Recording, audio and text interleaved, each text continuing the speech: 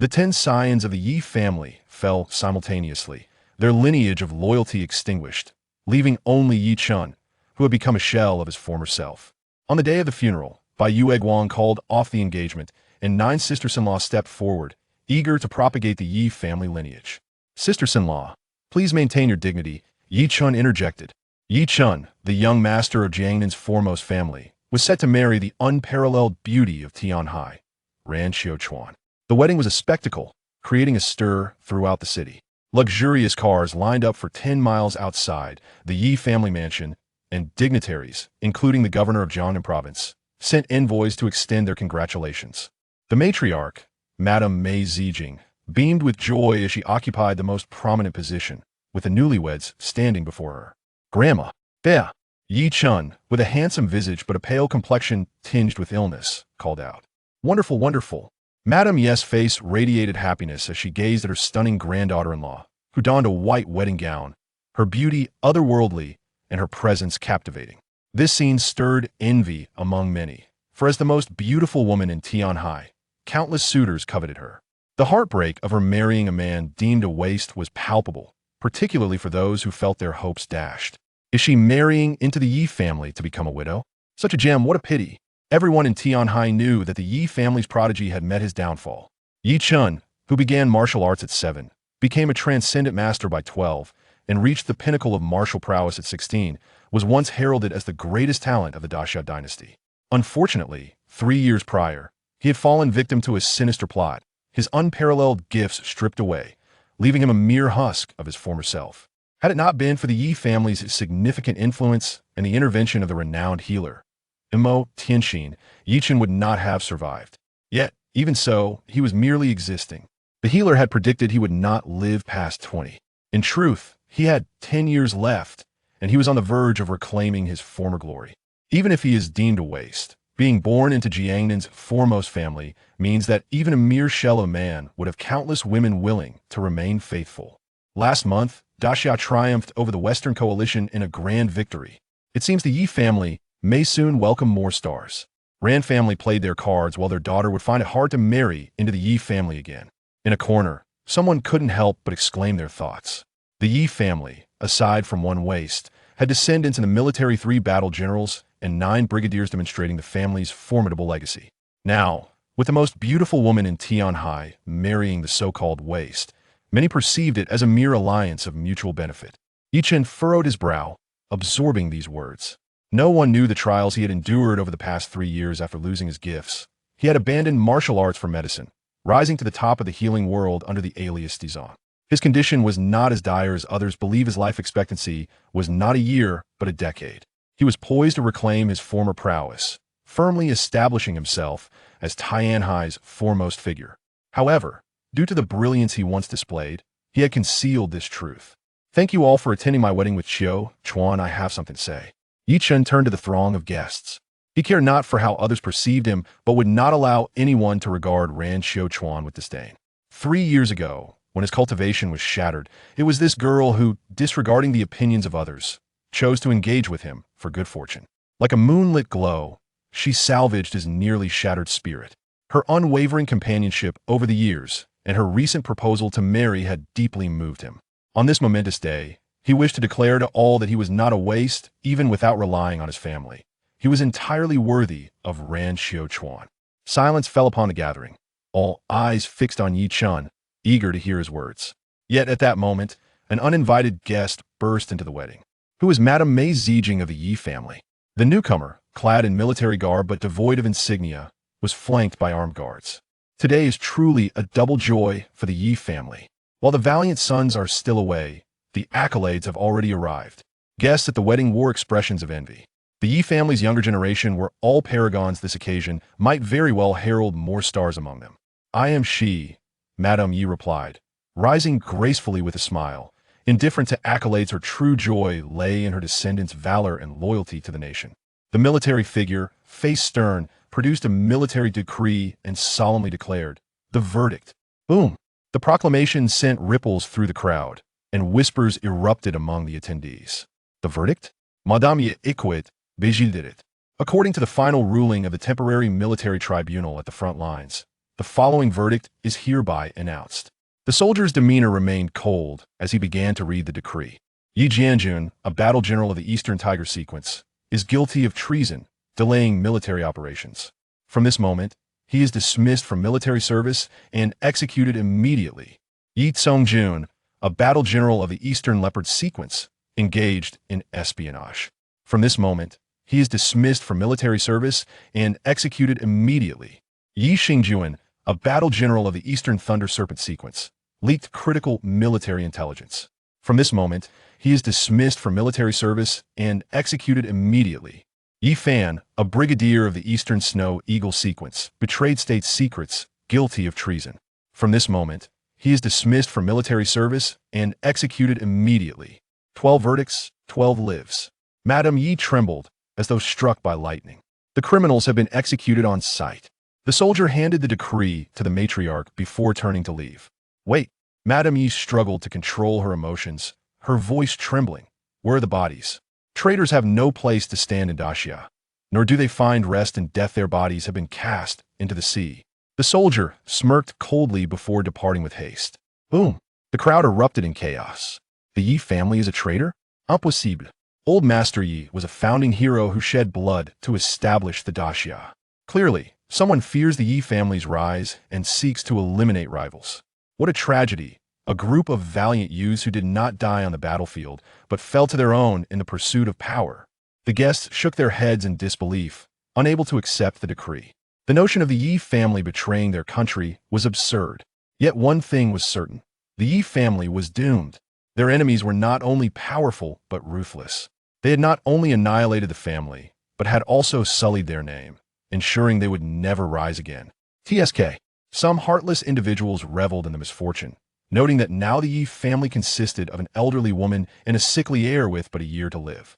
Even if they sought justice, it would be impossible. Madame Yi could not withstand the blow, spitting blood as she slumped back on her chair, face ashen. Grandma! Ye Chen rushed to her side. I am fine, I will not perish.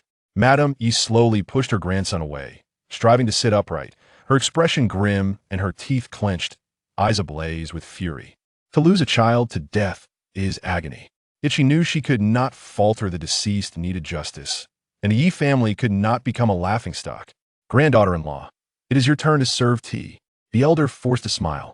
Ran Xiaochuan held the tea, but showed no inclination to present it, sighing, Grandma, today is no longer suitable. Ye Chen turned, a complex expression on his face. What do you mean? Brother Ye Chen, I am sorry. Ran Xiaochuan set down the teacup, her face devoid of emotion. What I mean is to call off the engagement. Before the gathered crowd could recover from the shock of the near annihilation of the Yi family, they were struck by yet another wave of astonishment. Isn't this going too far? The Yi family is only this one descendant left. Breaking off the engagement would mean their lineage is extinguished. Too far? The Yi family not only lacks heirs, but has also been branded as traitors. They will never rise again. What future could there be in such a marriage? I concur. Knowing it's a pit of fire, one would be foolish to leap in. Amidst the murmurs, some expressed sympathy for the Yi family, while others deemed Ran Kaishin's actions astute. The matriarch of the Yi family swayed, nearly collapsing under the weight of the blow.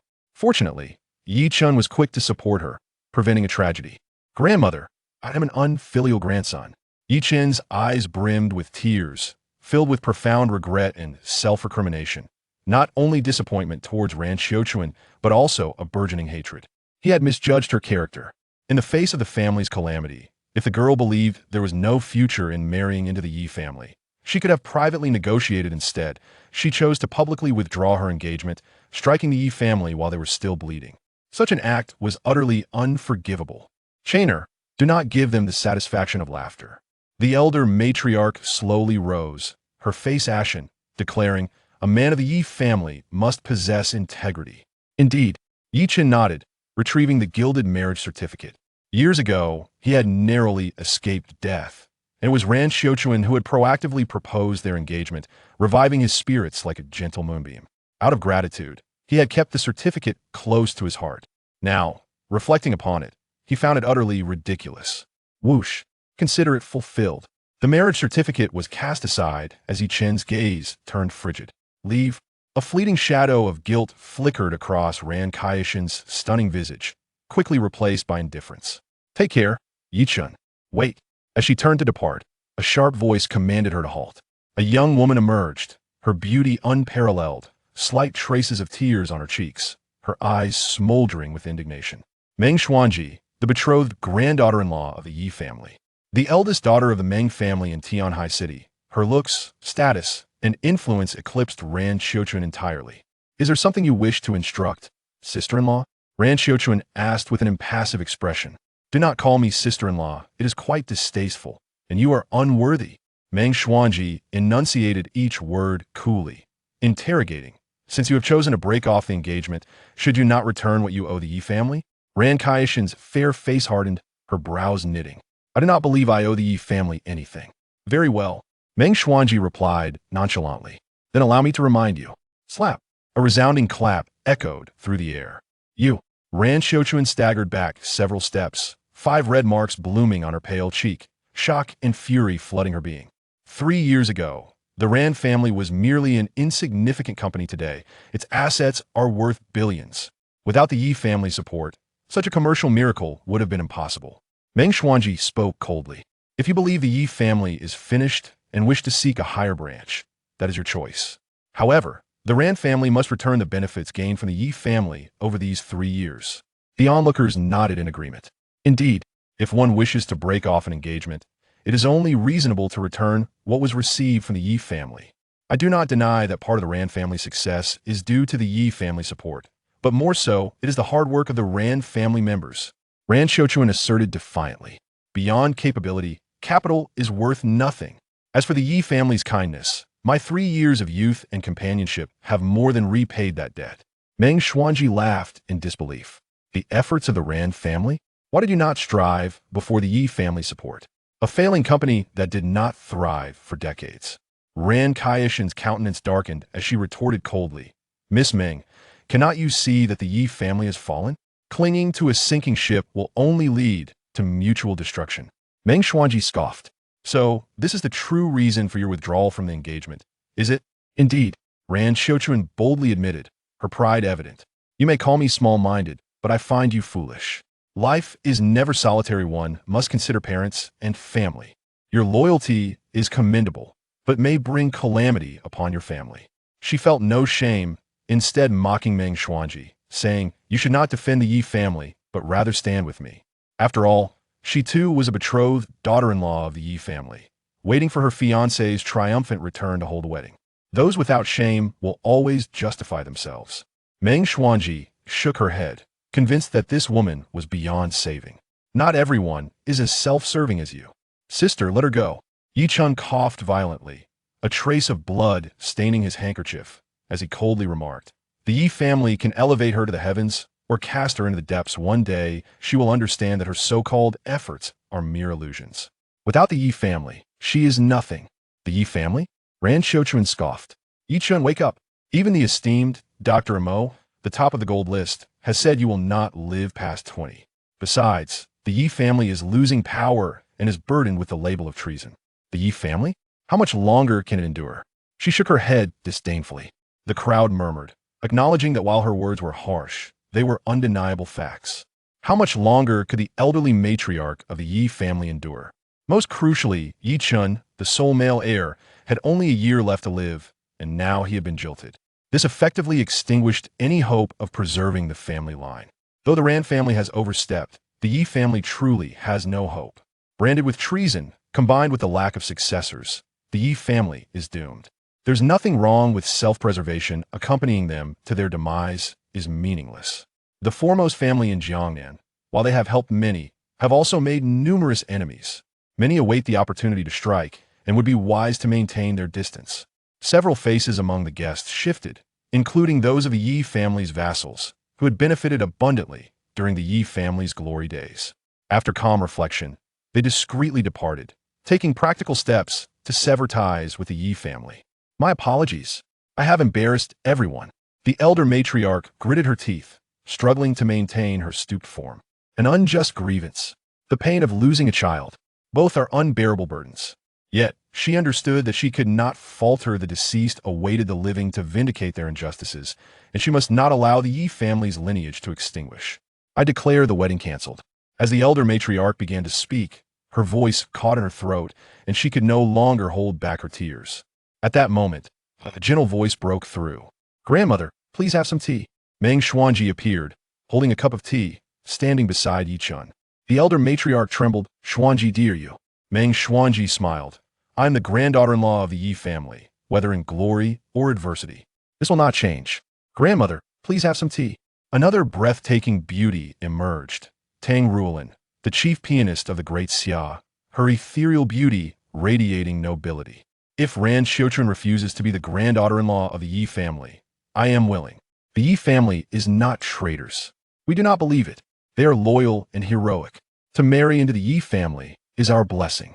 Another stunning woman stepped forward. Su Banksia, a renowned actress and star of a major film company, proclaimed, "Grandmother, please have some tea." "Grandmother, please have some tea." Yet another enchanting woman approached, a cup of tea in her hand. "Grandmother, please have some tea." In mere moments, 9 young women stood forth, bowing as they offered tea. They were all betrothed daughters-in-law of the Yi family, also the widows of the traitors.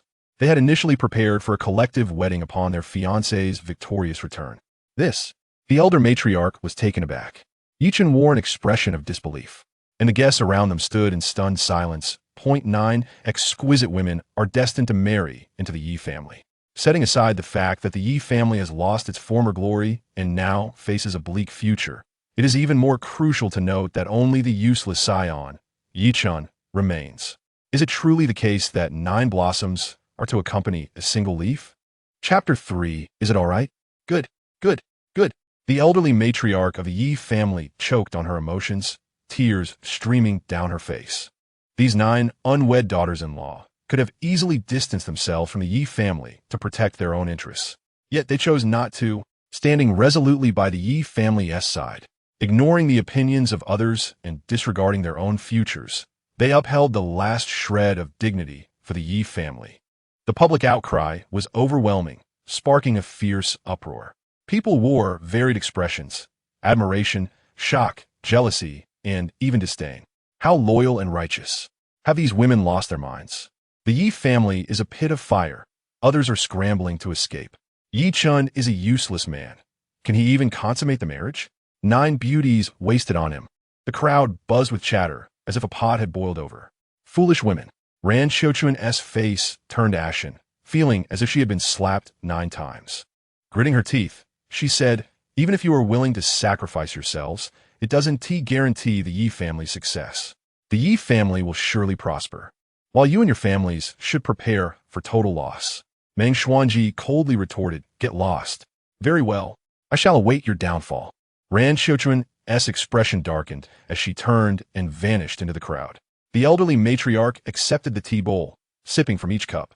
"Congratulations. Miss Meng truly embodies a person of character." While those with a semblance of reason are preparing to sever ties with the Yi family, the daughter goes against the tide. Her courage is commendable. They will surely be grateful for this timely aid, so await your rise. At the banquet, several factions allied with the Yi family mocked Meng Hongguang. "My daughter has made a foolish decision. I will not allow her to act unwisely." Meng Hongguang's face darkened, filled with fury. He refrained from voicing his discontent due to social decorum, yet he was furious with his daughter's actions. The Yi family was precarious. Aligning with them would only invite disaster. Look at Ran Xiuchun, so calm and wise. And then there's my daughter, choosing to marry that useless Ye Chen. What folly!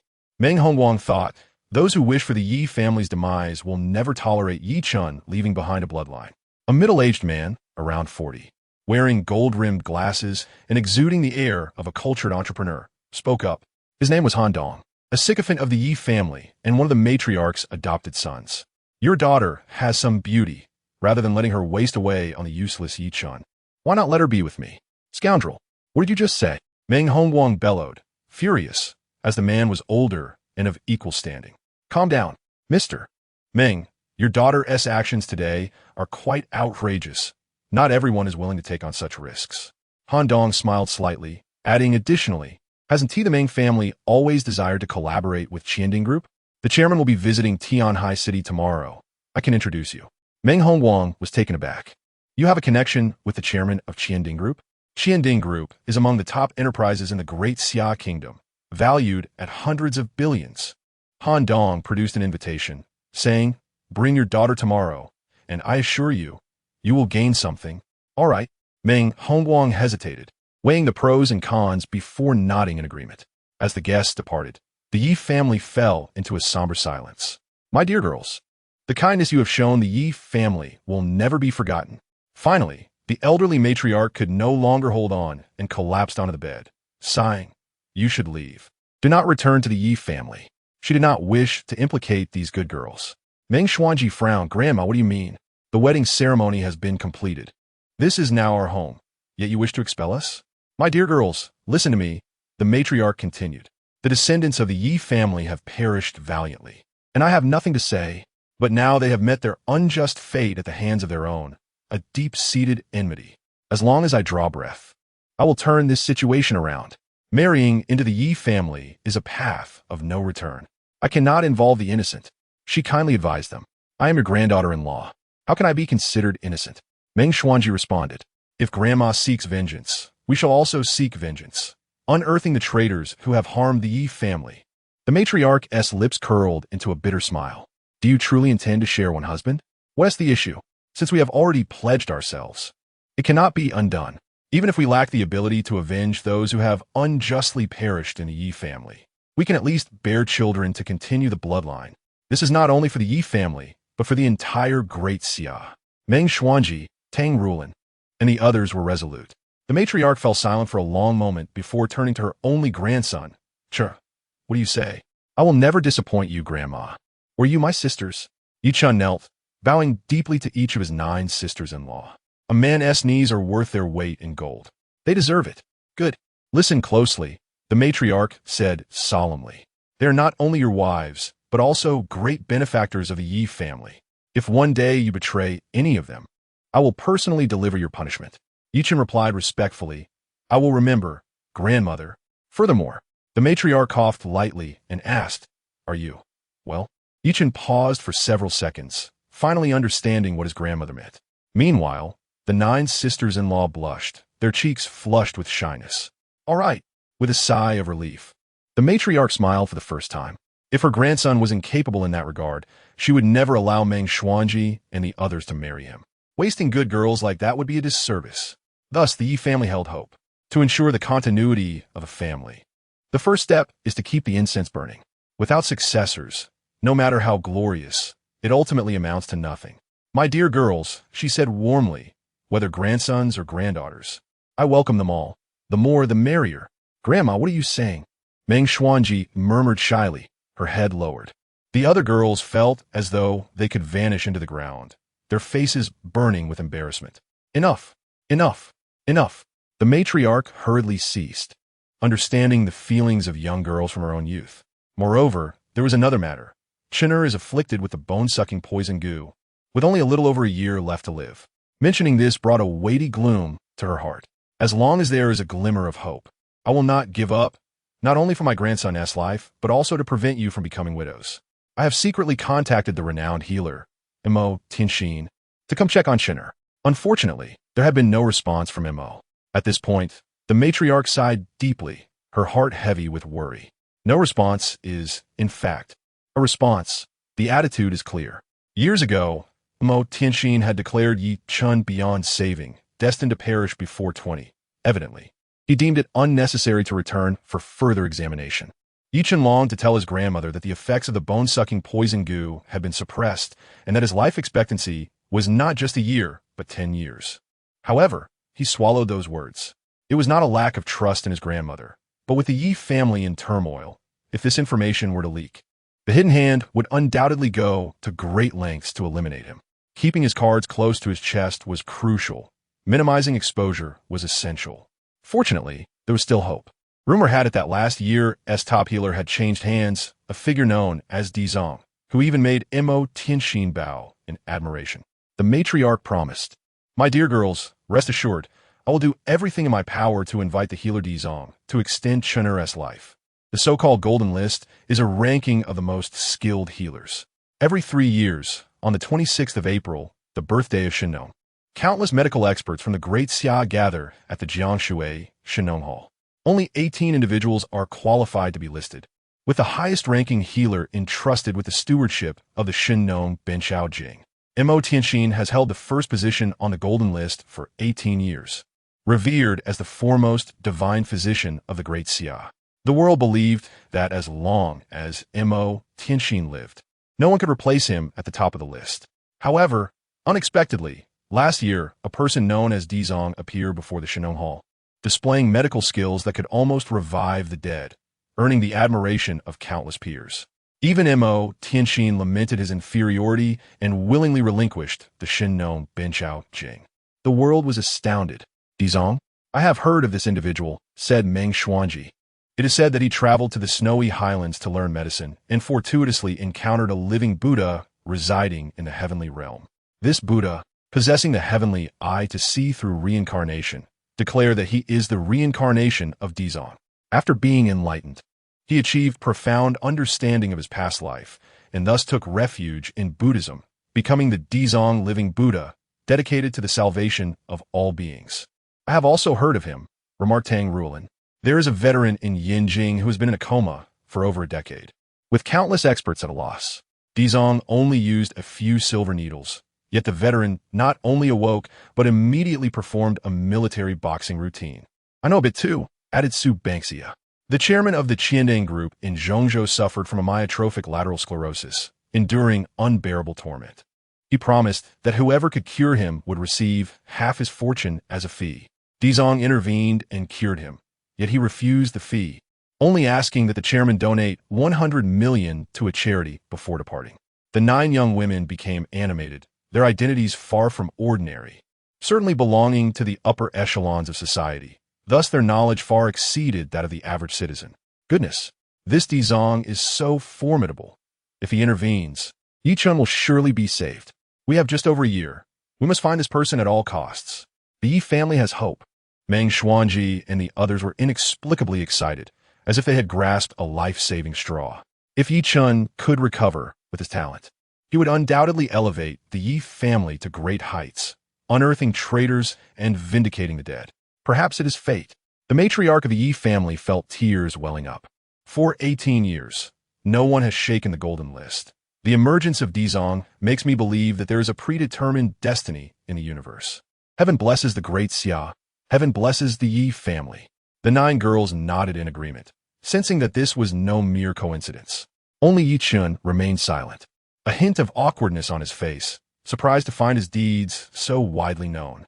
During his travels in the snowy regions, he had indeed encountered the living Buddha who spoke to him of the 6 realms of reincarnation, claiming he was the reincarnation of Dizong and urging him to embrace Buddhism. Yet Ye Chen scoffed, leaving behind the words, "The past and future are but illusions.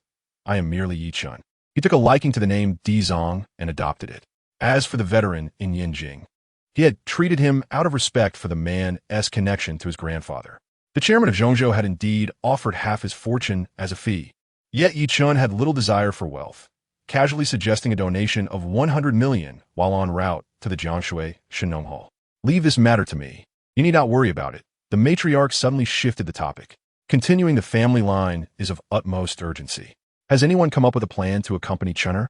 The previously vibrant atmosphere fell silent, the girls blushing and deferring to one another. Ultimately, it was the straightforward Meng Xuanji who spoke up, establishing a protocol. Once pregnant, the next in line will take over. Ye Chen felt a wave of pressure wash over him, as if the weight of all their expectations rested squarely on his shoulders. Throughout, no one had consulted him on the matter. It had simply been decided. Listen closely. The matriarch's expression turned grave, her voice low. From today onward, no one is to mention revenge. Endure it. Suffer through it. Grit your teeth and hold on. Conceal your strength. Nurture your life. Once the Yi family catches its breath, we will expose the hidden enemy and bring them to justice. Yes, grandmother, we understand. Meng Xuanji and Tang Ruolin nodded in unison. The current Yi family lacked the strength for revenge. Recklessly seeking justice would only invite total annihilation. That evening, Ye Chen and Meng Xuanji were urged out of the family home by the matriarch. The reason being, newlyweds should not live with an elderly woman, as it may induce pressure. Thus, they were sent out to freely pursue their lives. Meng Xuanji drove Ye Chen back to her luxurious villa, originally prepared by the Yi family as a wedding house, still serving that purpose despite the change in partners. In the bedroom upstairs, to ease the awkward atmosphere, Meng Xuanji poured 2 glasses of red wine. After a few sips, Ye Chen calmed his nerves and was soon swept away by the moment, culminating in the final ritual of their wedding. Chapter 5. The Ye Chen Society. Meng Xuanji's exquisite features bore no flaws. Her fair, swan-like neck was a divine masterpiece. The delicate straps of her dress could not conceal her allure, showcasing perfect curves that approach perfection. In this moment, her breath was like an orchid, stirring Ye Chen's heart. Wife. He spoke hesitantly, having always regarded her as an elder sister. Now transitioning to a different relationship required some adjustment. Meng Xuanji nodded, her cheeks flushed, tenderly embracing the young man, holding him tightly. Her promise to marry Ye Chen was not merely to expand the Yi family, but also stemmed from a deep affection for the boy. He had been wronged due to his extraordinary talent, afflicted by poison that had rendered him powerless. With only a year to live, he bore the heavy responsibility of reviving the Yi family. Her heart ached for him. From this day forth, I am your woman, Meng Xuanji declared. If you can recover, I will support you in your endeavors. Should misfortune befall you, I will care for grandmother in your stead. Regardless of what the future holds, I vow to remain by your side. Ye Chen's heart trembled. How fortunate he was to have such a wife. I will ensure you never regret this choice. He accepted this relationship wholeheartedly, leaning down to kiss her. As they entwined together, feeling each other's warmth, they expressed their love in the most primal way. In a manor in Tianhai City, a helicopter thundered down onto the lawn.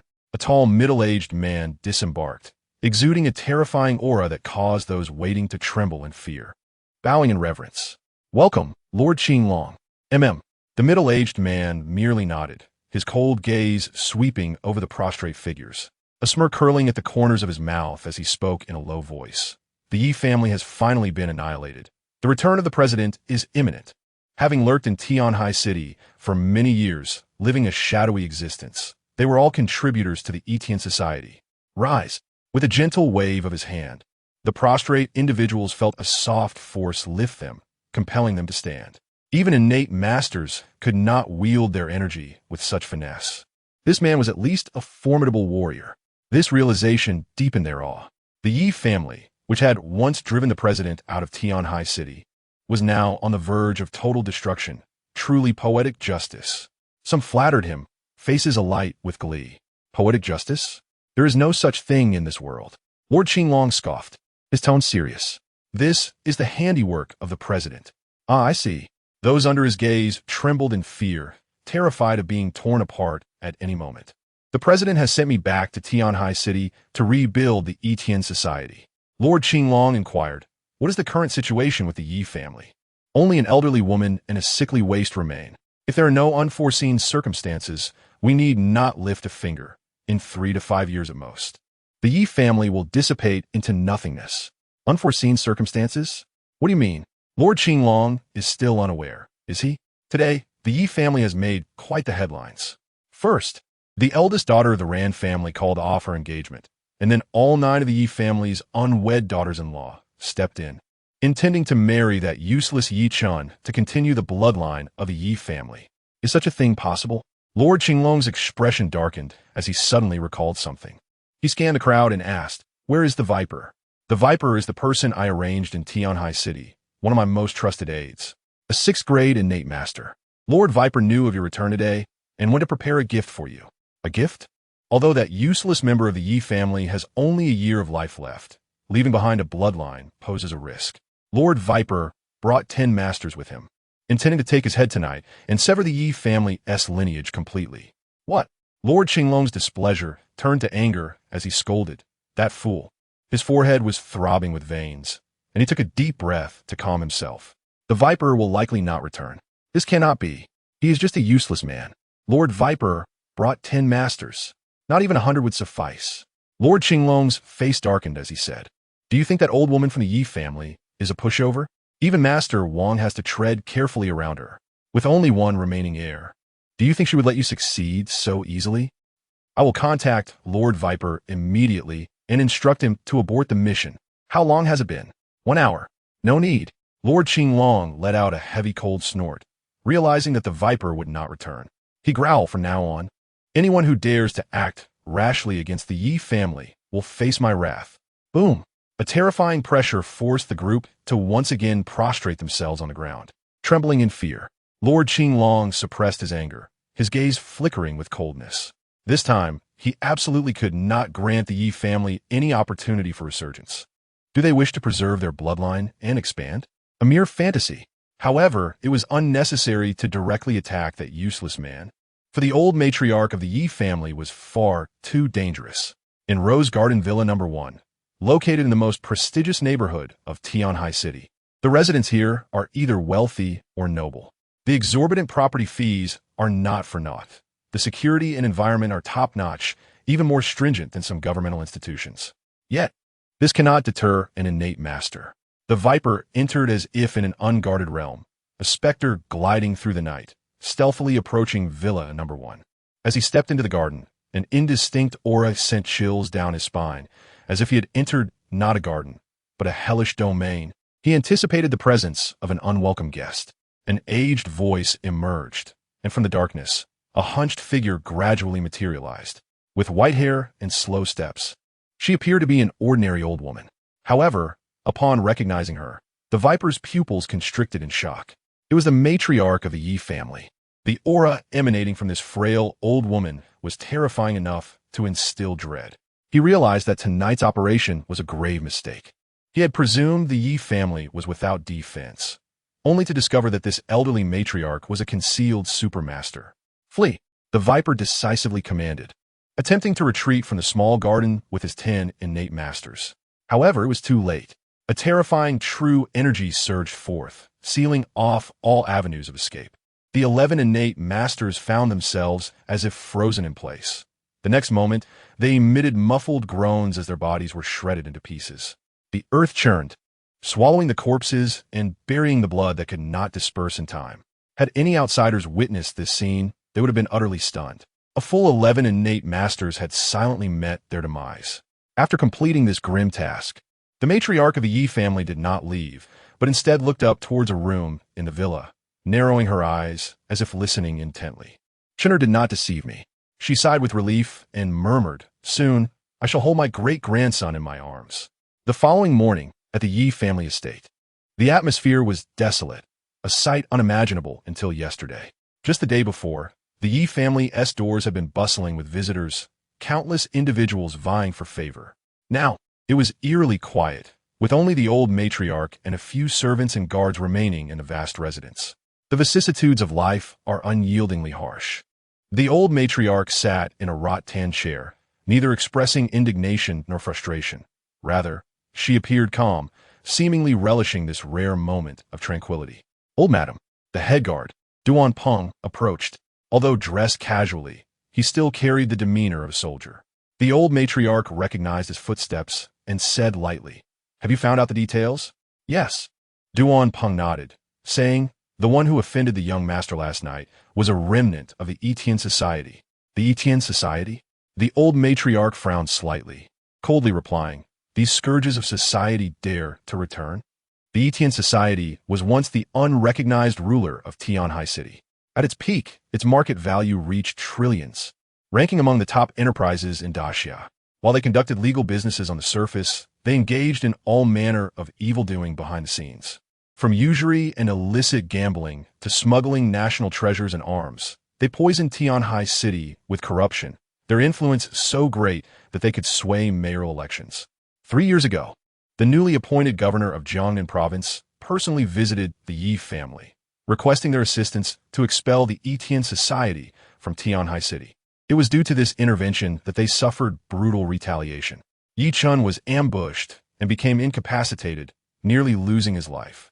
Duan Peng continued, "Aside from attempting to assassinate the young master, the Ye Chen society has other schemes, such as secretly contacting several of the old lady's adopted sons and some factions allied with the Ye family." The old matriarch was not overly surprised, saying calmly, "What a clever plot. They aim to sever the wings of the Ye family completely." Duan Peng asked, "Old Madam, should we take action?" The old matriarch replied, "What can be done? Duan Peng pressed. Regardless of your adopted sons or the families allied with the Ye family, they have all benefited greatly from the Ye family. If they are ungrateful, they're no better than beasts. I request permission to take action and teach them a lesson. When a tree falls, the monkeys scatter. This has always been the case. As long as they do not turn against us and side with the Ye Chen society against the Ye family, they will at least have some semblance of conscience. The old matriarch shook her head indifferently, saying, "The heavens will rain, and a daughter will marry. Let them choose for themselves. But those shares—" Duan Peng lowered his voice, stating, "Some have already begun to act, utilizing asset transfers and other business methods to claim what rightfully belongs to the Ye family. The Ye family cherishes its reputation and does not directly engage in business. They hold shares in various companies, but these are managed by outsiders, such as the old lady's adopted sons and affiliated families. This is no small sum, with assets amounting to billions. Should the Ye family rise again, they would have to repay double for what they took." However, the old matriarch was unconcerned about these matters. Money is not the most crucial aspect for the Ye family at present. You convey a message to them, stating it is my will. Old madam, please articulate. While I can turn a blind eye to those coveting the Ye family's wealth, anyone who dares to lay a hand on my grandson will face my personal reckoning. Would they dare? Even if given 100 chances, they would not dare to target the young master. Duan Peng's brows furrowed, revealing a murderous intent. Old madam, if this message were spread, those eyeing the Ye family's assets would become even more audacious. The old matriarch waved her hand, saying, "Proceed, as I instructed." Yes. Duan Peng dared not defy her and promptly set about executing her orders. In Rose Garden Villa No. 1, Ye Chen awoke from his slumber, gazing at the stunning beauty sprawled across him. Memories of last night's enchanting moments flooded his mind, and a sweet smile naturally graced his lips. The soft, alluring sounds and the intoxicating warmth of her perfect form marked his transformation from boyhood to manhood. Unable to resist, he gently kissed her smooth forehead. Such a woman is worth guarding with his life. Meng Xuanji was likely exhausted, sleeping soundly, and even after being kissed, she merely wrinkled her delicate nose and did not awaken. At that moment, a commotion arose from downstairs. Ye Chen furrowed his brow and quietly dressed before descending from the bed. A steward-like figure had arrived downstairs, attempting to ascend the stairs but was blocked by the maid. "Mrs. Grown-up under my watch, you have only just arrived at this household, so be gone." The intruder was exceedingly irritable, leveraging his seniority to berate them. Ye Chen recognized him as an old servant of the Meng family, known as Uncle Yong, whom he had encountered a few times before. Clearing his throat, he descended the stairs, his pale face taking on a sickly flush once more. "Ah, it's young Master Yi," Uncle Yong acknowledged, devoid of any respect and slightly impatient. "Where's the young lady?" Ye Chen replied, "She is resting." "Resting?" Uncle Yong suddenly realized something, exclaiming, "Ye Chen it," taken aback that an old servant would dare meddle in his and his wife's private matters. His expression darkened as he said curtly, "If there is nothing urgent, please leave and do not disturb my wife's rest." Uncle Yong was aware of the precarious position of the Yi family. Yet, given that Ye Chen was now recognized as the husband by the young lady, he took a deep breath, refraining from being impudent, and said, "It is the master who sent me to fetch the young lady home." As if fearing Ye Chen would object, he added, "It's urgent." Urgent? Footsteps echoed, and Meng Xuanji had indeed been awakened by the noise. Draped in a spaghetti-strap nightgown, she emerged, her face radiant and her breathtaking beauty enchanting all. "Uncle Yong, what urgent matter has arisen at home?" "Young lady." Uncle Yong wanted to say something, but, upon glancing at Ye Chen, swallowed his words. "It's not about home. It's a matter at the company. The master is quite angry and urgently wishes to see you." "Understood." Meng Xuanji sensed the gravity of the situation and stated, "I do not require your escort. Ye Chen will take me home shortly. You may return now." Uncle Yong, about to dissuade her, noticed her displeased expression and quickly replied, "Very well." He turned and left the villa. Meng Xuanji returned to her room and re-emerged moments later, dressed and lightly made up, radiating an irresistible charm. Her demeanor was overwhelmingly striking, embodying the essence of a powerful CEO. "I shall take you to meet my father. Do make a good impression." She approached, fragrant and tender, adjusting Ye Chen's collar and smoothing the wrinkles from his attire. Ye Chen nodded inwardly bitterly smiling. Meng Xuanji was indeed his wife, and he held her father in high regard. Yet, whether the father reciprocated that respect remained uncertain. Judging by Uncle Yong's prior attitude, this meeting with Meng Hongguang as a son-in-law would likely be far from pleasant. Fear not, for I am by your side. Meng Xuanji was far from naive. On the contrary, she was exceptionally astute, declaring, I am already your woman. No one can separate us.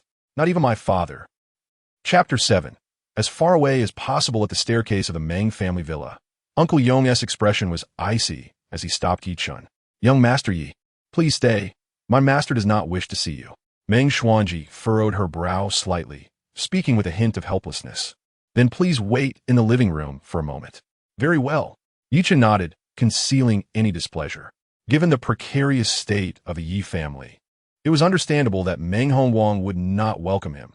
After all, no one wished to watch their daughter leap into a pit of fire. With empathy, he understood entirely. I will be down shortly. Meng Xuanji ascended the stairs to her father's study while Ye Chen settled into the living room, accepting a cup of tea from the maid with a nod of gratitude. Are your feelings for the young lady sincere? Uncle Yong questioned suddenly, his face expressionless. Ye Chen raised an eyebrow. He had not intended to respond, as Uncle Yong had no standing to demand an explanation. However, considering the old servant had been part of the Meng family for decades and was, in a way, a senior to his wife, he nodded. Of course. If you truly care for the young lady, you should stay far away from her. Uncle Yong scoffed. Young Master Yi, you know well the current plight of the Yi family. It is no secret to you that the Yi family faces annihilation.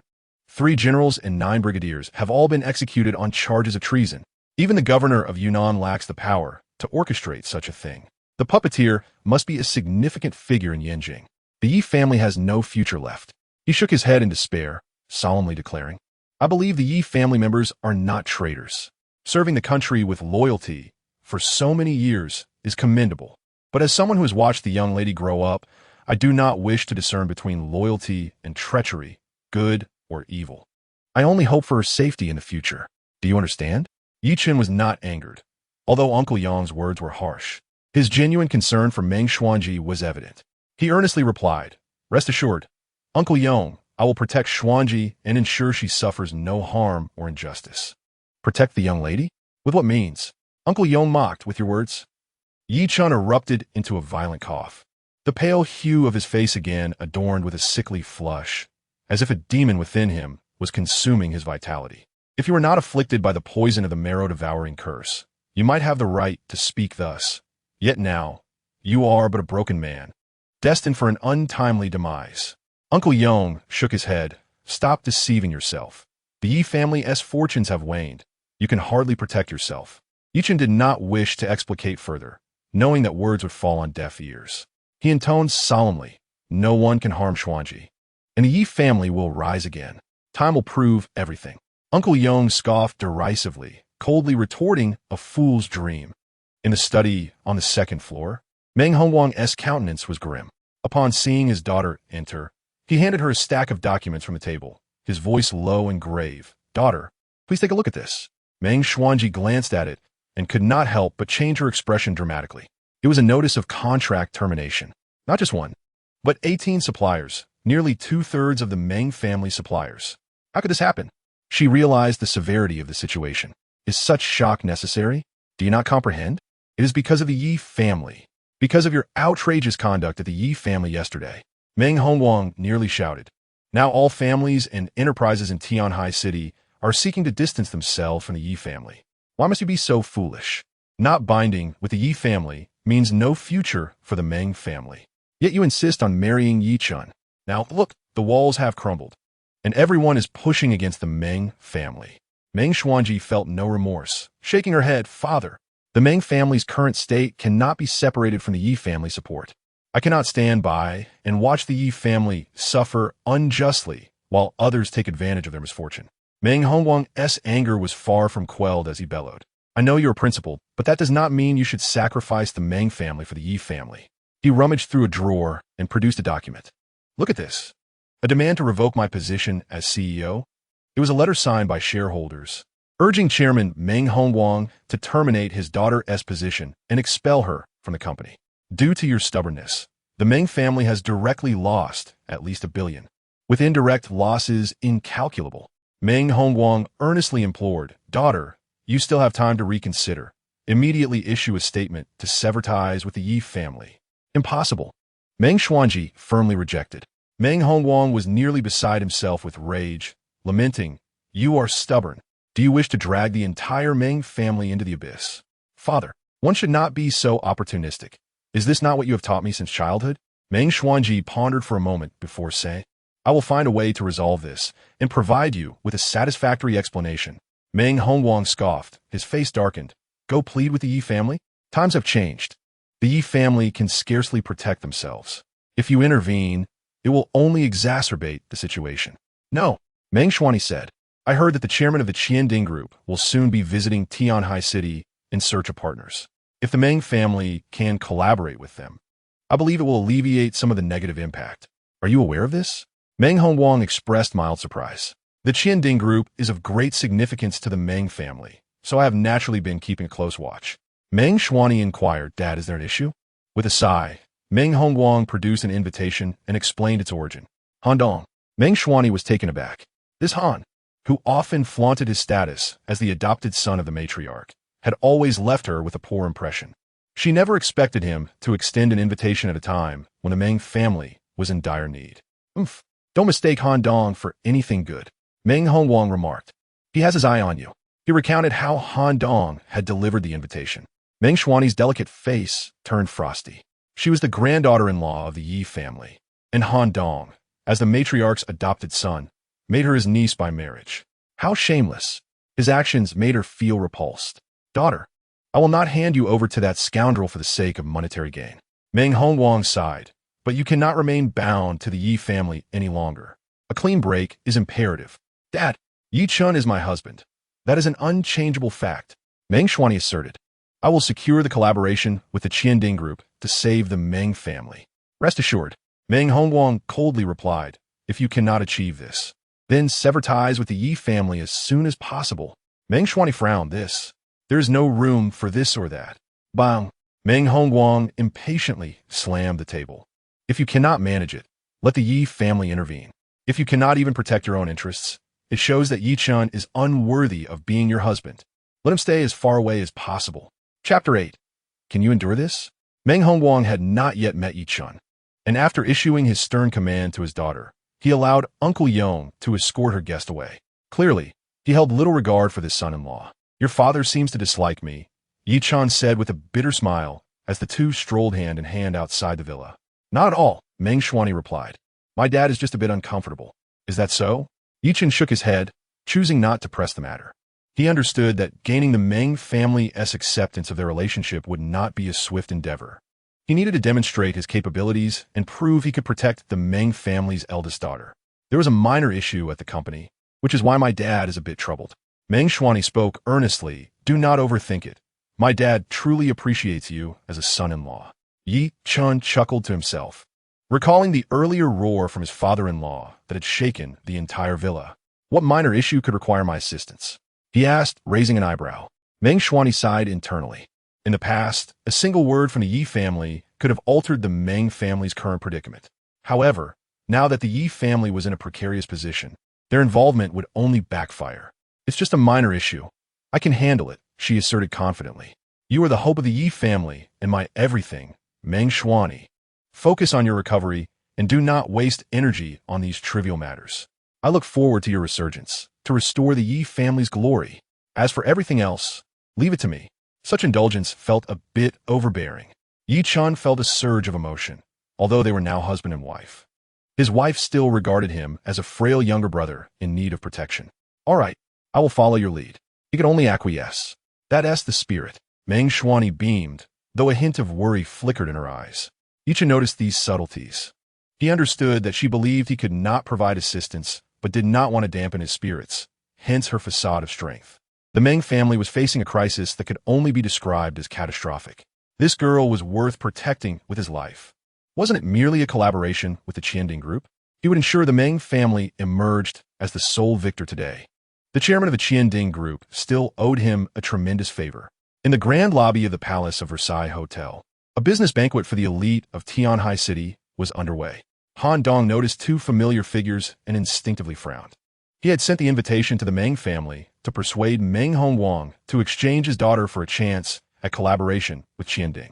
Meng Shuani had arrived, but she was accompanied by Ye Chen. What is that old man scheming?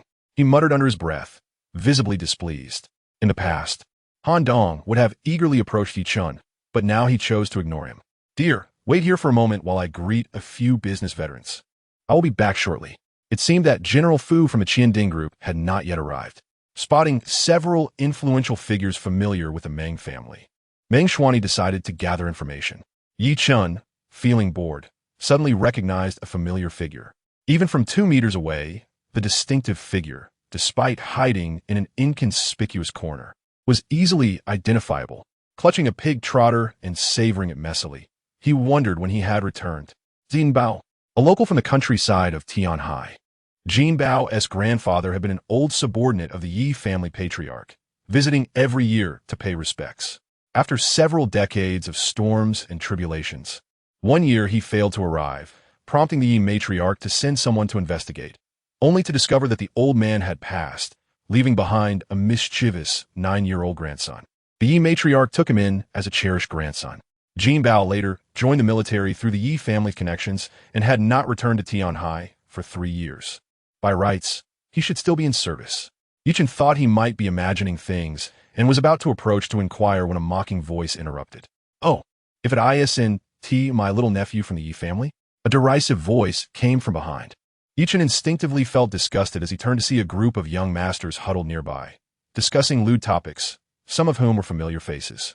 The one addressing him was Han Su, 30 years old, Han Dong's younger brother. Another, in his late 20s, was Ran Qiuchen's brother, Ran Tao. What is the matter? Don't you recognize your uncle? Han Su approached with a smirk, shamelessly assuming the role of an elder despite being only a decade older than Ye Chen. Although he was Han Dong's brother, he had no genuine ties to the Ye family and often acted recklessly under the Ye family's name. Ye Chen had previously taught him a lesson, and he had harbored resentment ever since. Now that the Ye family was faltering, he was eager to kick them while they were down. Ye Chen frowned. Is there something you want? What transpired in the Ye family yesterday was truly scandalous. 9 sisters marrying their uncle. Han Su leered, each one a beauty. Do you think you can satisfy them, you half-dead wretch? His jealousy was unmistakable. A washed-up, useless person with only a year left to live. How could he deserve 9 stunning women? Damn it, what a waste. Ye Chen's expression darkened as he coldly retorted, watch your mouth. What isn't polite about it? Don't be ungrateful. Han Su grinned. I know your Ye family is desperate for heirs, and you, a useless invalid, are in dire need of assistance. I was merely offering my help. The room erupted in laughter. I would love to help.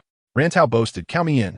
The group of young masters laughed unabashedly, their faces filled with delight. The Ye family once stood as the foremost clan in Jiangnan. As a young master of the Ye family, those around me were hardly worthy of even licking the soles of Ye Chen's shoes. Now that the Ye family has diminished in power, the mere act of stepping on the scion of the Ye family greatly satisfies their vanity. Nephew, do not cling to your pride. While this matter may seem shameful, as long as the child is born with the surname Ye, what does it matter? I mean, well, not every woman has the privilege of ascending to my bed. Han Su shamelessly chuckled. The success of Shiri Group today owes much to the Ye family. I am repaying the Ye family's kindness. Ye Chen's face turned ashen, a glimmer of murderous intent flashing in his eyes.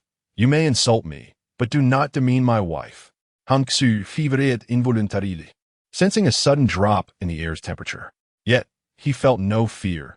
He regarded Ye Chen as nothing more than a dying waste. Upset? Do not be so petty. Think broader. Once you're dead, she will be a widow. Isn't that merely a boon for someone else? He scoffed madly. Let me have my fun now. The Ye family can still cover their shame. If she ends up a widow and bears a child, the Ye family will become a laughingstock. Cough, cough, cough. Ye Chen coughed violently, his complexion paling immensely, the murderous intent within him barely restrained. Oh, is it too much for you? I doubt you will last a year. Han Su taunted recklessly. Ye Chen replied coldly, you're seeking death. What? Do you still believe the Ye family is the same as before, the paramount clan of Jiangnan? The Ye family is finished, and so are you. Han Su sneered defiantly. Want to lay a hand on me? Come at me. You seem to have misunderstood something. Ye Chen replied coolly, I may be a waste, but I am not dead. Suddenly, he struck out, sending Han Su flying. Bang! Han Su was struck as if by a hammer, spitting blood mid-air before crashing into a solid wooden table, nearly losing his life. After his attack, Ye Chen coughed harshly again, his gaze cold as he stared at Han Su. If I truly wanted to harm you, could you withstand it? Chapter 9. The Worldly Demon King He. Is he not a waste? Ran Tao and the others trembled, their eyes filled with astonishment. As part of Tianhai City, they could never forget how monstrous this youth had been 3 years prior. A 16-year-old martial arts master. Even within the entirety of Daxia, his prowess was unparalleled. If the youth remained unharmed, even if the Yi family had only him left, they could still uphold their status as the foremost clan in Jiangnan. Cough, cough. Ye Chen coughed violently, retrieving a white handkerchief to wipe the blood from his lips, stating coldly, Indeed, I have fallen from the pinnacle of a martial arts master to a mere 4th-tier martial artist. I am now a useless being. His words carried a self-deprecating tone, yet they struck hard. Ran Tao and the others felt as if they had been hit by a ton of bricks, realizing a cruel truth. Even a fallen prodigy remains an insurmountable height that ordinary individuals could only aspire to. They were not the sort to trample upon him. Han Su scrambled to his feet, his face bloodied and pierced with splinters, resembling an agitated hedgehog as he howled in frustration. You worthless creature, a doomed, short-lived wretch. Do you still fancy yourself a young master of the Yi family? The Yi family is finished. With venomous intent, he pointed, Today, I will teach you a lesson. Know your place, for I am not someone you can provoke. Ye Chen shook his head, having already shown mercy. Even using a fraction of his strength would reduce this scoundrel to mere pulp. Utterly foolish, courting death. Truly, what a spectacle. Bro, do you not boast of your prowess as a 7th-tier martial artist? Han Xu skriamid hysteri kali. Make him pay. Yes, young Master Han. A formidable bodyguard appeared. A muscular man, towering at 6 feet tall, exuding an intimidating aura. He grinned cruelly as he strode toward Ye Chen, radiating an overwhelming sense of menace. Judging by his stature, he was on an entirely different level. Those who knew how to read the situation would realize Ye Chen was only inviting trouble. Once accustomed to being a young master, high above all, it was time for him to learn a lesson and recognize his place. He was once a dragon. Now he was but a dog. Ran Tao and the other wealthy youths sneered from the sidelines, devoid of any sympathy, their faces betraying a wicked sense of joy. The tides had turned, and Ye Chen dared to confront Han Su. It was nothing short of blasphemy. Whoever dares to lay a finger on young Master Chen shall feel the wrath of my family. Suddenly, a boisterous voice roared, and a robust figure appeared before Ye Chen, blocking all attacks and providing an overwhelming sense of security. The muscular man, evidently skilled in eagle claw technique, attempted to crush Ye Chen's limbs with his hands. But before he could even touch Ye Chen's clothing, he found his hands seized. The man looked bewildered, gazing up to see a face reminiscent of a temple guardian. A 10-centimeter scar running down the left cheek that gave him an aura akin to the king of hell. Standing at 6 feet tall, he was already imposing. But the man before him towered even higher, rendering him a mere dwarf in comparison. Ye Chen had intended to retreat, aware that too many eyes were upon him, and revealing too much strength could invite suspicion from those lurking behind the Yi family. Unexpectedly, someone who should have been miles away came to his aid. Without needing to see his face, the build alone revealed his identity. Jinbao, a villager from Tianhai City, his grandfather was an old subordinate of the Yi family, who would come annually to pay respects, bowing and departing. After a year without visitation, the matriarch dispatched someone to inquire, only to discover that the elder had passed, leaving behind a young grandson who had grown into a wild child of the village. The matriarch then sent someone to bring Jinbao to the family, nurturing him as her own grandson. Years later, using the Yi family's connections, he joined the army and had not returned to Tianhai for 3 years. You are such trash. When young Master Chen was in his prime, a mere pinky would have crushed you 10 times over. Jinbao scoffed, his grip tightening. Crack! The sound of bones shattering echoed from his palms as the muscular man let out a scream akin to a slaughtered pig, his body collapsing like a rag doll. Jinbao released him, a cold chuckle escaping his lips. Upon witnessing the man's pitiful state, everyone gasped in horror, their scalps prickling. The once unstoppable eagle claw technique had been rendered useless. Young Master Chen. Jin Bao turned, grinning widely. His fierce demeanor capable of silencing a child's cries as he enveloped Ye Chen in a bear hug. Ye Chen's lips curled into a bittersweet smile. This fellow truly had not changed one bit. Rough. Boisterous. What happened to your face? I was too close during a demolition drill, and a stray bullet grazed me. Jin Bao replied, patting his cheek with pride. Scars are man's metal. I feel more masculine than ever. Ye Chen could only chuckle. For most, a disfigured face would be a source of great anguish. Yet this fellow viewed it as a blessing. Suddenly, Ye Chen's expression shifted as he recalled something, frowning. With the ongoing border conflicts, how did the higher-ups allow you to return? Didn't he allow me? Jin Bao shrugged nonchalantly. I snuck back. A deserter? Ye Chen's lips twitched violently. How audacious. Even if the higher-ups overlooked it, the matriarch would surely flay Jin Bao alive. Though he bore no family name of Yi, he was still a member of the Yi family. Such a deed violated the family's most significant taboo, the first rule of the family. Better to die on the battlefield than to be a coward. The Yi family could face extinction, but they could never harbor cowards. You. Ye Chen was at a loss for words. Jin Bao, this is a high-class venue, a business banquet. How did you even get in? At that moment, Han Su barked menacingly. Do you have an invitation? If not, get lost immediately. Jin Bao nodded. I do. What? You have an invitation? Han Su exclaimed incredulously. Let me see it. No problem. Jin Bao readily agreed, reaching into his pocket and slowly opening his clenched fist before Han Su. His palm, as large as a dustpan, was utterly empty. Are you mocking me? You have nothing in your hands. Han Su exclaimed, both astonished and furious. I came in here, and this is my invitation. This is my pass. Jin Bao grinned, then raised his hand for a slap. Smack! Han Su was sent spinning like a top, whirling around several times. Before he could regain his footing, someone grabbed his collar and hoisted him up.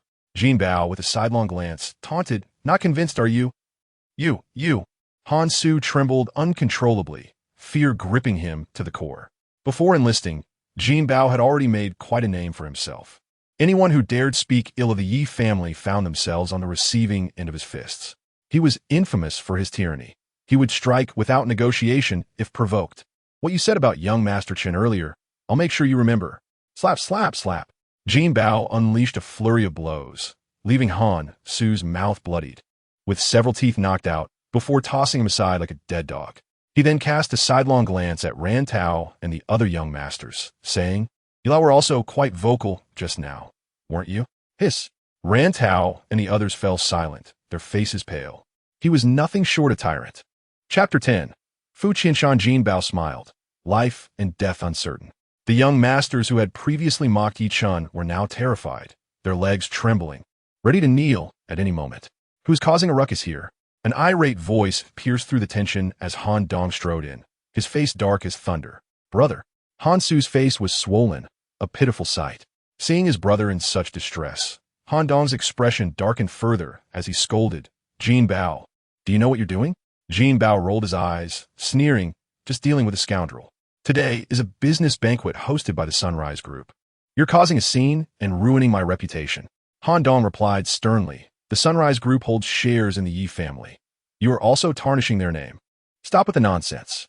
Jin Bao Sikop, your dear brother just insulted young Master Chen. Why didn't you step in to defend the Yi family's honor? Now you come here acting all high and mighty. What do you think you are? He showed no restraint, directly exposing Han Dong's hypocrisy. Han Dong's face turned crimson with rage, nearly exploding on the spot. There was no reasoning with this brutish thug. The man held no respect for anyone outside the Yi family. His status as an adopted son of the Yi family had never held any weight. Hank Su, feeling Vronyet, pleaded, brother, you must back me up. What did you expect after disrespecting young Master Chen? You brought this upon yourself.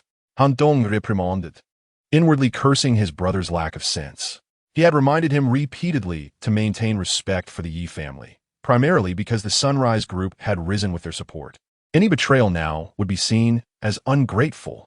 Secondly, although the Yi family was diminished, it was still formidable. While they may not take on the shadowy forces of Yinjing, they could easily crush the insignificant Han family. Go home and reflect on your actions. He shot a fierce glare at his brother, then turned to force a stiff smile, saying, I was engrossed in conversation with business partners and didn't notice young Master Chen had arrived. Ye Chen replied coolly, Uncle Dong, you are too kind. There are important collaborations to discuss today, so I shall excuse myself. Han Dong offered a perfunctory response before walking away. Ungrateful wretch. Jin Bao spat contemptuously at Han Dong's retreating figure. If it weren't for the old matriarch's kindness, he would have been killed by debt collectors long ago.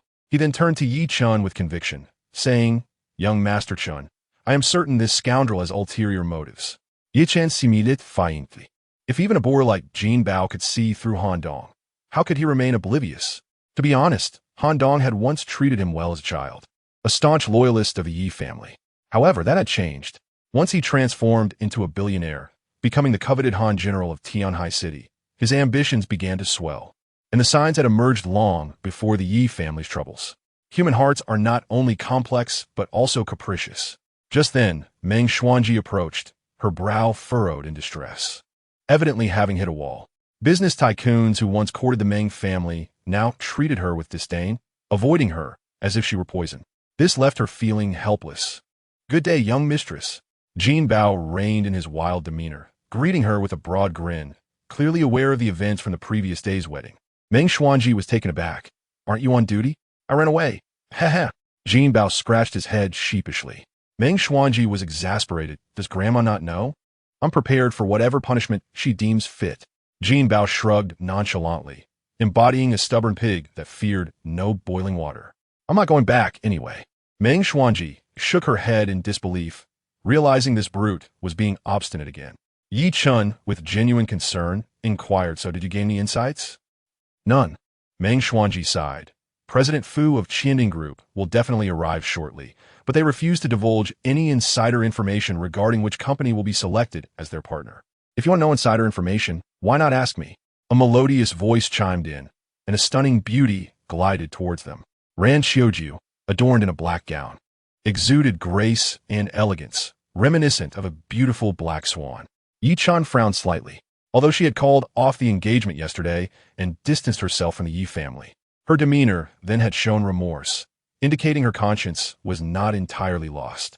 But today, she treated him as if he were invisible, her attitude haughty, as if looking down upon the world. How blind he had been to have been deceived by her seemingly innocent exterior for so many years. Failing to recognize her cunning nature, a woman motivated solely by profit. Meng Xuanji snorted, sensing the provocation, and retorted coldly, You know? Of course. Ran Xiuju smiled faintly, because the Ran family is one of Qianding's intended partners. Meng Xuanji gasped, What? I can also tell you that Qianding Group plans to develop a shopping mall in Tianhai City, a project worth nearly 10 billion. Ran Xiuju scoffed, however. This lucrative opportunity has no place for the Meng family, as they have made a poor choice and are now covertly ostracized by the business community of Tianhai City. Meng Xuanji's expression darkened. She had anticipated some repercussions from her ties to the Yi family, but had not expected them to be this severe. Though she did not regret her decision, she felt a tinge of bitterness within. Having done the right thing, she was being targeted at every turn. Meanwhile, Ran Xiuju, taking advantage of her misfortune, basked in the admiration of others. Sister, did you not claim that the Yi family would surely rise? Ran Xiuju mocked. I see no signs of that. Rather, the Meng family appears to be on the verge of plummeting into the abyss alongside the Yi family. A glimmer of satisfaction flickered in her eyes. Yesterday, she had merely made a wise choice, yet Meng Xuanji had publicly humiliated her, leaving her filled with deep-seated resentment. Ostracized? Such bold words.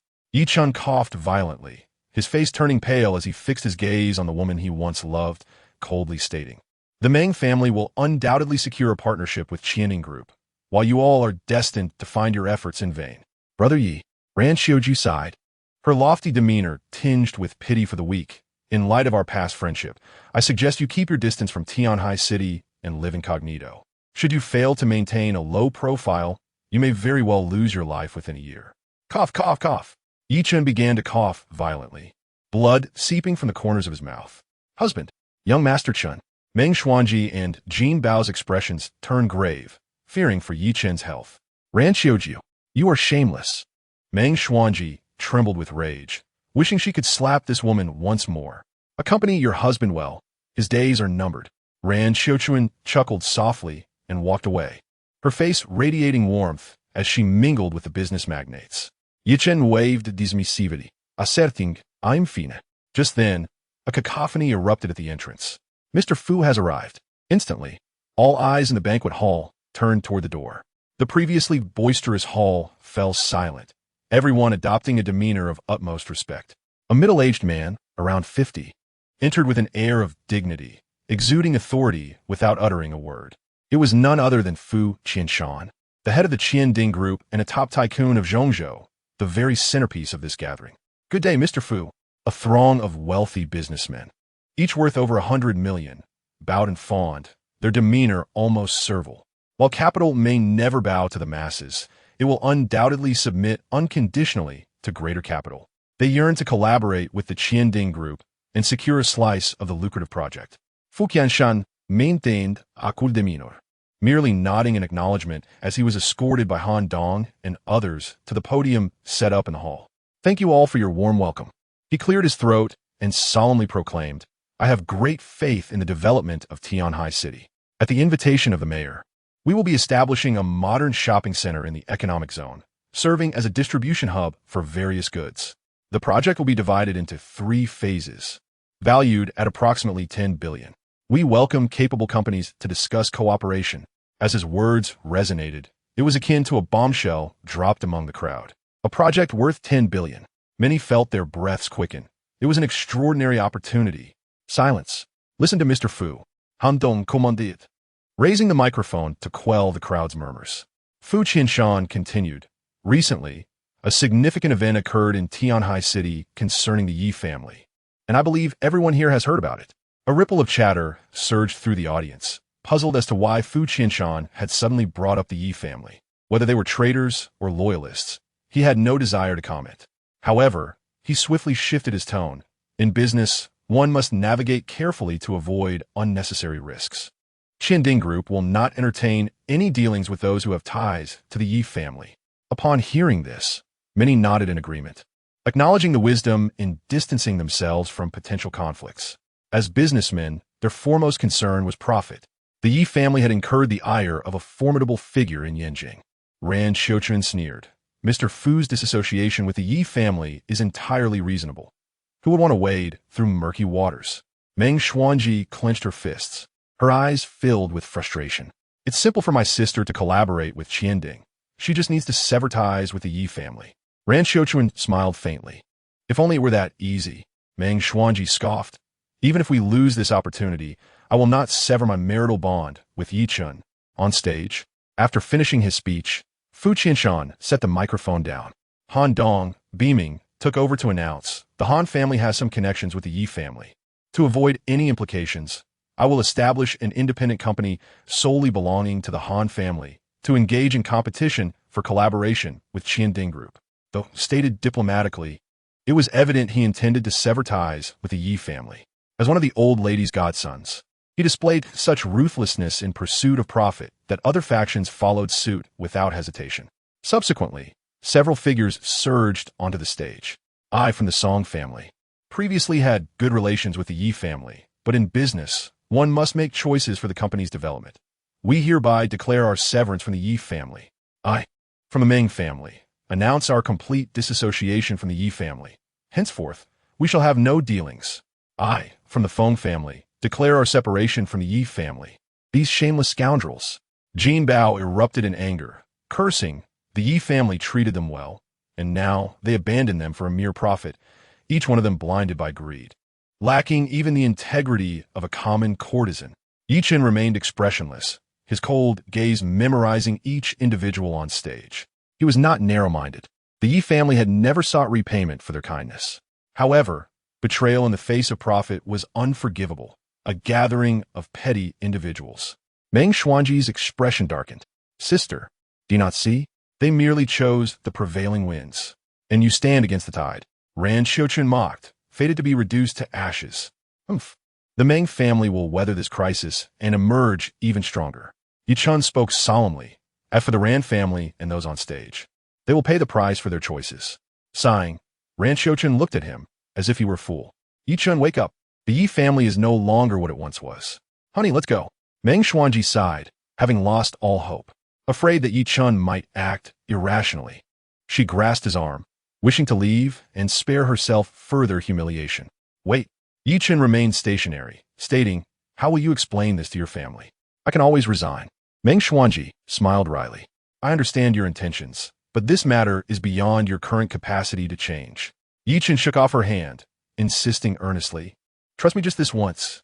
Meng Xuanji gazed at the confident youth before her, her eyes momentarily dazed, feeling as if the once miraculous genius had returned, the one who consistently created wonders and astonished the world.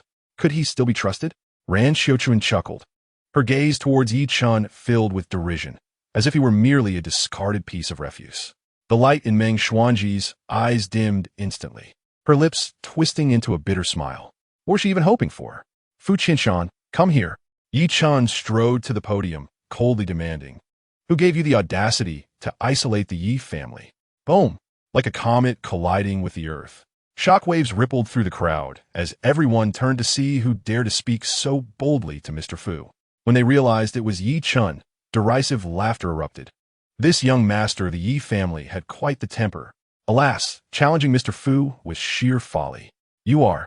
Fu Qianshan frowned, visibly displeased, his gaze icy as it bore into Ye Chen. "I am Ye Chen, the so-called waste of the Yi family with but a year left to live." An onlooker flattered Fu Qianshan with introductions. Oh, Fu Qianshan's expression darkened instantly.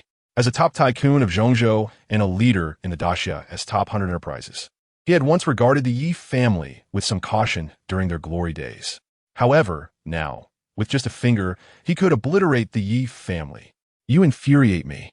He scoffed heavily, coldly stating, "What I decide is not for you to question. You lack the qualifications." What the young master of the Yi family? It mattered not. He was unyielding. If a person only sees profit, they are a petty individual. If a businessman only sees money, even if they become the richest in daxia, they remain nothing more than a mercenary. Ye Chen's gaze sharpened, indifferently declaring, "Your wealth has made you heartless. I decree you shall lose 30 years of your lifespan, and your remaining days shall be filled with misfortune." Boom! Fu Qianshan's mind went blank, utterly astonished, his eyes widening in disbelief as he stammered, You. Those words were all too familiar.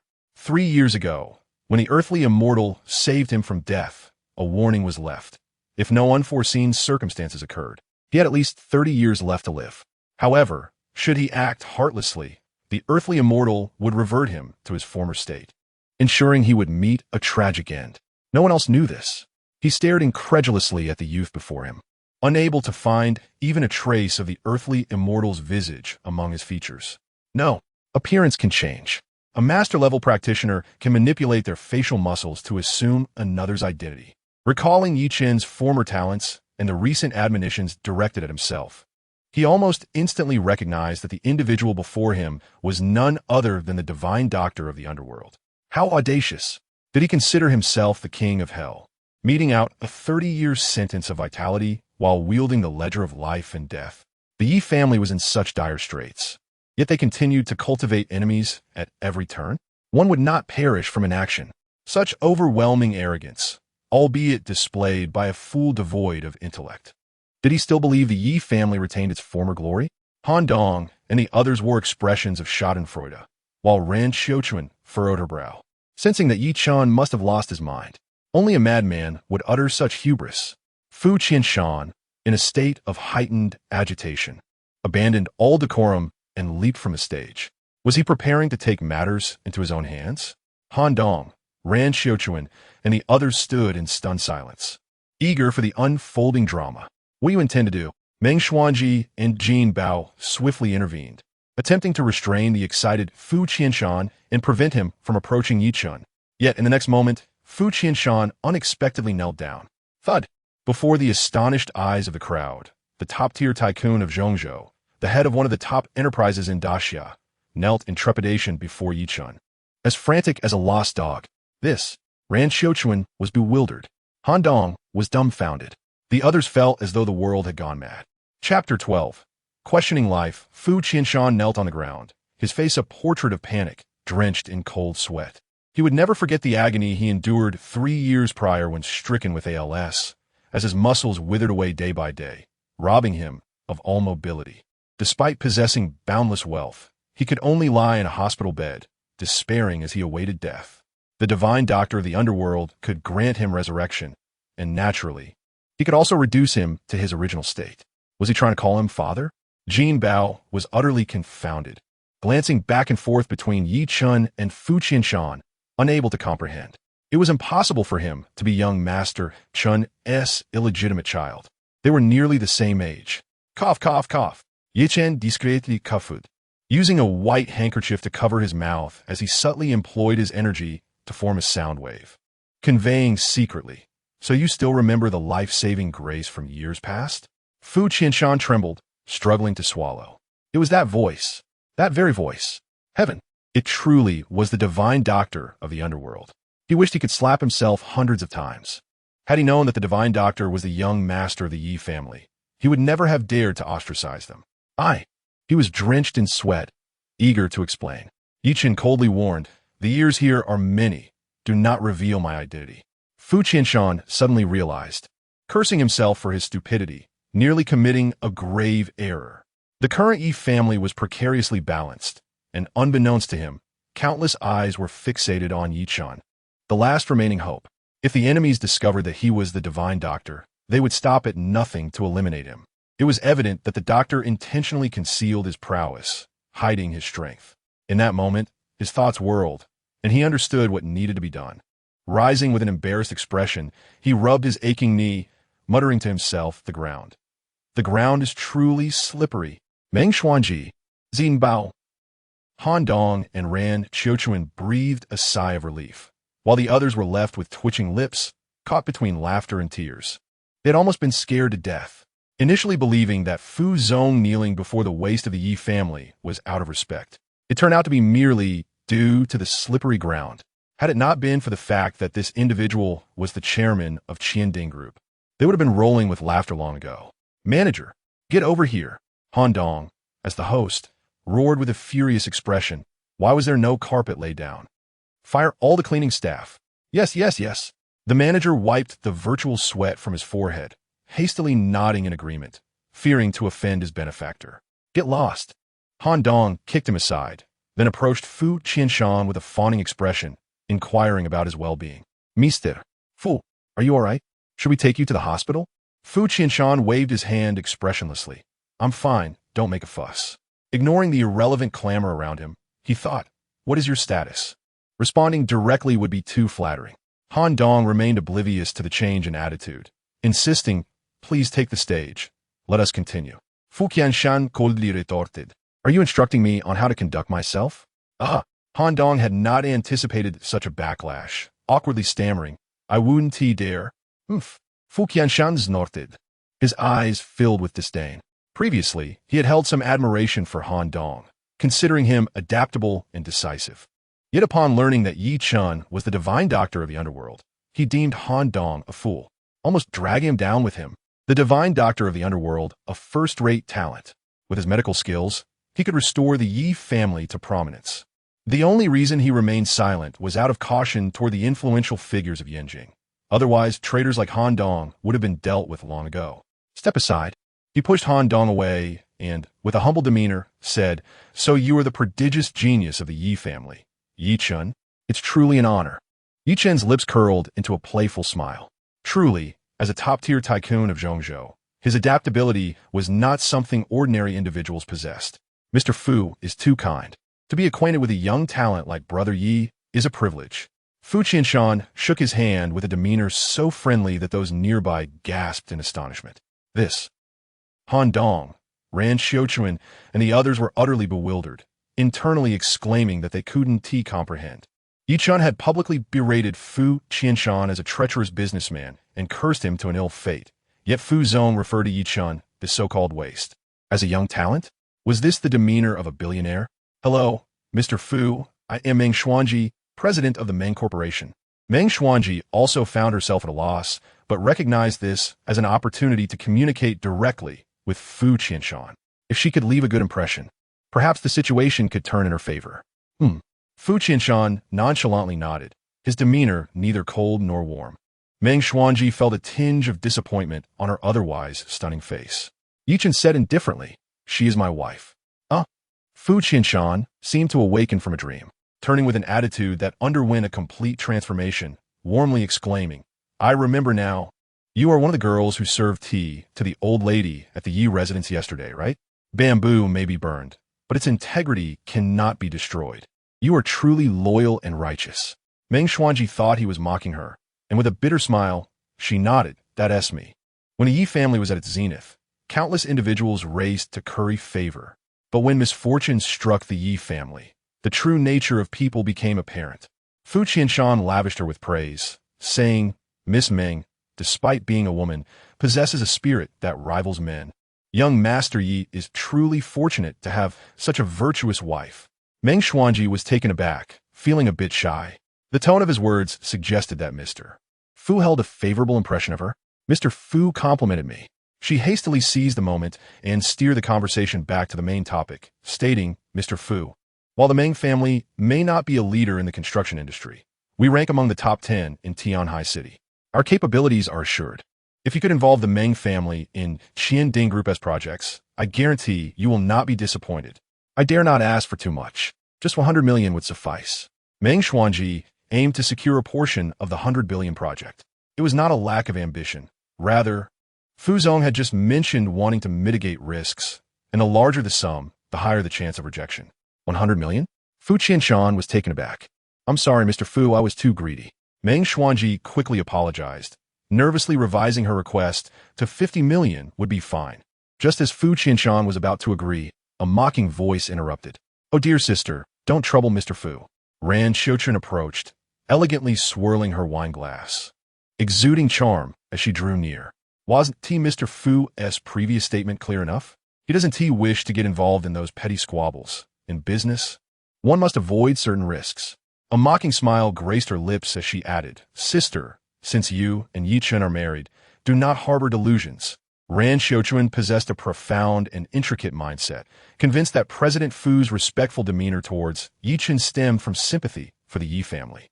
She believed that Meng Xuanji had discerned this as well, thus seizing the opportunity to propose collaboration.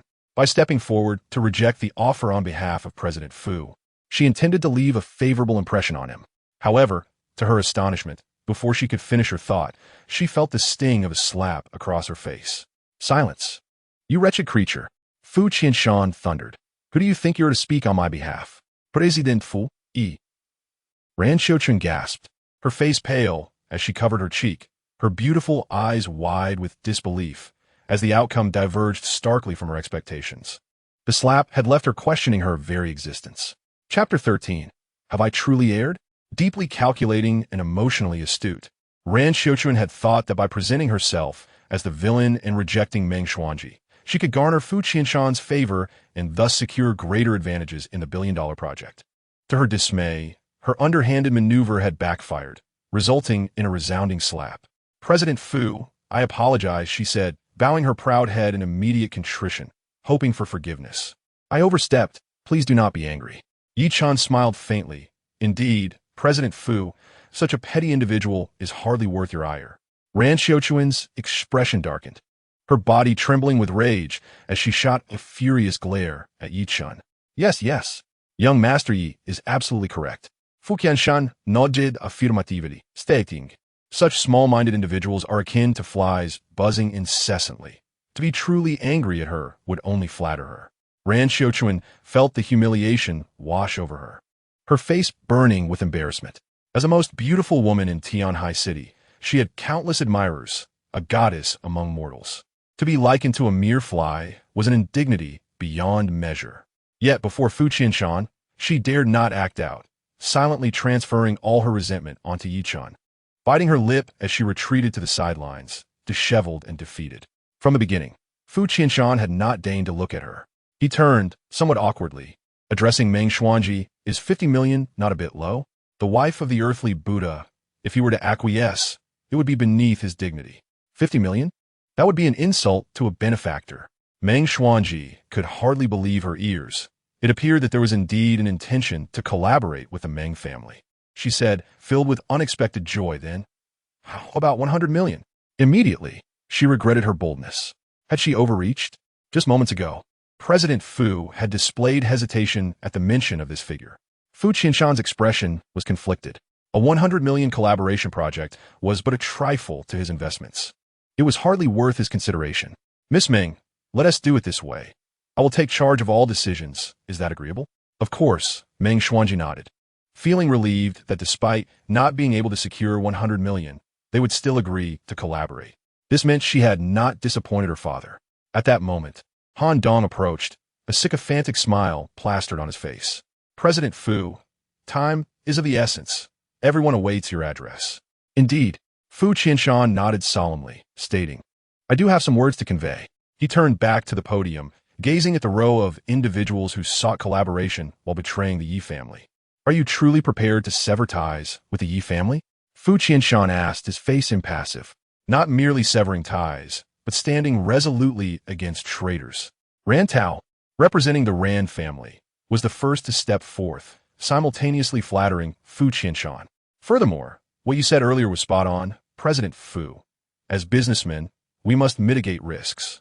Otherwise, the foundations we have tirelessly built may crumble in an instant. In the face of national righteousness, there can be no ambiguity. Trates de ser no piti. I am a businessman, solely concerned with profit. President Fu's stance is my own. Han Dong, the Song family, the Meng family, and the Feng family all feigned righteousness. Fully aware that the Ye family's fallen members had been wronged, yet still condemned them from a moral high ground. Excellent. Fu Qianshan nodded, a glimmer of mockery in his eyes. You fools, you fail to grasp the opportunity one have given you. Grasping the microphone, he began his address. The Ye family, traitors? Only a fool would believe such nonsense. 3 generations have fought valiantly for our nation, shedding blood and sacrifice for the peace we enjoy today. They are not traitors. They are heroes. They are loyal and valiant. Without them, we would lose not only our wealth but also our dignity and even our lives.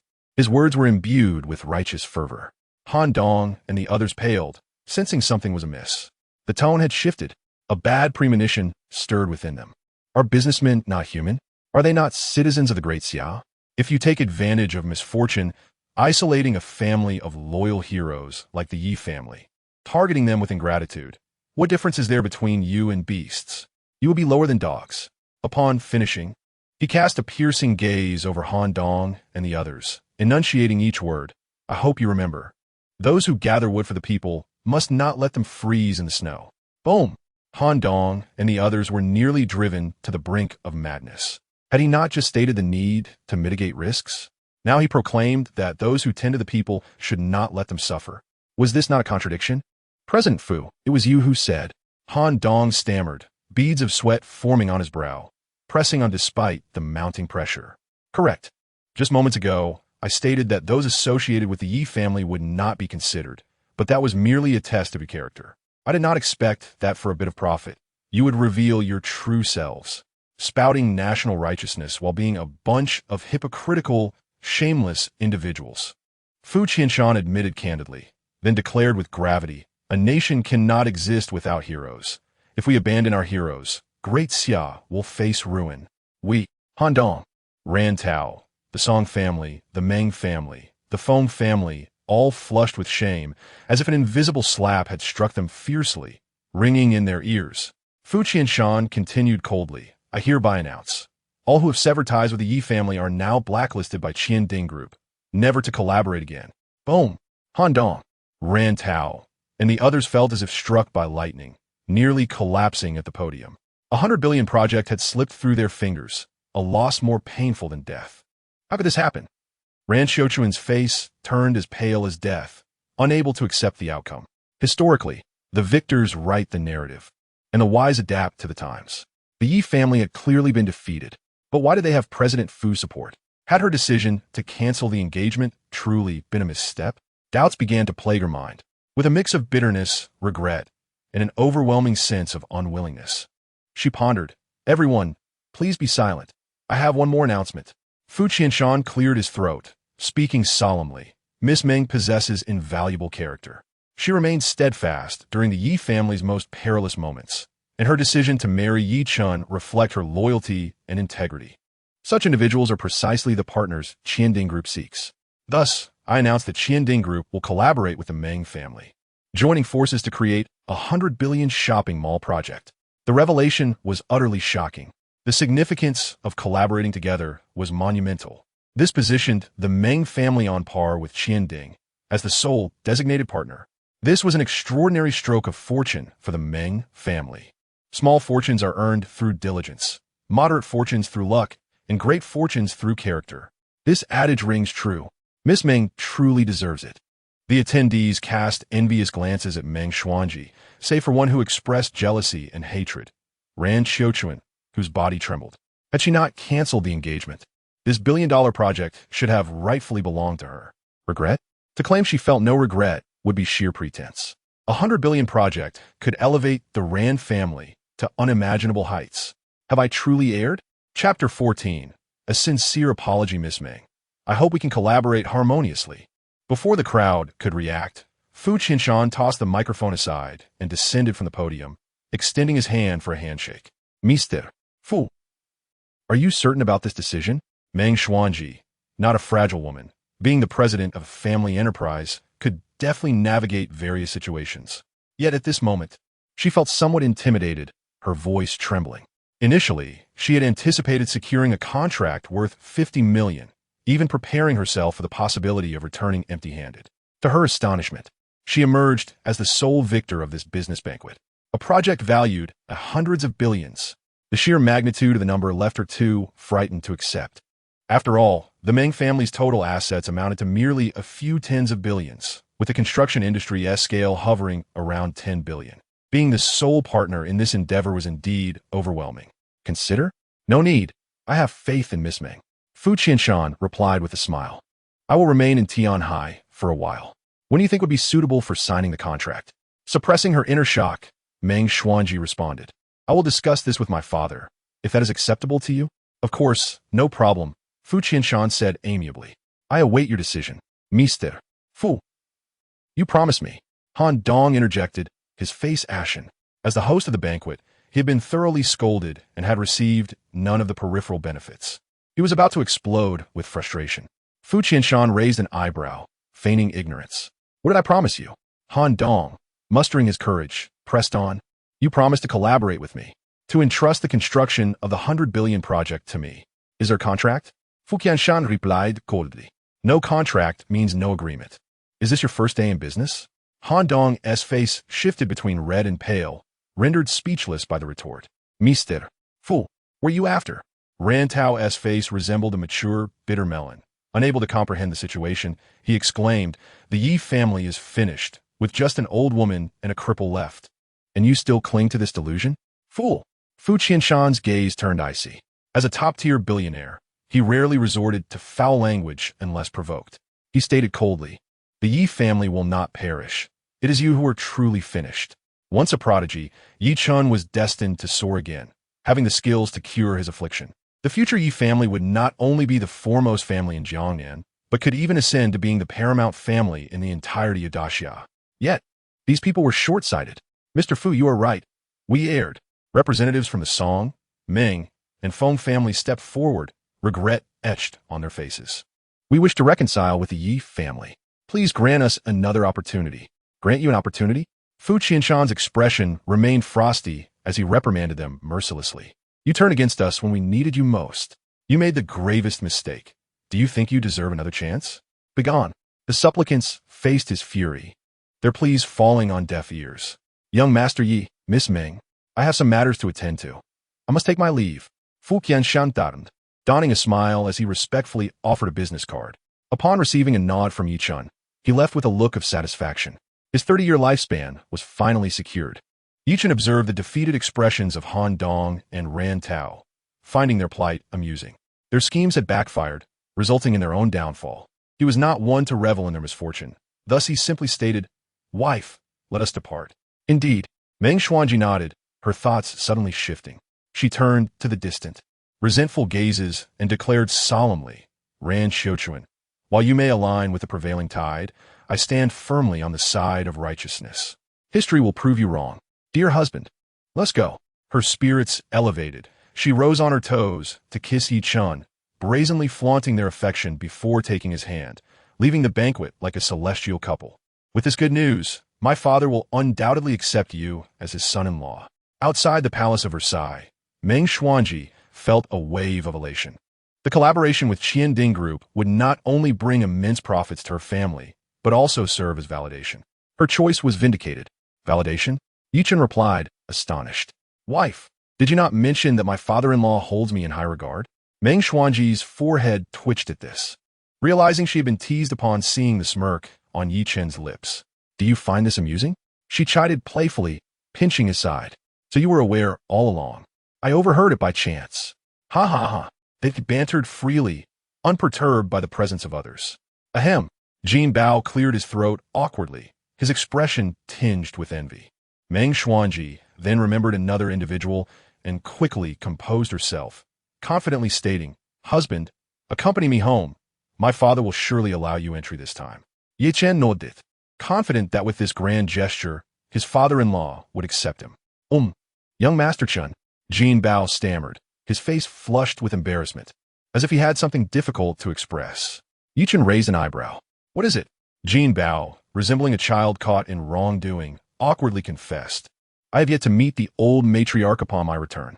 Would you accompany me back? Seeing Jin Bao's demeanor, Ye Chen could not help but chuckle. So even you have someone you fear? This is not fear, it is respect. Jin Bao potet bats fu li. I am not afraid of punishment. Rather, I dread causing her distress.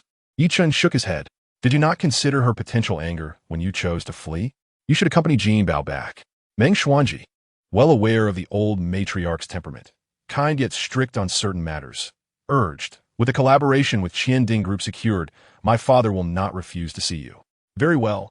Ye Chen conceded, recognizing that his grandmother's health was fragile, and he did not wish to be the cause of her distress. Meng Xuanji waved goodbye, hailing a taxi to deliver the good news, while Ye Chen drove Jin Bao back to the ancestral home. Wait, just as they reached the entrance, Jin Bao abruptly halted. Ye Chen observed the sweat glistening on his forehead, sensing his unease. He raised an eyebrow. What is it? I fear the old matriarch may lack suitable items to handle. Jin Bao exclaimed, leaping onto a nearby willow tree, snapping a branch as thick as his arm. He practiced his swings in the air, securing the branch to himself before revealing a satisfied expression. This will do. He chuckled sheepishly. Ye Chen looked on bemused, realizing that this fellow was preparing to present an apology. Child, why have you returned? In the courtyard pavilion, the old matriarch was relaxing in a wicker chair. Upon spotting the towering figure entering, she straightened up, her tone surprisingly gentle. Yet, Jin Bao, typically fearless, was so intimidated that he knelt abruptly, bowing his head without explanation, raising the branch above his head in silent submission. The gesture was clear. No questions, simply punish me as you see fit. Chapter 15. A forceful demand, what is that stick for? The old matriarch scrutinized the cowering Jin Bao, her anger barely contained. Speak. Have you lost your voice? Jin Bao, trembling, revealed a face full of distress. Old matriarch, I. Ye Chen stifled a laugh at the sight. Who would have thought that the recklessly bold Jin Bao would display such cowardice? Grandmother, little Bao has become a deserter. There is nothing to hide. The truth cannot be concealed forever. It is better to be forthright. What? Lady Yu was struck, as if by lightning, her face turning pale with fury. Cowardly and selfish, you wretched creature. Jin Bao suddenly lifted his head, speaking with grave determination. Madam, I fear not death. Then why did you flee back? Hood. Lady Yi stormed out of the pavilion, seizing a willow stick and with a mix of disappointment and anger. She admonished, the borders are fraught with conflict. Our nation is in dire need of capable individuals. And yet you choose to abandon your post? If your grandfather were to know, he would be utterly ashamed. Crack! The stick struck Jin Bao's back with force, instantly breaking the skin. Although they were nominally master and servant, in truth, their bond resembled that of a parent and child. The deeper the love, the harsher the reprimand. With their home destroyed, what loyalty is left to the country? Jin Bao, a man of 9 feet, who would not flinch even when faced with a gun, now wept like a child. The Yi family is left with only you and young Master Chen, and who knows how many others covet the Yi family's legacy. The Yi family raised me, and you have treated me as a beloved grandson. How can I repay this kindness without serving the country? At this moment, if I do not return, who will defend you and young Master Chen? He cried out, take out your anger on me. I will not go back. You, wretch. Lady Yi, with tears streaming down her face, was deeply moved. How could she not be touched in such dire circumstances? But you cannot be a deserter. What can you achieve? If only you could succeed and serve the nation. Even if this old woman were to pass, she would die with a smile. The affairs of the Yi family are of no concern to you. I will bear the weight of it. One day, justice will prevail. This time, if you achieve military merit, becoming a brigadier within 3 years should be well within reach. You are throwing away a bright future. You. The Yi family has been wronged. Yet Lady Yi is clear in her feelings. She does not harbor hatred for the nation, only for the traitors. She does not wish for Jin Bao to be embroiled in this, hoping instead that he continues to serve the country and make something of himself. Yet he has returned without a word. Jin Bao, stubborn and defiant, wailed, "Future? I do not care. From the moment I entered the Yi family, I have regarded it as my own. Now that my family is nearly exterminated, what future is there for me? Worthless." Lady Yi, in a fit of rage, raised her stick and struck Jin Bao's back again. Crack! Blood flowed, staining his clothes. Crack! Another blow. I will strike you until you understand your worthlessness. Crack! Let this be a lesson in your inadequacy. Lady Yi, panting heavily, finally ceased her strikes, shouting, "Immediately return to the front.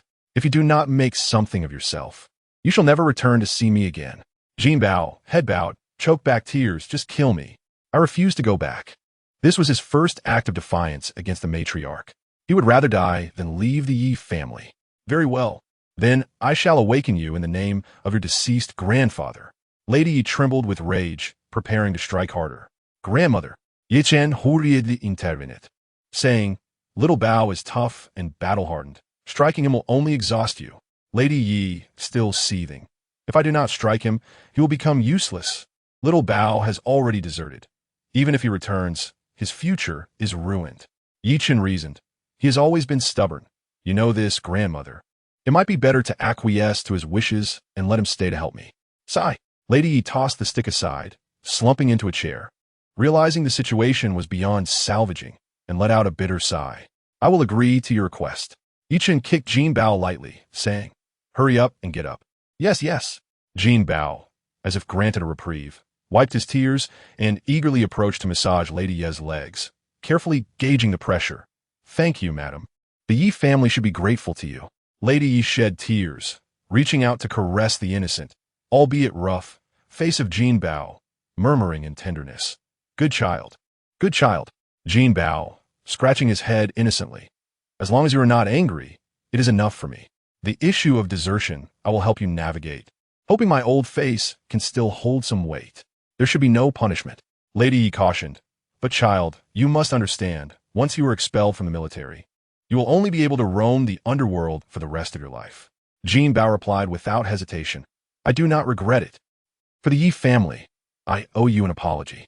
Lady Yi sighed. "Indeed, many have their eyes on the Yi family, but they have yet to muster the courage to act in front of me. However, things are not peaceful around Chun. You should stay by his side as a driver and bodyguard. When opportunities arise, we will see what can be arranged for your future." She still felt a sense of regret. "All right," Jin Bao readily agreed, as if being a driver were more joyful than becoming a brigadier. "I will take good care of young Master Chun." Ye Chen shook his head inwardly. He did not need this brute's care. However, he had plans for Jin Bao's future. The forces affiliated with the Yi family were in disarray, and the family assets must be reclaimed step by step. They needed management. In the future, Jin Bao would be entrusted with this task. At this moment, Jin Bao had no inkling that this decision would soon elevate him to the pinnacle of wealth in Tianhai. In the largest conference room of the Meng Group, senior executives were deliberating strategies to address the emerging crisis. "Chairman, have you seen the market today? Our company's stock price has plummeted. We must establish regulations today, or we will be finished." "Yes. Remove Miss Meng from the position of president and issue a statement declaring that it is purely a personal matter, unrelated to the company." The upper management of the Meng Group surrounded Meng Hongguang, engaging in a cacophony of voices. Rather than persuasion, it felt more like a coup. The situation was dire, a matter of survival. Driven by self-interest, they were nearly losing their sanity. "Everyone, please calm down." Meng Hongguang, frazzled, let out a low roar, barely regaining control of the room. The news of Chairman Fu of Qianding Group arriving in Tianhai City is surely known to everyone. He will attend a business banquet at the Palace of Versailles today. If the Meng Group can forge a partnership with him, it can salvage our current predicament. My daughter has already gone.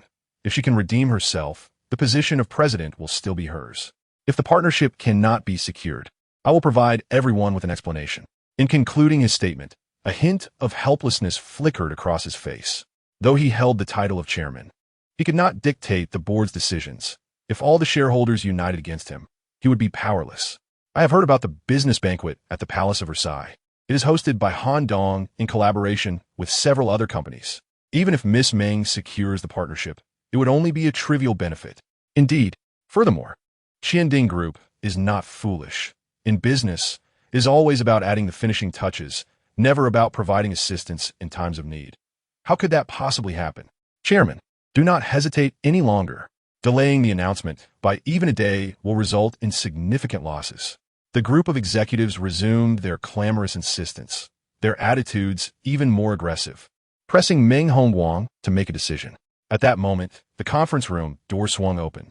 Meng Xuanji, clad in a black professional outfit, entered the room with an air of elegance, her stunning face radiating confidence and authority.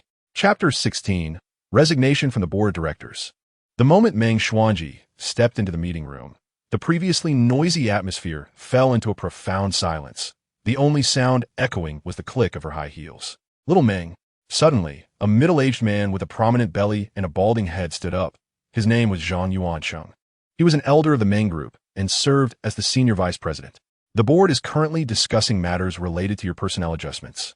To avoid any conflict of interest, please exit the meeting room. He maintained an air of impartiality. General Manager Zhang. Besides being the president of the group, I am also one of the shareholders.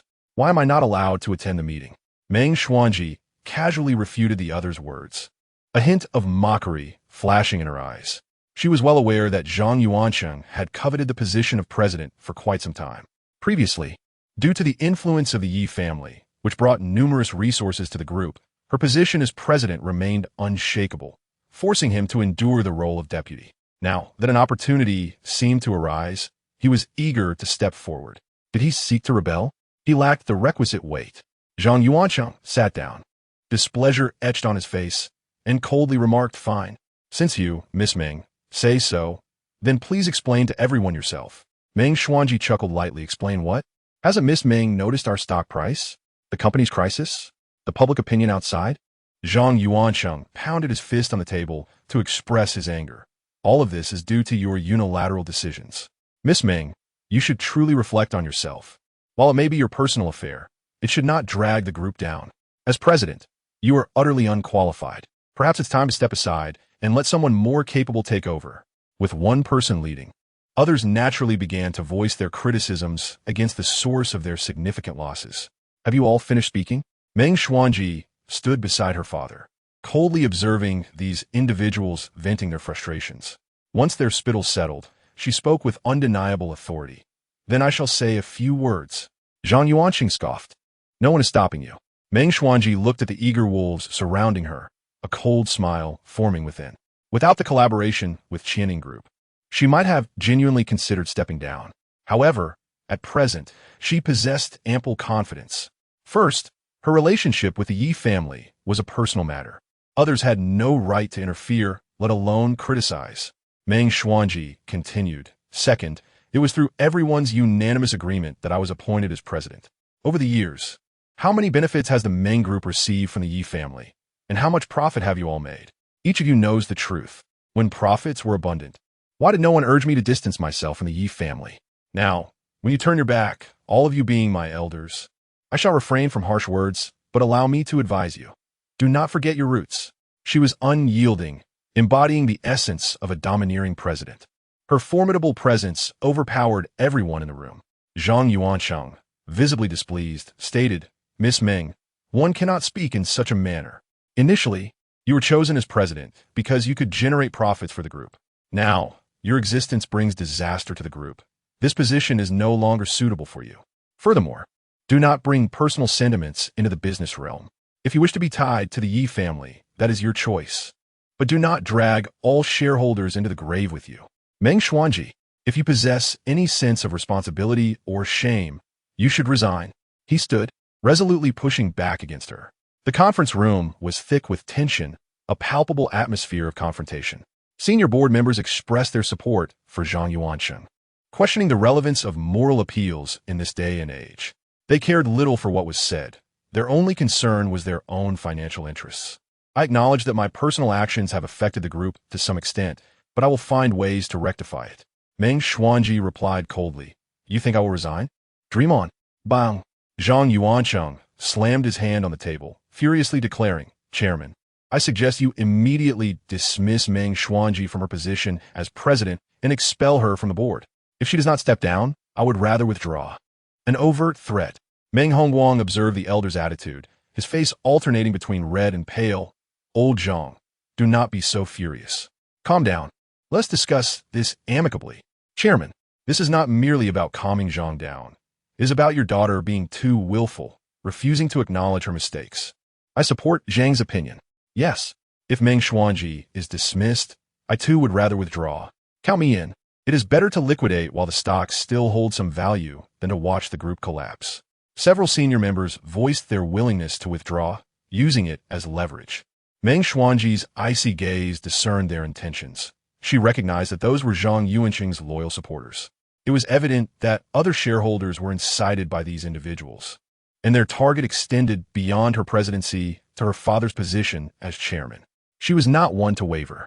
She swiftly resolved to seize this opportunity to eliminate these nuisances for the group while simultaneously establishing her authority. Dad, let them withdraw. Meng Xuanji stated coldly.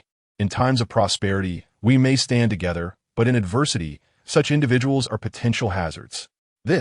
Meng Hongguang appeared conflicted. He was well aware of the elder's ambitions and had long harbored dissatisfaction. However, Zhang Yuancheng held substantial influence, making him difficult to challenge. Acting rashly might create a perception of betrayal. The current situation presented a dilemma. While removing these individuals was not difficult, inciting widespread anger was his greatest concern. Dad, I have secured the collaboration with Qianing Group, Meng Xuanji asserted, her voice resolute. Therefore, there is no need for hesitation. Really? Meng Hongguang's face lit up with surprise. With this partnership, he felt a newfound confidence. Old Zhang, perhaps you should reconsider? Zhang Yuancheng was taken aback by the chairman's unexpected agreement, his face reddening with rage as he gritted his teeth. No way. If Meng Xuanji is not dismissed, I will not retract my earlier statement. Meng Hongguang generously replied, good. I will have someone prepare the share transfer agreement, purchasing at a 30 premium based on today's stock price. What do you think? That works. Zhang Yuancheng inhaled deeply, a mocking smile appearing. To claim a meager project as a collaboration with Qianing Group is simply self-deception. Remaining in the company is tantamount to death. It would be wiser to withdraw early. Zhang is correct. Given the current rate of stock decline, within a month, we'll be left with nothing but worthless paper. Now is the time to cut losses.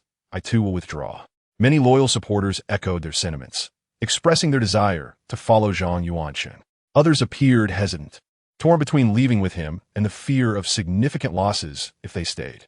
Meng Xuanji recognized their mentality and coldly inquired, is there anyone else wishing to withdraw? All shares will be purchased at a 30 premium. Her commanding presence caused those who had previously shifted their allegiances to bow their heads. Not a single voice raised in dissent.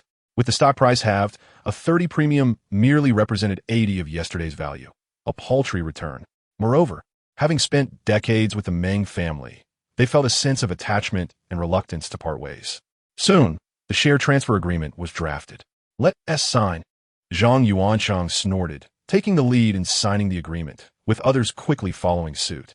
What are you waiting for? The Meng family has no hope. His malicious incitement sought to rally support as he prepared to leave. Uncle Zhang, wait. Meng Xuanji suddenly called out to him.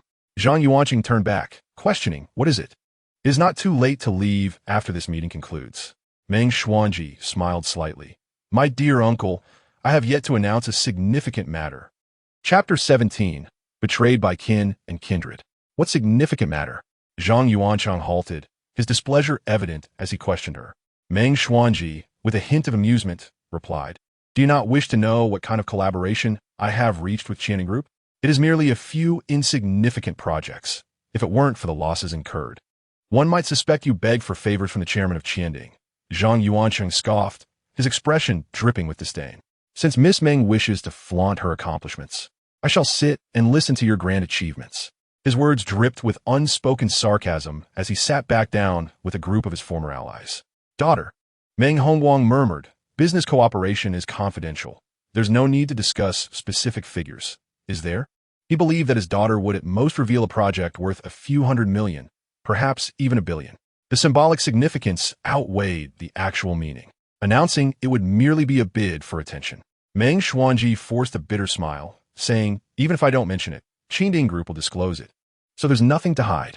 Indeed, Meng Hongguang nodded in agreement.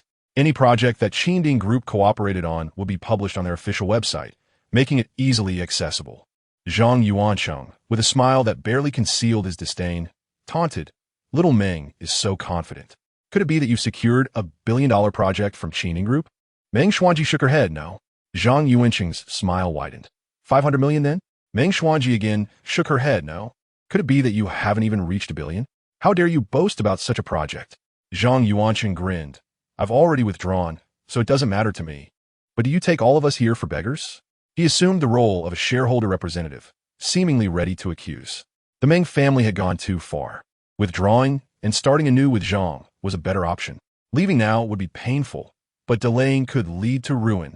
A few loyal defectors fanned the flames, and indeed, several board members began to waver, but ultimately decided to wait for little Meng to finish her speech before making any decisions. Meng Xuanji said calmly, I fear I may disappoint Uncle Zhang. Zhang Yuancheng chuckled. You can't possibly be falling short of $1 billion, can you? Listen closely. Meng Xuanji's beautiful eyes shimmered with determination as she leaned on the table, her formidable aura crashing over them like a tidal wave. She pronounced each word deliberately. 100 billion. Boom. The words 100 billion detonated in the conference room like an atomic bomb. Everyone was left speechless, their minds blank with shock. How much? Zhang Yuancheng's mockery froze on his face, stuttering as he spoke. Meng Xuanji retorted, was I unclear? Allow me to repeat. 100 billion. The Meng Group has become the exclusive partner of Qianding Group in Tianhai, collaborating to create a 100 billion mall. This is impossible. Stop joking. What qualifications do you have? Zhang Yuancheng could no longer contain himself, nearly screaming in disbelief. If what Meng Xuanji said were true, the news would send the Meng Group's stock soaring, and he would not only suffer monetary losses but also lose his position as a vice president, a veritable cash cow. Not just him, but the other board members found it absurd. The Meng Group was not among the top contenders in Tianhai, and due to the crisis facing the Ye family, the chances of collaborating with Qianding were slim. The notion of being the sole partner for a 100 billion project sounded like a fairy tale. Meng Hongguang's expression turned serious. Daughter, please do not jest. Even he found it hard to believe. Meng Xuanji replied earnestly, Father, how could I make such a joke at a board meeting? So, it's true? Meng Hongguang's voice trembled, his face a mask of confusion. But why would Qianding Group assist us? Meng Xuanji spoke frankly, it's also because of the Ye family. Fabrication. Keep weaving your tales.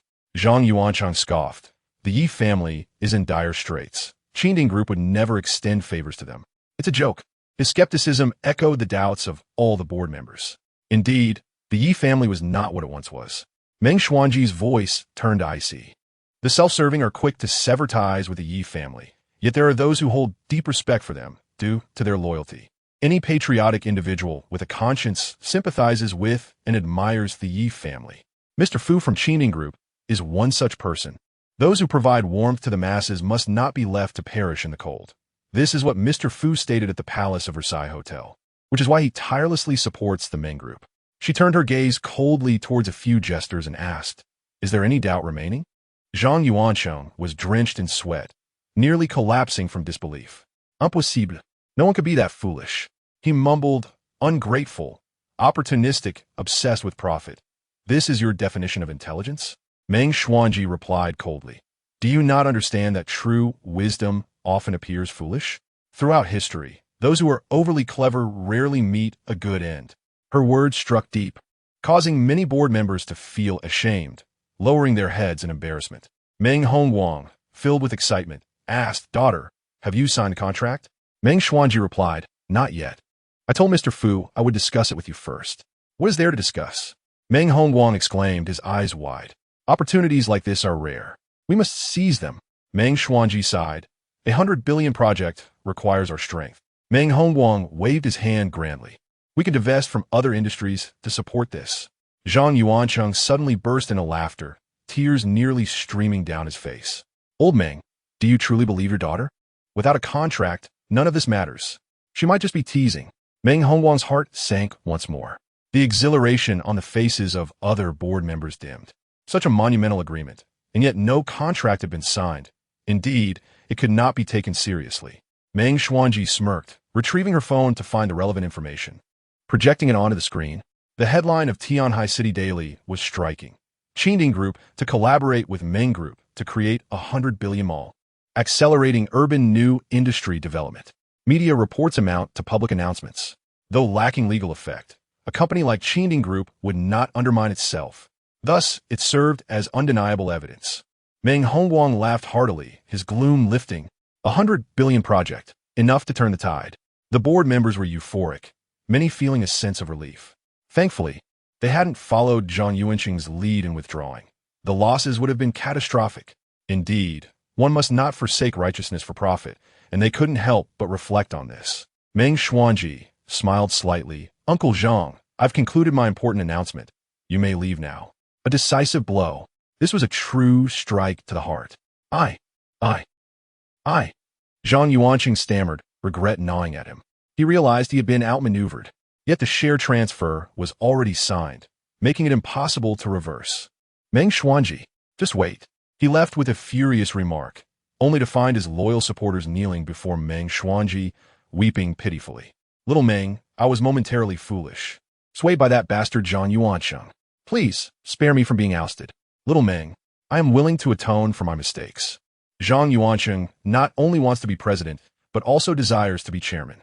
That scoundrel has grand ambitions. I'll expose him. Zhang Yuancheng sold positions, embezzled funds, and took kickbacks. I am willing to testify, as long as little Meng allows me to return to the Meng Group. Moments ago, these boastful individuals were now sobbing, expressing regret without hesitation, eager to betray Zhang Yuancheng. You. Zhang Yuancheng trembled, nearly going mad. Traitors. I wish I could take a knife to these traitorous subordinates. Uncle Zhang. Meng Xuanji's lips curled into a cold smile. I'm afraid you won't be leaving until the matter is thoroughly investigated. Chapter 18. The Blacklist. Though Meng Xuanji is a woman, she is resolute and unyielding, never lacking an iron-fisted resolve. Zhang Yuancheng has met his downfall, incarcerated at last. All the loyal confidants he has nurtured over the years have turned against him, becoming key witnesses against him, providing evidence sufficient to ensure he spends the rest of his life behind bars. Meng Hongguang feels a twinge of compassion. After all, Zhang was a veteran who had fought alongside him. He wishes to persuade his daughter to show mercy. However, Meng Xuanji coldly rebuffs him, determined to use Zhang Yuancheng as an example to instill fear in all members of the board. Those who forget their loyalties for profit will invariably meet a grim fate. And Zhang Yuancheng serves as a prime example. With a serious expression, Meng Xuanji asserts, "It is precisely because of my unwavering commitment to the Ye family that the Meng Group has embraced new opportunities. This stands as a testament." The conference room falls into an oppressive silence, the veterans too ashamed to lift their heads. When faced with challenges, one must not focus solely on personal gain. First, one should question the integrity of their own conscience. Meng Xuanji icily inquires, "Is there anyone else who wishes to dismiss me from my position as president?" Xiaoming interjects, "You have single-handedly steered the company away from calamity." The others, realizing their earlier folly, now acknowledge their mistakes. "Without you, Xiaoming, there would be no partnership with the Qingding Group. How could we possibly dismiss a benefactor?" A chorus of remorseful flattery erupts from the elderly men. Following this incident, Meng Xuanji has firmly established her authority within the company. A satisfied smile graces her lips as she solemnly declares, "You are all esteemed elders of the group, and my elders as well. As long as you uphold the interests of the group shall also honor you." Thunderous applause follows, as the board members acquiesce wholeheartedly. Meng Xuanji reflects with a sense of wonder. This outcome was beyond her initial expectations. Indeed, out of misfortune comes fortune, as not only has she salvaged the company, but she has also eliminated the threat posed by Zhang Yuansheng. Thankfully, she did not abandon the Ye family. Father, are you finally willing to accept my relationship with Ye Chen now? In the chairman's office, Meng Xuanji exudes confidence, believing that the billion-dollar project will surely shift her father's stance. Yet, she is overly optimistic. Meng Hongguang furrows his brow, stating, business is business, and marriage is marriage. The two must not be conflated. Meng Xuanji feels a surge of frustration, questioning whether her father has lost his senses. She replies earnestly, but without the Ye family, there would be no collaboration with the Channing Group. Dear daughter, Meng Hongguang's expression turns grave. Ye Chen has but a year to live, while you have decades ahead of you. Do you truly wish to be a widow at such a young age? Meng Xuanji counters. The old matriarch has promised to summon the esteemed healer from the Golden List to cure Ye Chen of his affliction. Then let us speak of it once he is healed. A man with a fleeting lifespan is unworthy to be my son-in-law. Meng Hongguang declares resolutely. Dad, I do not care. Ye Chen is my husband, regardless of your approval or disapproval. The father-daughter duo argues fiercely, their faces flushed with emotion. Meng Hongguang feels the tension rise, yet he understands his daughter's stubbornness. The more he opposes, the more resolute she becomes. Moreover, they still need the Ye family's connections. Let us discuss this matter later. We must immediately finalize the contract with the Channing Group to prevent any unforeseen complications. He is acutely aware that many eyes in Tianhai City covet this lucrative opportunity. Should Fu Qianshan change his mind, the Meng family would suffer substantial losses. Meng Xuanji realizes that further discussion with her father would yield no results and reluctantly nods. Very well, I will contact General Fu immediately. At the luxurious top-tier suite of the Palace of Versailles Hotel, the celebratory banquet already arranged finds its attendees in less than ideal spirits. Their faces darken with discontent as they grumble and curse. What is going on with Fu Qianshan? He plays both sides. He has thoroughly embarrassed us. Initially, he had stated that anything concerning the Ye family would be disregarded, only to later vehemently denounce us as inferior. What a farce. Representatives from the Ran, Song Meng, and Feng families unleash a torrent of invective. Today's business banquet yielded no benefits, only humiliation. This is utterly revolting. Han Dong's expression darkens ominously as he bitterly declares, we absolutely cannot relinquish the billion-dollar project so easily. As long as no contract is signed, we still have a chance. What chance remains? Rantau retorts. You saw Fu's attitude. We have all been blacklisted. Few in Tianhai City are qualified to undertake such a billion-dollar mall project. With a murderous glint in his eyes, Han Dong responds, as long as we eliminate our competitors, Fu will have no other choice. This statement incites immediate agreement. Bang! Han Su slams his hand on the table. His face twisted with malice. My brother speaks the truth. Let us dispose of that cripple, Ye Chen. His face, still swollen, resembles that of a pig's head. No man is without risk. 100 billion is worth the gamble. Let's proceed. The Song, Meng, and Feng families, driven by greed, express their unanimous support. These individuals were once sycophants of the Ye family, thriving off their prosperity, yet now, when faced with sufficient incentive, they would sell them out without hesitation. They have learned nothing from the day's humiliations. What purpose is served by eliminating Ye Chen? A melodious voice, tinged with sarcasm, interjects. Ran Xiuchuan, clad in a black gown, appears like a graceful black swan. Ran Tao frowns, displeased. Sister, have you not yet moved on from that cripple? How could I? She replies coolly. My future husband will undoubtedly be a paragon of excellence. Ran Xiuchuan continues. Ye Chen has lost his talents, and the Ye family has utterly fallen. He is no longer worthy of my affection. Then why do you plead for him? Brother, you all misunderstand a crucial point. Ran Xiuchuan elaborates. The Channing Group's choice to ally with the Meng family stems from sympathy for the Ye family's plight. It is merely pity. If we were to eliminate Ye Chen, would it not evoke even greater sympathy from Fu? Let us not even consider whether the old matriarch might discreetly protect Ye Chen. Even if we succeeded, it would likely be in vain.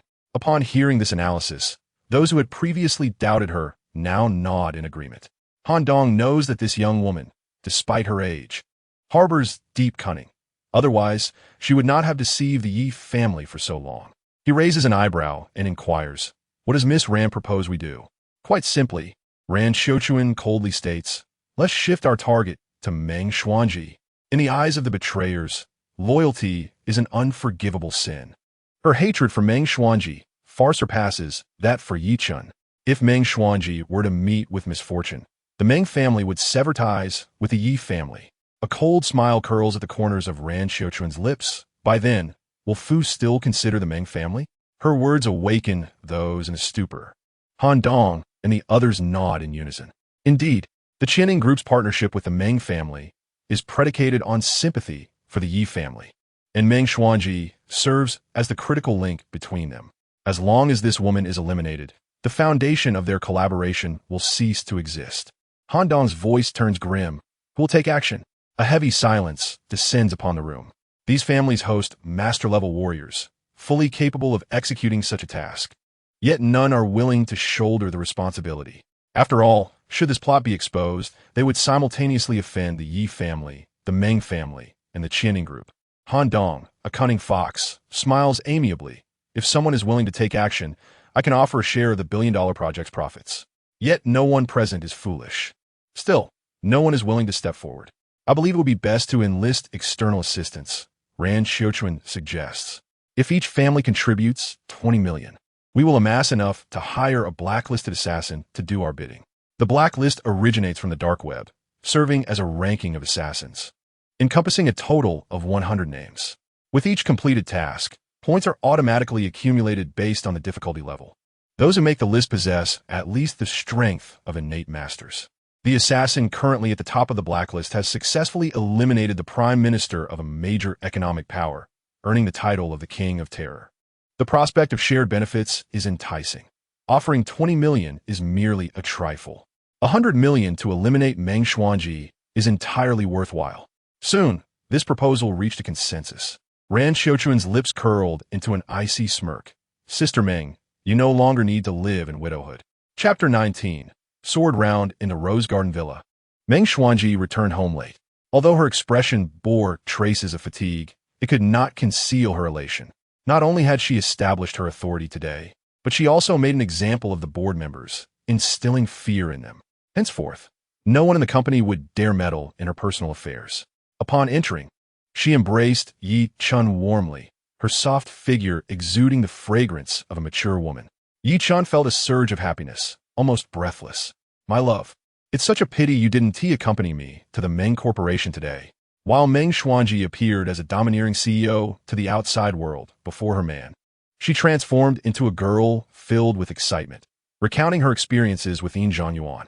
Ye Chen listened with great interest, his face adorned with a blissful smile. I never knew my wife was so formidable.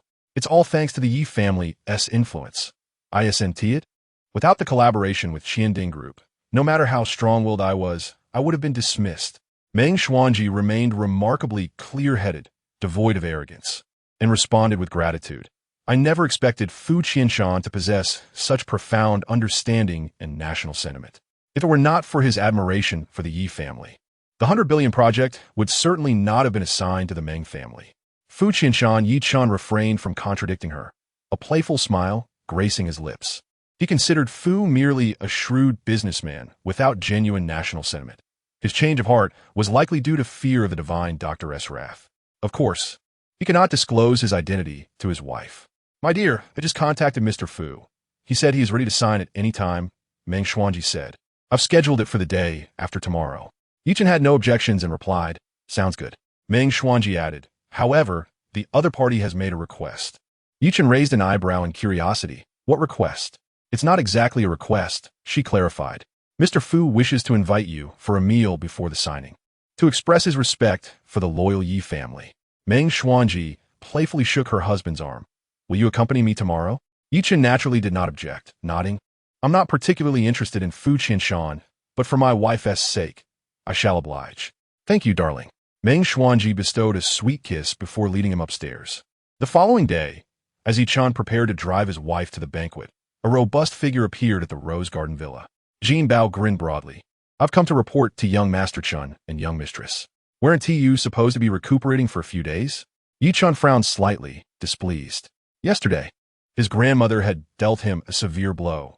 Though merely a flesh wound, it could have serious repercussions, and a normal person would need at least 10 days to recover.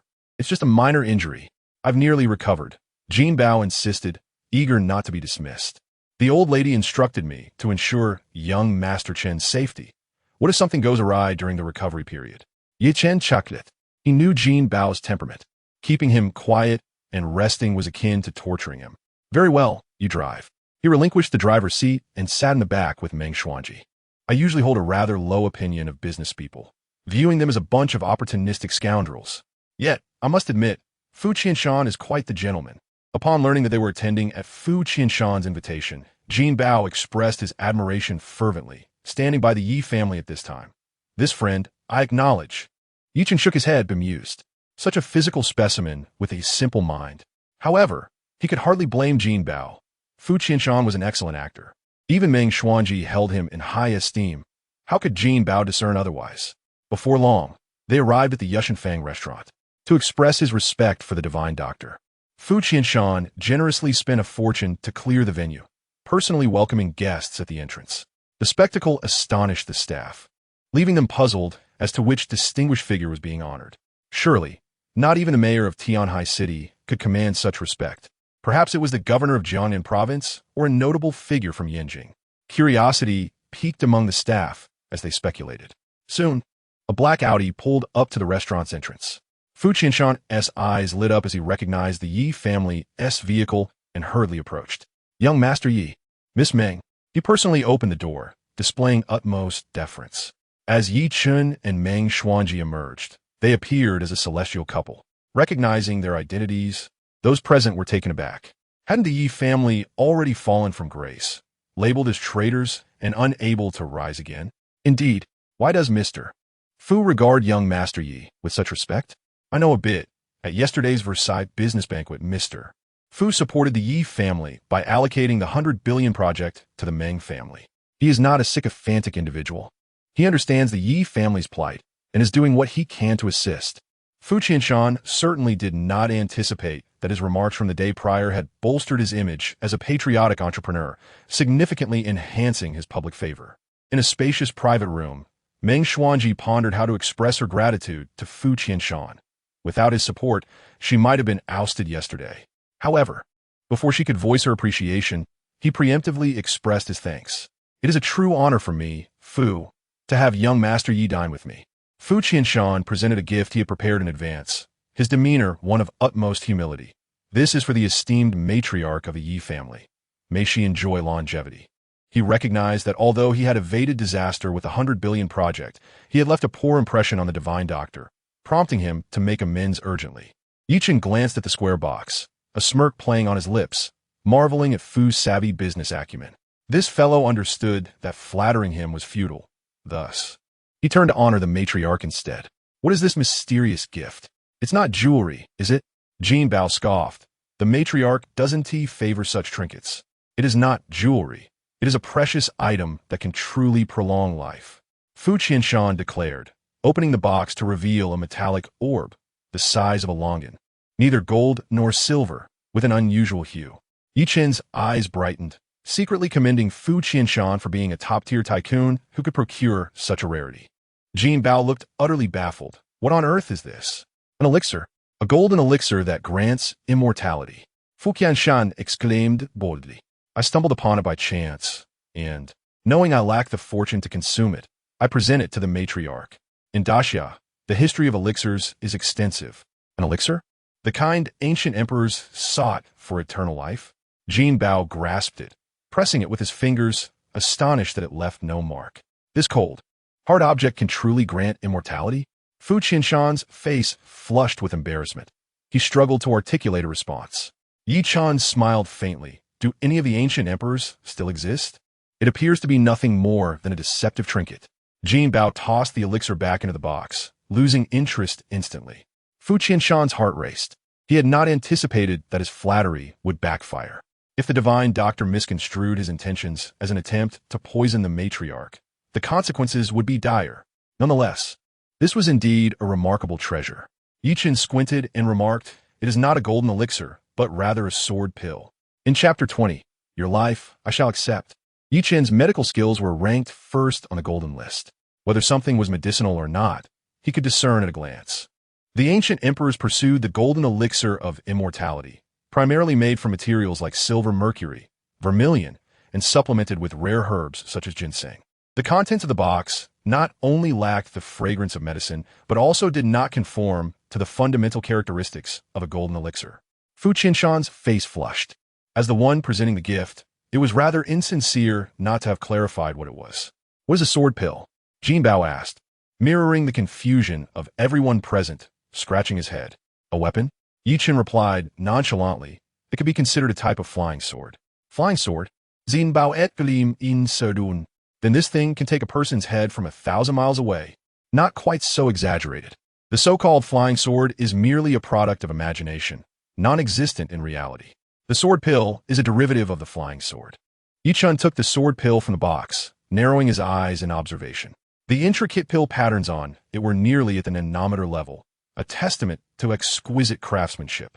He could not help but marvel at the wisdom of the ancients. While it was exaggerated to claim it could take a person's head from 1,000 miles away, it could certainly do so from 100 zhang away. The sword pill is the initial form of sword silk, essentially a type of highly flexible special metal. By infusing it with true energy, one could extract a strand of sword silk invisible to the naked eye, capable of killing without a trace. If this item were swallowed, even a great Luo golden immortal would struggle to save one. A wry smile curled at the corners of his mouth. It was truly ignorant to mistake this for a golden elixir. Fu Qinshan repeatedly wiped his cold sweat, filled with dread. He had always thought it was an immortal medicine that could prolong life, and had contemplated swallowing it several times. Had he not wished to please the renowned divine Dr. Zhang, he would have been loath to part with it. Little did he expect it to be merely a sword pill. "Last year, I donated a sum to a Taoist temple in Zhongzhou for its renovation and this golden elixir." No, sword pill was something unearthed from the tomb. The temple's master claimed it was a relic of longevity left by an elder, and it was given to me as a gift. Fu Qinshan's face darkened. He had nearly met an inexplicable demise. So it was crafted by a Taoist expert. Ye Chen nodded, retracting it with a flick of his wrist, stating, "I shall accept this gift on behalf of the old lady." Fu Qinshan exhaled a sigh of relief. Whether it was a golden elixir or a sword pill, accepting it signified forgiveness for his oversight. 30 years of lifespan had been preserved at last. "Mr. Fu, you are too gracious. It should be as presenting gifts to you." Meng Xuanji finally found an opportunity to speak, her tone bittersweet. "Had it not been for your support, the Meng group would have suffered immensely, and I would have been ousted by the board." "Not at all. Not at all." Fu Qinshan was not being polite. He spoke from the heart. Given him 10 times the courage, he would not dare accept a gift from the divine Dr. Dizong. The Yi family is known for their loyalty, and Miss Meng is a heroine. I am merely a businessman with aspirations to serve my country, but lacking the strength to combat the enemies. Therefore, this collaboration should not be considered assistance. We are mutually beneficial. His humility garnered even more respect from Meng Xuanji. Jin Bao was deeply moved, giving Fu Qinshan a thumbs up. Old Fu is no fool. Filled with spirit, as laughter and conversation filled the private room, a server entered. "Excuse me, is there a Mr. Yi here?" Ye Chen raised an eyebrow, inquiring, "What is it?" The server presented a note, saying, "Here is a letter for you." Ye Chen glanced at it, noting the absence of a signature. "Who delivered this?" The individual left the letter and departed, stating that you would understand everything upon reading the content. The server replied, bowing slightly. "Please take your time." After the server exited the room, Ye Chen extracted the letter, and his expression changed upon reading it. It contained details regarding Han Dong, the Song family, the Meng family, and the Feng family concerning the transfer of shares from the Yi family. It appeared credible, though the most crucial content had been deliberately obscured. "I'll step out for a moment," he said, wiping his mouth with a tissue before quietly leaving the Yushanfang and heading to a nearby abandoned building. Upon entering, he immediately sensed several hidden presences lurking in the shadows. However, they were all insignificant, ranging from 7th grade to 9th grade innate martial artists. "Ha ha ha, what a fool." With a harsh laugh, a figure emerged from the shadows, his face bruised and swollen, resembling a pig's head, filled with resentment. None other than Han Su. "I merely tossed out some bait, and you came running like a dog. You truly are a fool." With a deathly expression, he taunted, "Did you really think that within these prominent families, there are traitors sympathizing with the Yi family, wanting to help the Yi family?" Cough, cough, cough. Ye Chen coughed violently, a sickly red hue appearing on his pale face as he coolly stated, "Let the ones in the shadows come out." Han Su scoffed derisively. Swish, swish, swish. 4 figures emerged from different directions, gathering behind Han Su. No one followed. "I haven't noticed anything suspicious. Absolutely safe." Their words only heightened Han Su's smile, as he regarded Ye Chen with the gaze of a predator eyeing its prey, coldly declaring, "You, a worthless short-lived wretch, are quite arrogant. Do you remember? I once said I would make you realize that I am someone you cannot provoke." Ye Chen remained unperturbed. "Have you considered the consequences of attacking me?" "What consequences?" Han Su buwasted confidently. "You caused a scene at Fu Qinshan's banquet. What does that have to do with our Han family? Even if that old hag from the Yi family sought retribution, she would only blame Fu Qinshan." Ye Chen nodded. It seemed this fellow had premeditated this. He whispered, "Can you enlighten me as to whether this was instigated by Han Dong?" "No," Han Su replied, somewhat displeased. "I came without my brother's knowledge. I truly don't understand why my brother is still cautious when the Yi family has already been defeated. Killing you sooner rather than later would bring peace to the world. Always hesitating. Since he lacks the courage, I, as his younger brother, shall take on the task." Ye Chen remarked, "So, others remain oblivious?" "Of course. Do you think I'm a fool? To kill the young master of the Yi family. The more who know, the greater the risk." Han Su wore a self-satisfied smirk, arrogantly proclaiming, "Today, I will reclaim all the lost face. You, a worthless fool, kneel before me. If I'm in a good mood, perhaps I'll grant you a swift end." He did not wish to kill outright. That would be too mundane. He wanted to know what it felt like to have the young master of Jiangnan's foremost family kneeling before him. Ye Chen's lips curled into a mocking smile. "Just these few people? Is that not enough?" Han Su sneered. "Do you still think you're that top prodigy of the great Xia? You're already crippled, with strength merely at the 4th grade of innate martial arts. The lowest among these 4 is at the 7th grade, and one is even half a master. Killing you 10 times over would be sufficient." Ye Chen shook his head, a look of disdain crossing his face, and earnestly said, "Han Su, to be honest, I have never considered taking your life. In my eyes, you're merely a jester, unworthy of my effort." "Damn you!" Han Su fumed, enraged that he would still dare to mock him in the face of death. However, since the opportunity was presented, Ye Chen revealed a meaningful smile. "Your life, I shall accept." Chapter 21. There are ghosts accept? What do you intend to use to take my life? Your foul mouth? Han Su sneered, dismissing him as mere meat on the chopping block, still putting on airs. Did he think a few harsh words would frighten him? Ridiculous. "You wretched, short-lived fool, kneel down and knock your head 100 times. I shall not only grant you mercy, but also ensure the well-being of your 9 exquisite widows." Han Su leered as he declared, "You are unworthy of them. I shall satisfy them on your behalf." Yet, Ye Chen refrained from immediate action, for there lingered a concealed presence, the most formidable entity within the dilapidated building, who had already attained the status of an innate master, albeit with an unstable aura, suggesting a recent breakthrough. His gaze, intense and penetrating, fixed upon a shadow in the corner. Truly, the once great prodigy of the great Xia, despite years of decline, still possessed such keen perceptive abilities. From the murky depths of the shadows emerged a young man, exuding an air of malevolence. His almond-shaped eyes were narrow, his nose straight, and while he was undeniably handsome, his thin lips conveyed a sense of coldness. "Han Yang," Ye Chen frowned and coldly remarked, "You dare return?" This youth was the son of Han Dong, a martial arts prodigy, yet he paled in comparison to Ye Chen, the foremost genius of the great Xia. 3 years prior, upon learning of Ran Qiuquan's engagement to Ye Chen, he had pursued her fervently, even resorting to kidnapping her, driven by a desire to possess her. Fortunately, the Yi family intervened in time, ruthlessly breaking his limbs and rendering him powerless. Had it not been for Han Dong's desperate pleas before the matriarch, begging for mercy for his only heir, Han Yang would have long since met his demise. Subsequently, he was sent abroad, vowing never to return before the Yi family. Why do you dare come back? 3 years. 3 years. Do you know how I've endured these past years? Han Yang's face twisted with a deranged fervor. I have yearned to return to Tianhai City and reclaim everything that is rightfully mine. Ye Chen raised an eyebrow. Everything that belongs to you? Is that not a delusion? You, a short-lived waste, believe you could win Ran Qiuquan's heart? It is merely because you are a scion of the Ye family. Han Yang's face contorted with resentment. How pitiful that you remain blind. Ran Xiuquan and I were meant to be. You are the one who stole her away. Now that she has called off the engagement, it is but poetic justice. Ha ha ha. Ye Chen's lips twitched as he coughed violently. He had indeed misjudged the woman. What your martial arts? You have rendered me powerless, yet 3 years have passed. I have reclaimed my status as an innate master.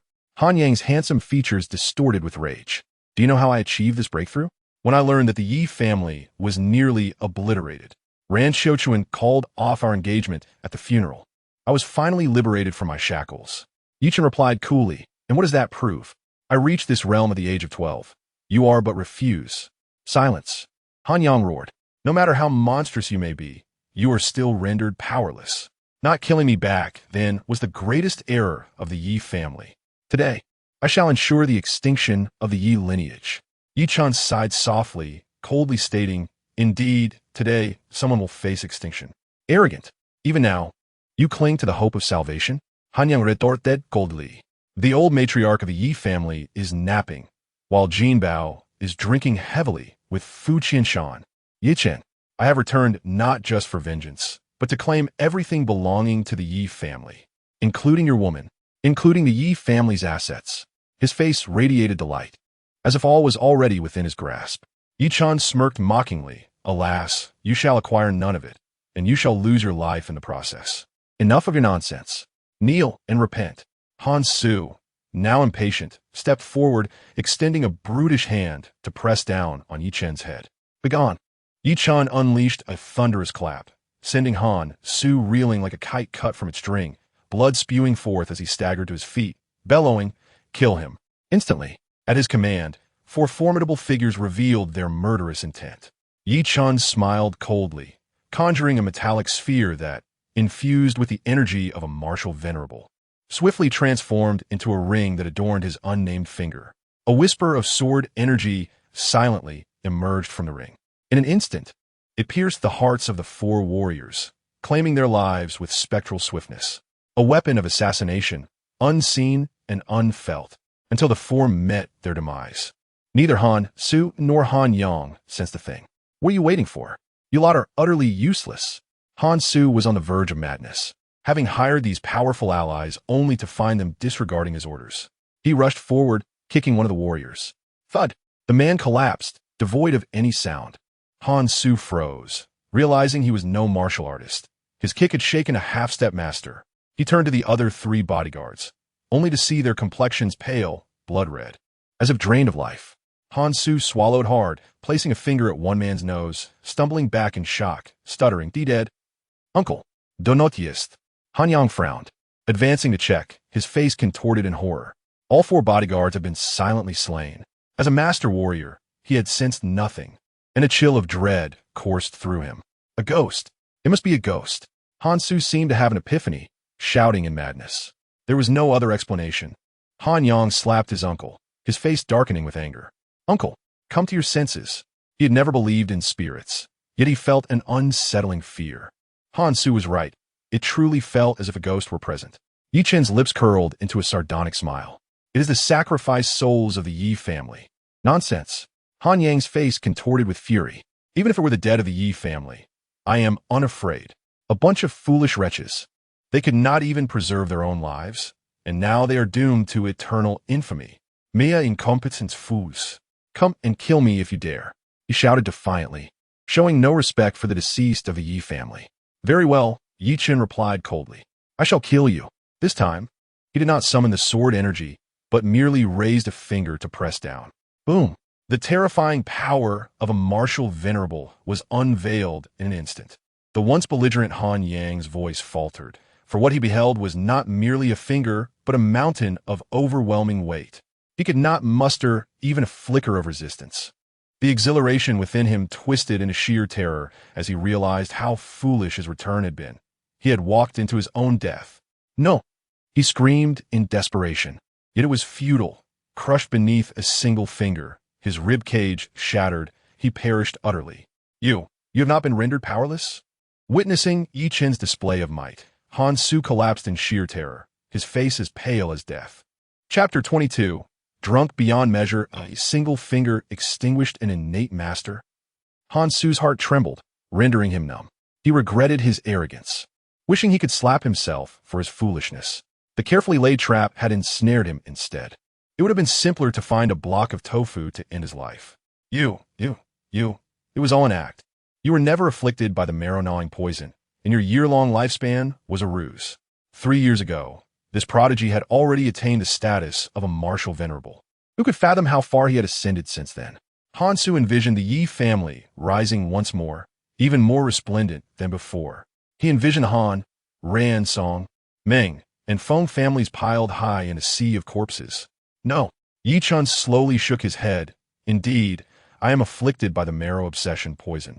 My realm has plummeted to its nadir, and all my cultivation has been rendered null. Han Su gasped in disbelief. How can this be? The marrow obsession poison is the most formidable toxin in the world. Even the esteemed divine Dr. Tianxin is powerless against it. As for Mo Tianxin, his diagnosis indeed left me with no hope, Ye Chen replied, his expression devoid of emotion. Thus, I abandoned martial arts for medicine, and only then was I able to suppress the marrow obsession poison within me.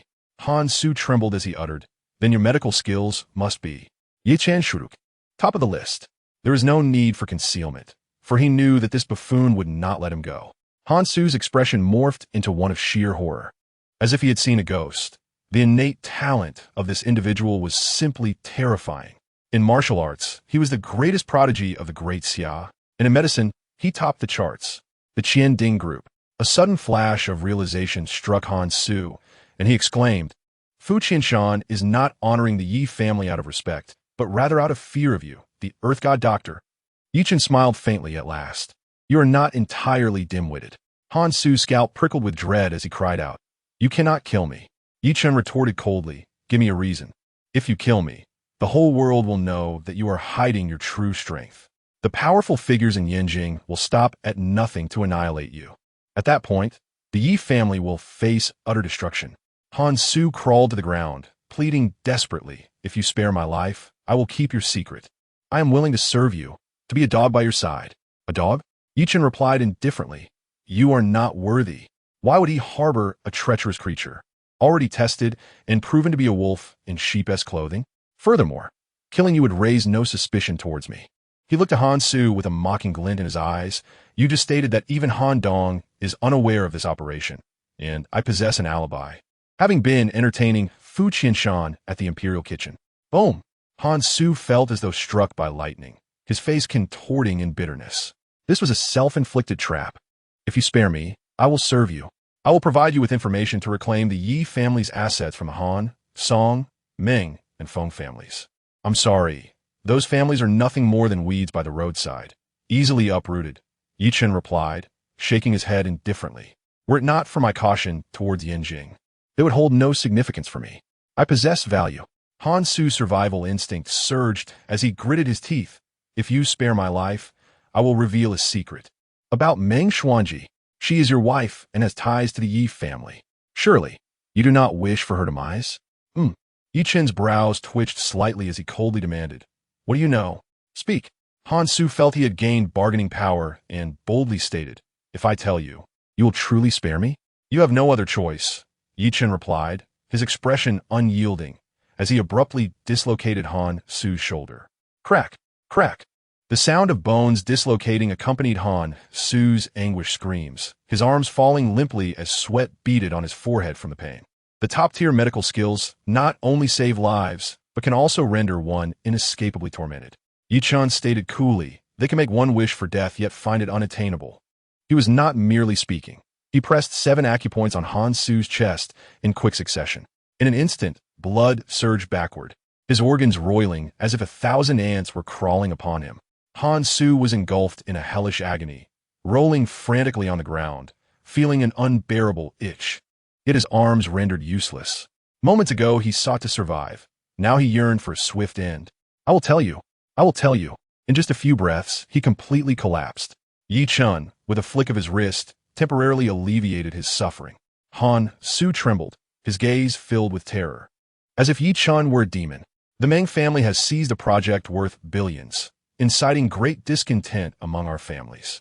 Thus, We decided to pool $2 million from each family, totaling $100 million, to hire a hitman from the black market to eliminate Meng Xuanji before the contract is signed. A black market hitman? Ye Chen raised an eyebrow. This was valuable information. It was impossible for him to guard his wife 24 hours a day without precaution. They might indeed succeed. Foolishness. His expression darkened. He had sworn to protect his 8 sisters for life. Let me tell you another thing. Han Su continued. Initially, my brother suggested eliminating you, but one person opposed it, which is why the target shifted to Meng Xuanji. Ye Chen's heart stirred slightly as he coldly inquired, Ran Xiuquan? Indeed, that woman is cunning and ruthless, Han Su confirmed. It was also her suggestion to hire a black market hitman, believing that this way, our families could remain spectators and avoid blame. Ye Chen nodded. Her methods were indeed characteristic of that woman. Han Su likely spoke the truth, facing death. There was no point in sowing discord. When do you plan to act? Tomorrow. On the way to the signing, we will stage an accident. Thank you for the information. You made a part now. Ye Chen nodded, and with a flash of the ring on his left hand, the sword threads pierced through Han Su's heart. Observing the bodies on the ground, he pondered deeply before quietly departing from the dilapidated building. In the private room of the imperial kitchen, Jin Bao was drinking heavily with Fu Qinshan. Towering over 2 meters tall and weighing nearly 300 pounds, his capacity for liquor was astonishing. Due to Fu Qinshan's remarks, he regarded him as a kindred spirit, continuously clinking glasses with him. As a wealthy heir, socializing was inevitable. Although Fu Qinshan's drinking ability was not the best, it was still respectable. However, compared to Jin Bao, it was on an entirely different level. In just 20 minutes, he had downed 5 cups of baijiu and felt as though the world was spinning. He feared he would not survive much longer. He dared not refuse. He understood that although Jin Bao was nominally Ye Chen's servant, in reality, he was Ye Chen's brother. Offending him was not an option. Fortunately, at that moment, Ye Chen returned, granting him relief. Darling, who was looking for you? Meng Xuanji couldn't help but ask, for today's banquet pertained to a billion-dollar project. And that letter must have been of great significance. Otherwise, her husband would not have excused himself. Just a trivial matter, already resolved. Ye Chen explained casually before changing the subject. Now let us drink.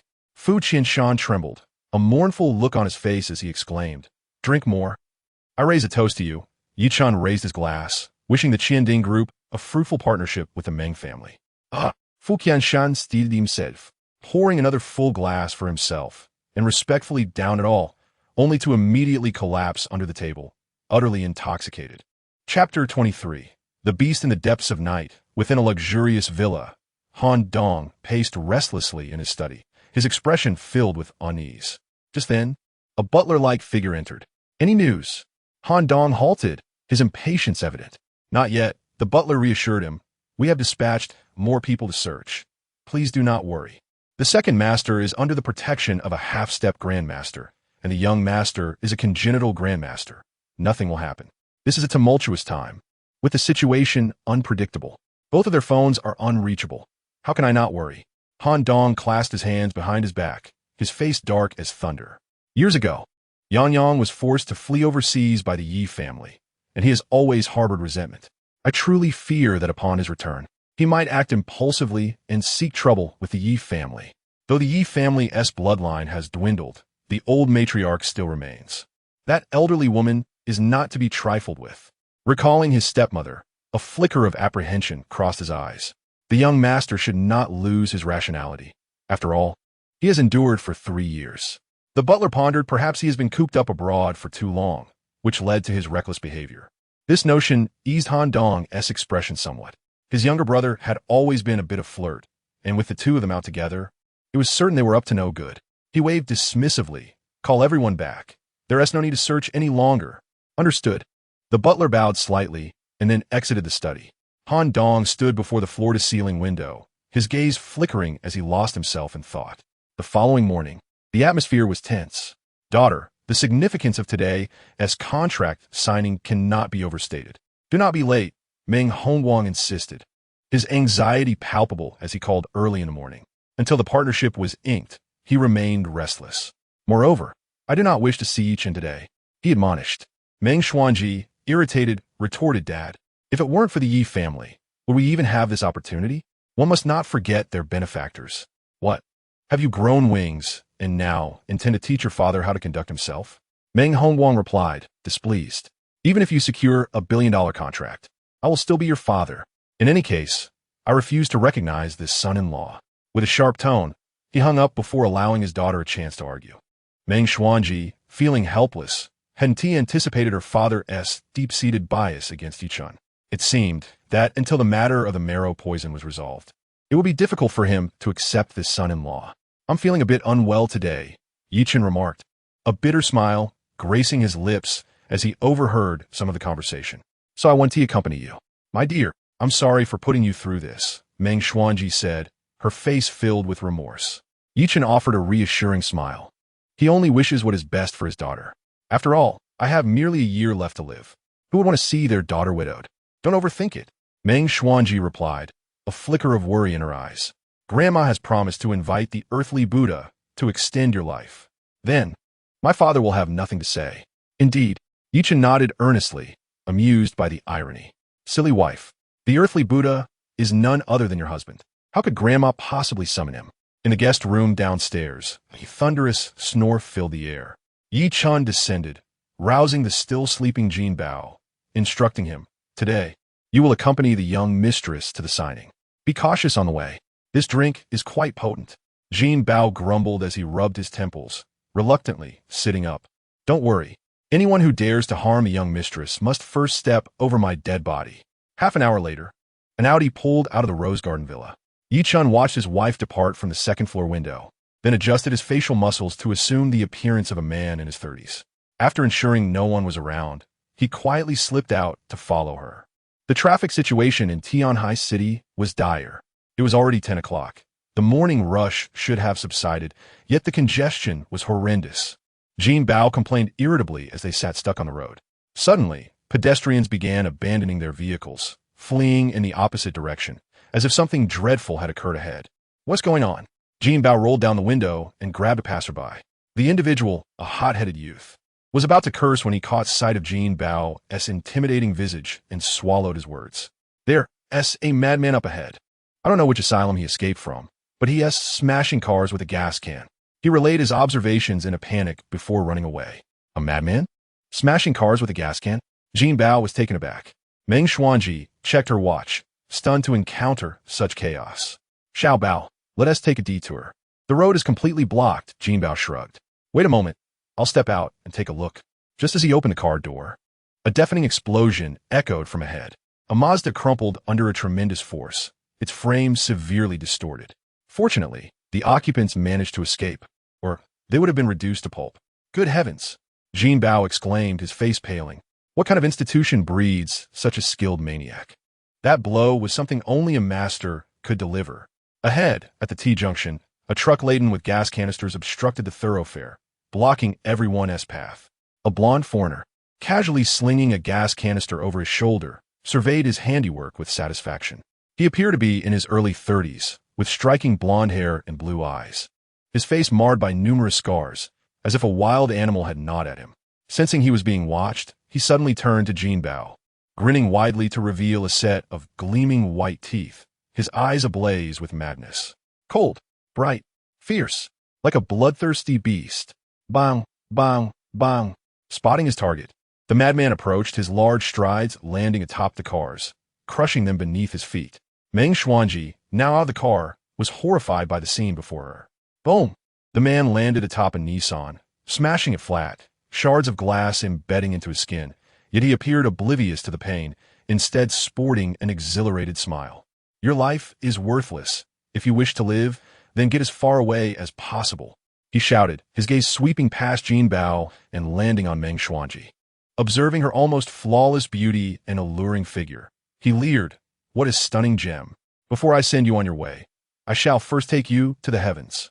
His Chinese was somewhat awkward, yet it sent chills down their spines. Jin Bao immediately understood that this man was not merely mad. He was specifically targeting Meng Xuanji. He stepped forward, positioning himself protectively behind her. Who leave their pants unbuttoned, exposing something like you? State your name. Jin Bao roared with authority. A second-tier innate master? I've dealt with countless like you. The madman smirked with disdain, revealing 93rd on the blacklist. Codename Beast. The notorious blacklist? Jin Bao quickly realized he was facing a top-tier assassin. Observing the man as slight frame, he coldly declared, "You think you can pose as a beast before me? Come down and die. Young mistress, return to the car. This person is formidable. I might not be able to protect you during the confrontation." Jin Bao, a veteran of true battlefields, had emerged from the grim realities of death. At any moment, he would not flinch in the face of pressure, yet he remained self-aware. Those names listed on the blacklist were not to be trifled with. Meng Xuanji understood her limitations as a woman and nodded, retreating to the vehicle. The instant she closed the door, an earth-shattering explosion reverberated overhead, causing her to scream in terror. Boom! The beast brought the massive gas can crashing down onto the Audi. Once, twice. The car was bulletproof, with steel plates 5 centimeters thick. Thus, it remained intact. However, the gas can in his grip began to twist, as if it might explode at any moment. Even Jin Bao, with nerves of steel, felt a surge of fear. This man truly seemed unhinged. He appeared ready to perish alongside his target, showing no regard for the lives of others, nor for his own. Damn it! Jin Bao cursed, and, with a powerful leap, he soared onto the roof of the car. His movements were devoid of flair, employing only the brutal techniques forged in the crucible of warfare. Simple, direct, and ruthless. Yet the beast merely grinned, swinging the enormous gas can down before Jin Bao could steady himself. Boom! Jin Bao felt as though he had been struck by a freight train, stumbling back several steps before regaining his footing, his face reflecting sheer astonishment. A fifth-tier, innate master. The beast's gaze was frenzied, its sharp white teeth bared as it proclaimed, "Since you seek death, I shall deal with you first." With a clang, it forcefully struck a gas canister against the car roof, embedding it into the steel plate with astonishing strength, before lunging at Jin Bao with an overwhelming force. The two engaged in a rapid exchange of blows, the innate master displaying incredible destructive power. Cars were crushed underfoot, billowing black smoke into the air. Jin Bao was already sweating profusely, barely managing to defend himself against the relentless onslaught of his opponent, whose techniques were not only vicious but also varied. There were elements of karate, jiu-jitsu, Muay Thai, yoga, and even Brazilian dance fighting. It was nearly impossible to defend against. Damn it! Jin Bao thou, feeling frustrated as he resorted to a strategy of trading injuries for strikes. Relying on his own physical resilience, this tactic had saved him countless times. Each time, it resulted in his opponent's demise, while he himself sustained severe injuries. They exchanged punches. Death. Jin Bao was on the verge of delivering a devastating blow that could shatter his opponent's heart, while the beast could at most injure his shoulder blade. However, just as he was about to connect, an unexpected turn of events occurred. Crack! Crack! The sound of dislocated bones emanated from the beast's arm, which expanded nearly a foot. Seizing the upper hand, boom! Jin Bao was sent flying without even grazing the beast's clothing, crashing heavily onto a Honda. The flimsy car crumpled under the impact, creating a massive dent. A second-tier innate master would command a bounty exceeding $20 million for eliminating someone like you.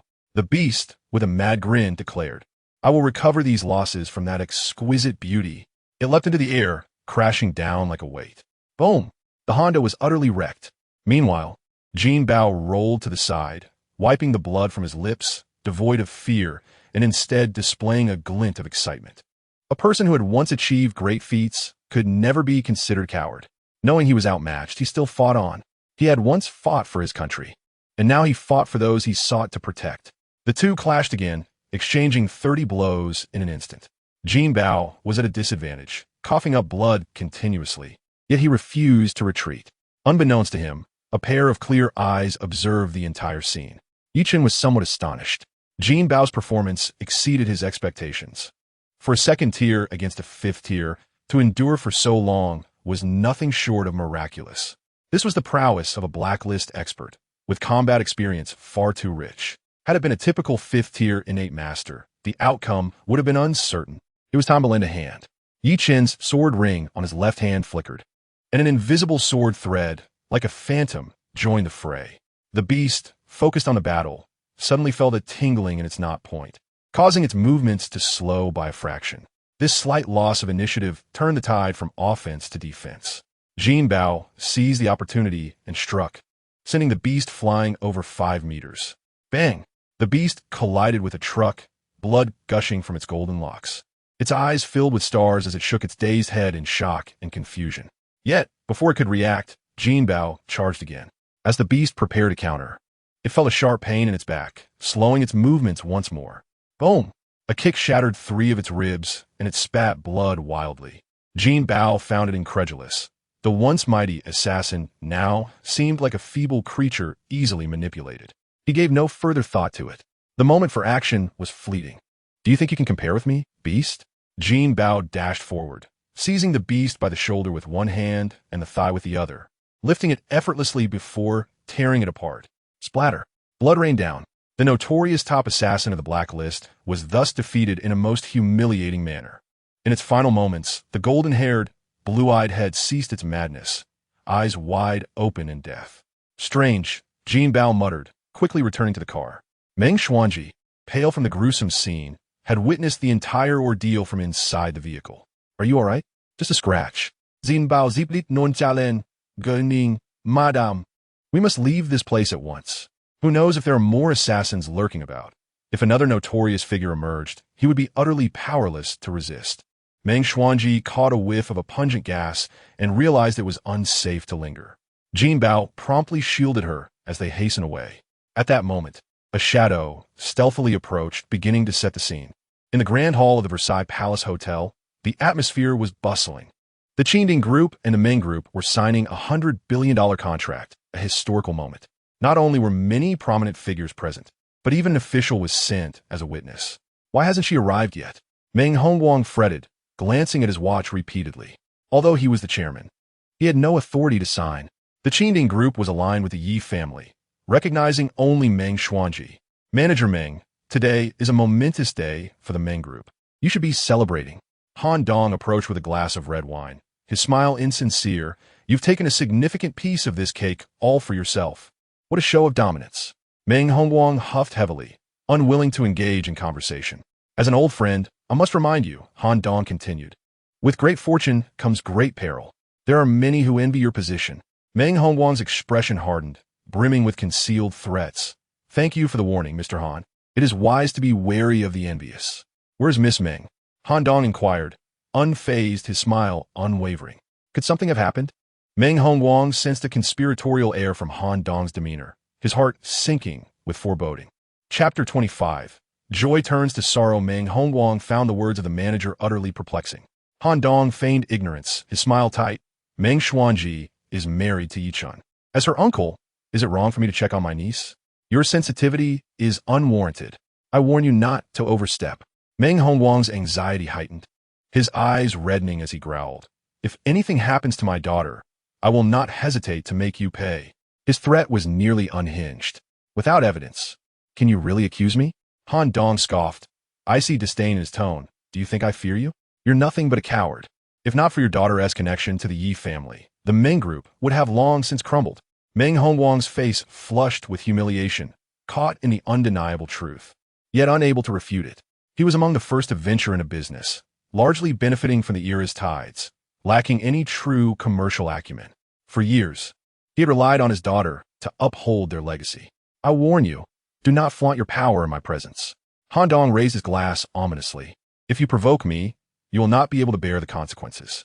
Meng Hongguang's forehead throbbed as he reached for his phone, intending to confirm his daughter's safety. Just as Fu Qinshan approached, visibly displeased. Mr. Fu. He quickly masked his concern with a smile, recognizing the fortune of collaborating with Qingding, treading carefully. Where's Miss Meng? Fu Qinshan frowned.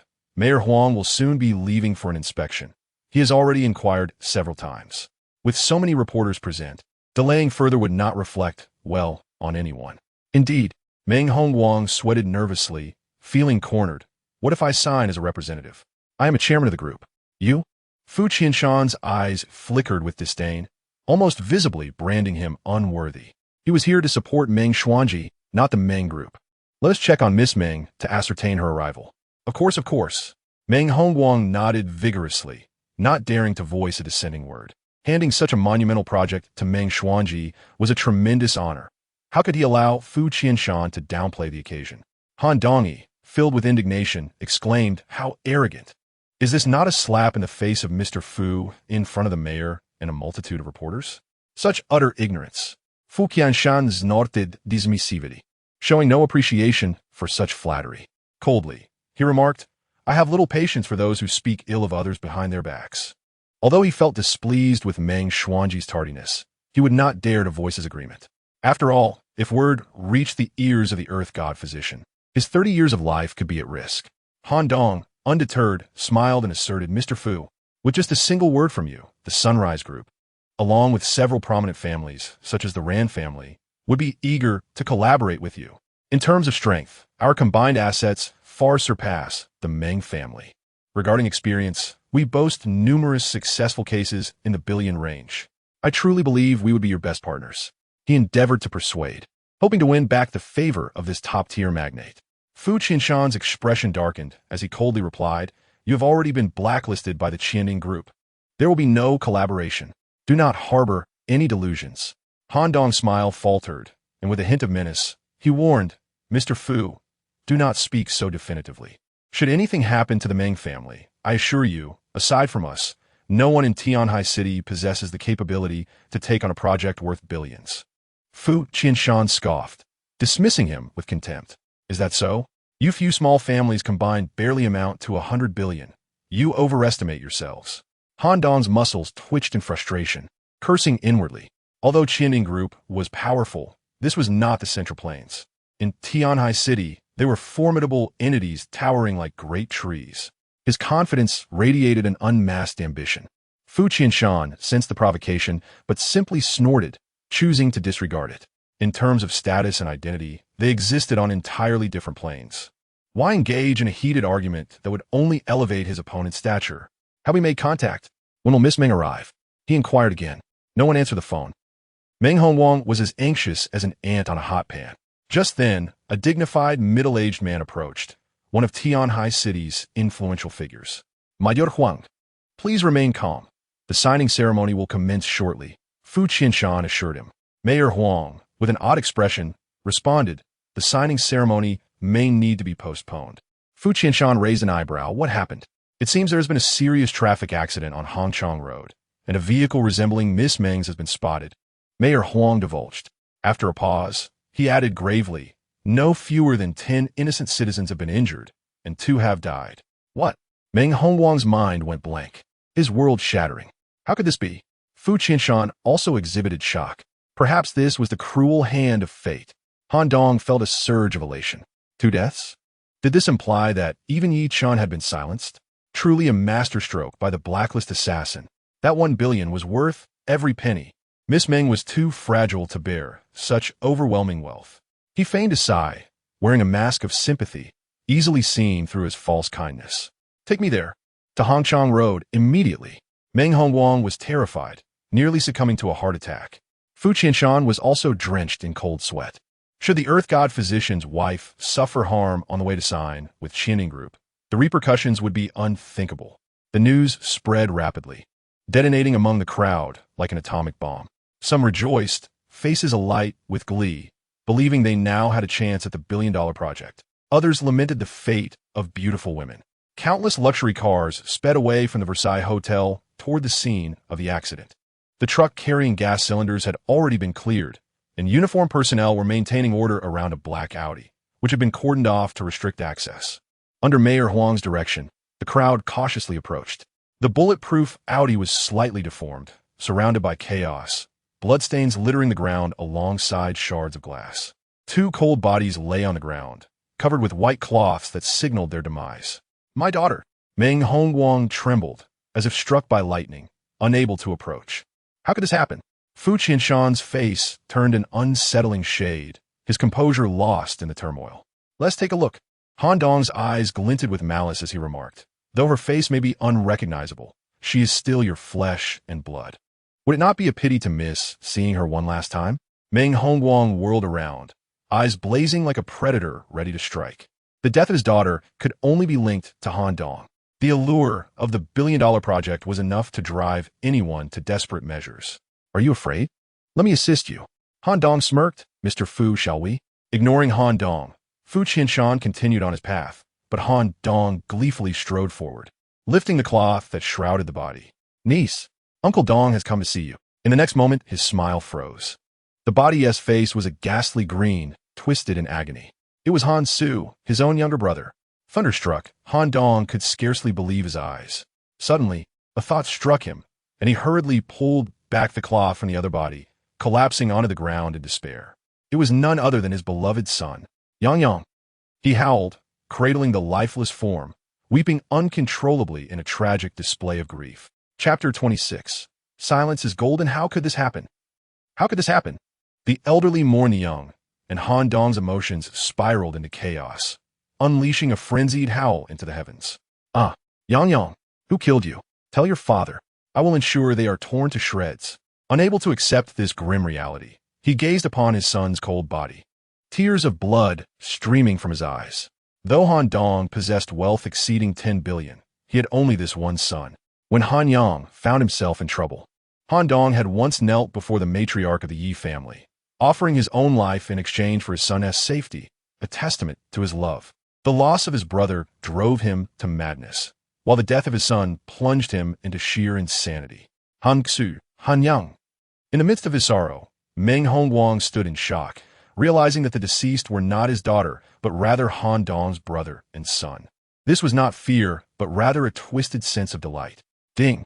At that moment, his phone chimed with a message from his daughter assuring her safety, allowing his anxious heart to finally relax.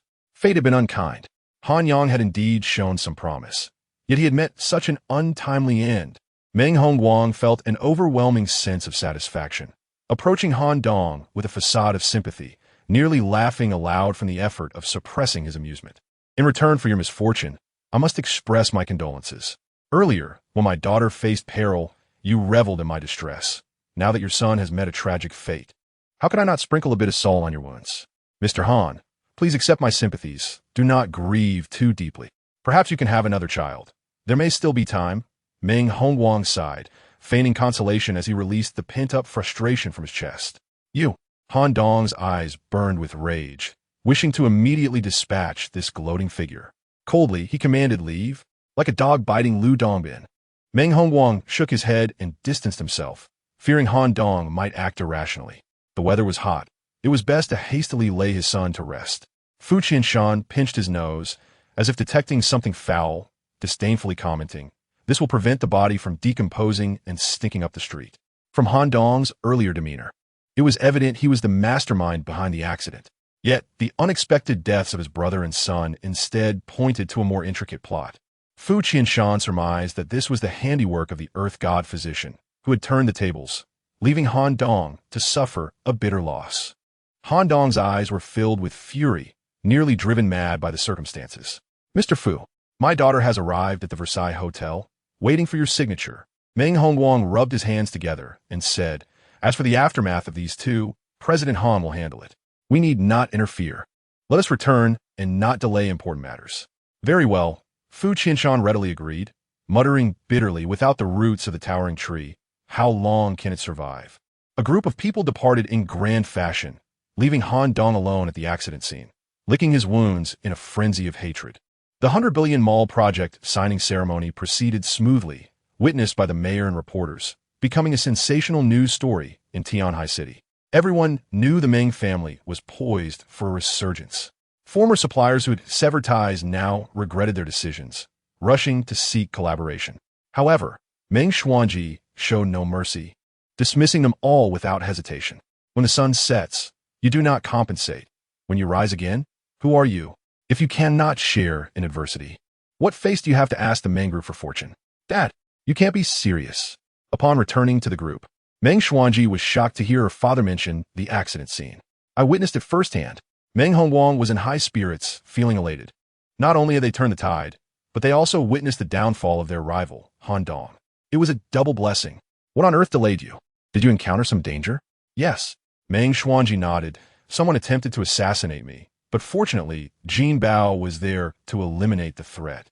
And we evacuated the scene without encountering Han, Su, and Han Yang. That's peculiar. Meng Hongguang pondered. He had seen the bodies of the Han family with his own eyes, so it was undeniably true. Yet how could they appear at the scene, And who was responsible for their deaths? It was perplexing. Meng Xuanji's eyes flickered. The Han family's enemies were numerous, yet few had the capability for revenge. A possibility surged in her mind, causing her heart to race. Could it be? If Ye Chen regained his former prowess, at the level of a martial sovereign, he could certainly accomplish this. Who is it? Meng Hongguang inquired curiously.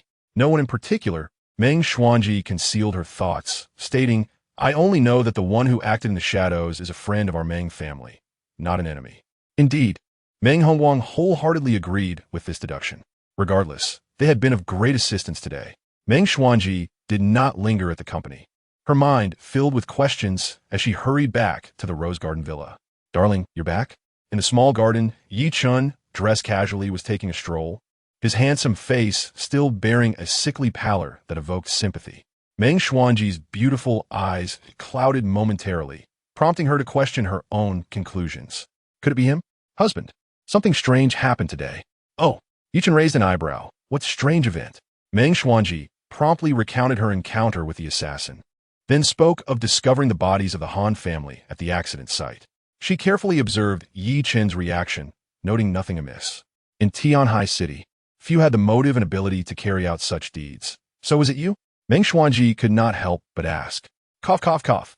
Ye Chen coughed, a sickly flush appearing on his face as he self-deprecatingly remarked, I have the will, but lack the strength. Meng Xuanji's lovely eyes dimmed, her brow furrowing. Then who could it be? Ye Chen smiled slightly. A family that accumulates virtue will surely enjoy blessings.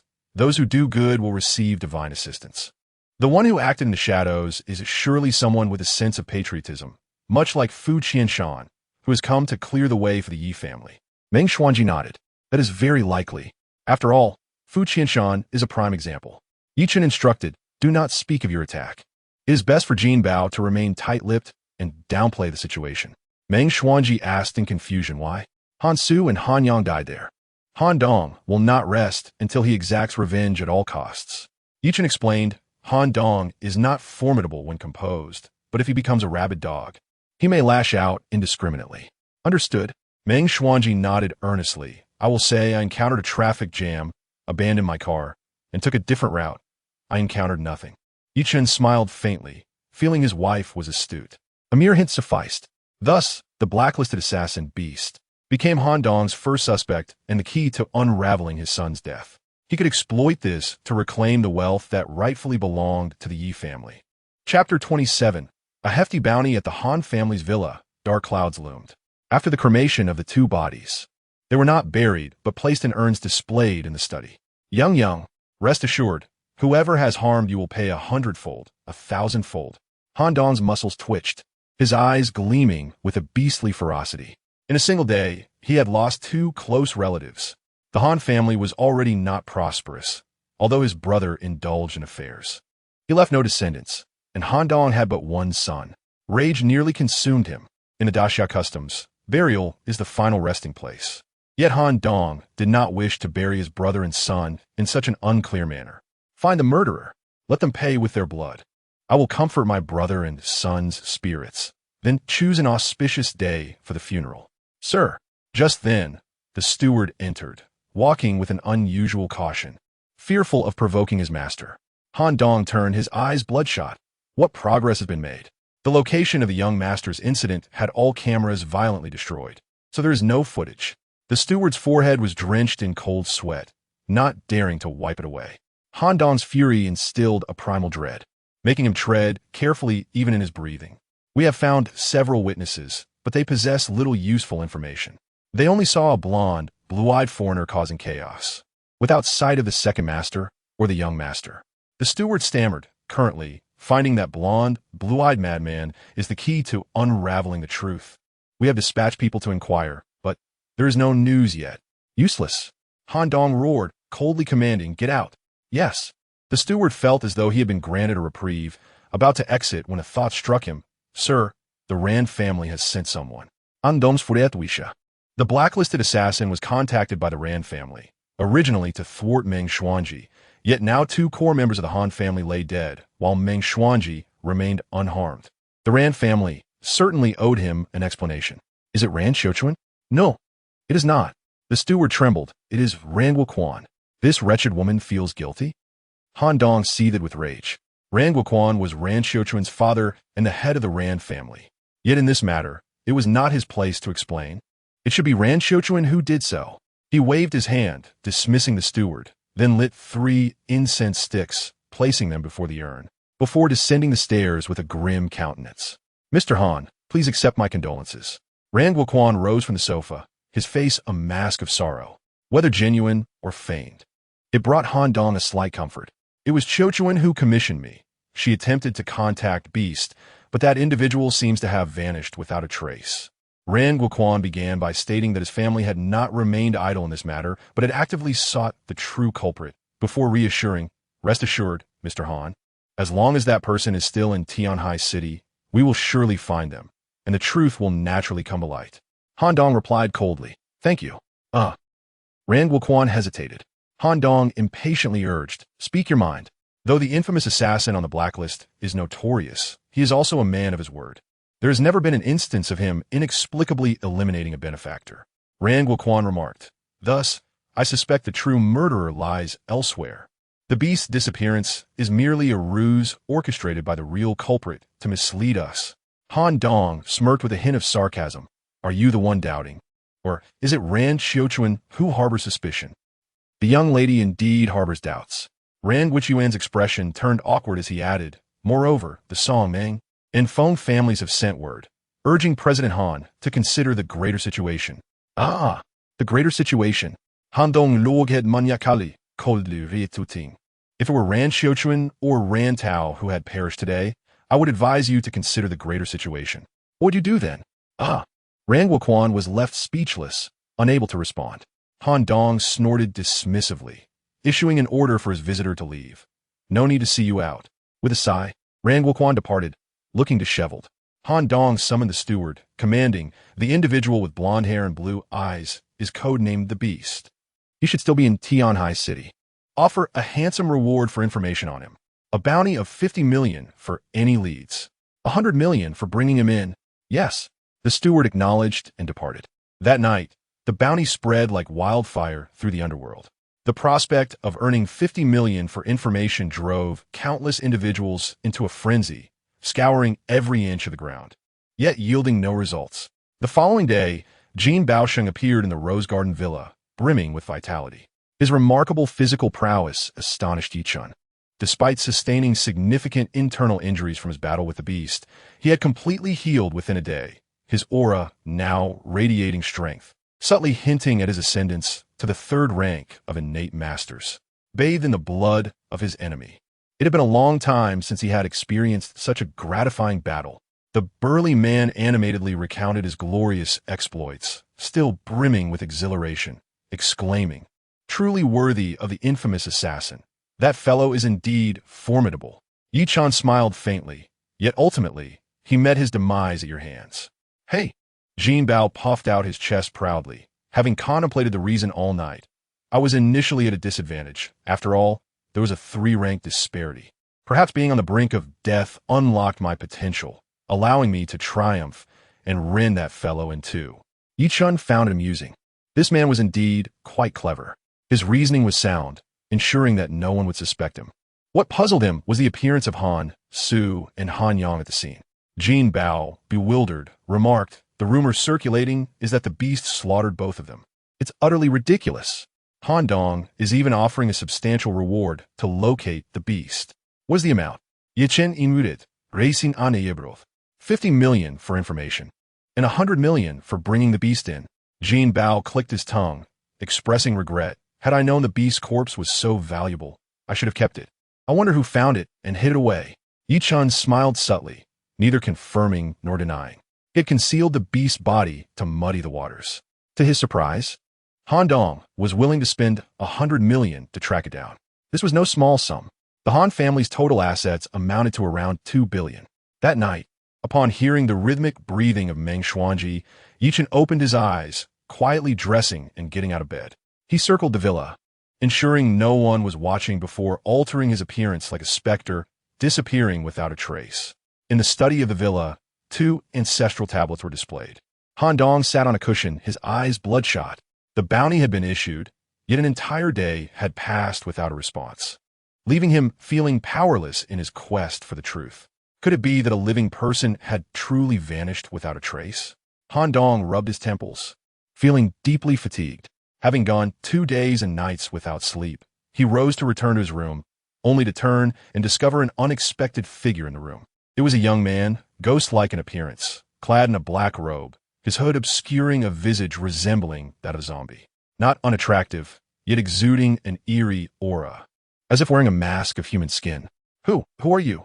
Han Dong exclaimed, startled, his voice laced with tension. In an instant, his back was slick with cold sweat. Over the past 2 days, he had enhanced the villa's security, employing 10 martial artist bodyguards, along with a master of innate prowess stationed there. Yet this individual had silently infiltrated his study, which was utterly terrifying. "You need not know who I am," came the raspy, unpleasant voice, as if the vocal cords had suffered injury. Regaining his composure, Han Dong scrutinized the uninvited guest, ensuring he had never encountered him before. Regardless of appearance or voice, they belonged to the category of individuals one would never forget after a single meeting. In the city, any individual above the rank of innate master would be known by name, even if not recognized in person. He could almost ascertain that this person was not from Tianhai City. "What brings you here?" he inquired, his face darkening, beads of sweat forming in his palms from anxiety. The youth was none other than Ye Chen, who had altered his appearance, now coldly stating, "I am here to claim the bounty." Han Dong's brows trembled slightly, excitement coursing through him. "Do you know where the beast is?" Ye Chen replied coldly, "Is the 100 million bounty still valid?" "Of course." Han Dong affirmed. "Good. Transfer the 100 million to me, and you shall see him immediately." He then recited a series of bank account numbers. This account belonged to Ye Chen, established under the name of Dizong during his travels, registered with an international bank and associated with a foundation, making it virtually untraceable. Han Dong's expression darkened as he retorted, "Do you take me for a fool? The person has yet to be seen. How can I trust you?" Ye Chen bluntly replied, "I do not trust you either. You have recently arrived in Tianhai City, correct? The Rising Sun Group has assets in the billions, and I presume you are well aware of my identity, Han Dong." Han Dong snorted disdainfully, boasting, "A mere 100 million is nothing but pocket change to me." "Very well. I shall trust you this once." After feigning hesitation, Ye Chen tossed a package onto the desk. "What is this?" Han Dong approached, unwrapping it, only to recoil in shock, exclaiming, "The beast?" With blonde hair and blue eyes, his scarred face bore the marks of a creature's bite. These details were unmistakably genuine. He could never have imagined that the beast was already dead. The person had been seen, yet the dead could not speak. All leads were severed. "You have seen him now," Ye Chen stated coldly. "Now, pay up." "You bastard." Han Dong clenched his fists, the veins on his hands bulging. His eyes reddened as he growled, "I did not offer a bounty for a mere head." "What? Are you attempting to renege?" Ye Chen's voice turned frigid, an oppressive aura crashing down like a tidal wave, his black robe fluttering ominously, an intangible energy akin to a colossal hand striking down. Bang! Overwhelmed, Han Dong knelt on one knee, feeling as if a mountain bore down upon him, immobilizing him. This level of power was terrifying, extinguishing any thought of resistance in Han Dong's mind. He too was a master of innate prowess, yet had focused solely on commerce, remaining at the first rank. This individual was extraordinarily powerful. At the very least, he possessed the strength of a fifth-rank innate master. "You are too weak. In my eyes, you are as insignificant as an ant." Ye Chen coldly declared, 100 million, or you die immediately. Choose one. Han Dong took a deep breath, struggling to maintain his composure. As a billionaire CEO, he had never experienced such humiliation, begrudgingly asking, "Can you tell me how the beast met his end?" Ye Chen candidly replied, "I killed him." Han Dong's expression shifted in surprise. This man had annihilated his entire family 5 years ago before fleeing the Great Xia, remaining in hiding abroad ever since. Ye Chen spoke indifferently. "The moment he entered the country, I had my sights set on him, pursuing him all the way to Tianhai City, where I eliminated him. A notorious figure on the blacklist, even if he ranks at the bottom. He is still a ruthless killer. Disguising myself as a vengeful spirit is entirely reasonable and will not raise any suspicions." Is it truly that simple? Han Dong, inherently suspicious, did not fully believe it. By sharing this with you, I have already granted you an extraordinary favor. Ye Chen's voice grew increasingly frigid, turning the study into an icy chamber as his true energy surged forth. Bang! Han Dong felt as though struck by lightning, spitting out a mouthful of blood. The man before him was filled with hostility, domineering and irrational. Offer me a reward, or perish. Ye Chen declared coldly, you shall not have a third chance. As one whose entire family had been annihilated, filled with hatred, he must remain cold-blooded and unyielding to avoid suspicion. Very well. Han Dong knew that if he failed to produce the money, the other would not hesitate to kill him. Encountering such a madman, he could only resign himself to his misfortune. Struggling to rise, he approached the computer on the desk and began to operate it, transferring 100 million. Ding! Ye Chen heard the notification of a successful transfer and smiled broadly. This head is now yours. He intended to turn and leave, having come for that 100 million. First, a little interest. Wait. Unexpectedly, Han Dong called out to him. Ye Chen turned back, his gaze icy. Have you changed your mind? Merely 100 million. Han Dong felt as if a venomous serpent had fixated on him, his hairs standing on end from a primal terror. Yet he steadied himself, saying, I wish to discuss a more significant business transaction with you. Ye Chen replied coolly, what business? Speak. You can kill beasts, which indicates you possess at least the strength of a 5th-grade innate master. Han Dong's eyes glinted with madness as he continued. I wish to hire you to kill several people. One head, 100 million. What do you say? Ye Chen pondered for a moment, his voice gravelly. The price is acceptable. Excellent. Han Dong retrieved a list from his drawer, stating solemnly, eliminate everyone on this list. Ye Chen accepted the list, and his heart trembled involuntarily. This man was indeed insane. It contained the names of 7 or 8 people, all of whom Han Dong suspected. Better to kill the wrong person than to let one escape. Jin Bao, Duan Peng, Lady Yi, Meng Xuanji, and even Ran Xiuquan. Chapter 29. The furious Han Dong. The agony of losing a son had driven Han Dong nearly to madness. He resolved to eliminate all those he suspected of being the murderer. Success would be ideal. Even failure would not matter. A lone rogue expert from the underworld would hardly be suspected of being connected to the Han family. It would be assumed that it was a rival of the Yi family carrying out a thorough eradication. Ye Chen looked at the list, surprised yet amused. This man suspected many, yet conspicuously omitted himself, the true murderer of his son. It seemed that in Han Dong's eyes, he was nothing but a complete waste, unworthy even of hiring an assassin for 100 million. The individuals on the list must be quite formidable, he mused. As an assassin, one must understand the background of the targets. If they are merely ordinary people, I would not bother expending such a significant sum. Han Dong's face darkened. You must have heard of the Yi family. Most on this list are related to them. The Yi family? I am aware, Ye Chen nodded. Their entire clan was falsely accused and nearly exterminated. Han Dong sneered, laced with sarcasm. You're not feeling sympathetic towards the Yi family, are you? Reluctant to take action? Ye Chen scoffed. Indifferent, I recognize money, not people. That is good. Han Dong said coldly, kill everyone on that list. Ye Chen's gaze sharpened, and he chuckled lightly. As I understand, this Lady Yi is your godmother. Oomph. The one most suspect in the murder of my son is that old hag. Han Dong's expression darkened, revealing a twisted demeanor. If not for her suppression all these years, the Rising Sun Group would not be as small as it is now. She should have died long ago. Ye Chen inwardly scoffed. What a thankless wretch he was. Had it not been for his grandmother's kindness, the Han family would have been long since crushed by debt collectors. The notion of suppression was even more laughable. Han Dong harbored grand ambitions, always wanting to dabble in illicit business, and it was his grandmother's repeated admonitions that had forced him to relinquish such desires. Never did he expect that this alone would provoke him to murder. Meng Xuanji, what a familiar name. Ah, I remember. She is the woman who sought to continue the Yi bloodline at the funeral. She is also among your suspected murderers? No, she merely obstructed my path. Han Dong replied coldly. Thus, she deserves to die. The 100 billion project had long been viewed as his for the taking, and he was deeply disgruntled by its interception. The woman surnamed Ran appears to have no connection to the Yi family. Ye Chen remarked casually, she also obstructed your path? No. Han Dong began to laugh.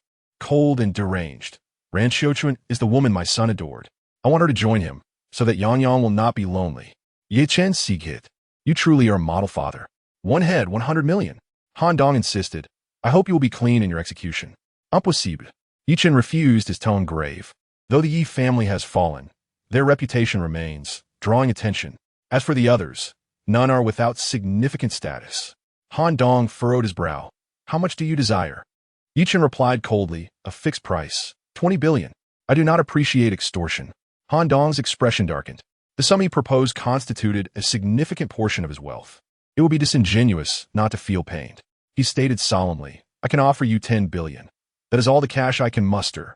Very well. 10 billion it is. Ye Chen responded, but I require the payment up front, in full. What? Han Dong was both furious and amused. While payment up front was one thing, demanding it first was entirely absurd. Am I so familiar with you? This is not a small sum. What if you abscond with the money? It cannot be done. If you refuse, consider this conversation forgotten. He resolutely rejected the proposal. Ye Chen took action, channeling his true energy beneath his black robe, akin to the hand of a deity descending. Bang! Han Dong felt as if his entire body were about to disintegrate, crashing heavily to the ground. Before he could react, a foot was pressed upon his head, forcefully pinning him down, distorting his face against the floor. This humiliation ignited his rage. Yet at that moment, a cold voice interjected. Since you have sought me out, whether you proceed or not, you must pay. Ye Chen proclaimed imperiously, otherwise, you shall die. You. Han Dong finally realized he had invited a wolf into his home.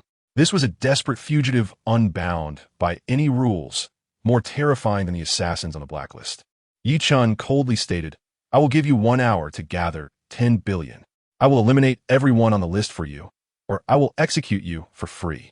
Han Dong felt the pressure of the foot on his head intensifying, as if his skull would explode. Under the threat of death, he could only grit his teeth and agree. Very well, I can provide you with the money up front, but I hope you will keep your word. Now, that is more like it.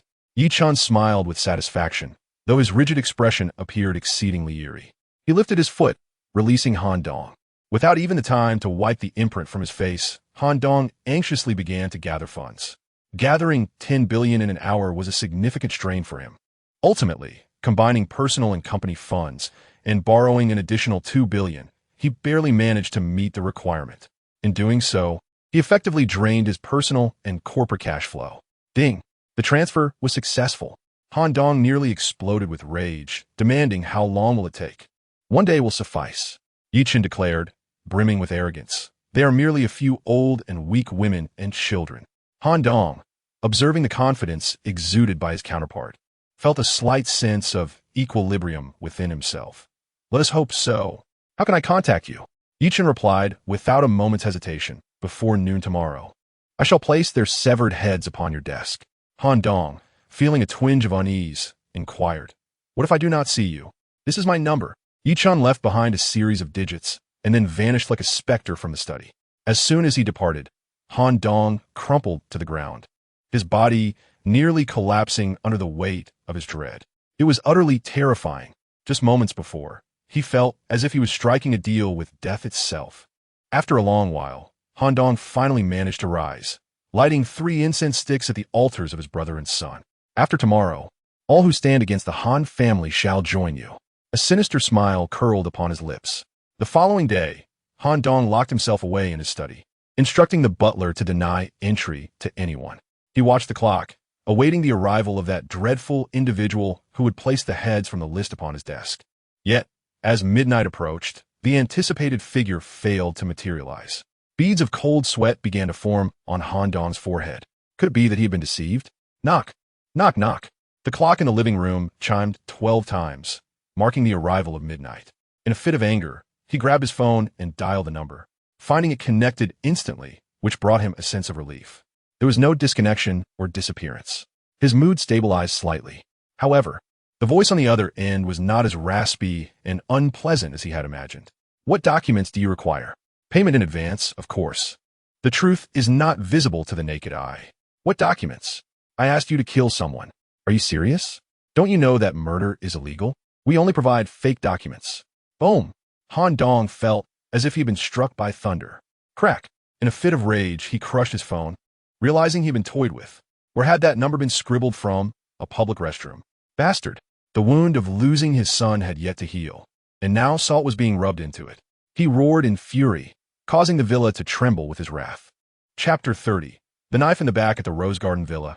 Ye Chen languidly stretched on the balcony, having enjoyed a particularly sweet slumber the previous night. The mere thought of someone else suffering from insomnia filled him with delight. Initially, he intended to exploit the bounty, using the heads of beasts to swindle Han Dong out of 100 million, but to his astonishment, the other party had been so generous as to empty all their cash flow and deliver him 10 billion. What an unexpected windfall. Nonetheless, Ye Chen was not satisfied with this alone. The shares of Ashiri Group still rested in Han Dong's hands. That was the real prize. This was also the reason for his leniency. My dear, would you accompany me to meet someone today? Dreamed Xuanji, her exquisite face devoid of makeup, yet still radiating charm, was dressed simply in a t-shirt and a white pleated skirt, revealing a glimpse of her fair legs, resembling the girl next door, appearing even more approachable than usual. She clung to Ye Chen's waist from behind, her voice dripping with sweetness. Ye Chen looked at his wife's attire with surprise, noting that it was clearly not suitable for a business engagement. Is the company not busy? 100 billion project. That should be enough for the Meng family to manage for a while. The affairs of the company do not necessarily require the office. Dream Xuanji replied with a wry smile. You are well aware of the Meng family's capabilities, and completing 100 billion project is exceedingly ambitious, thus necessitating a substantial influx of capital for circulation. Ye Chen raised an eyebrow. And who do you wish for me to meet? Dang Bin. Is it him? Ye Chen had never met this man, though he had heard much about him. Dang Bin, the founder and chairman of Tongzheng Bank, known as the god of wealth in Tianhai City. Rumor had it that he was the true head of the financial bureau in Tianhai City. Even the mayor had to consult him before making city plans, showcasing his wealth and influence.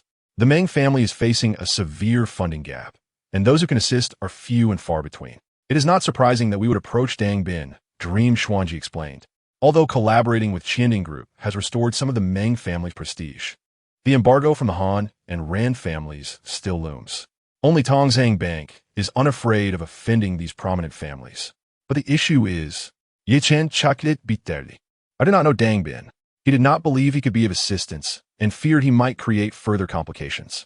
Given Dang Bin's stature, he had no reason to concern himself with the Han, Ran, or any other families, yet he would undoubtedly weigh other factors, such as the shadowy figures behind the extermination of the Yi family. If he were to show up, it would likely provoke unwelcome associations. That is of no consequence. You only need to accompany me, Dream Xuanji replied, winking. Your presence has proven to bring me good fortune in the collaboration with Qianding. Ye Chen couldn't help but smile at the notion that his wife considered him a good luck charm. After breakfast, Jin Bao drove them directly to Dang Bin's hillside villa. After confirming their identities, Dream Xuanji linked her arm with Ye Chen and stepped inside. Upon entering, both were taken aback. Seated in the living room were two individuals.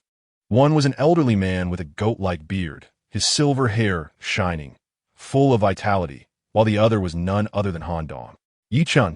Han Dong was equally surprised to see the couple here, immediately recalling the reckless individual who had drained his cash flow. Over 10 billion. He had spent the entire night in agony over that loss. The fugitive had left no trace. Where could he possibly find him, even if he did find the person?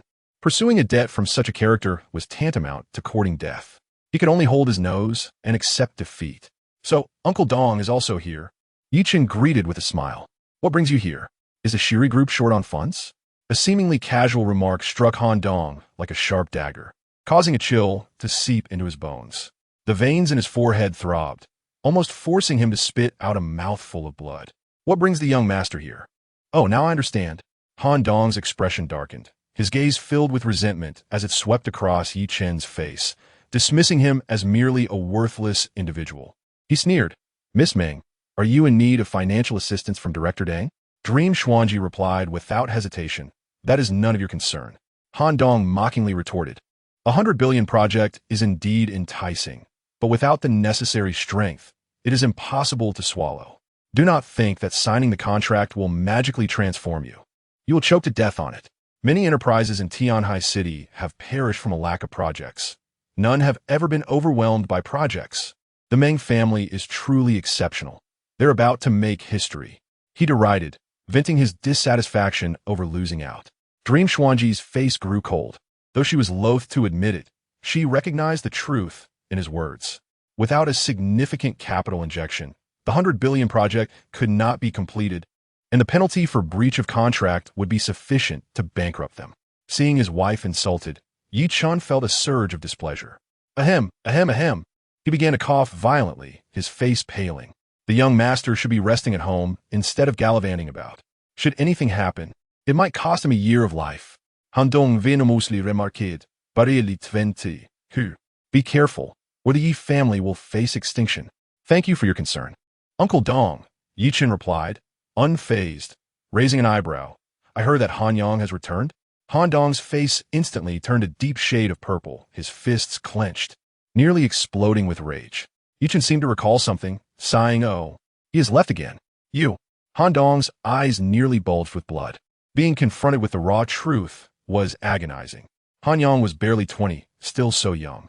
Who would have thought that 3 years ago would be their last meeting? Heaven is cruel to the talented. He met an untimely end. Uncle Dong has but one son, leaving the Han family without heirs. Death cannot be reversed. Uncle Dong must take care. Ye Chen offered sympathy, solemnly and sincerely mourning the deceased. The loss of his son was the most painful subject for Han Dong, and Ye Chen's words were like a knife, plunging deep into his bleeding wound, drawing out and stabbing again. Withdraw and then reinsert, a ceaseless cycle of chatter. Silence. Han Dong could no longer contain his fury, erupting in a hysterical yell. I will uncover the truth behind Yang Yang's death. I will personally unearth the murderer and ensure they pay 1,000-fold for their crimes. He had finally ripped off the facade of hypocrisy, nearly accusing the Ye family directly. Inside, Ye Chen scoffed, his expression impassive as he remarked, has Uncle Dong not reflected on the situation? The plight of the Han family today stems from karmic retribution. The youth's clear eyes, deep as the starry sky, bore a mysterious power that made Han Dong involuntarily take a step back, a shiver coursing through him. Upon regaining his composure, he found it laughable. He is but a doomed wretch. Why should I fear him? What nonsense retribution? Throughout my life, I have never believed in fate. He exhibited a stubborn demeanor, dismissing Ye Chen's words with scorn. This is no place for noise. At that moment, a steward descended the staircase, his displeasure evident. Who is making such a racket? Out you go. Despite being merely a servant, he exuded an aura that overshadowed even the 2 billionaires present, for in certain circles, he represented Tang Bin. Chapter 31. The ominous individual Steward Lin? Even in his furious state, Han Dong quickly collected himself, respectfully inquiring, when will Chairman Tang have time to meet? The master has just awakened. I will inform you when he is ready. As for whether he will see you, that depends on your luck. Steward Lin replied with an air of arrogance that was not lost on anyone. Most who came to this villa sought favors from Tang Bin. Offending the steward was akin to incurring the wrath of the god of wealth in Tianhai. Han Dong, with a touch of flattery, said, I have heard that Chairman Tang has not been well. I have specially invited the esteemed doctor Hu Qingnong to attend to him. Hu Qingnong? Steward Lin's demeanor shifted. The authority of medicine in Tianhai, the owner of the Qingnong Herb Hall. 12 years ago, he had made the golden list, albeit in the last position, soon to be surpassed by those with superior medical skills. Yet, having made it to the list, proved his medical prowess. Indeed, it is I. An elder with a goat beard rose from the sofa, proudly stroking his beard. Dr. Hu, please wait. I will certainly report once the master awakens. Steward Lin's attitude noticeably softened, prompting a cold smile to grace Han Dong's lips as he turned to glance provocatively at Meng Xuanji, conveying a clear message. As long as I am here, do not expect to secure even a penny in loans from the commercial bank. Steward Lin turned to ascend the stairs, but Meng Xuanji called out to halt him. I am Meng Xuanji, president of the Meng Group. I have urgent matters to discuss with Chairman Tang. Could you please convey my request? Meng Group? Steward Lin regarded her with haughty indifference. My master is currently unwell, and the doctor has advised against meeting guests. You may leave. Meng Xuanji, unwilling to concede, replied, but Steward Lin interrupted, his tone brusque. There is no but. Is your so-called important matter more significant than my master's health? With that, he waved his sleeve and departed. Stung by the rejection, Meng Xuanji's face flushed with embarrassment. Caught in an awkward predicament, seeking assistance while empty-handed, she could hardly blame being dismissed. Han Dong, reveling in this moment, sneered, what are you still doing here? Can't understand human speech? Allow me to translate. Steward Lin's message is for you to leave at once. Meng Xuanji, proud and indignant, felt a surge of anger. However, she realized that storming off would only make the Meng group a laughingstock. Was she truly to wait for Steward Lin to descend and have the guards beat them out? Han Dong chuckled ominously. I recall a bankrupt real estate mogul who sought a loan from Chairman Tang. After being refused, he stubbornly refused to leave, only to be met with a brutal fate, his limbs broken, condemned to a life in a wheelchair. Truly a pitiful end. Meng Xuanji recognized his attempt to provoke her and retorted coldly, "As long as there is a glimmer of hope, I shall not give up." "Very well." Han Dong glanced at Ye Chen with disdain. "You and my useless nephew are indeed a perfect match. A doomed soul paired with one destined for ruin. What a divine pairing." Meng Xuanji trembled with indignation, fists clenched in silence. Cough, cough, cough. At that moment, Ye Chen coughed, a glint of coldness flashing in his eyes. Since the opponent was being so brazen, he would not feign courtesy. "Han Dong, do you remember the oath you swore in desperation when pursued by creditors?" he questioned, his face devoid of expression. Han Dong's countenance darkened, recalling a past he wished to forget, a source of shame. He huffed. "I do not know what nonsense you are babbling about." "Very well. Allow me to remind you." Ye Chen's voice was icy. "You accrued debts of tens of millions due to your gambling addiction. It was the old matriarch who rescued you, offering some of her assets for you to manage, helping you rise again. You wept and knelt at the Ye family's door, swearing an oath that you would be a dog of the Ye family for the rest of your life, never to betray us. I am a direct descendant of the Ye family. Naturally, I am your master. Meng Xuanji is my wife, thus also your master. Today you bark like a mad dog, repeatedly insulting your master. Do you intend to betray the oath you swore?" Each word struck Han Dong like a resounding slap, humiliating him in public. "What nonsense oath? I never said such a thing. The Ye family has shown me some kindness, but after all these years, our debts are settled." His face reddened in embarrassment as he protested. "As for being a dog of the Ye family, that is utter nonsense. You are certainly not a dog." Ye Chen replied solemnly, "Because you are unworthy of such a title. A doomed soul like you is not worth my time." Han Dong, furious, shouted, "Go back and tell that old hag that from now on, I sever all ties with the Ye family."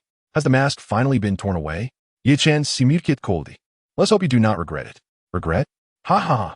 That old hag is on her last legs. She has little time left. The Ye family has but you, a doomed soul and a waste. What power do they possess to make me regret? Han Dong boasted, with just a word. "I can ensure your wife suffers a fate worse than death. Seeking a loan from Chairman Tang? As long as I am here, do not harbor such foolish hopes." An unabashed threat. At that moment, footsteps echoed from the second floor. Steward Lin carefully assisted someone down the stairs. Han Dong immediately silenced himself, adopting a respectful demeanor. Ye Chen raised an eyebrow, unable to suppress his surprise. Though it was his first real encounter, he had seen Tang Bin's image on television many times. Previously, Tang Bin, though in his 60s, had appeared robust and vibrant, albeit slightly portly. But now, he seemed a shadow of his former self, pale and emaciated, a clear sign of severe illness. Ye Chen instantly understood the gravity of the situation, realizing why there had been no news of Tang Bin for nearly half a year. His health had evidently deteriorated significantly. "Why are you two still here?" Steward Lin's expression darkened upon spotting Meng Xuanji and Ye Chen still present. Tang Bin, summoning his strength, inquired, "Who are you?" "I will introduce you, Chairman Tang. These two are the recent figures of great significance in Tianhai." Han Dong interjected, "This woman is Meng Xuanji, president of the Meng Group. Her power is minimal, yet her greed knows no bounds. Having taken on a significant project and finding myself in need of funds, I sought assistance from President Tang.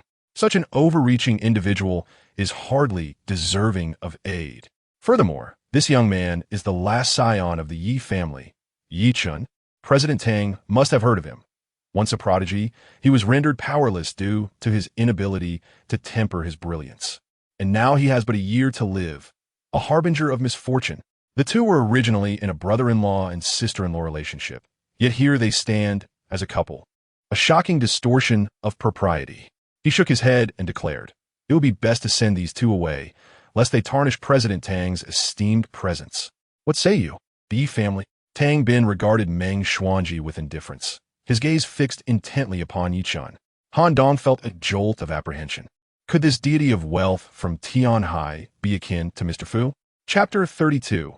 Old Grievance is your name is Ye Chen. Tang Bin's eyes blazed with intensity. His chest heaving, clearly agitated. Greetings, Ye Chen replied, maintaining a dignified composure, sensing an inexplicable tension in the gaze of this deity of wealth. The Yi family. Ye Chen. Ha ha. Tang Bin suddenly erupted into laughter, but due to his frail health, he nearly fainted, his vision blurring. Fortunately, Steward Lin was there to rhythmically pat his back, restoring his breath. Suddenly, the laughter ceased. The wheel of fortune turns. I never expected the descendants of the Yi family would come to seek my aid. His tone shifted to one of coldness, tinged with palpable hostility. Beside him, Han Dong breathed a sigh of relief. It appeared that his disdain for the Yi family stemmed from a prior conflict. He could not suppress a smirk, even without his instigation. Meng Xuanji would find it impossible to extract even a penny from Tongshang Bank. Meng Xuanji's expression darkened, signaling her husband with a glance. The implication was clear. Did the Yi family have a grievance with President Tang? Ye Chen could only smile bitterly, shaking his head. He was utterly perplexed, having never heard his elders mention such matters. Curious, Han Dong inquired. President Tang, did the Yi family offend you in the past? Offend? No, they humiliated me. Tang Bin replied coldly. 5 years ago, one of my nephews in the military sought promotion. I humbly approached the Yi family with 10 million, a trivial matter for them. Yet, the old matriarch showed no mercy, throwing the check in my face and having me unceremoniously ejected by her bodyguards. The foremost family in Jiangnan. A mere beautiful fa concealing their arrogance. He had bottled up this resentment for years, and now he finally vented it. Upon hearing this, Ye Chen finally understood the situation's contours, a bitter smile creeping onto his lips. It seemed Tang Bin truly misunderstood the Yi family and the matriarch's temperament. Even the Yi family's descendants must achieve commendable military feats to secure promotions. They could never grant favors to outsiders. Moreover, Tang Bin's attempt to present a check had undoubtedly violated the matriarch's most sacred principles. I believe the matriarch's actions were justified. Meng Xuanji interjected solemnly.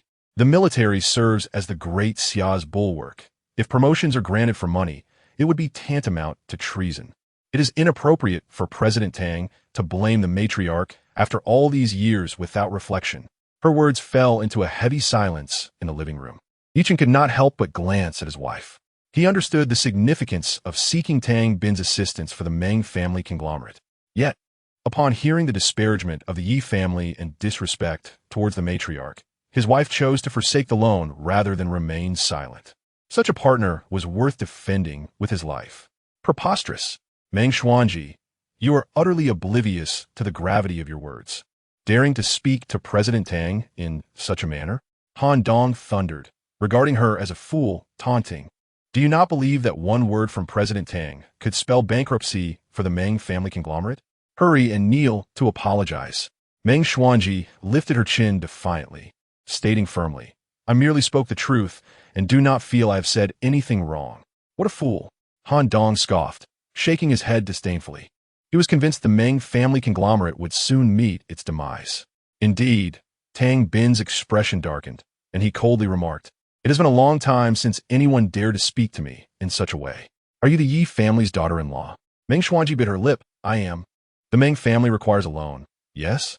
Tang Bin narrowed his eyes. If you retract your previous statement, denounce the Yi family as arrogant, and acknowledge the matriarch's overbearing nature, and kneel to represent the Yi family in an apology, I may consider granting the loan. Impossible, Meng Xuanji replied, each word deliberate and resolute. For a loan, I would personally kneel to plead with you, but I will not represent the Yi family, nor will I insult the matriarch. I am offering you a chance. Tang Bin sneered, exerting pressure. The survival of the Meng family conglomerate rests upon your decision. It seems I have come to the wrong place today. Meng Xuanji sighed, turning to her husband. Let us leave. She bore no resentment towards the Yi family or Ye Chen, but steadfastly defended the family's honor, even at the risk of unimaginable consequences, just as she had chosen at the funeral. Wait, Ye Chen said, feeling a surge of emotion as he stepped forward. President Tang, I propose a transaction. Are you interested? Tang Bin raised an eyebrow, intrigued. What sort of transaction? Ye Chen replied impassively. One life in exchange for a loan for the Meng family conglomerate. One life. Tang Bin frowned, perceiving it as a threat. Whose life? Yours. Ye Chen declared. What do you mean? Do you intend to assassinate President Tang? Han Dong scoffed, incredulous. I thought your body was incapacitated. It seems your mind is as well. You dare to act recklessly before President Tang, despite being merely a fourth-tier practitioner of martial arts? Tongzhang Bank is home to no fewer than 10 masters.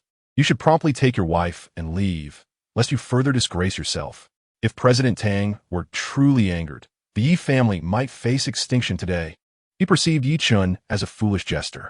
Steward Lin slightly bowed and inquired, Master, should we call for someone to break this madman's limbs and throw him out? Tang Bin, with a bemused expression, waved his hand. No need to escalate matters. This is merely the foolish bravado of an ignorant junior. Engaging with him would only reflect poorly on my character. You misunderstand. When I spoke of a life, I did not mean to resort to violence. Ye Chen coughed again, solemnly stating, President Tang, your health is gravely compromised. Perhaps I can save your life. At this, laughter erupted around him.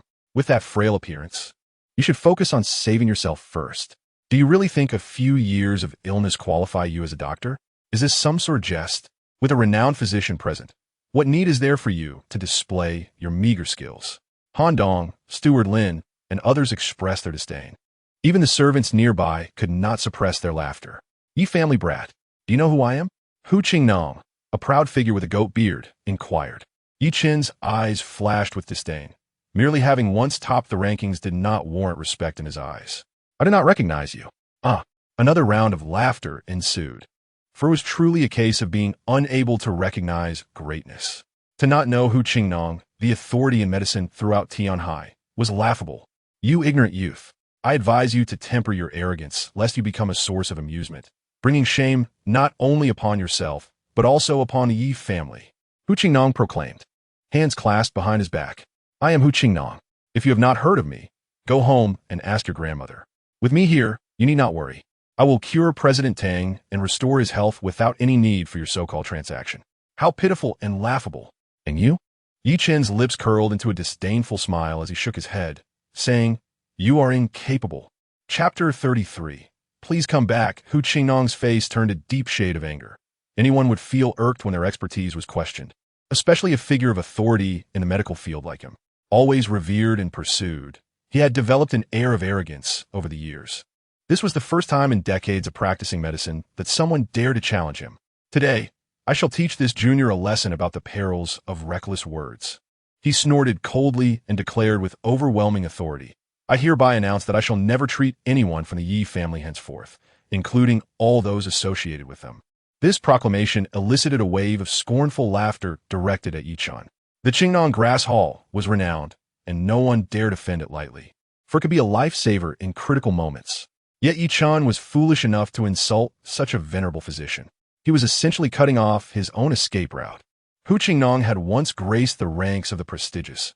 How could you claim his medical skills were lacking? It seems the poison of the marrow-eating insect not only rendered you a useless being, but also transformed you into a fool. This boy appears to be the last hope of the Yi family.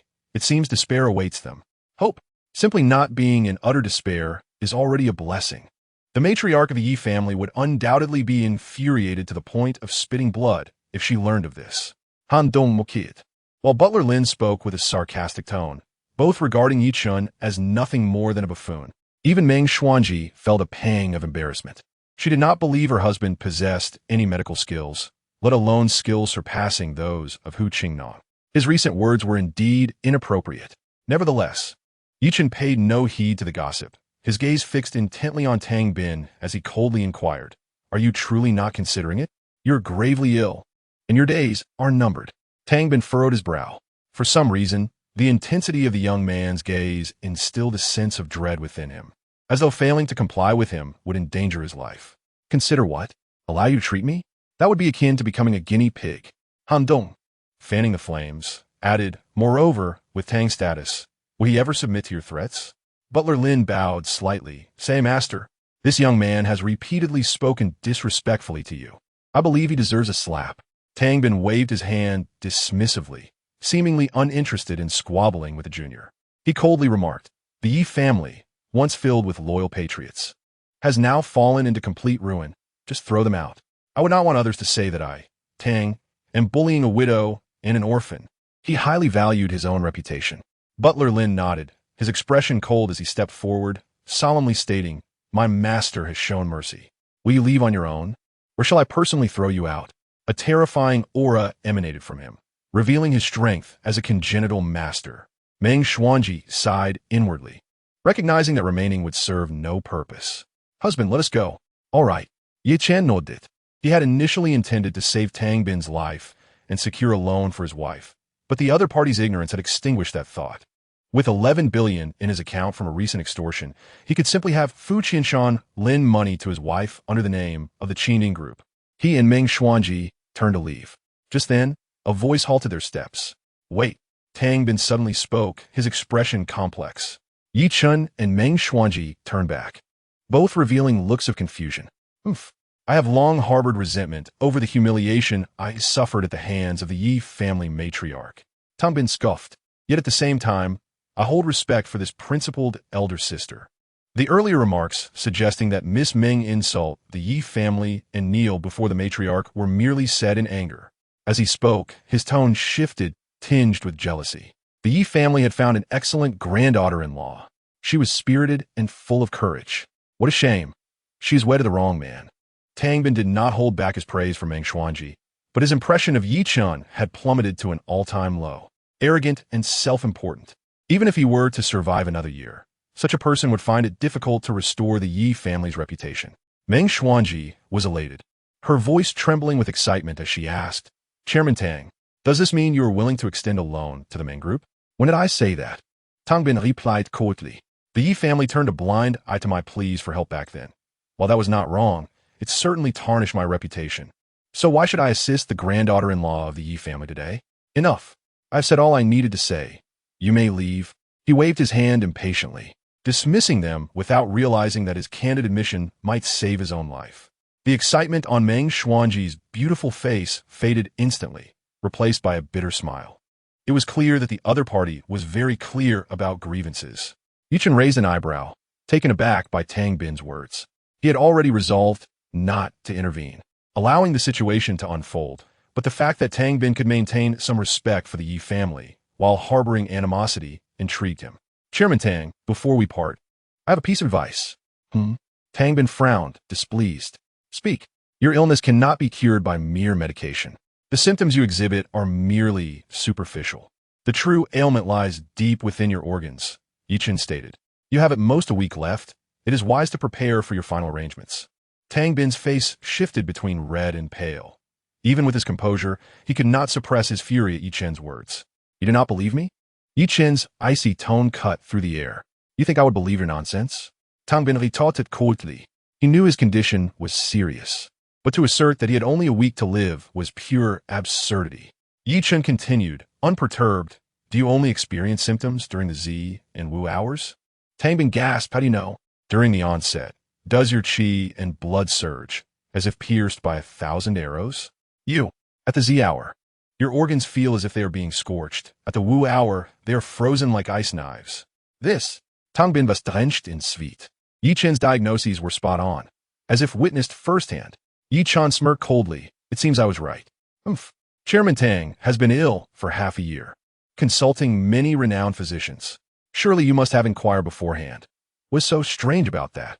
Han Dong mercilessly exposed him to help his wife secure a loan. He will go to any lengths, even impersonating a doctor. The Yi family's reputation has been thoroughly ruined. With me here, you need not concern yourself with any difficult ailments. Hu Qingnong stepped forward to admonish, then turned to Tang Bin. "Chairman, may I take your pulse now?" Tang Bin, still reeling from shock, nodded absent-mindedly. "Go ahead." He extended his wrist. Hu Qingnong placed 3 fingers upon it, closing his eyes momentarily before opening them, slowly stating, "The depletion of your qi and blood is severe. Your organs have lost vitality, and gentle tonics will be of no avail. You require potent remedies." Butler Lin bowed. "What herbs do you require, esteemed physician? As long as it can cure the master-S ailment. Even a millennium-old ginseng or a 10,000-year-old Tian Shan snow lotus. I shall do my utmost to procure it." "That is unnecessary." Hu Qingnong smiled slightly. I need a single herb. He showed Wu, the older the better. 100 years or more would yield the best results. 100-year, he showed Wu. Butler Lin's eyelids twitched. While it could not compare to a millennium-old ginseng, it was still a rare find. Very well. I shall send someone to search for it immediately. No need. I happen to possess a 300-year-old premium, he showed Wu. Hu Qingnong seemed to have some unspoken reservations, adding, however, price is not an issue. Tang Bin assumed the other party sought to sell it at an exorbitant price. He lacked for nothing in terms of wealth. As long as he could regain his health, he would pay any price. Esteemed physician Hu, would 10 million suffice? Hu Qingnong remarked, it is not a matter of money. Rather, this particular he show was already been earmarked by President Han as a gift. Tang Bin turned and asked, President Han, would you be willing to part with it? I am prepared to offer 20 million. Since President Han was in need, what was the point of discussing money? Han Dong had initially intended to present this he show Wu to the esteemed elder Yi as a birthday gift, but now that it was no longer necessary, he sincerely declared, no one holds a higher place in my heart than President Tang. This he show Wu is a gift to you. The flattery felt excessively forced, even somewhat nauseating. A faint smile graced Tang Bin's lips. He recognized the ulterior motive behind the words and replied, I have never been fond of incurring debts of gratitude. Should you encounter difficulties in the future, feel free to reach out to my assistant. Thank you, President Tang. Han Dong was elated, as this would provide a significant cash flow. Hu Qingnong produced a box from his robe, revealing the he show Wu, which had already taken on a humanoid form. Exudino extraordinaire. Tang Bin inquired, how should it be consumed? Hu Qingnong explained, typically, he show Wu requires a multitude of auxiliary herbs to brew into a medicinal soup. However, given the age of this he show Wu, it has reached the level of a divine medicine. Using additional herbs would only spoil its essence. Therefore, consuming it raw is ideal. Though its taste is bitter, it offers direct nourishment. He stroked his goat beard, radiating confidence. Tang Bin took a bite, grimacing as he chewed. Despite being 300 years old, it remained bitter medicine, difficult to swallow. His tongue felt numb and bitter, and he fought the urge to vomit before finally managing to swallow. The medicinal effects manifested swiftly, and his furrowed brow gradually relaxed, revealing a look of surprise. He felt an unprecedented sense of relief. His condition seemed to have improved significantly in an instant. What a true divine doctor! What a miraculous medicine! He could not help but exclaim. A smirk of pride appeared on Han Dong's face with this substantial favor. He felt as though he had secured a partnership with Tongshang Bank. Hu Qingnong chuckled with self-satisfaction, then provocatively gazed towards the door. Young one, having witnessed my skill, are you now convinced? Ye Chen had already stepped onto the threshold and, upon hearing this, turned back with a frosty response. I have already stated that President Tang's ailment is not in his vital energy, but rather within his internal organs. Your reckless use of potent supplements is akin to pouring gasoline on a fire. He originally had a week left to live. After your haphazard treatment, now, he extended 5 fingers. 5 days? Hu Qingnong scoffed, confidently asserting, President Tang will not face any issues within 5 years. Han Dong dismissed the comment, retorting, fool, are your eyes blind? Can't you see that President Tang has improved significantly? Tang Bin felt an unprecedented lightness and chuckled. The young are often reckless with their words. I believe I can outlive him. However, Ye Chen ignored the mockery and turned to leave with his wife. Yet his indifferent voice reached back 4, 3, 2. President Tang, this young one has cursed you. He deserves a swift reprimand. Han Dong, unable to contain his indignation, exclaimed, you are far too merciful. Suddenly, he noticed something amiss. The smile on President Tang's face froze, his complexion reddening as if scorched. With a sudden spurt of blood, he fell backward. Han Dong was struck dumb, and Hu Qingnong stood in stunned silence, utterly flustered. Master, what has happened? Steward Lin rushed to support him, dripping with sweat. Tang Bin, now gasping for breath, managed to roar with his last ounce of strength, quick, bring Ye Chen back. Chapter 34, Young Master Yi please. Tang Bin collapsed, his previous vigor extinguished. Steward Lin cast a cold glance at Hu Qingnong, a murderous intent evident in his eyes. He refrained from acting, knowing that the master's life was paramount. Only by bringing back the Yi family youth could there be a glimmer of hope. In a flash, Steward Lin vanished into the villa. What on earth is happening? Han Dong was filled with regret. If anything happened to President Tang, he would be deemed an accomplice, unable to find a foothold in Tianhai City. He bellowed, "Hu Qingnong, did you not promise that the medicine would cure him?" With a pallor of fear, Hu Qingnong stammered, "The loss of vital energy requires restorative medicine. It should be correct." He was at a loss, a sheen of sweat forming as he anxiously explained. Treating a figure of such stature was a significant risk. If anything happened to Tang Bin, his illustrious reputation would be for naught, and his very life could be at stake. If President Tang were to suffer, even if the Tang family did not pursue him, he would certainly face repercussions. Han Dong clenched his fists, furiously roaring, "Not only will you pay with your life, but your entire family will accompany you to the grave. I will do my utmost to save him." Hu Qingnong wiped the sweat from his brow and hurriedly began to assess the situation, retrieving acupuncture needles from his medical kit and getting to work. Outside the Tang family's hillside villa, Meng Xuanji felt heavy-hearted, having placed all her hopes on Tongzhang Bank, only to return empty-handed. A bitter smile crossed her lips. There was only one path left to take. She would have to resort to borrowing high-interest loans from an underground moneylender. "Perhaps I have a solution." "Darling, what are you joking about?" Meng Xuanji shook her head, saying, "This funding gap is no trifling matter. You wouldn't consider asking grandmother for help, would you?" "Please no. If you do, grandmother will surely sell everything to assist the Meng family in return for her kindness. Grandmother is already so old. How could you bear it?" "Absolutely not. Borrowing from an underground moneylender is the only option." She rejected the idea with a reproachful look. Ye Chen, bemused, replied, "Even if I am unfilial, I would never impose on grandmother." Meng Xuanji asked, "Then what other options do you have?" "Approach Qianding Group." Ye Chen had resolved to use his own resources to assist his wife through this crisis. However, 10 billion is no small sum, and he would need to enlist others' help to achieve it. He spoke earnestly, for a project worth 100 billion. If Qianding Group is willing to provide a portion as an advance, the Meng family need not worry about funding. Fu Qianshan is a principled man. If you propose it, he should not refuse. He had already taken out his phone, with his wife's approval. He would immediately transfer all the funds to Qianding Group via an overseas account. Meng Xuanji furrowed her brows in contemplation, ultimately shaking her head. "No." Ye Chen, puzzled, asked why not. Qianding Group entrusting such a substantial project to Meng family is a tremendous show of support.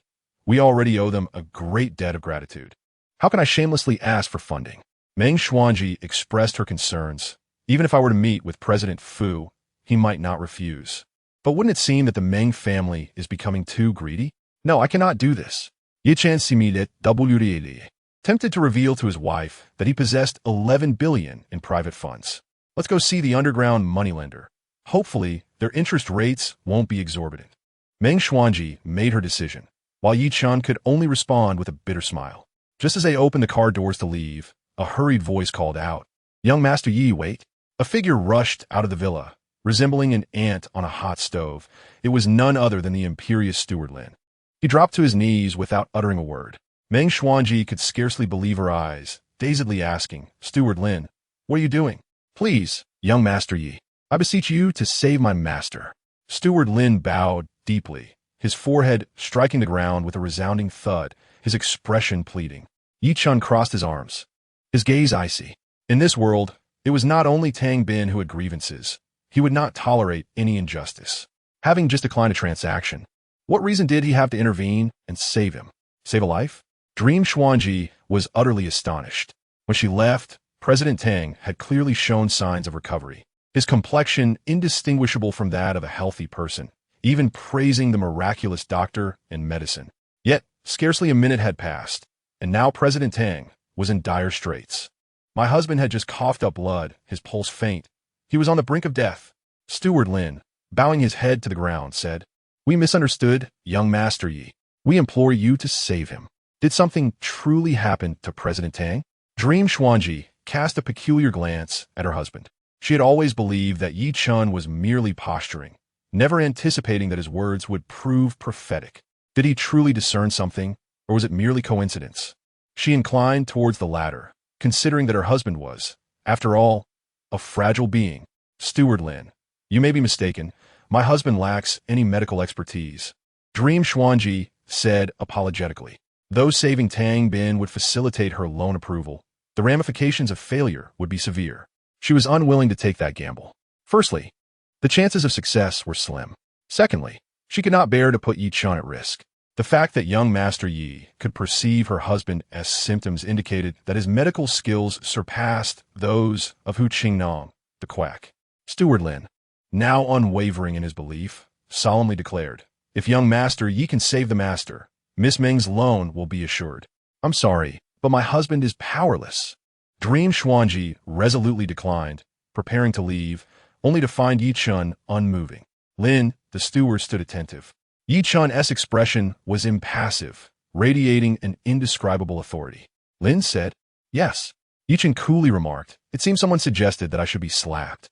Steward Lin's body trembled as he comprehended the implication. He raised his hand and struck his own face with great force. Slap! 5 clear fingerprints appeared, without the slightest hint of pretense. "It was my folly for not recognizing young Master Yi as the true sage. I acknowledge my error and beseech your forgiveness." He repeatedly bowed, blood bubbling on his forehead. Ye Chen smiled in satisfaction, recognizing that this old servant, though domineering, was truly loyal to Tang Bin. "You mentioned that if you save your master, the main group would secure the loan. Is that a promise?" "Absolutely." Steward Lin replied solemnly. "Is not the master's life worth more than a mere loan? I would stake my life on it, and if I renege, I willingly offer this old life." Ye Chen nodded. "Very well. I shall make an attempt. Wait, do you possess any medical knowledge?" Dream Xuanji panicked, urgently intervening. "Is this a matter to be trifled with?" Ye Chen smiled faintly. "Haven't you heard? A long illness can turn one into a doctor. Perhaps I might manage." In the villa's living room, Hu Qingnong was drenched in sweat, administering acupuncture to Tang Bin, while Han Dong anxiously wiped his brow beside him. Just then, Steward Lin entered with the Yi couple, and upon witnessing the scene, his expression darkened. "Get out!" Bang! Hu Qingnong was hurled backward over 5 meters, while Han Dong received a palm strike to his abdomen, spitting blood on the spot. In the astonished gaze of the two men, Steward Lin bowed deeply to the youth. "Young Master Yi, please." Chapter 35. Awakening the power displayed by Steward Lin left Ye Chen trembling. He was indeed a 9th-grade innate master, a half-step martial sage. Such status, willingly serving the Tang family, was truly unfathomable. "You two are no longer needed here." Steward Lin coldly surveyed Han Dong and Hu Qingnong, stating, "When the master awakens, we will address your accountability. You may leave." His demeanor remained as domineering as ever. "Steward Lin, why have you summoned Ye Chen back?" Han Dong, feeling a shift in his organs, beads of sweat forming on his forehead, could not contain himself, exclaiming, "Is it possible you wish for him to treat President Tang?" Steward Lin replied icily, "Do you have an objection?" The pressure from the strong made Han Dong feel breathless. "You should think twice, Steward Lin." Hu Qingnong, ignoring the burning pain on his face, stammered, "President Tang just ingested medication. A mild adverse reaction is normal. I am stabilizing his condition with acupuncture and believe he will awaken soon. In dire situations, one must not act rashly. What is Ye Chen? He likely lacks even a medical license. Allowing such a person to treat President Tang would be akin to pushing him towards his demise." He hurriedly objected, resolutely opposing Ye Chen's involvement. His lifelong reputation could not be tarnished here. The so-called divine physician had once made a name for himself, while Ye Chen was merely a fragile being. Who was more trustworthy? Could he not perceive this?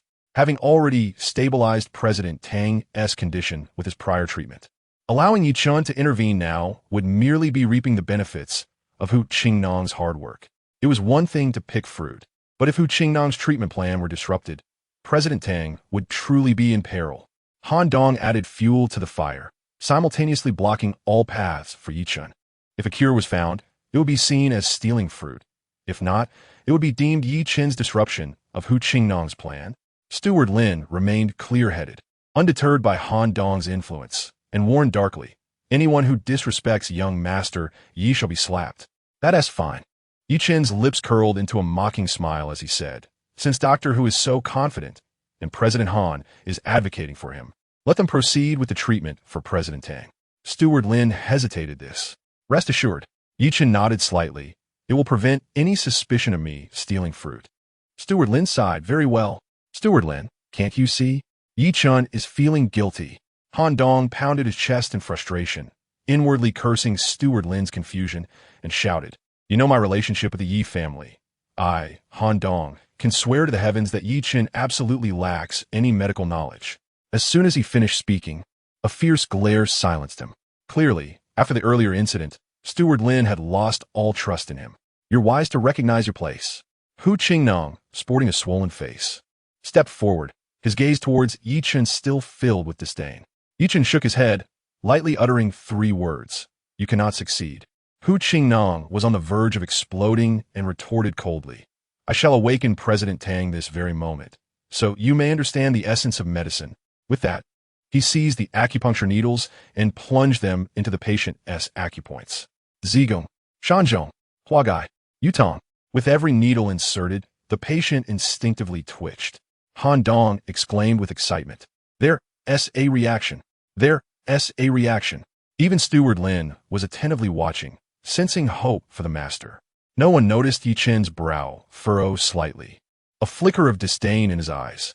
He recognized this as the Tian Gang resurrection technique, an exceedingly aggressive acupuncture method. It forcibly awakens the comatose patient using silver needles to stimulate the acupoints. While effective, it poses considerable harm to the body. In an effort to salvage his reputation, Hu Qingnong was resorting to extreme measures, a total of 36 needles. Once he completed the procedure, Hu Qingnong leaned forward, pinching Tang Bin's philtrum, and shouted, "Awaken!" The patient remained utterly motionless. Hu Qingnong, perspiring profusely, pinched the philtrum again, "Awaken!" The patient showed no response whatsoever. Hu Qingnong's face flushed crimson as he tried a 3rd time, "Awaken!" The patient lay as still as a corpse. The atmosphere turned awkward.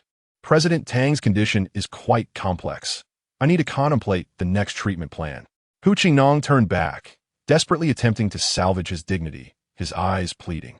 The next step? By the time he formulated a new plan, President Tang would likely have already crossed the bridge of oblivion. Ye Chen shook his head. "I told you, you cannot succeed." Hu Qingnong's eyes widened in fury, the air seemingly filled with an invisible slap that stung his face, seething in humiliation. "Do you truly believe you can cure President Tang?" Ye Chen casually remarked. "Is it difficult? Very well. I shall leave President Tang in your hands." Hu Qingnong retorted angrily. "Although President Tang's condition is critical, he is not yet in mortal danger. Should anything go amiss under your care, the responsibility will fall entirely upon you." He completely divested himself of any accountability. Ye Chen nodded. "All right. How arrogant. I shall see what extraordinary methods you possess." Hu Qingnong, feeling cornered, retreated, his face a mask of resentment. Ye Chen stepped forward, methodically removing the silver needles from the patient and carelessly discarding them on the ground, producing a series of light, melodious clinks. To forcibly awaken a comatose elder using such insidious methods, though it may restore your facade, what of your conscience? The corner of Hu Qingnong's eye twitched in surprise. He had not anticipated his tactics would be so easily discerned. Shameless. The butler, Lin, wore a grim expression, his gaze suffused with a menacing intensity as he coldly stated, "If anything were to happen to the master today, I shall ensure you accompany him to the grave." Hu Qingnong protested, "Do not listen to this brat's nonsense. What does he know of medicine? Then allow me to demonstrate what true mastery entails." Ye Chen called back, "Bring me plan ash, vermilion, and realgar." "Understood." Lin nodded, promptly dispatching someone to procure the ingredients. A small medicinal formula was quickly retrieved from the villa. Ye Chen then requested a bowl of clear water, dissolving the 3 substances into a viscous, bile-like green concoction, which he then forcefully administered to Tang Bin. "Who, esteemed physician, do you believe he can cure President Tang?" Han Dong asked, his heart racing with anxiety. "Nonsense." Hu Qingnong sneered disdainfully. "Vermilion and realgar are highly toxic. Even a healthy person would be in peril, let alone President Tang, whose constitution is so frail. He is simply reckless." Han Dong, feeling a wave of relief, revealed a hint of schadenfreude. This so-called physician knows nothing of medicine. He is playing with lives. Hu Qingnong proclaimed, "Prepare to witness a spectacle. Today, President Tang will likely meet his end at the hands of this fool." Though spoken in hushed tones, the words reached Lin's ears, causing his expression to darken as he hesitated, contemplating whether to intervene. I fear you shall be disappointed. Ye Chen set the bowl aside, then struck the patient's abdomen with a firm hand, commanding, awake.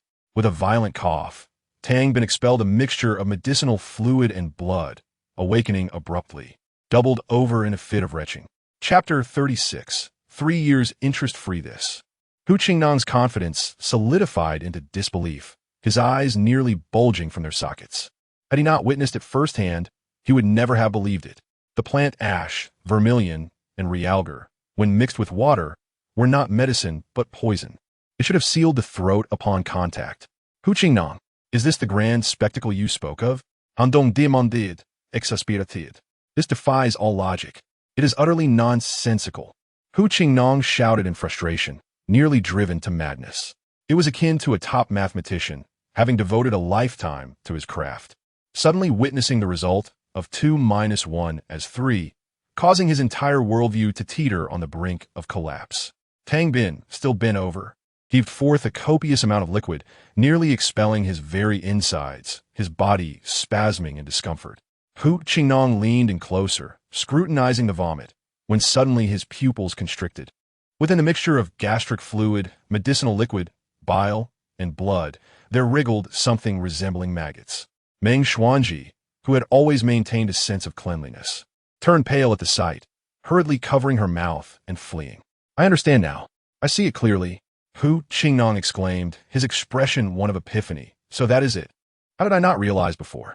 He appeared distraught, as if he longed for a rope to hang himself. Han Dong, still unwilling to accept defeat, inquired, what is happening? President Tang was not unwell at all. He was afflicted by a cursed poison. Hu Qingnong explained, based on the pulse signs, I believe President Tang's advanced age had led to a deficiency in qi and blood, thus administering a potent restorative, Hisho Wu. However, Hisho Wu is warming and invigorating, which stirred the dormant cursed insects within his organs, resulting in his sudden deterioration and subsequent fainting. Ye Chen countered the toxicity of the vermilion and realgar with the plant ash, expelling the cursed insects from President Tang's body, and subsequently induced vomiting through external force, thus enabling President Tang to regain consciousness immediately. Truly a renowned physician of high repute, upon observing the cursed insects, he swiftly grasped the crux of the matter. The erroneous diagnosis had led to inappropriate treatment. The humiliation Hu Qingnong felt was palpable. Ye Chen remarked nonchalantly, at last, you don't appear entirely dull. You merely took advantage of a fortunate coincidence. Hu Qingnong seethed, refusing to concede that his medical skills were inferior to that of this younger man. It was merely that Ye Chen, having suffered from poisonous curses himself, was more adept at identifying the root of Tang Bin's ailment. Ye Chen raised an eyebrow. Before you attempted treatment, I had already stated that President Tang's ailment lay deeply within his organs. When you administered your remedy, I warned that it would only exacerbate the situation. You scoffed at my words, then dismissed them with contempt. I am genuinely curious how this goat-like beard of yours came to be. He shook his head in amusement. Hu Qingnong glared. What do you mean by that? Ye Chen replied coolly, I am merely commenting on your thick skin. Youngster, you. Hu Qingnong had never endured such humiliation and nearly fainted from rage. He shot Ye Chen a venomous glare, sweat beading on his forehead as he approached. President Tang, Lin, please allow me to explain. It is not that my medical skills are lacking, but that cursed insects are exceedingly rare, which led to my misdiagnosis. Now that I understand the source of the ailment, I can surely work wonders. Please, allow me one more chance. Hu Qingnong leapt about, desperate to salvage his reputation. Indeed, Ye Chen may have awakened President Tang purely by chance. In terms of true medical skill, he is unworthy to even carry Hu's shoes. Han Dong stepped forward to support. The cursed insects have now been expelled. Ye Chen's assistance is no longer required. Please give Hu Qingnong another opportunity. A chance? Lin, wearing a cold expression, questioned, does my master have a second life? Han Dong was rendered speechless by the query. To simply gloss over the misdiagnosis and mistaken source of the ailment, as if nothing had happened, Lin coldly retorted, you should be grateful that you saved my master, otherwise, you too would have accompanied him to the grave. He chastised them without mercy. Hu Qingnong appeared embarrassed, while Han Dong's face turned ashen. Immediately leave, Lin commanded, pointing to the door. Lin, regarding the loan from Shiri Group, President Tang has already agreed. Han Dong stammered, feeling the pressure of the financial crisis weighing heavily upon him. Lin, nearly laughing with exasperation, retorted, "You nearly killed my master and still have the audacity to mention loans? Come, throw them out." He dismissed them without hesitation, summoning 2 guards. Though Hu Qingnong was a renowned physician, he possessed no martial skills. Han Dong, despite being a martial master, was powerless against the Tang family's guardians and was swiftly subdued, unceremoniously tossed out of the villa like refuse. "Master, how do you feel?" Lin inquired softly. "Much better." Tang Bin, looking particularly weak, gazed at the writhing cursed insects on the ground, his countenance darkening. Supported by Lin, he rose and bowed deeply, expressing his profound gratitude. "Thank you, Yi, for saving my life." "It was merely a small effort," Ye Chen replied nonchalantly. "This is a zuogu, which, even in Miaojiang, is only cultivated by a select few. It can inhabit the 5 internal organs of a person, gradually siphoning away one's vitality." He did not inquire about who was responsible, as this could involve the internal strife within the Commerce Bank or even family disgrace. It was sufficient to touch upon the matter lightly. The creatures expelled earlier were mature goo worms, and there were likely still eggs within his organs. Ye Chen raised an eyebrow and asked, "Do you have paper and pen?" "Yes." Steward Lin promptly arranged for them. "I will write you a prescription. A few doses should suffice." Ye Chen began to write swiftly, then handed the prescription to Steward Lin. "I truly do not know how to express my gratitude. I have been quite disrespectful to young Master Yi earlier." Tang Bin felt deeply embarrassed, as he had always been clear about enmities and kindnesses. He realized that from this day forward, he owed the Yi family a life. He solemnly stated, "Great kindness needs no thanks. If you require anything from Tang in the future, please do not hesitate to ask." Ye Chen smiled slightly and replied, "I merely hope that President Tang will honor his promise." Tang Bin was taken aback. "What promise?" Steward Lin bowed his head and explained, "It was my fault for acting on my own to ask young Master Yi to return. I promised that if we save the master, I would secure a loan for the main group." "I see." Tang Bin turned to ask, "How much does young Master Yi need?" Just then, Meng Xuanji returned from outside. Ye Chen shrugged. "You'll have to ask my wife about that." "Miss Meng, is a loan of 1 billion sufficient?" Tang Bin, being the financial magnate of Tianhai, casually mentioned an astronomical figure. "What?" Meng Xuanji was taken aback. She had felt unwell earlier and had stepped outside to vomit. Now, President Tang was asking her if 10 billion was enough. After a few seconds of stunned silence, she finally responded, "That much is not necessary. 5 billion will suffice." Filled with exhilaration, Meng Xuanji immediately halved the loan amount, knowing it would need to be repaid with interest. "No, it must be 10 billion, not a cent less." Tang Bin declared firmly before Meng Xuanji could refuse again. 3 years interest-free. Chapter 37. Lunch together on the way back. Meng Xuanji still felt as if it were all a dream. A loan of 10 billion, with 3 years interest-free. Not only would it resolve the immediate crisis for the Meng Group, but it would also provide ample funds to develop other ventures. "Darling, do you truly understand medicine?" Meng Xuanji asked with an odd expression, or was it merely a fortunate coincidence? Considered a case of chronic illness leading to expertise, Ye Chen shrugged. "The Zuogu is formidable, yet pales in comparison to the Sui Ruigu. So, it was a case of a blind cat stumbling upon a dead mouse?" Meng Xuanji could not help but smile wryly. Her husband, having been poisoned by a goo, was far more knowledgeable than the average person. And Tang Bin had been secretly targeted by someone using a poisonous goo. Was it not a case of a blind cat stumbling upon a dead mouse? She found the coincidence rather amusing. Little did she know, her husband's medical skills had reached unparalleled heights, ranking at the very top. Even if Tang Bin's issue was not a poisonous goo, Ye Chen would still be capable of overpowering Hu Qingnong to secure that loan. 10 billion? Xin Bao, who was driving, came from humble beginnings and, having been aided by the Yi family, still viewed wealth through the lens of a millionaire. He exclaimed, "Such a large sum. Only Commerce Bank and a few other giants in Tianhai could possibly muster that all at once." Ye Chen smiled slightly and replied, "There's more than that."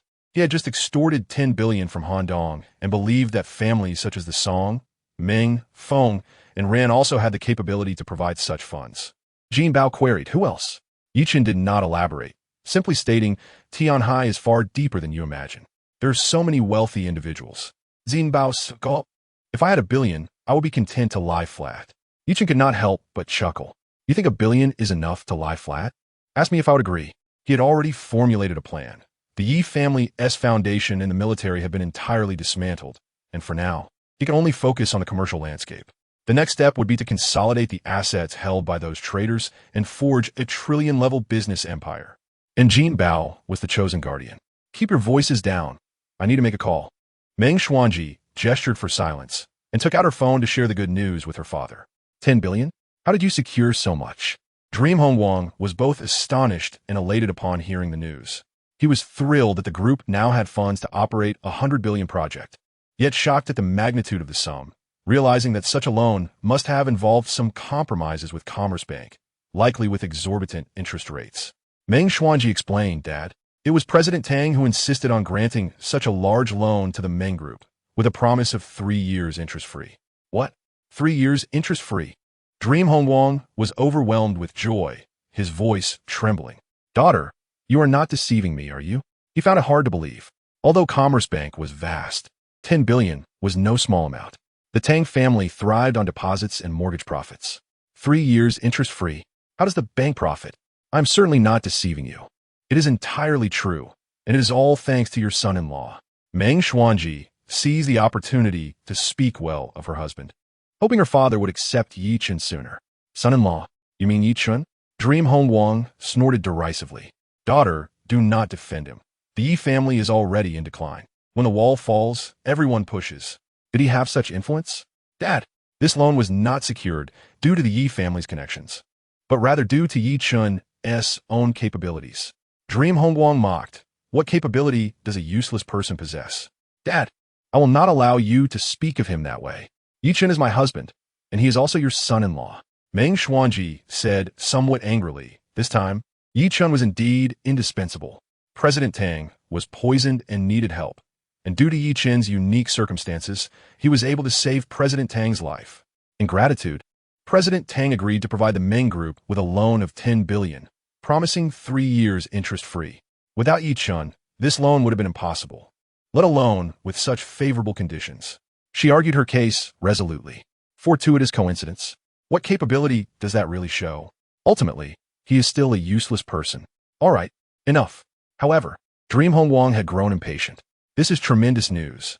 I will report it to the board immediately and announce it publicly so that everyone in Tianhai knows that the Meng Group now not only has a 100 billion project backing, but is also financially robust. After he finished speaking, he abruptly hung up. Meng Xuanji felt helpless. It seemed there was still a long road ahead before her father would accept Ye Chen. Seeing his wife's discontent, Ye Chen raised an eyebrow and said, Jin Bao, let us not return to the Rose Garden yet. Where to then? Jin Bao asked. Today, they had not only dealt a severe blow to Han Dong, but had also secured the loan for the Meng Group. Ye Chen declared, let us go celebrate. All right. Jin Bao agreed eagerly, grinning. I've been craving the braised pork at Yushanfang. In the study of the Ran family villa, the head of the family, Ran Guoquan, paced anxiously. Dad, what happened? Just then, Ran Xiuchun entered, her fair skin and bright eyes making her look like a blossoming peony at around 20 years old. The praises of autumn waters for spirit and jade for bone were not at all exaggerated when applied to her. Han Dong just delivered some bad news. Ran Guoquan, seeing his daughter, sat down behind the desk with a serious expression. The Meng Group has received a considerable loan from Commerce Bank. Although the 100 billion project had been signed, the major families had not given up hope. As long as funding was insufficient, they would surely end up relinquishing some of the spoils they had just acquired. Unexpectedly, Commerce Bank had intervened, shattering their dreams. Dad, you cannot be joking. Ran Xiuchun frowned and replied, Han Dong has been currying favor with Commerce Bank. Didn't he say he was confident in blocking this route completely? Ran Guoquan bitterly remarked, it's all that useless, short-lived fool's fault. Ye Chen? Indeed. Ran Guoquan recounted the events that transpired at the hillside villa. When he heard that Ye Chen had decisively outmatched Hu Qingnong in the realm of medicine, Ran Xiuchun displayed an expression of disbelief. He actually understands medicine. For some reason, she felt an eerie chill. Nonsense. It was merely luck, Ran Guoquan stated. If it weren't for President Tang coincidentally being poisoned, how could Ye Chen have garnered such a significant favor? Ran Xiuchun nodded, agreeing that it was merely chance. Father, don't be upset. Although Meng Xuanji secured the loan, operating a 100 billion project is no small feat, we still have opportunities to reap benefits. How will we reap them? To construct a 100 billion mall, we will undoubtedly need land. Ran Xiuquan suggested. We can hoard it in large quantities and then demand an exorbitant price, effortlessly becoming the biggest winner. This idea is quite commendable. Ran Guoquan's eyes lit up, cursing himself for not having thought of it sooner, but then he added, however, this approach requires substantial funds. Vice President Tang Jianfeng of Tongzheng Bank has recently been frequently inviting me. Ran Xiuquan smiled slightly and replied, the Meng family can secure a loan from Tongzheng Bank. And, naturally, the Ran family can as well. Ran Guoquan urged, hurry and make contact. All right, Ran Xiuquan responded. I will have my secretary reserve the best private room at Ye Chen and invite Tang Jianfeng to lunch. Chapter 38. Arrogance. Ye Chen is one of the premier restaurants in Tianhai, owned by an eminent family from Yanjing. The environment here is first-rate, with rumors suggesting that the renovation costs alone exceeded 100 million, imbued with rich cultural significance. The private rooms are categorized according to imperial standards, including Guozijian Hamlin Academy, 6 ministries, the Imperial Study, and Taiha Hall.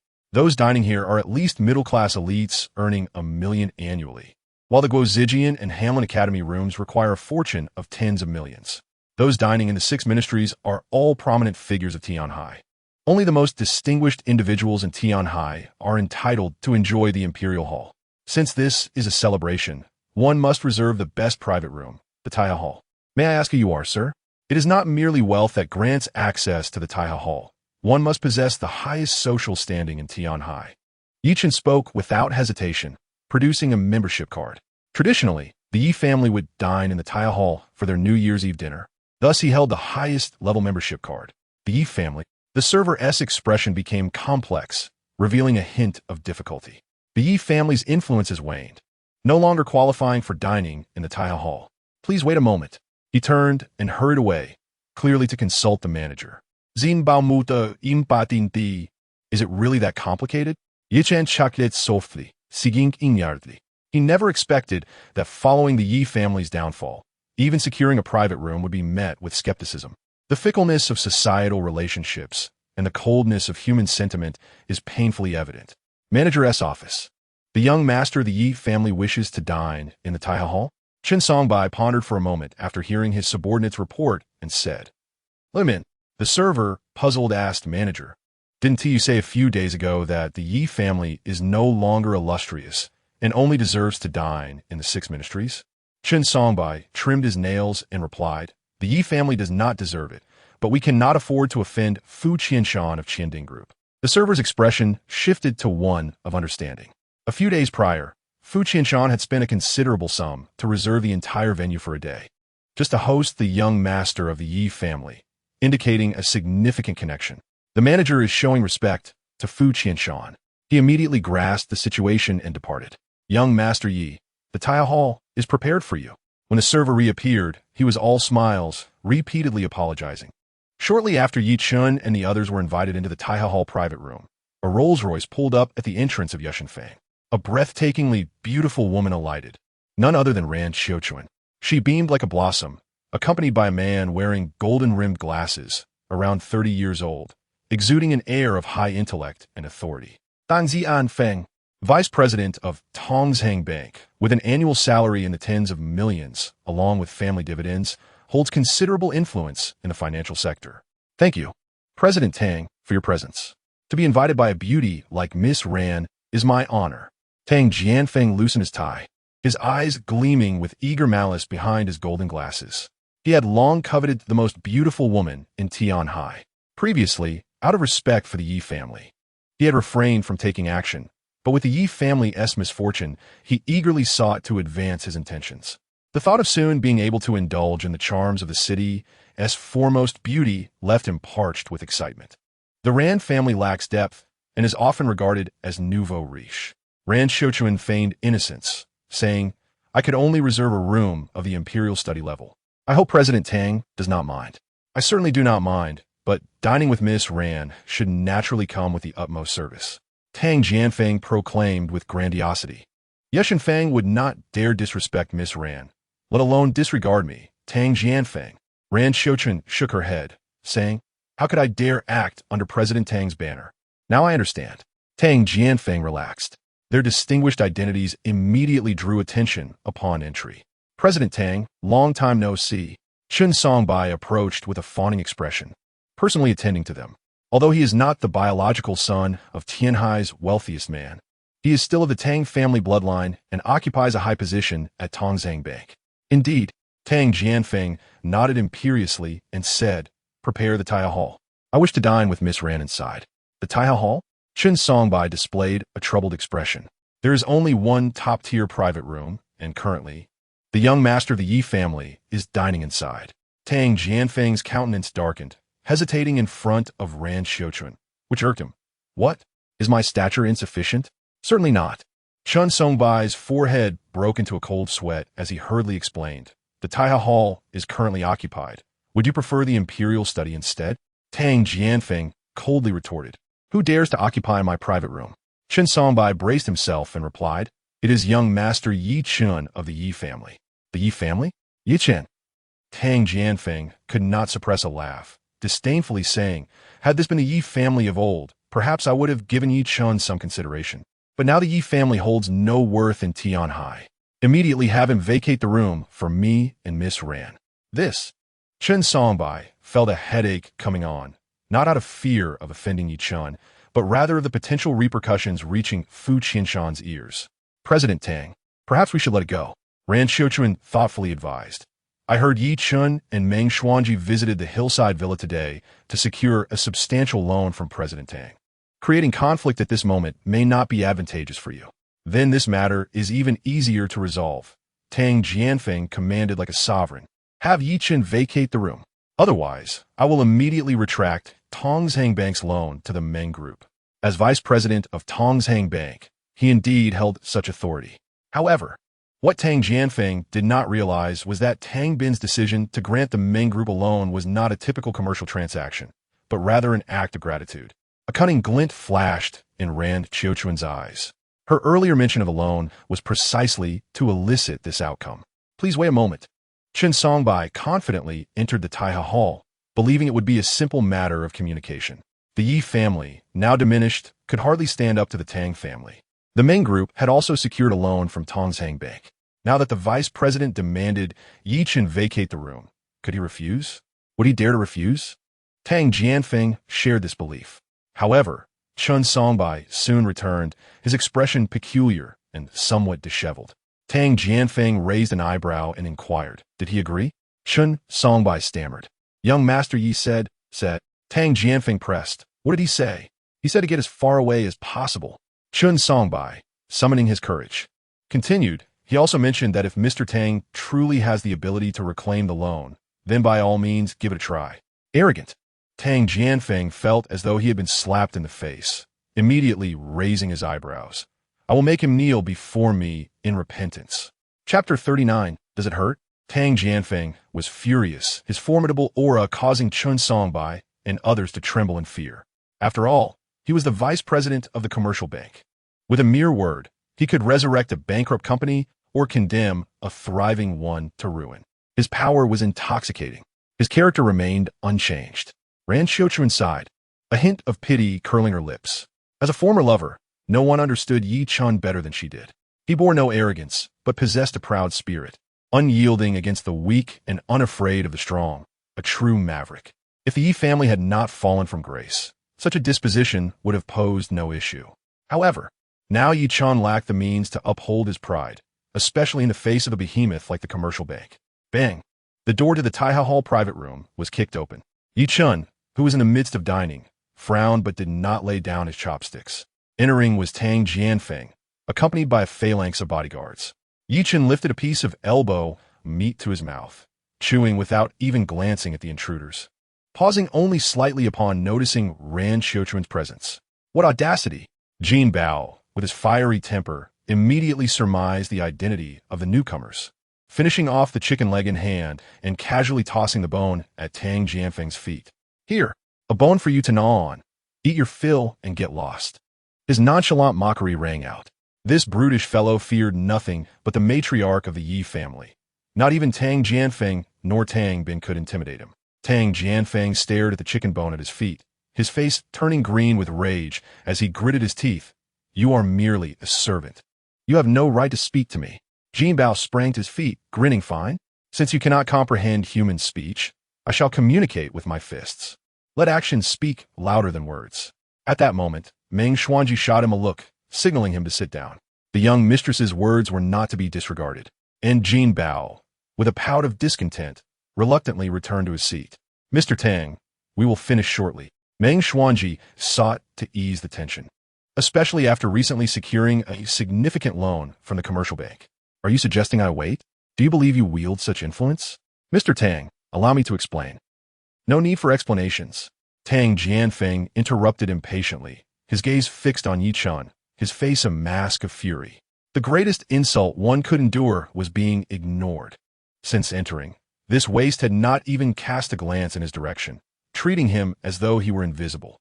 Such audacity was intolerable. I had instructed Manager Chen to enter and deliver a message, not to send bodyguards to clear the room, thus extending the Yi family a courtesy. Yet this waste had the audacity to spurn it. Tang Jianfeng smirked mockingly. The Yi family? What status do they hold now? You still fail to grasp the situation, do you? Today, I shall awaken you. Ye Chen continued to eat calmly, while Jin Bao clenched his fists, glaring furiously, wishing to strike the interloper. Were it not for Meng Xuanji's restraining hand, he would have acted already. The current standing of the Yi family is of no consequence.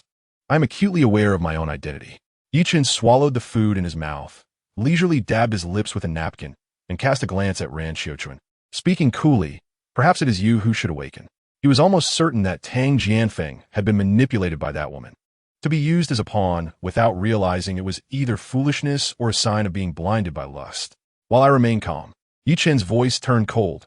Take your people and leave. This statement drew a chorus of derisive laughter. What can a worthless scion of a broken family do in his rage? You think you can affect Mr. Tang? The audacity of his defiance, even after Tang Jianfeng's warning, was truly reckless. Perhaps he had yet to awaken from the delusion of being part of Jiangnan's foremost family. In Mr. Tang's eyes, he was but a pitiable jester. The commotion attracted a crowd, and those dining at the Yushan Fang were of no ordinary standing. Many recognized Ye Chen and Tang Jianfeng, almost unanimously deeming Ye Chen to be overstepping his bounds. I mentioned upon entering that I would have you kneel before me in repentance. Tang Jianfeng's expression darkened as he coldly declared, the price of offending me is not one you can currently bear. It will also bring misfortune upon those around you. Do you believe I cannot make you regret this with a single phone call? Ye Chen replied, expressionless. You intend to meddle with that loan? Humph. I am the vice president of the commercial bank, possessing the authority to decide and approve. Tang Jianfeng proclaimed with arrogance. With a mere command, I could withdraw the funds, causing the Meng family bank to suffer immensely. If you do not wish for your woman to bear the consequences, kneel before me this instant. Vice President? Do you truly possess such power? Ye Chen scoffed. I highly doubt it. That loan was personally guaranteed by Tang Bin, intended as a gesture of gratitude for saving a life. Reclaiming it would be an act of ingratitude. Even if Tang Bin were a treacherous wolf, it mattered not. Ye Chen could be the one to save him once again, just as he could ensure his previous ailment returned. Mr. Tang, for my sake, please refrain from making that phone call. Ran Xiuquan stepped forward, her gaze complex. Ye Chen, do you truly disregard Meng Jia's life? You must know how desperately she needs those funds for survival. The Yi family had already fallen from grace. One ought to think carefully about who they could not afford to offend. Out of past kindness, I advise you to kneel before Mr. Tang, if he truly becomes enraged. I cannot save you. She feigned concern, appearing benevolent while harboring malicious intent. The youth had already squandered his talent, yet she still felt uneasy, wishing to undermine Ye Chen and strip him of his dignity. How self-deluded. Ye Chen, maintaining a stoic expression, retorted, Ran Xiuquan, you are far too self-righteous to mistake well-meaning advice for betrayal. How foolish. Is it not clear that Miss Ran is attempting to aid him? Those who are pitiable often possess their own faults. Perhaps only through suffering would this waste realize the need for repentance. The onlookers expressed their indignation, rallying in defense of Ran Xiuquan, all believing Ye Chen to be ungrateful. You, very well, stubborn to a fault. I shall no longer concern myself with you. Ran Xiuquan trembled with anger, turning to Tang Jianfeng. There is no need for you to show me any courtesy. First, terminate that loan, and how you choose to deal with this person is beyond my concern. Very well. I shall awaken him now. Tang Jianfeng, furious, pulled out his phone, venomously stating, You brought this upon yourself. He dialed his assistant. Is there a loan from a Meng family group? Yes, it has already been transferred to their corporate account. Listen to me. Tang Jianfeng's lips curled into a sinister smirk. There are issues within this group. I hereby command, in my capacity as vice president, that the loan be withdrawn immediately. His assistant stammered, This seems rather difficult. Tang Jianfeng, incensed, retorted, What? Is my word not sufficient? This loan had been specially approved by the president, amounting to 10 billion, with a 3-year grace period. Special approval? 10 billion? 3 years interest-free. Tang Jianfeng felt as if struck by lightning. This was clearly no ordinary business transaction. He hung up, his face a mask of embarrassment, as the atmosphere in the private room grew tense. At that moment, a cold voice broke the silence. Ye Chen, with keen interest, inquired, Does it hurt? Chapter 40. Tang Jianfeng stood awkwardly in place, his expression reflecting the discomfort akin to that of a child who has tasted something unpleasant. The contents of the phone call were inaudible to others at a distance, yet the reactions of the two men spoke volumes. Tang Jianfeng found himself unable to retract the loan from the commercial bank to the Meng Group. A miscalculation, if there is nothing else, Ye Chen said expressionlessly. A simple apology will suffice, and then you may leave. His demeanor was not one of kindness. Rather, it was evident that Tang Jianfeng had been manipulated by the scheming Ran Xiuquan. Encountering foolishness was akin to being attacked by a rabid dog. It was not worth engaging seriously. Impudent. Ran Xiuquan stepped forward, rebuking, You expect President Tang to apologize to you? Do you think you deserve it? How arrogant. Me? Arrogant? Ye Chen retorted. Surely you are aware of the truth behind that 10 billion loan. Was it not you who deceitfully acquired it from President Tang? Ran Xiuquan coldly replied. President Tang graciously extended his support to you. Thus you ought to show respect to the Tang family. Knowing they wished to use the Taiha Hall box, you should have willingly yielded it. Instead, you feigned indifference, refusing to give the Tang family face and even dare to challenge them. Your confidence is derived from the Tang family, yet you use it to slap them in the face. Truly a thankless wretch. She shook her head slightly, her exquisite features marred by disdain. The onlookers began to understand the situation. Ye Chen had relied on the loan, thus he felt invincible. Ms. Ran was absolutely correct. One ought to be grateful for the Tang family's assistance. Yet Ye Chen not only disrespected President Tang, but also dared to confront him, proving himself both ungrateful and reckless. Whispers circulated, and fingers pointed accusingly at Ye Chen's back. My confidence is derived from the Tang family? Ye Chen found the notion laughable. Looking at the woman he once loved, he smirked self-deprecatingly. Ran Xiuquan, from whom do you derive your confidence? Initially expressionless, Ran Xiuquan's gaze turned lethal upon hearing his words. Her voice icy. It is earned through my own capabilities. What capabilities? Ye Chen mocked. Was it your calculated proposal? Or was it your pretense of unwavering loyalty? Ah yes, indeed a talent worthy of praise. You. Ran Xiuquan's beautiful face turned frostbitten, her frame trembling. Do not belittle me. Ye Chen, emotionless, pronounced each word, shameless.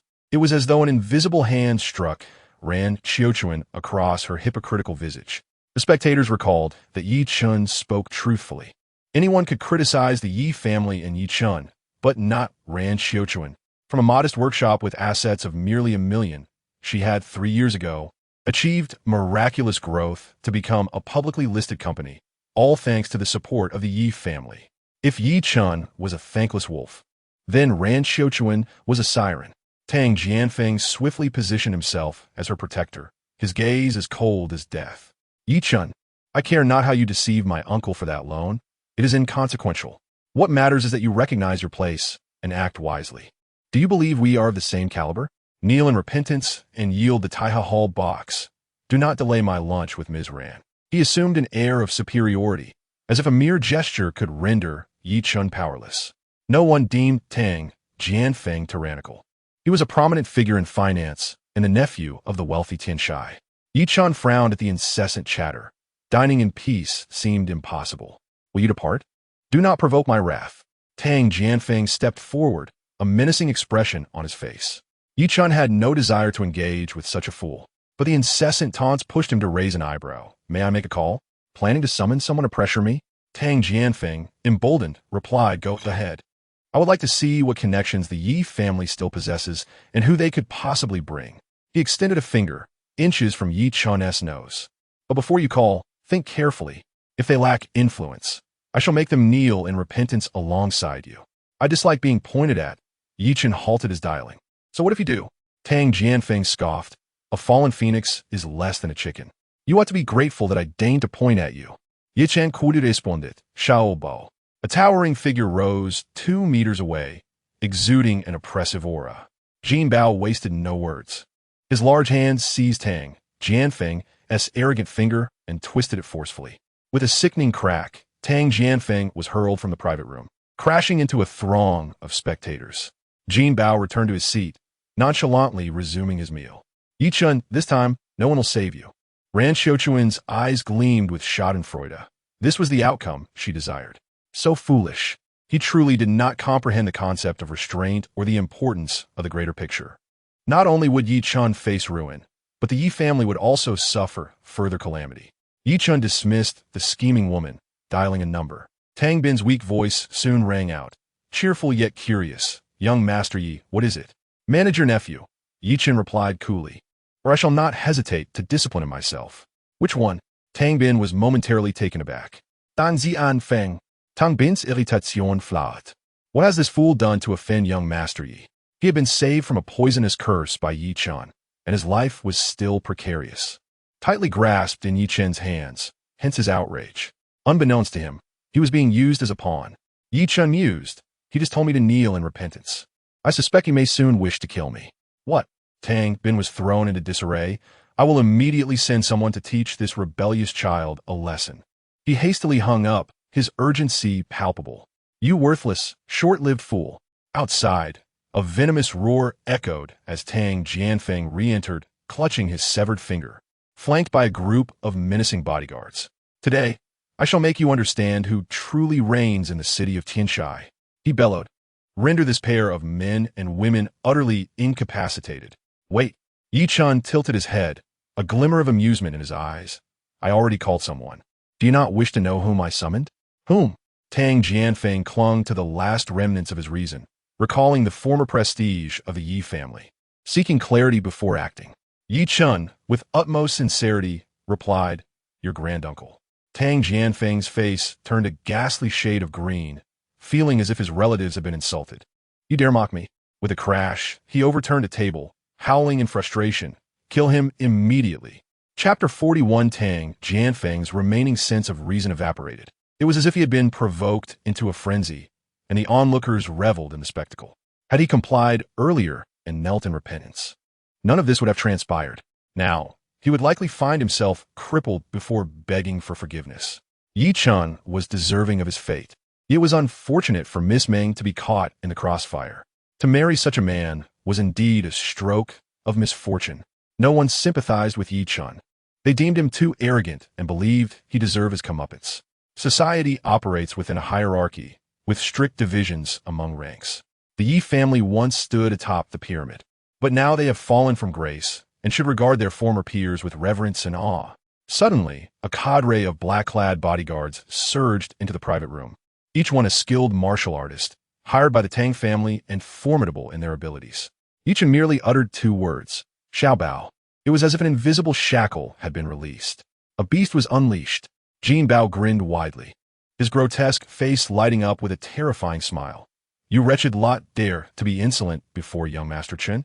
Kneel before me, like a tiger amongst sheep. He lunged forward. His simple military boxing technique unleashed a remarkable potency. With Jin Bao's physique, even 3 or 5 ordinary men could not approach him, let alone when he was a congenital master. The sound of bodies crashing echoed, akin to autumn leaves being swept away. The black-clad bodyguards crumpled like dried twigs, suffering broken limbs in the process. Tang Jianfeng's heart raced in dread. He trembled in disbelief. These bodyguards were not mere layabouts. The weakest among them possessed the strength of 5th-grade postnatal warriors. Yet against that brute, they were as helpless as chicks.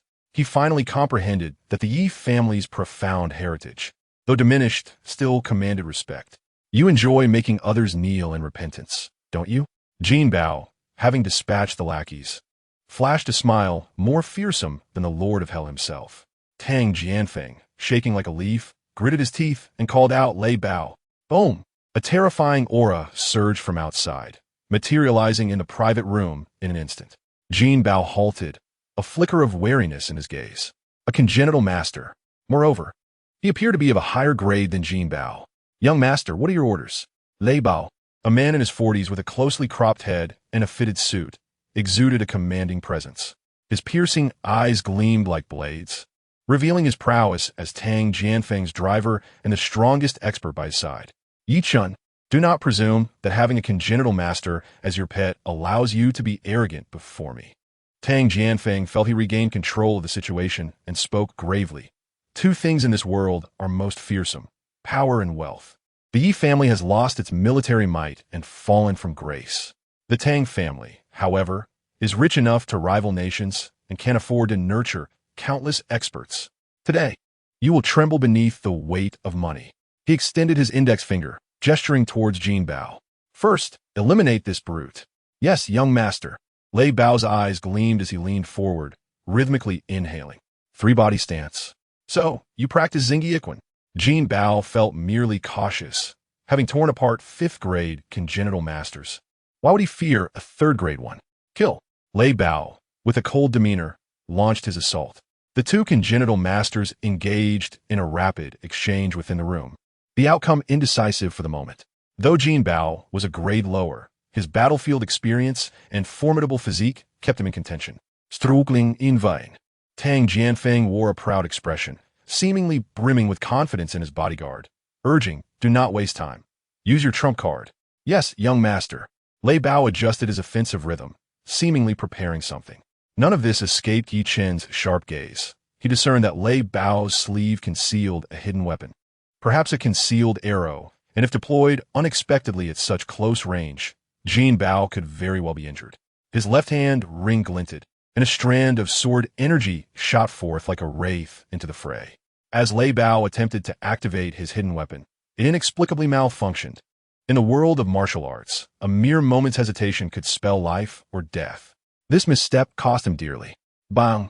In the next instant, he was struck back by a powerful blow, his ribs likely shattered as he coughed blood and crashed against the wall, losing consciousness. "What?" Tang Jianfeng's expression morphed from arrogance to horror as he cursed darkly. "Useless."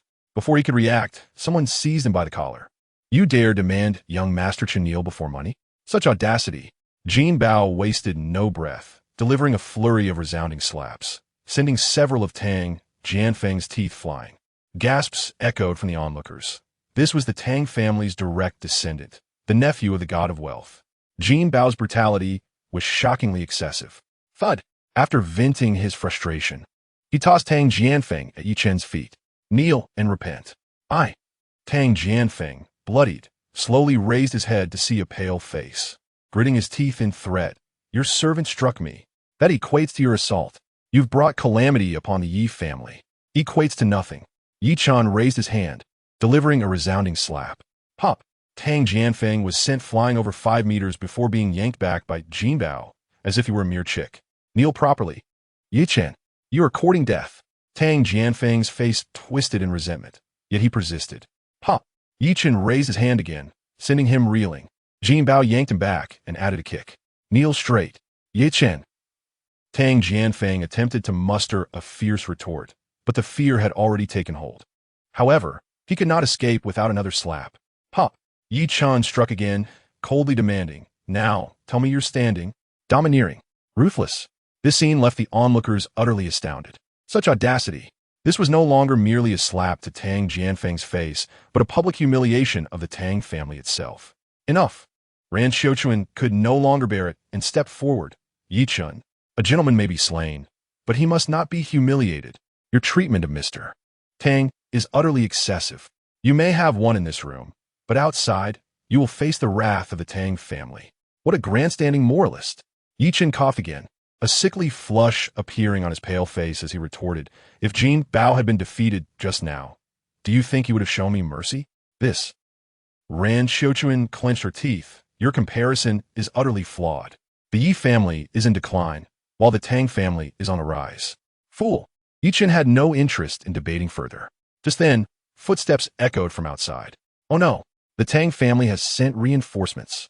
It is Steward Lin. What? They actually dispatched Steward Lin, a ninth-grade congenital master? This is someone who once graced the earthly fiend list. It seems that not only Ye Chen, but the Yi family itself may be uprooted this time. As the discussion swirled, Steward Lin's figure appeared in the private room. You are finished. Ran Xiuquan sighed in relief, a malicious gleam in her eyes, for this was the outcome she desired. Chapter 42. A buffoon Steward Lin. Though merely an old servant of the Tang family, his sudden appearance caused a stir. Dressed in simple, coarse clothing, his icy visage resembled unyielding frost. Even the most composed individuals would hesitate to meet his gaze. Lin, with the single character Zhen, was a legendary figure in Jiangnan province 20 years ago. He once single-handedly vanquished 7 martial arts schools in a single day, and for over a decade, he maintained a position on the earthly fiend list. This list is the aspiration of all martial artists. Every year, on the 5th day of the 10th lunar month, during the birthday celebrations of the Venerable Bodhidharma, aspiring warriors gather at Songshan for a contest. Those who make the list number 72, with the weakest being congenital masters. Lin Zhen was among them. Later, after failing to ascend to the higher-tier celestial gang list, he became disheartened and withdrew from the martial world, serving as an old servant of the Tang family. Lin Bo, what brings you here? Tang Jianfeng, upon seeing the visitor, felt as though he had grasped a lifeline and approached with a respectful bow. This old servant held a revered position within the Tang family. Aside from Tang Bin, no one dared treat him as a subordinate. You have caused such great trouble. I naturally had to come and see. Lin Zhen replied coldly, his gaze shifting to Ye Chen, offering a slight nod as a greeting. Tang Jianfeng was completely oblivious to such details. Just moments ago, he had been struck and was now filled with resentment and bitterness. With newfound support, he felt as if a child, long bereft of his mother, had finally encountered his uncle. Linbo, your timing is impeccable. Had you arrived a moment later, I might have lost my life. Did you witness these injuries? Ye Chen did not merely slap my face. He slapped the face of the Tongzhang Bank. Even more so, he slapped the face of my uncle. If we do not assert our authority today, the Tang family in Tianhai City will become a laughingstock. He could not command Lin Zhen, so he resorted to displaying his grievances, dragging Tongzhang Bank and his uncle Tang Bin into the fray. The onlookers shook their heads in disbelief. The Tang family was deeply rooted, wealthy, and powerful, harboring numerous formidable individuals. Could the Yi family withstand even a single strike from Lin Zhen? One does not invite disaster upon themselves. Just when everyone expected Lin Zhen to take action, he coldly questioned, what exactly transpired? Tang Jianfeng was momentarily speechless, caught off guard by the inquiry, and in a fit of frustration, he retorted, Lin Bo, does this really matter? To him, being a member of the Tang family meant that trampling on a fallen young master of the Yi family required no justification. Lin Zhen nodded, stating, it does matter. Then let me explain. At that moment, a melodious voice interjected as Ran Xiuquan stepped forward, slightly bowing. Greetings, Lin Zhen. I am Ran Xiuquan, a friend of General Tang. Lin Zhen replied in a nonchalant manner. I have heard of you. The cause of this incident lies in Ye Chen's arrogance. Ran Xiuquan continued. General Tang intended to discuss a collaboration with me, and chose the Taiha Hall for its grandeur. Unexpectedly, Ye Chen was dining there, and thus, the manager was dispatched to offer courteous advice. However, Ye Chen showed no respect for the Tang family, and was rude to General Tang. To uphold the family's dignity, General Tang engaged in a dispute with Ye Chen, who not only injured the bodyguards, but also publicly slapped General Tang. Her unparalleled beauty shone as she recounted the events, albeit with a twist. Tang Jianfeng's brazen behavior was reframed as a defense of family honor, while Ye Chen was portrayed as an ungrateful scoundrel who dismissed the Tang family entirely. Exactly. Tang Jianfeng fervently nodded in agreement. Lin Zhen's expression remained unchanged, revealing nothing. I see. Linbo, the facts are clear. It is all Ye Chen's fault. What are we waiting for? Tang Jianfeng, eager for vengeance, swore to himself that he would ensure Ye Chen's demise today, avenging this grievance. Offending the Tang family. even if not his fault, was still a fault. Get rid of this scoundrel. I demand he kneels and repents to me and the Tang family. He raised his left index finger, nearly pointing it at Ye Chen's nose, shouting wildly, "Do not point recklessly." Lin Zhen's countenance darkened as he seized Tang Jianfeng's finger, swiftly snapping it with a crack. Tang Jianfeng howled in agony, beads of sweat forming on his forehead, trembling as he exclaimed, "Lin Bo, you..." Not only, but even Ran Xiuquan was taken aback, unable to believe her eyes. As a loyal servant of the Tang family, was Lin Zhen not meant to protect their own? How could he dare break the finger of a Tang family member? It is clear that your arrogance and interference disrupted Ye Xiao's meal. Lin Zhen's icy gaze bore a hint of mockery as it swept past Ran Xiuquan, leaving her in shock. The little girl had twisted the truth, but the old servant was not so foolish. Lin Zhen gripped the broken finger and coldly commanded, "Apologize to Ye Xiao." Apologize to him? Tang Jianfeng's face twisted in indignation, nearly driven mad. He had just suffered a broken finger and lost several teeth from slaps. And now he was expected to apologize to Ye Chen? How infuriating! Yet at that moment, the pain in his finger surged. Lin Zhen applied more pressure, coldly insisting, "Kneel and apologize." With a thud, Tang Jianfeng, in immense pain, found himself kneeling, seething. Even at the height of their glory, the Yi family posed no threat to us. Let alone now, when they are in decline. Even if you do not wish to assist me, you must consider the Tang family's reputation. Lin Bo, why are you doing this? He questioned, humiliation etched across his face. Lin Zhen replied coldly, "Because Ye Xiao once saved the old master's life. Is that not sufficient? He saved my uncle's life." Tang Jianfeng trembled, shock washing over him. He understood his uncle's deep sense of loyalty and gratitude. Today, he had indeed run into an immovable wall. If he did not yield, the family law would not be so lenient as to stop at a mere broken finger. Ye Xiao, I'm sorry," Tang Jianfeng stammered, kneeling on the ground in a pitiful display of submission, his eyes filled with resentment. Lin Zhen released his grip, then bowed respectfully, a hint of a smile breaking through the icy facade he wore. A man who rarely smiled, his expression was awkward and stiff. "Ye Xiao, for the sake of this old servant, would you consider sparing him this once? Rest assured, my master will discipline him upon his return." His tone was not merely polite, but profoundly respectful. Not wishing to escalate matters further, Ye Chen waved his hand, conceding, "You may take him away." Lin Zhen breathed a sigh of relief. "Thank you, Ye Xiao." He began to lead the pitiful Tang Jianfeng away, but just as they reached the door, he suddenly recalled something. Oh, just now, the old master announced the cancellation of all collaborations with the Ran family. Boom! Ran Xiuquan, in a daze, felt as if struck by lightning. The Ran family owed substantial loans to Tongzhang Bank, and they were to be repaid within 3 days. Otherwise, this old servant would personally collect the debt. Lin Zhen smiled, for life is unpredictable, and he departed gracefully. What? Ran Xiuquan trembled, unable to accept such a harsh reality, feeling as though she were a mere clown in this situation. All her scheming had only resulted in her own downfall. Chapter 43. A wise supporter. If a company is likened to a body, then cash flow is its lifeblood. Once the financial chain breaks, even a trillion-dollar commercial empire can collapse in an instant. The great Xia once boasted a real estate company of endless glory, with its chairman even reaching the pinnacle of wealth. Yet, when the financial chain fractured, it became a debtor of 20 trillion, imprisoned for its failures. Lin Zhen, Ran Xiuquan snapped back to reality, hastily pursuing him. She felt it was unjust. She believed she had done nothing wrong and had always sided with the Tang family. Thus, she sought clarification. However, Lin Zhen had already vanished, leaving her no opportunity for redemption. Ding ding ding. Soon after, her phone was inundated with urgent messages. "Daughter, we have a crisis. Tongzhang Bank has suddenly withdrawn funds, demanding repayment within 3 days. 3 days? Even if they sold off assets, it would not suffice. Aren't you good friends with Vice President Tang Jianfeng? Quickly ask him what's happening. Plead for leniency." Ran Guochuan's frantic voice echoed through the phone, his urgency palpable. Ran Xiuquan's expression soured. "General Tang is currently in a bit of trouble and cannot assist us. What do we do now? Are we to watch our company perish?" Ran Guochuan's voice trembled with despair. This was Lin Zhen's decision, or rather, an order from Tang Bin himself. Tang Bank president? Ran Guoquan was evidently bewildered. The Rand family has never offended him. A bitter smile formed on Rand Qiuquan's lips. It was not Tang Bin himself they had wronged, but Ye Chen. Let's discuss this at home. This matter is rather complex and cannot be resolved over the phone.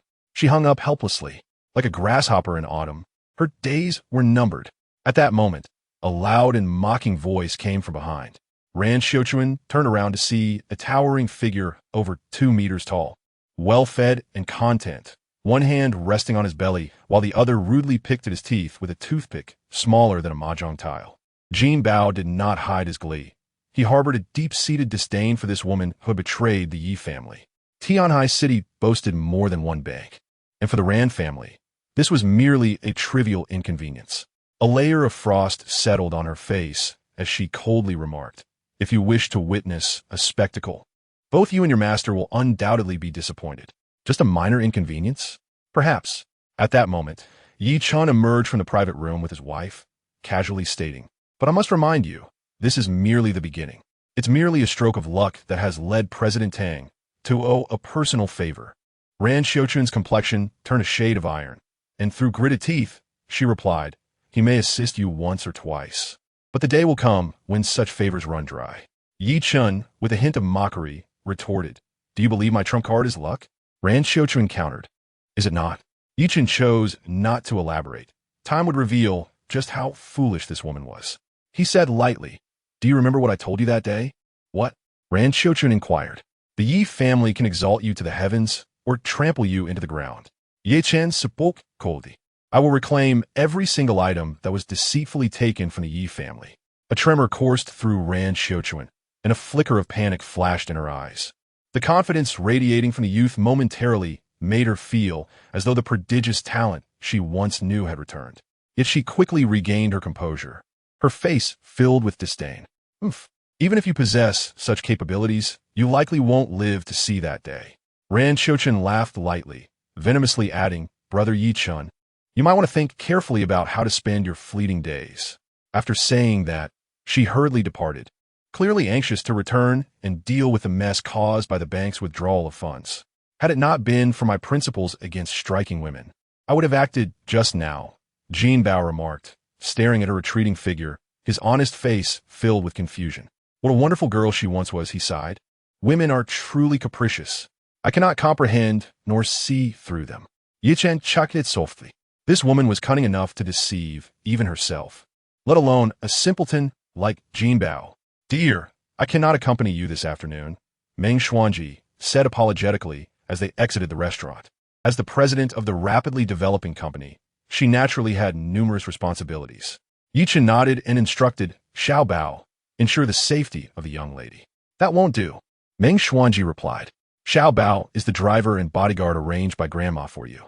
Ye Chen shrugged, "Though I may be incapacitated, I still possess the strength of a 4th-grade martial artist. Even if I encounter danger, I am fully capable of protecting myself. Besides, with Grandma around, others would not dare to overstep.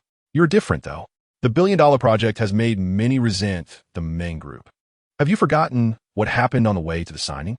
He genuinely worried for his wife. If anything were to happen, it would haunt him for a lifetime. Meng Xuanji could only nod in concession. The two parted ways at the restaurant entrance, with Jin Bao driving Meng Xuanji to the company. As Ye Chen prepared to hail a cab home, his phone suddenly rang. It was Fu Qianshan calling. "Young Master Yi, where are you? I have a situation that requires your consultation." His voice conveyed a sense of helplessness, suggesting he was facing a difficult issue. After a moment's contemplation, Ye Chen replied, "I shall come to find you." Fu Qianshan was a top tycoon in Zhongzhou, and if he frequently lowered himself to seek out this so-called waste, it could easily raise suspicions. However, if he went to find Fu Qianshan, there would be no such concerns. Everyone would assume he was merely a failure trying to leverage his family's reputation for sympathy and gain. At the Hilton Hotel on Minxing Road. "All right, see you soon." After hanging up the phone, Ye Chen called a taxi by the roadside, stated his destination, and settled into the passenger seat to rest his eyes. "Qianshan, could you perhaps speak to the Meng Group on my behalf?" At the Hilton Hotel, in the presidential suite on the 9th floor. Fu Qianshan stared intently at a map of Tianhai City on the wall, his expression weary. At that moment, a woman of mature beauty approached, gently offering him a cup of coffee and then wrapping her arms around his waist from behind. What kind of greeting? Fu Qianshan asked distractedly after taking a sip of coffee. Have the main group allocate a portion of the project to the Shiri group. The woman, donned in a delicate camisole, bore many wrinkles around her eyes, but still retained a hint of her youthful beauty. Unfortunately, time had taken its toll, and she was now in her prime. One cannot place all their eggs in one basket. The main group's strength is indeed slightly lacking. Having the Shiri group join would create a balance. Do not forget, our union was facilitated by President Han. Moreover, as you know, I hold some shares in the Shiri group, and one day when you return to Zhongzhou, I must be able to support myself. The woman leaned her face against Fu Qianshan's back, her voice alluring and enchanting. Fu Qianshan slammed the coffee cup down on the table, his expression darkening as he coldly stated, I have told you this matter is non-negotiable. The woman, embarrassed, released her hold and pitifully said, do not be angry. Take care of your health. I will not bring it up again. Just as Fu Qianshan was about to respond, the doorbell rang. I'll go answer it. The woman played the role of a supportive partner, walking over to open the door, revealing a handsome young man standing outside. Ye Chen could not help but be taken aback before stating, hello, I am looking for President Fu. Chapter 44. White Moonlight, thank you. Ye Chen accepted the coffee the woman offered while sizing her up. On the surface, she appeared to be around 40, but her true age was likely greater. She was exceptionally well-maintained, resembling a perfectly ripe pear.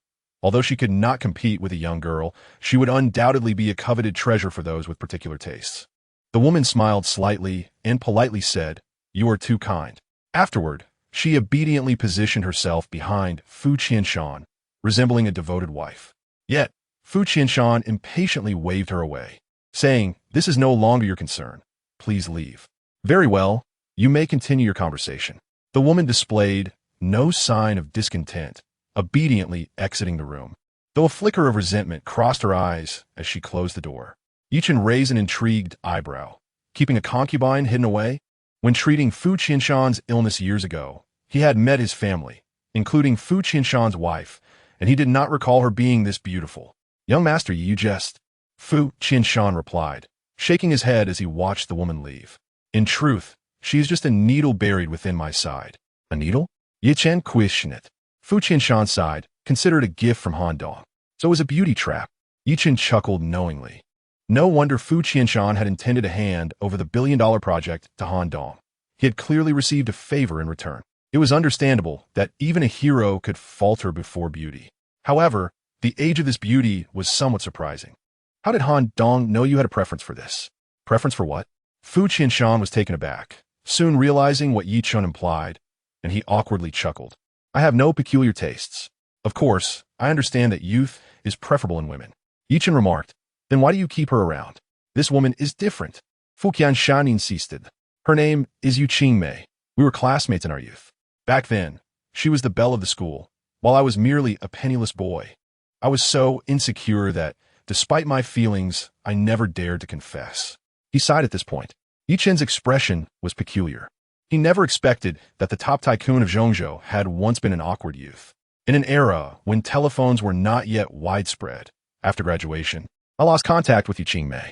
This separation lasted nearly 30 years, until one day at a business banquet, when Han Dong introduced me to her. I discovered that Yu Qingmei had become a director of the Rising Sun Group. At that moment, I was naive, believing it was fate, but in retrospect, it was all orchestrated by Han Dong. Fu Qianshan said, Yi Xiao, forgive me for being candid, despite the passage of years. Yu Qingmei has always held a special place in my heart. Ye Chen nodded. I understand, she is the white moonlight after all. This billion-dollar project stemmed from such sentiments. Fu Qianshan candidly admitted, I truly believe in the development of Tianhai City, but without Yu Qingmei, it would have been difficult for me to make this decision. Ye Chen expressed some regret. Now that you've assigned the project to the Meng family, hasn't he caused you any trouble, has she? Indeed, there are some lingering grievances, but she hasn't gathered the courage to confront me. Fu Qianshan scoffed, then self-deprecatingly added, ever since you enlightened me, I've awakened from my reverie and began to doubt this relationship. I had someone investigate and discovered that she was never a director at Rising Sun Group, but merely a small business owner of a clothing store. And she has been married for many years. Han Dong had used underhanded methods to facilitate her divorce and crafted a FA specifically to ensnare me. The more I ponder this, the more repugnant it becomes. I have long lost interest in her. She may be Yu Qingmei, but she is no longer the innocent schoolmate in my heart. Fu Qianshan sighed in contemplation. Ye Chen shook his head with a bitter smile. The white moonlight represents the regrets of many men. Years later, as time has passed, seeking to reclaim that person from the past is akin to carving a boat to seek a sword in the river of time. Utterly impossible. You call me here? Surely it is not to vent your frustrations? Of course not. Fu Qianshan's face flushed slightly as he cleared his throat and returned to the main topic today. I met with the leaders of the city planning department, but some issues have arisen regarding the site selection for the billion-dollar mall. He removed the map from the wall and circled an area with a pen. This is the proposal from the leaders. Can you spot any issues, Yi Xiao? The Rising Sun Group's clothing factory? The circled area was surrounded by vast wasteland, with a factory at its center. Ye Chen immediately recognized it as a factory under the Rising Sun Group, dedicated to manufacturing military uniforms and caps for the army. However, it should have been abandoned by now. The Yi family's influence in the military had been completely eradicated, and thus, the Rising Sun Group's orders had vanished as well. Indeed, Fu Qianshan smiled wryly. If Han Dong learns of this news, he will undoubtedly demand an exorbitant price. I can bear the losses, but I worry it might displease you. Ye Xiao, Ye Chen suggested, we could develop another location. I proposed this to the leaders, but they stated it would disrupt their urban planning. Fu Qianshan lamented. So we are in a difficult position. Ye Chen frowned it. It was indeed challenging. Purchasing the land would certainly lead to Han Dong extorting money, while not buying would jeopardize the billion-dollar project, reverting the Meng family to their original state. Aren't there 3 phases in total? Ye Chen inwitted. We could rearrange the order, commencing with phases 2 and 3. The Rising Sun Group's factory currently has no orders, and, if it does not pivot, will likely be sold off in a year or two. That may not be feasible. Fu Qianshan pointed to the map, stating, the infrastructure for phases 2 and 3 is inadequate. There isn't even a decent road. The investment would be substantial with minimal returns, making it unsuitable for development at this time. Ye Chen scrutinized the 3 circles on the map. After a moment of contemplation, he pointed to a stretch of wasteland dotted with small workshops, saying, perhaps we can exploit this area. Fu Qianshan glanced at it, noting it was part of the Phase 2 development zone. How would we exploit it? Who owns this piece of land? Ye Chen asked. It's a logistics park on the brink of bankruptcy. I have already sent someone to negotiate. It should be fine to stockpile the land, lest the price skyrockets after Phase 1 is established. Ye Chen smiled slightly. If Han Dong discovers this land is part of the billion-dollar project's Phase 1, what do you think he would do? Naturally, he would go to great lengths to secure it and then extort the Meng family. City, Ye Chen affirmed. Arrange for a land auction, and then discreetly inform Han Dong. Isn't that unwise? Fu Qianshan exclaimed. The proximity of Phases 2 and 1 would indeed make it difficult to arouse Han Dong's suspicion, but it could lead to significant trouble down the line. Trouble in the future? Ye Chen smiled gently. The Rising Sun Group has no future. With its cash flow issues, if they cannot sell the land after purchasing it, they will face bankruptcy. At that point, we can acquire it back at a low price. He recounted his plan to extort Han Dong of 11 billion. Fu Qianshan's eyes sparkled. This plan would surely ensnare Han Dong. The issue remained, how could they convince Han Dong of this information? He furrowed his brow in contemplation. Ye Chen smirked. Isn't there a mole among your ranks planted by him? Chapter 45. Greed. Ye Chen departed. Fu Qianshan escorted him to the door and returned, his mind unsettled. Having built the Qianding Group into a commercial empire from scratch, he considered himself astute. Yet, in comparison to Ye Chen, he realized his intellect paled in significance. The series of strategies devised left those who listened in a cold sweat. It was a trap within a trap, a maze of deception. Those who betrayed the Yi family surely lacked foresight. Fu Qianshan considered himself a savvy businessman. However, had their roles been reversed with Han Dong, he would undoubtedly have been ensnared as well. Reflecting on this, he found those who wished for the Yi family's downfall to be exceedingly foolish. Ye Xiao is akin to a divine dragon. One day he will ascend to the heavens and become an object of reverence for all. At that moment, footsteps sounded. Yu Qingmei entered, noticing Fu Qianshan deep in thought. With tenderness, she stood behind him, skillfully massaging his shoulders with her gentle hands. Qianshan, you've been too weary lately. You must take care of yourself. She resembled a devoted wife concerned for her husband. Fu Qianshan self-deprecatingly remarked. In the eyes of some in Tianhai City, I have become akin to a prized delicacy. Everyone wishes to take a bite. Yu Qingmei smiled alluringly, wrapping her arms around his neck and playfully reproaching him. Indeed, many wish to curry favor with you for some benefit from the Qianding group. You wouldn't think the same of me, would you? How could that be? Fu Qianshan grasped her hands. Qingmei, you are different from the others. I am well aware of that. Satisfied, Yu Qingmei casually remarked. That person earlier was Ye Chen from the Yi family, right? Fu Qianshan sighed. Indeed. Curious, what did he want with you? Yu Qingmei inquired. What else could he want? Fu Qianshan scoffed. To take advantage of me. I'm not speaking ill behind his back, but this man is insatiably greedy. Yu Qingmei expressed some irritation. Qianshan, considering his family's loyal service, you granted the billion-dollar project to his wife, Meng Xuanji. What a grand favor, and yet he remains unsatisfied? Fu Qianshan shook his head. With 1,000, one desires 10,000. Having become an emperor, one seeks to become an immortal. Human appetites only grow larger. Desires are eternally insatiable. What more could he want? Yu Qingmei asked. He wishes for me to disclose the exact location of the first phase of the billion-dollar project, hoping to stockpile land in the vicinity for a windfall. Greed knows no bounds. Yu Qingmei expressed her jealousy, saying, such a commercial secret, and I am unaware of it. How dare he speak up? Fu Qianshan responded with a bitter smile. I initially sympathized with the Yi family, but I never anticipated that this young man would possess such audacity. Yu Qingmei's eyes flickered as she asked, did you inform him? The ambitions of the Qianding group were substantial. Once they secured the land, it would easily attract attention. Fu Qianshan suggested, why not let this Ye Chen take the lead and acquire it at a 10% premium? The Yi family has a legacy of loyalty. We should lend a hand if we can. As he spoke, he began to carefully roll up the map on the table. Yu Qingmei noticed a marked area on it, boldly circled, and a glint of cunning flashed in her eyes. Her delicate hands, which had been pinching his shoulders, softened as she said, I have a yoga class scheduled for this afternoon. Will you accompany me to take a look? No, thanks. I've been quite exhausted from work lately. Fu Qianshan replied without hesitation. Shall I arrange for a driver to take you? I can drive myself. Let's have dinner together tonight, she said, gently kissing his cheek and adding with a hint of longing, you haven't fulfilled your obligations for several days now. Tonight, I shall ensure your satisfaction. Fu Qianshan playfully pinched her face, then gave her a playful slap on the backside. Laughing, off you go. In the office of the chairman at Zurich Group, Han Dong called various banks with whom he had dealings, only to receive responses indicating that loan availability was currently tight and he would need to wait several months. Time was his most pressing concern. The cash flow had dried up, and he couldn't even pay the month's salaries. He simply could not afford to wait. Although Zurich Group possessed considerable assets that could be liquidated, the process required time as well. Moreover, a hasty sale would raise suspicions about the company's financial stability, potentially triggering a disastrous chain reaction. Damn it, he cursed after hanging up, not at the banks, but at the rogue who had extorted $11 billion from him.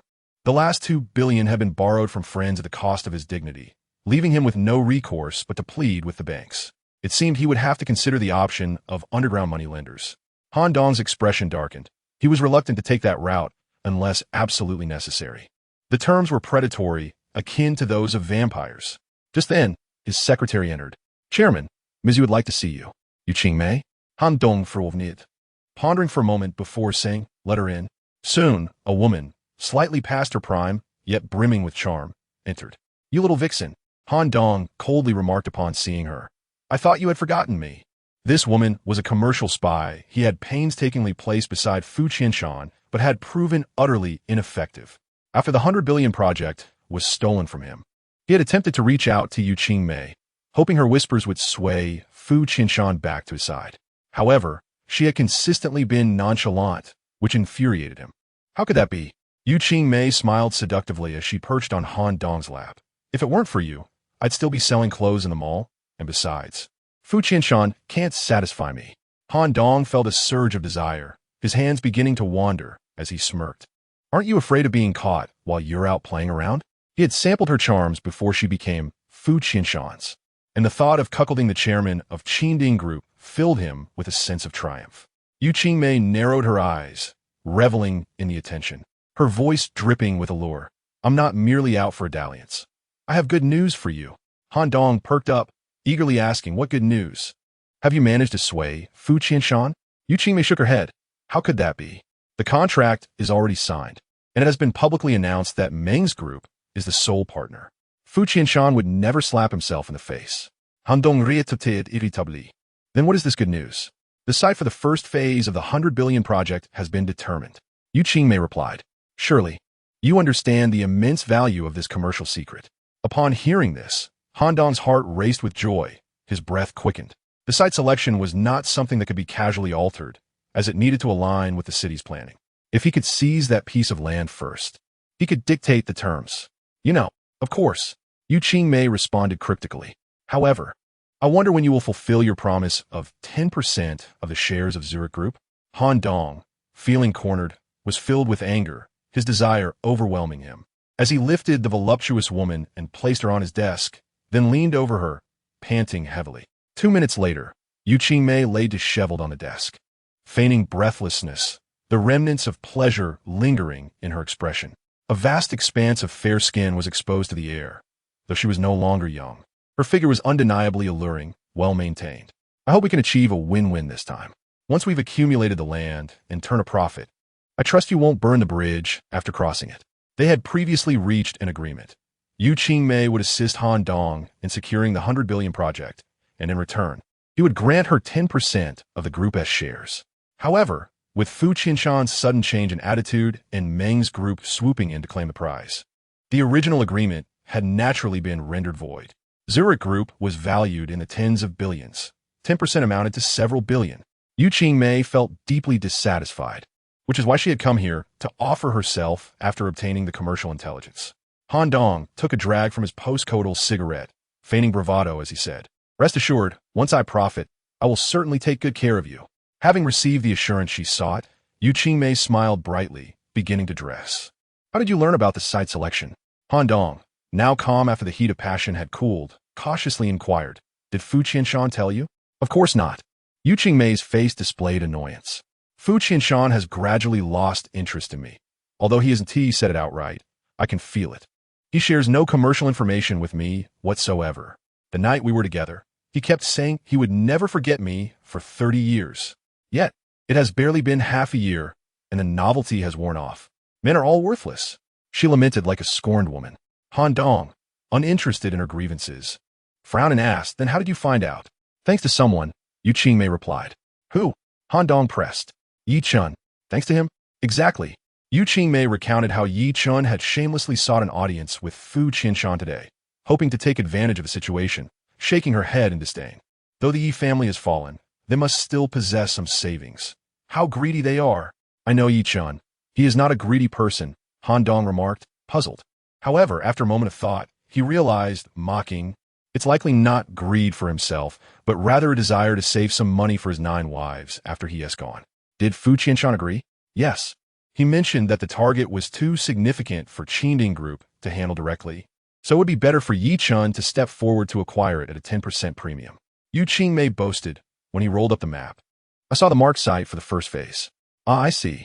Once this is accomplished, you shall surely be rewarded," Han Dong mused, his earlier doubts evaporating. This time, it was his turn to reap the benefits. Feeling exhilarated, he extinguished his cigarette and stood up, grinning. "Let us do it again. You should have said so earlier." Ye Chen rolled her eyes, shedding her clothes and proactively lying down on the office desk. However, as time passed in silence, she turned back to urge. "What are you waiting for? Hurry up." "Maybe next time," Han Dong replied, his face flushed with embarrassment as he stood awkwardly in place. At such a critical moment, he lacked the courage to act. His heart was willing, but his strength was insufficient. The next day, news circulated in the business district of Tianhai City regarding a logistics park facing bankruptcy. Over 100 acres of land were set to be auctioned publicly at the Versailles Palace. This news failed to attract much attention, as the location was relatively remote and held little economic value, only piquing the interest of a few factory owners engaged in real industry. However, those with true business acumen swiftly discerned the potential. Ye Chen, Ran Xiuquan considered the land a rare gem. Despite the current strain on her finances, she remained undeterred and came to take a look. To her surprise, she spotted a familiar figure at the entrance of the Versailles Palace. "Ye Chen, dire Sid Josuali." appeared unassuming and low-key, without any companions. Upon hearing someone call his name, he turned and, upon recognizing Ran Xiuquan, furrowed his brow. Could it be that Han Dong shared the commercial secret with the Ran family? That was impossible. With Han Dong's avarice, he would surely hoard such a lucrative opportunity for himself, even if it meant selling everything he owned. A bitter smile tugged at Ye Chen's lips. It left only one explanation. Even now, as adversaries, he had to concede that this woman's business instincts were simply terrifying. What brings you here? Ran Xiuquan approached, her beautiful eyes filled with suspicion. What does it matter to you? Ye Chen replied nonchalantly, turning to enter the Versailles palace. You. Ran Xiuquan clenched her fists, anger surging within her. At that moment, a Maybach pulled up at the entrance of the Versailles Palace Hotel, and another familiar figure hurried inside. Han Dong. A flicker of surprise crossed Ran Xiuquan's eyes. After a moment of contemplation, she seemed to grasp the situation, her lips curling into a playful smirk. It seems my guess was correct. The auction venue was modest in size, around 100 square meters, with a makeshift podium set up. The lighting was dim, and only about 20 to 30 people were seated, most of whom were there hoping to snag a bargain, exchanging pleasantries among themselves. As the time arrived, a professional auctioneer ascended the platform, microphone in hand, and began the session. Welcome, everyone, to this auction. Up for bidding is the Fengzhou Logistics Park land in the development zone, covering approximately 100 acres. I trust you are all well informed about the details. Such a vast parcel of land was a rarity in Tianhai City. Its worth hardly needed elaboration. The auctioneer surveyed the audience with a smile. Now, let me explain the auction rules. The starting price per acre is 800,000, with a reserve price of 80 million. The minimum bid increment is 1 million. I won't waste any more of your time. Let's begin. He struck his gavel, yet the room fell silent. No bids were placed. Instead, murmurs filled the air.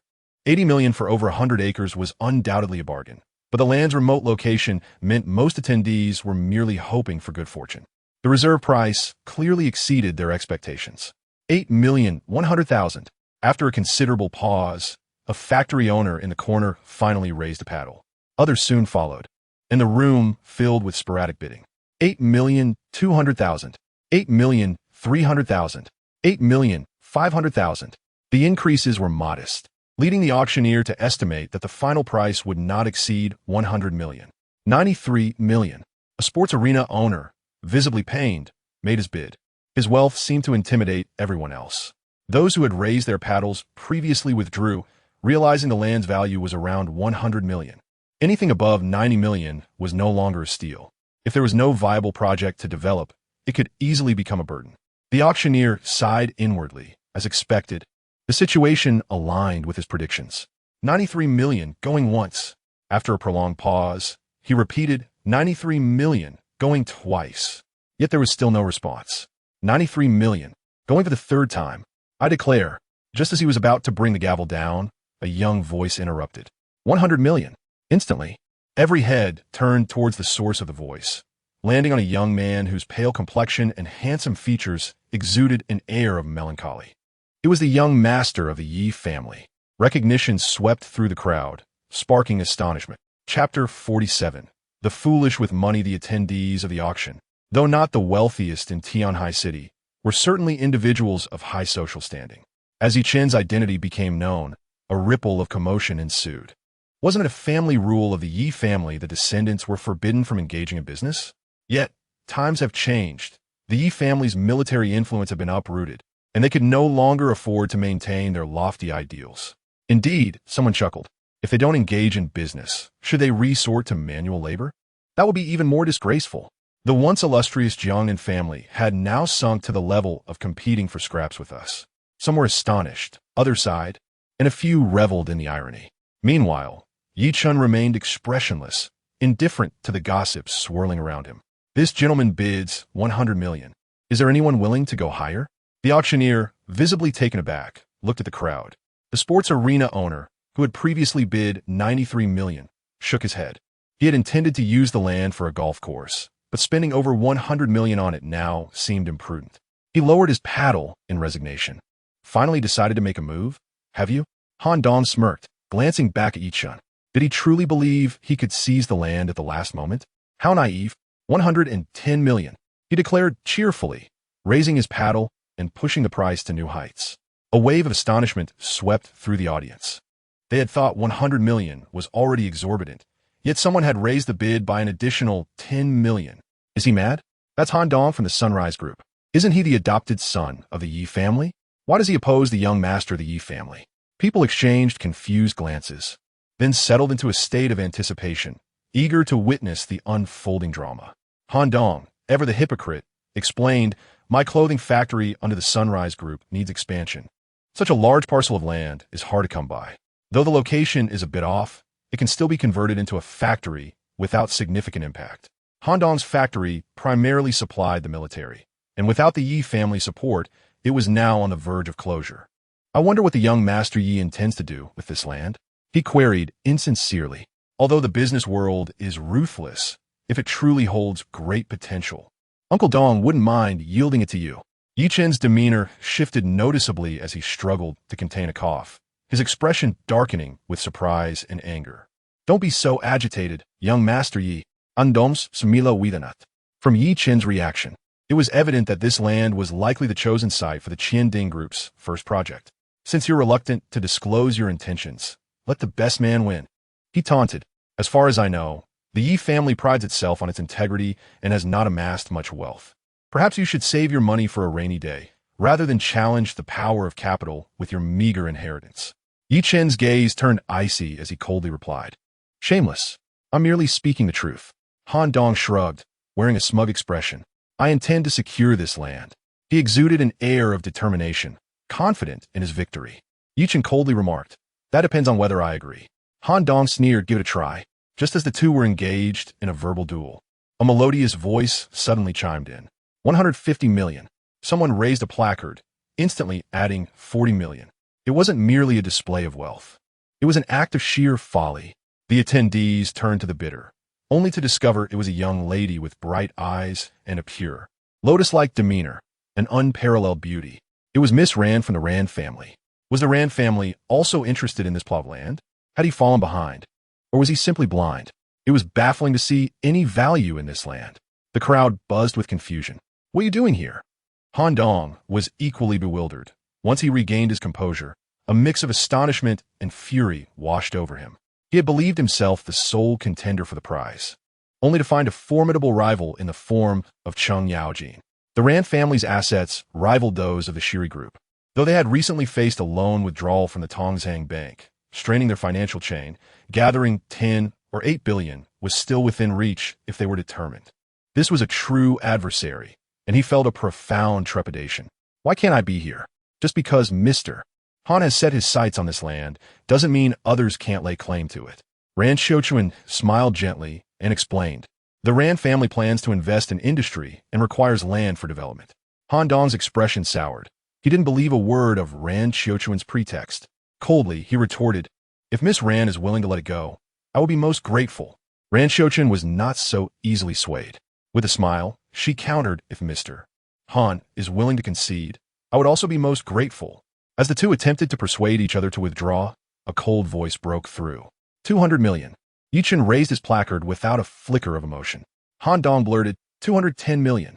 Rand Xiuquan remained unperturbed, declaring, 220 million.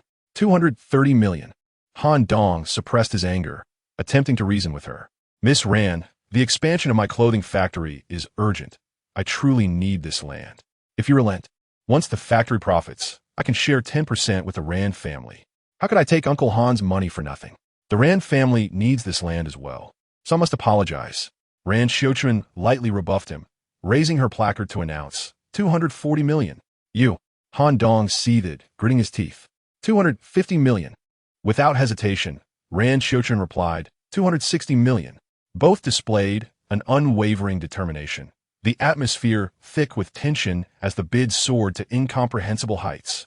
Meanwhile, Ye Chen fell into silence, evidently withdrawing from the competition due to a lack of resources. The fate of the land seemed to hinge on either the Han or Rand family. 300 million. Han Dong's veins bulged, his eyes reddened as he growled. This price made Rand Xiuquan hesitate, not immediately responding. She was acutely aware that a misstep could lead to significant losses. This was wise. Han Dong felt a wave of relief and smiled. Although 300 million was steep, selling the land for at least 1 billion profit was a no-brainer. It was a splendid deal. Ran Xiuchen furrowed her brow, appearing to contemplate. It seemed she was preparing to concede. 300 million? Wasn't that foolish? Was Mr. Han truly confused, spending such a sum on this worthless land? The other auction attendees shook their heads, believing the outcome was all but decided. At that moment, a calm voice emerged from the corner. 500 million. Boom. The entire auction erupted into chaos as all eyes turned to Ye Chen, their expressions a mix of astonishment. This was utterly insane. The price had nearly doubled, transcending mere bidding. It felt like a gamble. The easily attainable prize had just slipped away. Han Dong trembled with fury, nearly coughing up blood. Meanwhile, the hesitant Ran Xiuchen felt a jolt, her gaze gradually solidifying with resolve. Chapter 48. The death knell. Ye Chen remained unfazed, his eyes unblinking, as if 500 million were nothing. The onlookers were left speechless, only belatedly realizing how gravely they had misjudged the situation. Young Master Yi was not intimidated by Han Dong or Ran Xiuchen. He simply deemed it beneath him to engage in petty squabbles over minor sums. It was far too demeaning. Just when one party believed victory was within grasp, he unleashed a trump card, crushing them entirely. Damn, one had to admit their initial underestimation. Even if the Yi family was not as powerful as before, they were not a mere ordinary clan to provoke, no matter how deep their pockets. Such recklessness was unfathomable, almost reminiscent of a foolish landlord's son. The land was clearly not worth such a sum. Aside from the act of bravado, there was no other explanation. Only a spendthrift could prioritize face over sense. While many marveled at the Yi family's might, none thought this was a wise investment. Many secretly shook their heads, casting incredulous glances at Ye Chen. Could the Yi family truly afford such a sum? They were dubious.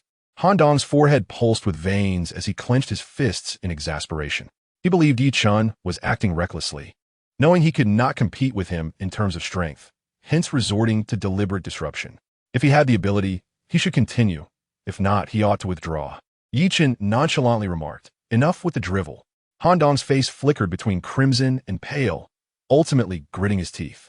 "Ye Chen, you may deceive others, but not me." Ye Chen frowned. "I don't know what you're talking about. Don't play dumb. The Yi family might have some assets, but certainly not this much cash on hand. I'm well aware of how much funding you can mobilize, and I understand your motives for wanting this land." Han Dong's expression darkened. "Withdraw your bid, and I may pity you enough to offer you 1 billion. In the eyes of a businessman, as long as sufficient profit was at stake, even deep-seated grudges could be temporarily set aside, even leading to cooperation. 1 billion was no small sum. Ye Chen, however, impatiently uttered 2 words, "Annoying." Han Dong took a deep breath to calm himself, suppressing his anger as he spoke in a low tone. "Your disruptions may lead to my substantial losses, yet you will gain nothing." Ye Chen furrowed his brow. "Fool." His voice was low, yet the lip reading was unmistakable. The auction hall erupted into laughter. Han Dong's face flushed with rage, realizing negotiations had failed. He would have to use sheer strength to teach this fool a lesson. 510 million. He raised his placard, his face contorted with pain. Yet before he could finish speaking, Ye Chen coolly declared 800 million. With a single stroke, he crushed the competition once more. Boom! It was as if a comet had collided with the earth, sending the entire auction into a frenzy. Damn! They had seen spendthrifts before, but none quite like this. This wasn't merely a prodigal. It was as if he held a grudge against money. 800 million for such a worthless piece of land? Had he lost his mind? The crowd murmured, speculating that Ye Chen was either foolish or insane.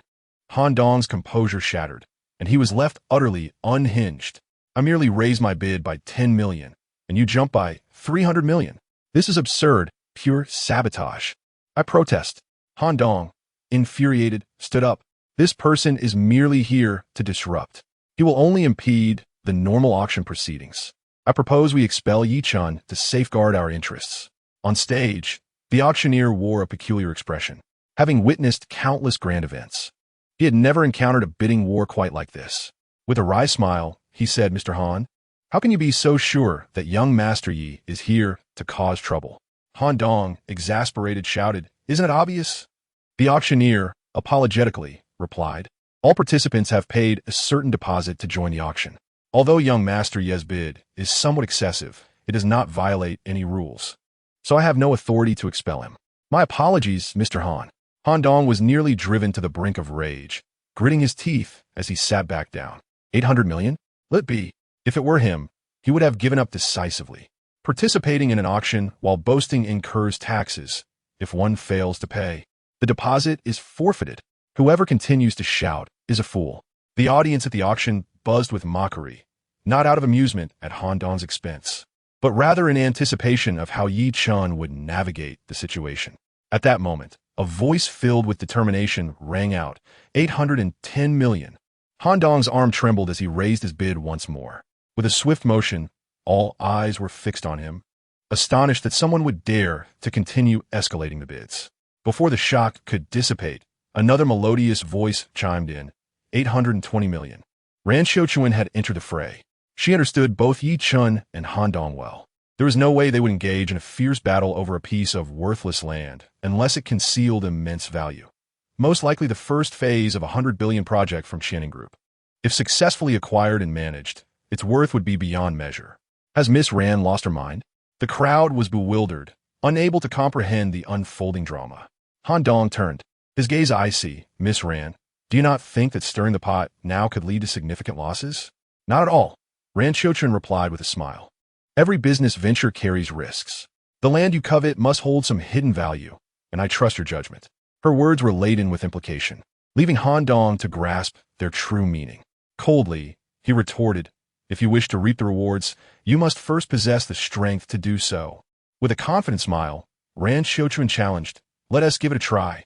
Han Dong huffed, preparing to raise his paddle once more, but was preempted. 1 billion. Ye Chen raised his paddle, his expression unfazed. Though silent, his demeanor silently proclaimed, enough of your bickering. You are both insignificant. The faces of Han Dong and Ran Xiuquan darkened as Ye Chen seemed resolute in his pursuit of the land. The two shrewd individuals exchanged a glance that conveyed an unspoken agreement. Cooperation was the way forward. Han Dong proposed, let us share the risks and divide the profits. Without hesitation, Ran Xiuquan nodded, agreed. Joint development. 11 billion. Han Dong felt a surge of confidence. Ye Chen furrowed his brow but raised his paddle, 12 billion. Han Dong grimaced, 13 billion. Ye Chen, like an emotionless machine, declared 15 billion, 16 billion. Han Dong was on the verge of collapse, his eyes bloodshot as he rasped. Keep going. Just raise your bid a little more, and this land will be yours. The billion-dollar project was divided into 3 phases, while the land held considerable value. It would not exceed 20 billion. Continuing to bid would yield meager profits. No. Ye Chen lowered his paddle, a mocking smile gracing his lips as he calmly stated, I concede. Congratulations to Mr. Han for successfully acquiring the 100 acres of land. The host's gavel struck decisively. Han Dong sank back in his seat, a sigh of relief escaping him as he exchanged a triumphant smile with Ran Xiuquan. Though it was a Pyrrhic victory, the profit remained substantial. Little did they realize that the bell they had just rung was also a death knell. Chapter 49. Joy turns to sorrow. A plot of suburban land fetched an astonishing 16 billion. It was utterly unfathomable. I cannot comprehend this. The land, initially appraised at only 1 billion, had soared to an astronomical figure, defying all expectations. Some even speculated that Han Dong and Ran Xiuquan were laundering money. Everyone, a phoenix does not descend upon a barren land. I am no philanthropist. The reason I invested heavily is due to the land's immeasurable potential value. With the matter settled, Han Dong felt no need to conceal the truth any longer. He boldly proclaimed, soon, this land will transform into the CBD of the development zone. To describe it as priceless would not be an exaggeration. 16 billion is but a trifling sum compared to its future worth. He exuded the demeanor of a victor, a smile illuminating his face. It was clear, those who failed to recognize the value of what lay before them were the true fools. The audience below buzzed with speculation. What is CBD? It is the economic engine of a region, akin to Lujiazui in Shanghai or the Guangmao area in Beijing. Surely this must be a joke. This land is remote and poorly connected. Is there some major development in the works? Or perhaps a formidable enterprise planning to establish itself here? It was indeed a possibility. Without inside information, Han Dong and Ran Xiuquan would not have risked their fortunes so recklessly. The attendees began to grasp why Han Dong was willing to invest so heavily in the land. You guessed correctly. This land was the first phase of the 100 billion project agreed upon with Qianing Group. Han Dong unveiled the secret and reveled in the regret displayed by others, his smile growing ever wider. Securing the land for 16 billion was undoubtedly a lucrative deal. Without the need for development, he could sell it directly to Qianing Group for a hefty profit. If only I had known, I would have sold everything to compete. The powerful factory owners lamented, realizing too late the fortune that had slipped through their fingers. One can never earn beyond their understanding. Ran Xiuquan rose, her confidence radiating as she remarked, to broaden one's understanding, one must either possess information or have a keen sense of intuition. Lacking either, one can only watch as others seize the opportunity. With nothing to regret, her words struck a chord, and the previously disgruntled factory owners nodded in agreement. Indeed, it was a profound truth. However, Ran Xiuquan then shifted her gaze towards Ye Chen, saying, "Those who are most unwilling to accept their fate are those who recognize the land's value, but lack the capital to compete, forced to watch as their rivals claim it." The factory owners, upon hearing this, cast glances at Ye Chen, their spirits lifted. Exactly. Han Dong laughed heartily, his spirits soaring as he asked, "Ye Chen, this is the power of capital. Do you concede?" Having endured enough humiliation, he finally relished the moment. Ye Chen remained expressionless, his cold, indifferent gaze akin to observing two fools. Do not celebrate too soon. Be wary of the perils of hubris. Ha ha ha. Han Dong laughed uproariously. You are but a small-minded person. I suspect you are filled with envy. Ran Xiuquan chuckled softly, shaking her head. The two exchanged barbs, reveling in their superiority over the vanquished. Ye Chen moved his lips, but chose to remain silent. Let them revel in their moment. After all, their tears would come soon enough. As the auction concluded, the majority of attendees dispersed. Yet, Ran Xiuquan and Han Dong remained, making frantic phone calls to secure the necessary funds. Although their collaboration alleviated some pressure, 8 billion was no small sum, especially since both had encountered recent difficulties. Their financial situations were precarious. Han Dong had already pledged his shares to loan sharks prior to arriving, and after some negotiation, he secured an 8 billion credit line. This was a gamble that risked everything. Ran Xiuquan's predicament was somewhat better. While she had not resorted to high-interest loans, gathering funds was not an easy task. She had borrowed from relatives, friends, and business partners, even diverting some of her merchandise payments to amass the 8 billion. Just as they were about to make payment, a hand reached out to stop them. Should you reconsider? Ye Chen did not leave, earnestly urging, if you abandon this now, you will only lose a small deposit. Give up and let you reap the benefits? Dream on. Han Dong replied with a forced smile. If you feel you cannot explain this to Fu Qianshan, just tell him I am waiting for him to discuss cooperation. With the acquisition of this parcel of land, he felt he had earned the right to negotiate with the Qianing Group. Ye Chen remarked, I'm doing this for your benefit. Unnecessary. Ran Xiuquan chuckled, Brother Yi, you have completely lost.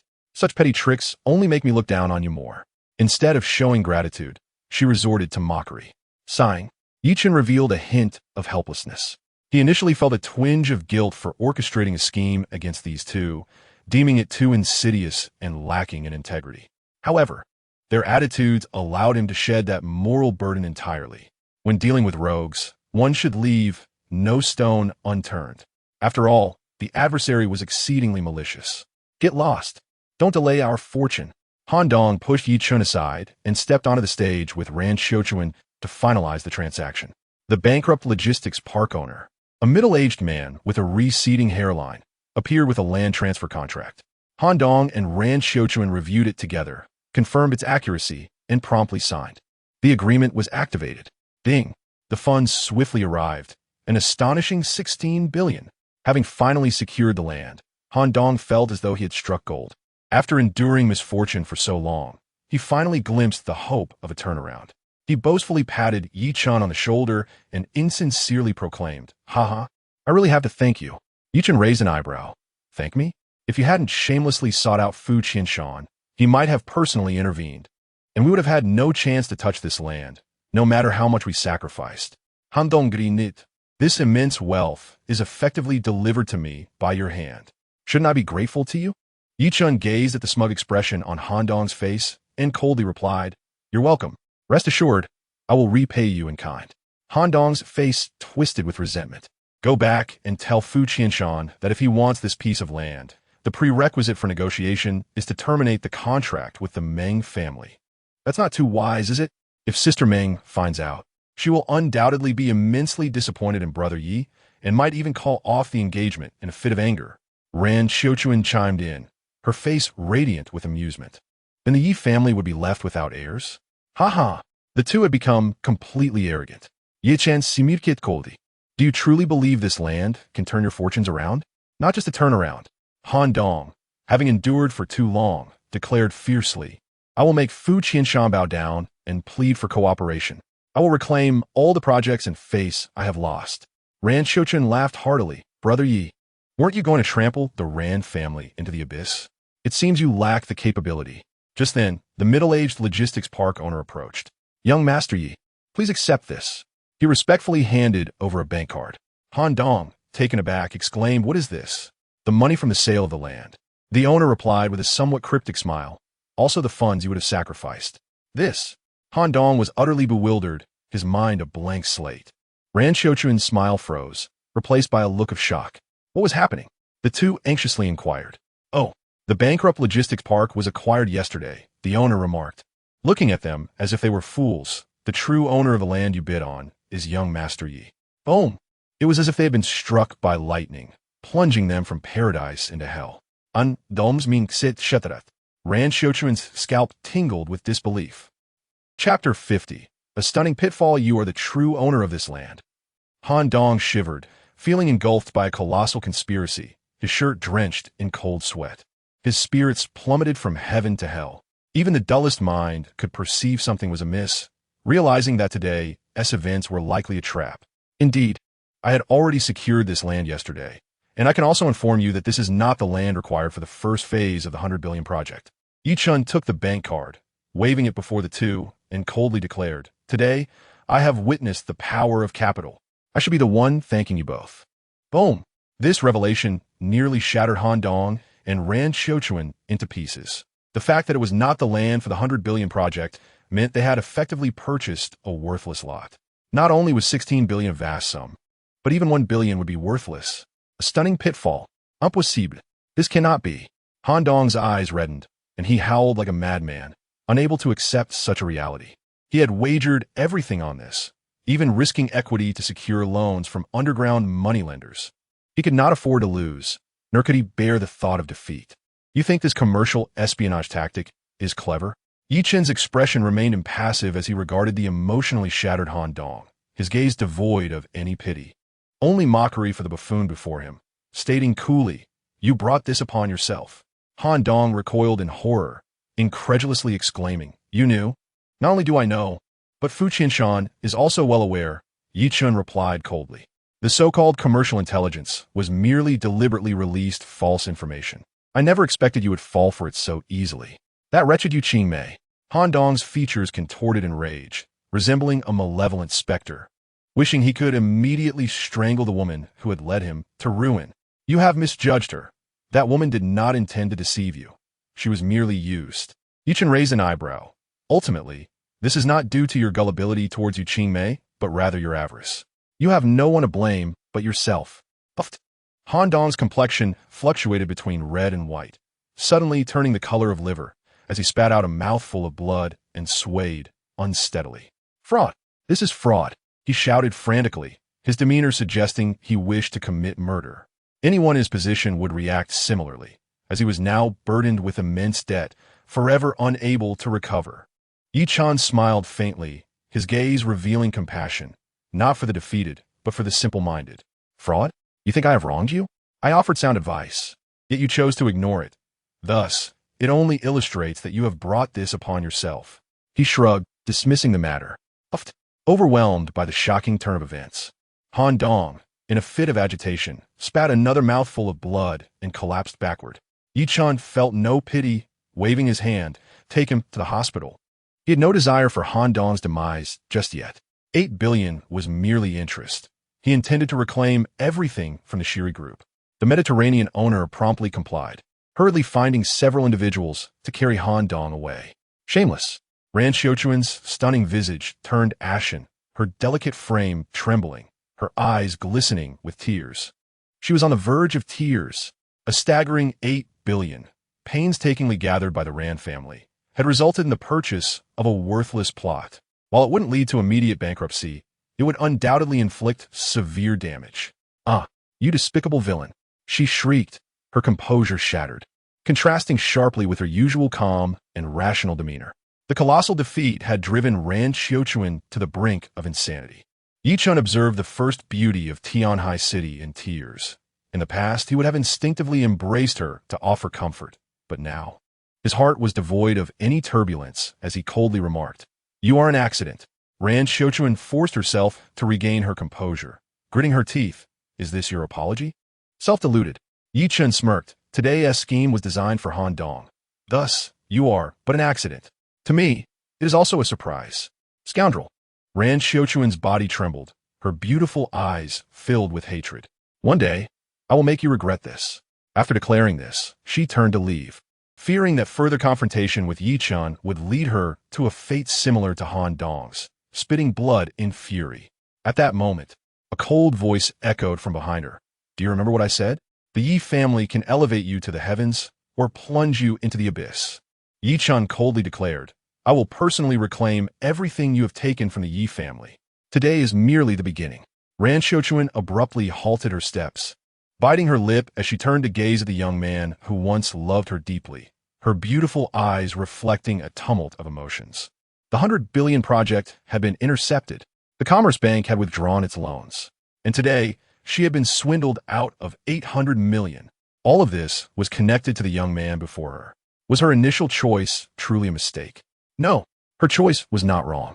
The Ye family had already fallen from grace, losing all utilitarian value. Moreover, Ye Chen was no longer the prodigy he once was. A waste with little time left to live did not deserve her hand in marriage. "You are incapable of achieving that day." With that, she turned her back and departed. News of the suburban bankrupt logistics park auctioning for an astronomical price shocked the entire business community of Tianhai City. How could such a worthless land fetch 16 billion? Who was so foolish?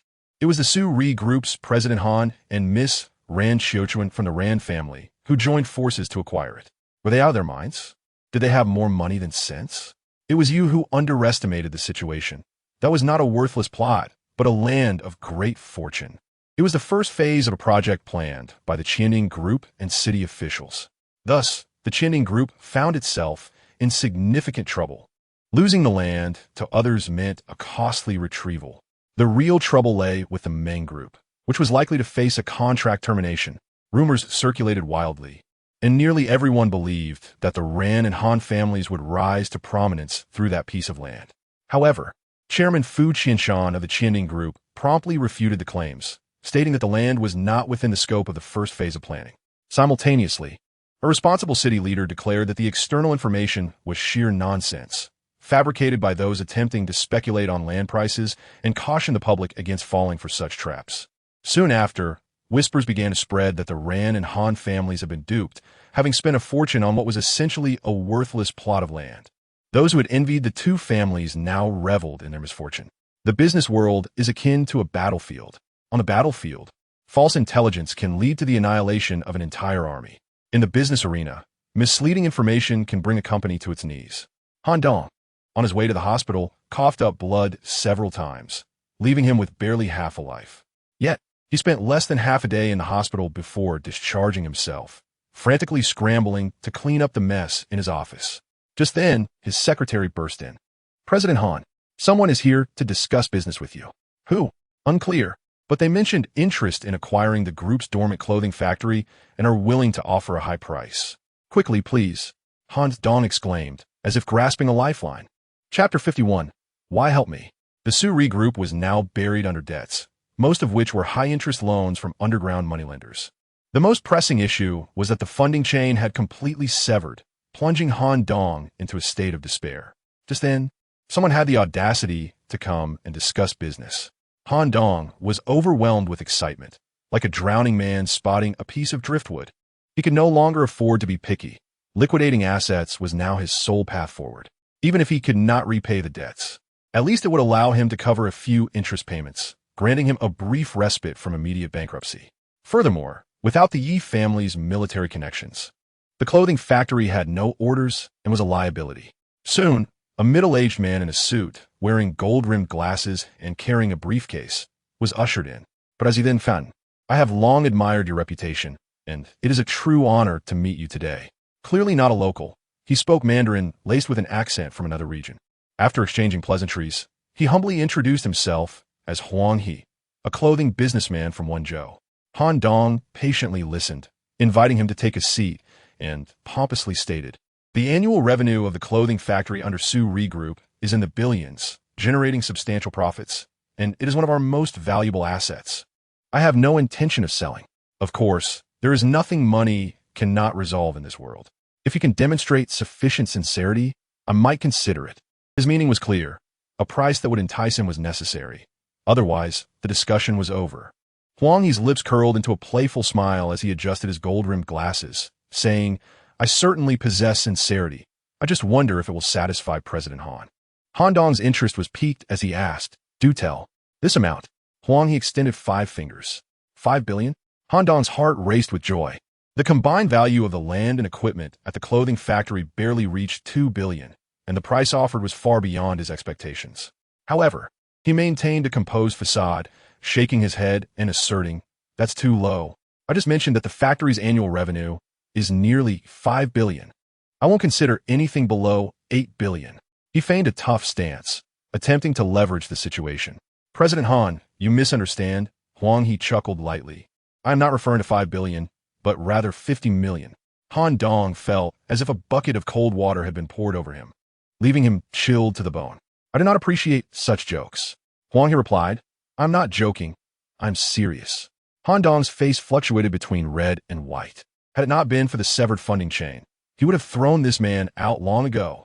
Damn it, the factory's equipment alone can fetch several million as scrap. Not to mention the factory and land. Bang!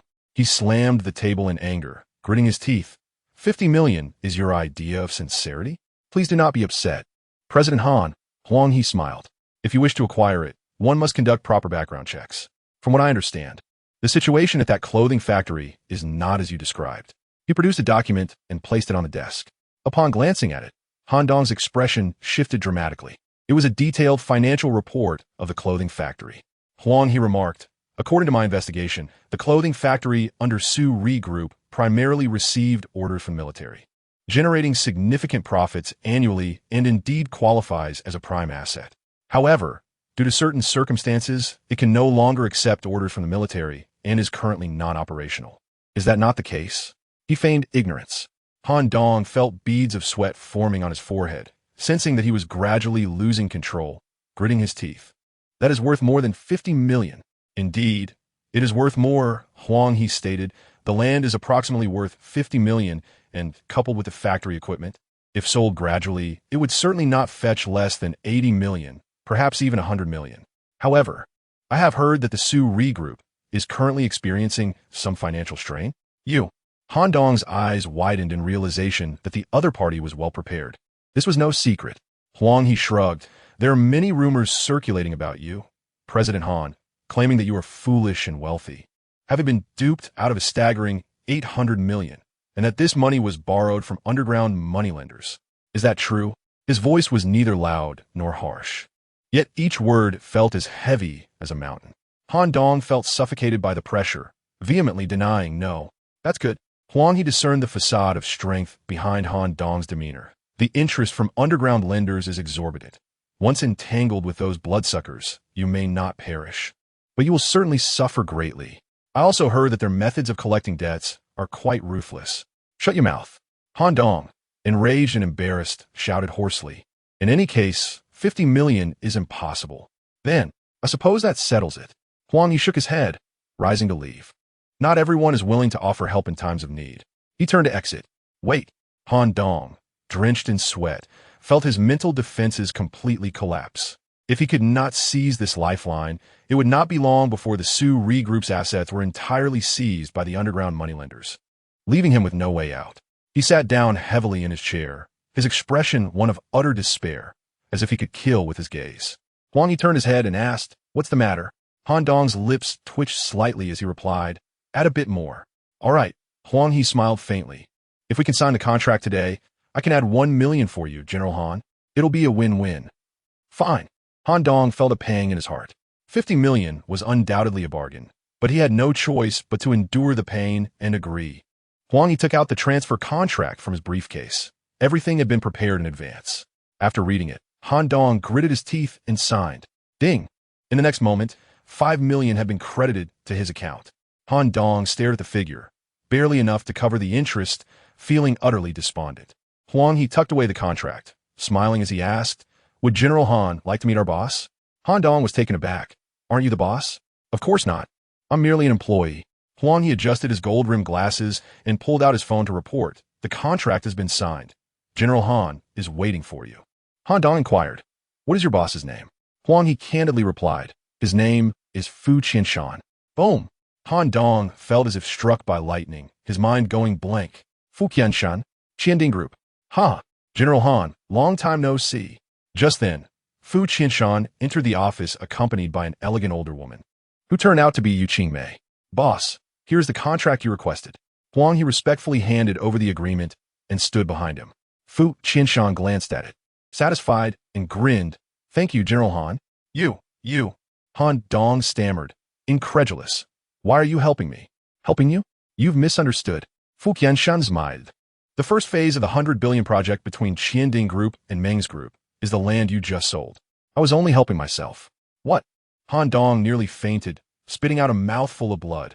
Chapter 52. The harvest. Fu Qianshan's casual remark made Han Dong vomit blood on the spot. The impact was overwhelming. The feeling of betrayal was beyond words. He had borrowed high-interest loans from underground lenders just to acquire the land for the 100 billion project, only to discover that the land had always been in his possession. The absurdity of selling the donkey only to realize it was a donkey was utterly humiliating. The thought of it made him want to end it all. He was so agitated that he coughed up another mouthful of blood. So it was a scheme from the very beginning? Han Dong's eyes were filled with rage, as if he wanted to tear Fu Qianshan apart. It dawned on him too late that he had been played. Indeed, Fu Qianshan smiled slightly, admitting, "From the moment Yu Qingmei saw that blueprint, your fate was sealed. It was all about obtaining the garment factory under the Rising Sun Group, but I never anticipated it would go so smoothly." Next to them, Yu Qingmei's alluring figure stiffened. It was only at this moment that she realized she had been used. "You are truly malicious. Andong, nearly hysterical, roared Fu Qianshan. "I have never wronged you. In fact, I have even helped you. Why do you want to drive me to my demise?" He had done everything possible to curry favor for the 100 billion project, even going to great lengths to find Fu Qianshan's beloved and cleverly bringing her to his side. In the end, not only did he end up empty-handed, but he was also left devastated. "Are you sure you haven't misunderstood?" Fu Qianshan's gaze held a hint of pity as he said, "Do you really think I am the mastermind behind this?" Han Dong retorted angrily, "Isn't it?" "Of course not. You overestimate me." Fu Qianshan frankly stated, "It was Ye Xiao's doing." "Ye Chen." Han Dong's expression turned ghostly as he exclaimed, "That waste?" He had always believed that the current Ye Chen was merely a pawn in Fu Qianshan's scheme to establish himself as a patriotic entrepreneur, never imagining he was the orchestrator. Ye Xiao was a true dragon among men. How could you consider him a waste? Fu Qianshan scoffed. "Your current predicament is truly well-deserved." "What a joke. He is nothing but a true dragon." Han Dong gritted his teeth, filled with resentment. "If it weren't for your backing, that waste couldn't have stirred up any trouble." Fu Qianshan looked at him as if he were a fool, no longer willing to explain. 50 million could only cover one phase of interest. Your time is running out. So savor the taste of your impending ruin. With that, he turned and left. Qianshan, Yu Qingmei, sensing the murderous intent in Han Dong's gaze, shuddered and hurried after Fu Qianshan. "Oh, I almost forgot." As Fu Qianshan reached the door, he suddenly stopped and smiled. "This woman was brought to me by you. Now I return her to you." He shoved Yu Qingmei toward Han Dong. "Qianshan." Yu Qingmei realized she had been abandoned, her face pale with terror. She couldn't bear to imagine how terrible it would be to fall into Han Dong's hands. Get lost. Fu Qianshan's eyes were icy. He was not heartless, but it was impossible for him to accept a woman who had betrayed him. With that, He turned and walked away without a hint of nostalgia. Ye Chen. Fu Qianshan obtained what he desired and rushed to the Rose Garden Villa. Faced with the young man, he was even more respectful. With extraordinary martial arts talent, top-notch medical skills, and unparalleled strategy, the future he could achieve was beyond imagination. Did you get it? Ye Chen was strolling in the small garden, and upon seeing Fu Qianshan's delighted expression, he guessed everything and invited him into the villa to sit down. Yes, it was very smooth. Everything was as Ye Xiao had anticipated. Fu Qianshan could no longer contain his joy, grinning. I spent just a little over 50 million. It's practically a bargain. When Han Dong learns that the garment factory he owned was exactly the land needed by Qian Ding Group, he will spit blood on the spot. Ha ha ha. He felt an immense sense of satisfaction. Not only had he dealt with the commercial spy by his side, but he also made a significant profit. All of this was thanks to Ye Chen. That's good. Ye Chen's expression remained calm, showing no surprise. Now that Han Dong was at the end of his rope, selling his assets was his only option. This is the money for the land. He took out a bank card, which contained 16 billion contributed by the Ran and Han families. In reality, the one acquiring the bankrupt logistics park was Qian Ding Group. So the funds naturally belonged to Fu Qianshan. Ye Xiao, I cannot accept this. Fu Qianshan shook his head. The Han and Ran families are ungrateful. They should return everything they took from the Yi family, except this 16 billion. It belongs to its rightful owner. He added, moreover, I only spent 50 million to acquire land of immeasurable value, which is already quite satisfactory. If I were to take this money, it would be too greedy. He was earnest, not feigning modesty. Ye Chen smiled slightly, not being overly polite, and nodded. All right then. Fu Qianshan was overjoyed. What did 16 billion matter? As long as he could earn Ye Xiao's favor, the benefits in the future would far exceed mere monetary gains. Ye Xiao. Fu Qianshan suddenly remembered something, saying, the first phase of the land is now secured and can commence work at any time, but I am now worried about the second phase of the land. If the first phase begins, the location of the second phase will be easy to guess. At that point, reclaiming it would mean enduring the other party's extortion. Ye Chen smiled wryly. The original plan had been aimed solely at Han Dong, but unexpectedly, Ran Qiuquan intervened. The shares of the Rising Sun Group were all mortgaged to underground lenders, and it wouldn't be long before they could be bought back with money, which included 50% ownership of the second phase. Ye Chen said, as for the Ran family's 50%, it will require some patience. Patience? Fu Qianshan inquired. Yes. Ye Chen, with an impassive expression, remarked, do not underestimate Ran Qiuquan. This woman is far more formidable than the likes of Han Dong. If we were to proactively approach her for a purchase, she might sense something amiss. Fu Qianshan replied then, you need not worry. Ye Chen, brimming with confidence, stated, the withdrawal of funds by Tongzheng Bank has rendered the Ran family's financial situation precarious. Spending 800 million on a worthless piece of land would undoubtedly exert considerable pressure, making it likely for them to sell at any moment. Additionally, you could leverage the influence of Qian Ding Group to suppress the Ran family, forcing them into a corner, while we have any trouble dealing with them. After a moment of contemplation, he articulated his thoughts. Fu Qianshan's face lit up in realization, exclaiming, thank you for your guidance, young Master Yi. He stood and bowed deeply before departing with satisfaction. Just then, Ye Chen's phone rang. It was Duan Peng, a guard from the Yi family. The old matriarch wishes for you to return home. Is there something concerning my grandmother? Ye Chen instinctively inwarded. Duan Peng's voice brimmed with excitement. Young master, I have splendid news. The old matriarch has made contact with the earthly Buddha, the divine healer. Chapter 53. The Jiang family grandmother has contacted the earthly Buddha? Ye Chen was momentarily taken aback, suspecting he had misheard. Indeed, Duan Peng insisted fervently, young master, you are saved. The Yi family has hope. Are you certain it is the renowned earthly Buddha? Ye Chen inquired again. Duan Peng affirmed, absolutely. Ye Chen felt a wave of confusion wash over him. If that individual truly was the earthly Buddha, then who was he? A bitter smile crept across his lips as he became certain that his grandmother had been deceived by a fraud masquerading as the earthly Buddha. However, there was no way to clarify this without revealing his true identity. All right, inform my grandmother that I shall return immediately. After ending the call, he hailed a cab and made his way to the Yi family estate. Upon his arrival, he found his grandmother, Madame Mei Zijuan, reclining in a rattan chair, feigning sleep, while the radio nearby played her favorite Peking opera. It seemed as if she sensed his approach, As soon as he drew near, she sat up, a look of playful reproach on her kind face. How could I ever forget my grandmother? Ye Chen's face flushed as he replied, Your 80th birthday is fast approaching, and I am preparing a grand celebration for you. A birthday celebration? Madame Ye's expression dimmed slightly as she waved her hand. Let us forego it this year. Ye Chen understood her reluctance. She feared the emotional weight such an occasion would carry. Previous celebrations have been filled with the joy of family and the presence of esteemed guests from afar, each visit causing significant traffic disruption in Tianhai City. This year, however, with the absence of family and the expected guests, it would undoubtedly feel sorrowful. Grandmother, without those superfluous guests, it would be quite pleasant for Xuanji and me to share a quiet birthday with you. I know you are filial, Madame Yi sighed before inquiring. Has Xuanji shown any signs yet? Not yet. It's only been a few days, Ye Chen responded awkwardly, realizing that his grandmother was perhaps too impatient. I will do my best. Madame Yi longed for a great-grandchild, yet understood that such things could not be rushed, leading her to sigh once more. Duan Peng must have informed you about the earthly Buddha? Yes. Ye Chen raised an eyebrow. How did you come to contact the earthly Buddha? Recently, a miraculous doctor has been traveling in Zhongzhou, curing many ailments deemed incurable. The patriarch of the Jiang family, gravely ill, invited him to their residence. And within half a day, he was cured. Madame Yi explained. The Jiang family is undoubtedly grateful and has treated him with great respect, moving the earthly Buddha to acknowledge his identity. The Jiang family? Ye Chen's interest peaked.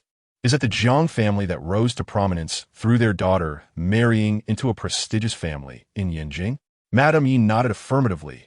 Indeed, that Jiang family. A complex emotion flickered in Ye Chen's eyes.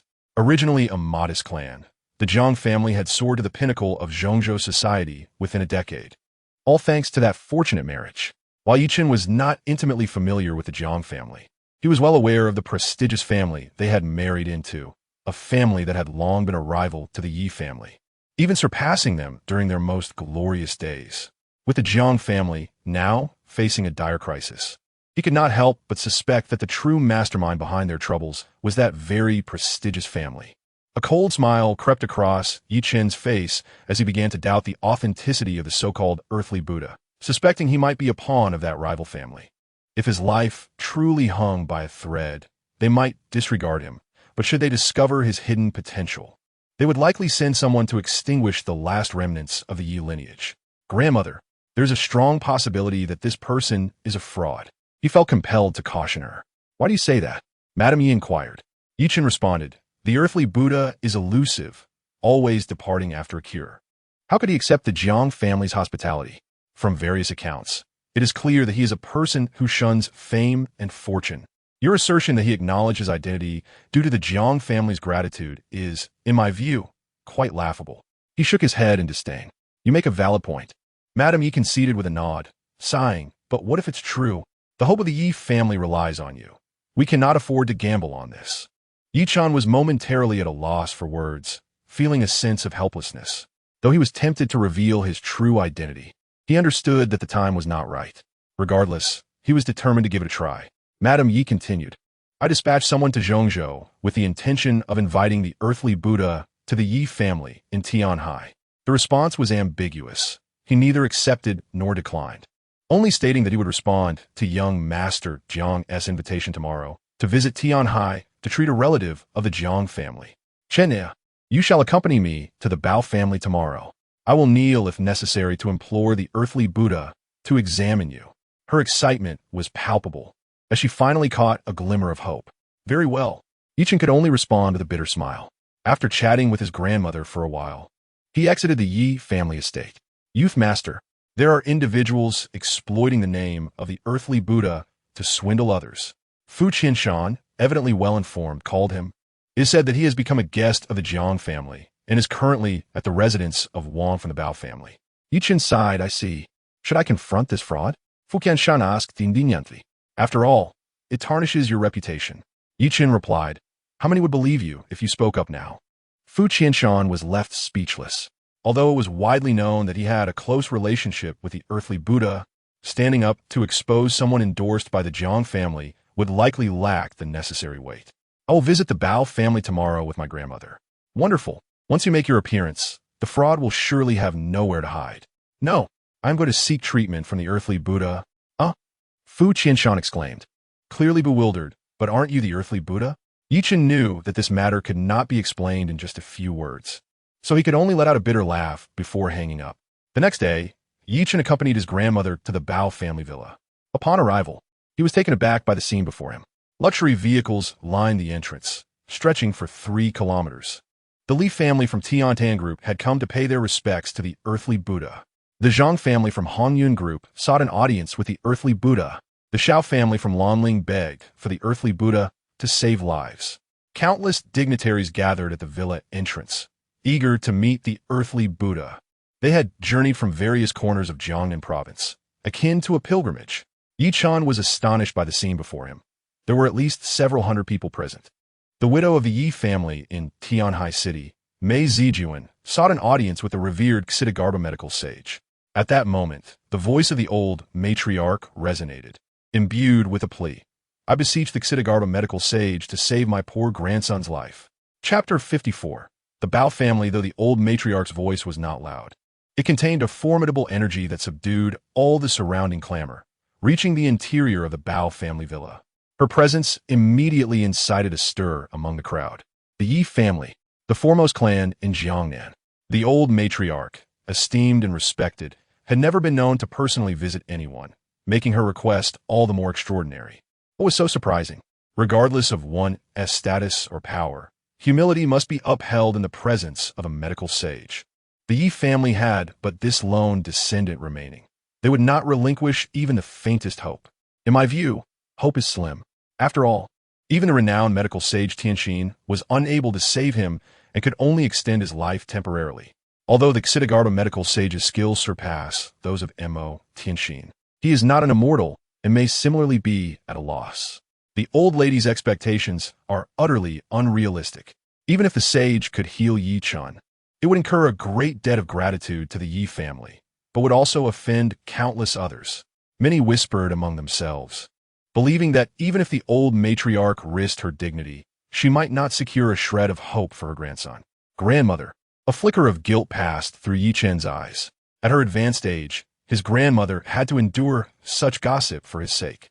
He truly wished to silence those gossips with a forceful hand. Let them speak their idle chatter. The old matriarch remained unfazed, smiling as she remarked, I am old and my hearing is somewhat impaired. Their words are but a waste of breath. Ye Chen couldn't help but smile. His grandmother was not as frail as he had imagined. She possessed great wisdom. Ye family widow. At that moment, a young woman's voice emerged from the villa. A woman in her late 20s, adorned in exquisite attire, radiating the air of an unattainable socialite, stepped forth, her haughty demeanor exuding an air of superiority. It was Miss Bao Aoshue, the beloved daughter of the Bao family. Recognizing her, onlookers flocked to the entrance, eager to ingratiate themselves. However, Bao Aoshue paid them no mind. Her striking blue eyes fixed disdainfully on the old matriarch. Are you the old matriarch of the Yi family? She asked, her tone rife with animosity. Ye Chen frowned slightly. This woman exhibited an utter lack of decorum. Regardless of her status as a loyal widow, the old matriarch was, after all, an elderly lady of 80. Such a display of disrespect was inexcusable.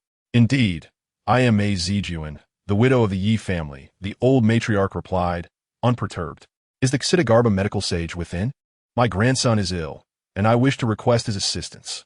I kindly ask Miss Bao to convey my message and inquire if the sage might be available. Bao Aoshue scoffed, tilting her chin in arrogance. No need to ask the Xitigarbha medical sage. I can inform you now that he is unavailable. The old matriarch furrowed her brow. Is that your opinion or the sage's? What difference does it make? The Xitigarbha medical sage was invited here by my cousin from Zhongzhou. He is a guest of the Bao family. It is the responsibility of the Bao family to ensure the sage is not disturbed. Baoas ziplit gonli. Let me make it clear. Today, anyone can enter to see the sage, except for the Yi family. The old matriarch, exhibiting remarkable composure, did not engage in a quarrel with the younger generation, but humbly inquired, I am unaware of how I have offended the Bao family. Old woman, spare me the act. Bao Aoshue mocked. You hardly seem senile. The old matriarch pressed on, I would like to understand. Very well. Allow me to remind you of past grievances. Bao Aoshue's face twisted with venom. 5 years ago, Customs seized a shipment of electronic waste, confiscating 7 of the Bao family's cargo ships and imposing a fine of 300 million. 6 members of the Bao family were imprisoned as a result. You may have forgotten, but the Bao family certainly has not. She seethed. The old matriarch, upon this reminder, seemed to recollect something, her lips curling into a bitter smile. Indeed, there had been such an incident. 5 years prior, a member of the Ye family had worked at Customs, specifically tasked with combating smuggling, and had successfully uncovered a significant smuggling case.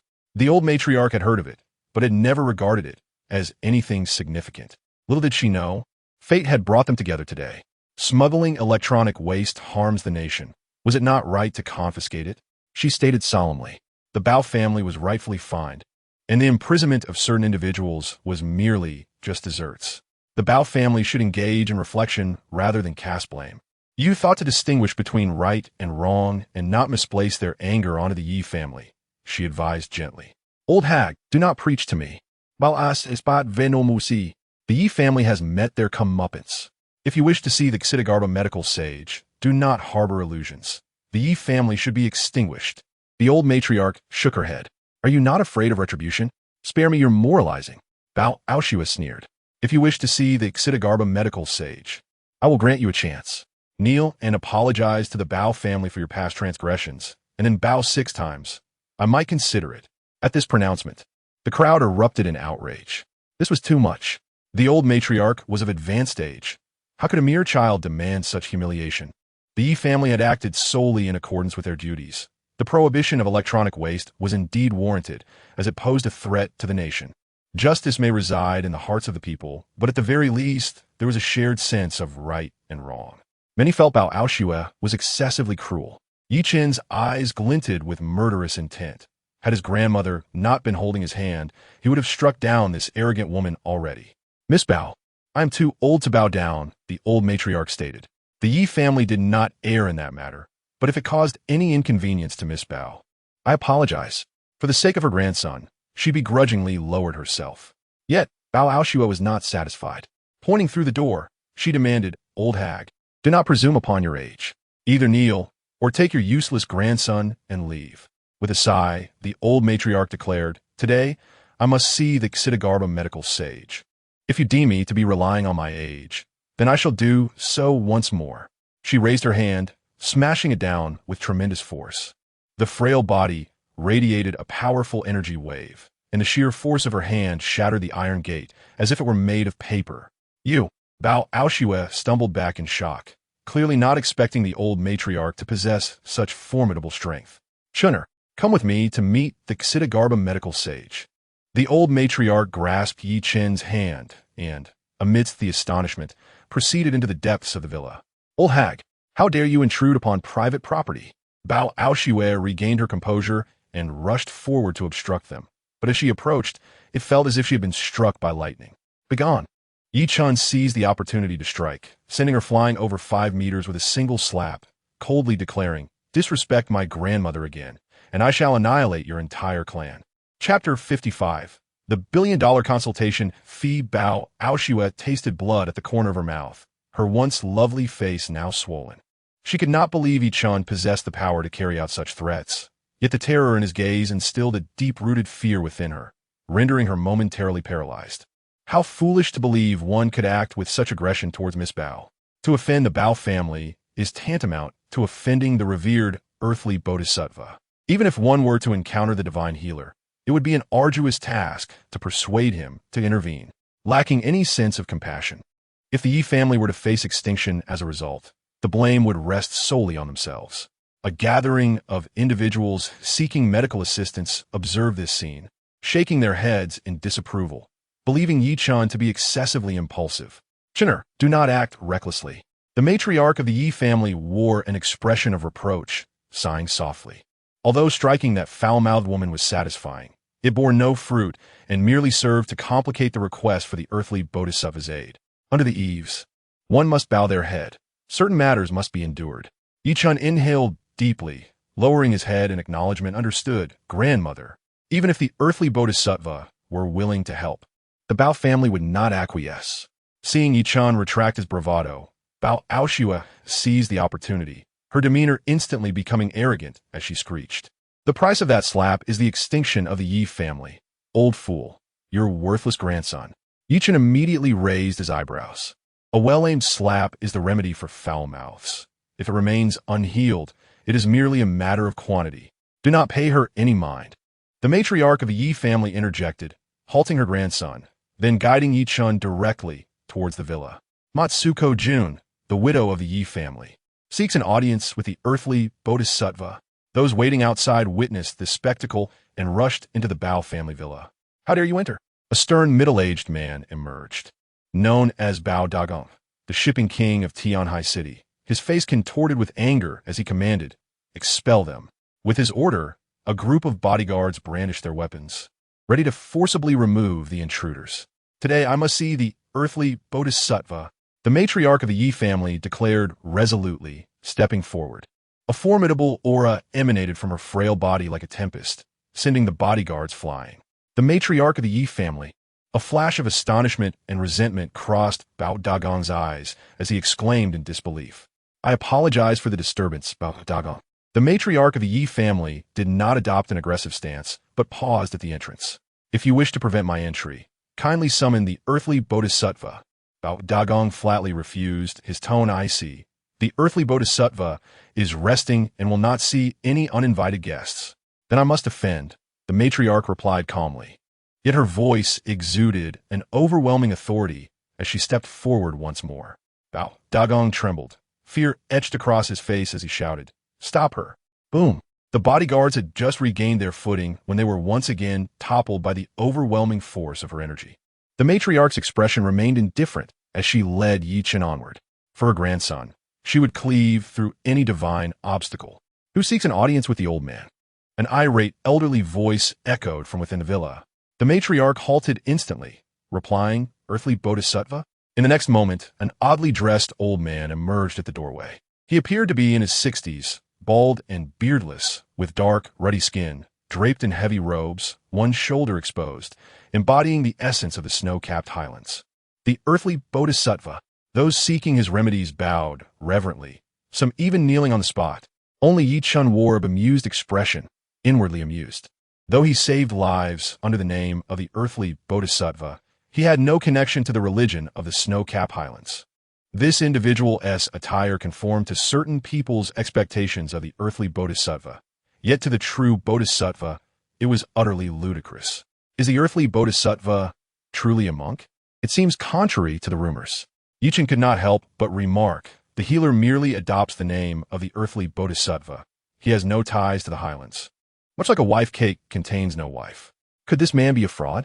His voice was not loud, yet resonated clearly in the ears of all present, instantly igniting a storm of outrage. Impudent! How dare you show such disrespect to the bodhisattva? Blaspheming the healer is utterly unforgivable. To dare question the earthly bodhisattva, such folly shall surely lead to a short life. Many immediately began to rebuke him, casting glances at Ye Chen that were filled with disdain. Foolishness! You have irreparably offended the earthly bodhisattva from the very outset. Even most patient of souls would be incensed, and even if they could heal you, they likely would not. Chenner, do not speak so carelessly. The matriarch's eyes flickered with doubt, yet she sternly chastised her grandson. There are numerous legends surrounding the healer, some of which have become distorted over time. The individual before them, recognized by the Jiang family of Zhongzhou, must hold some merit. Yes, grandmother, Ye Chen mumbled, sheepishly silencing himself. Greetings, revered healer. The matriarch of the Ye family addressed him respectfully. I once sent someone to seek you in Zhongzhou. Do you recall? Those who come to seek my healing are numerous as the fish crossing the river. How could I possibly remember you? The earthly bodhisattva replied haughtily, shaking his head dismissively. The Ye family. My grandson has been afflicted by the marrow-devouring poison. Now I remember. The earthly bodhisattva's gaze shifted to Ye Chen, a glimmer of cunning flickering in his eyes. Though subtle, it could not escape the youth's notice. Ye Chen was nearly certain this individual was impersonating the earthly bodhisattva and had come specifically for him. This tactic was indeed clever.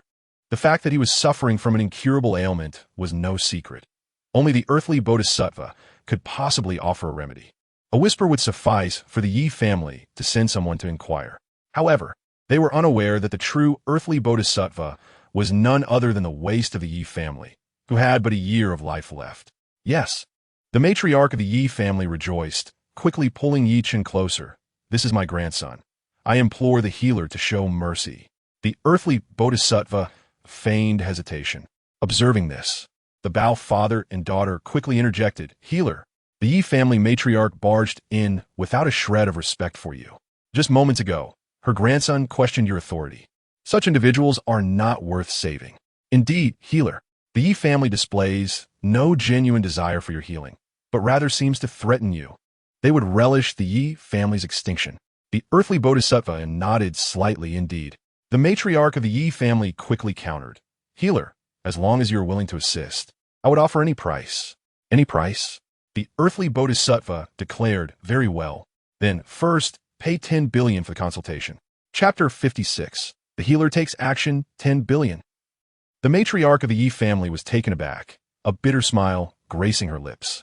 Although the Ye family was the foremost clan of Jiangnan, they had not amassed considerable wealth due to their prudence. They had some assets, but such a staggering sum could not be gathered in an instant. Not only the matriarch, but the others seeking medical aid also displayed expressions of shock.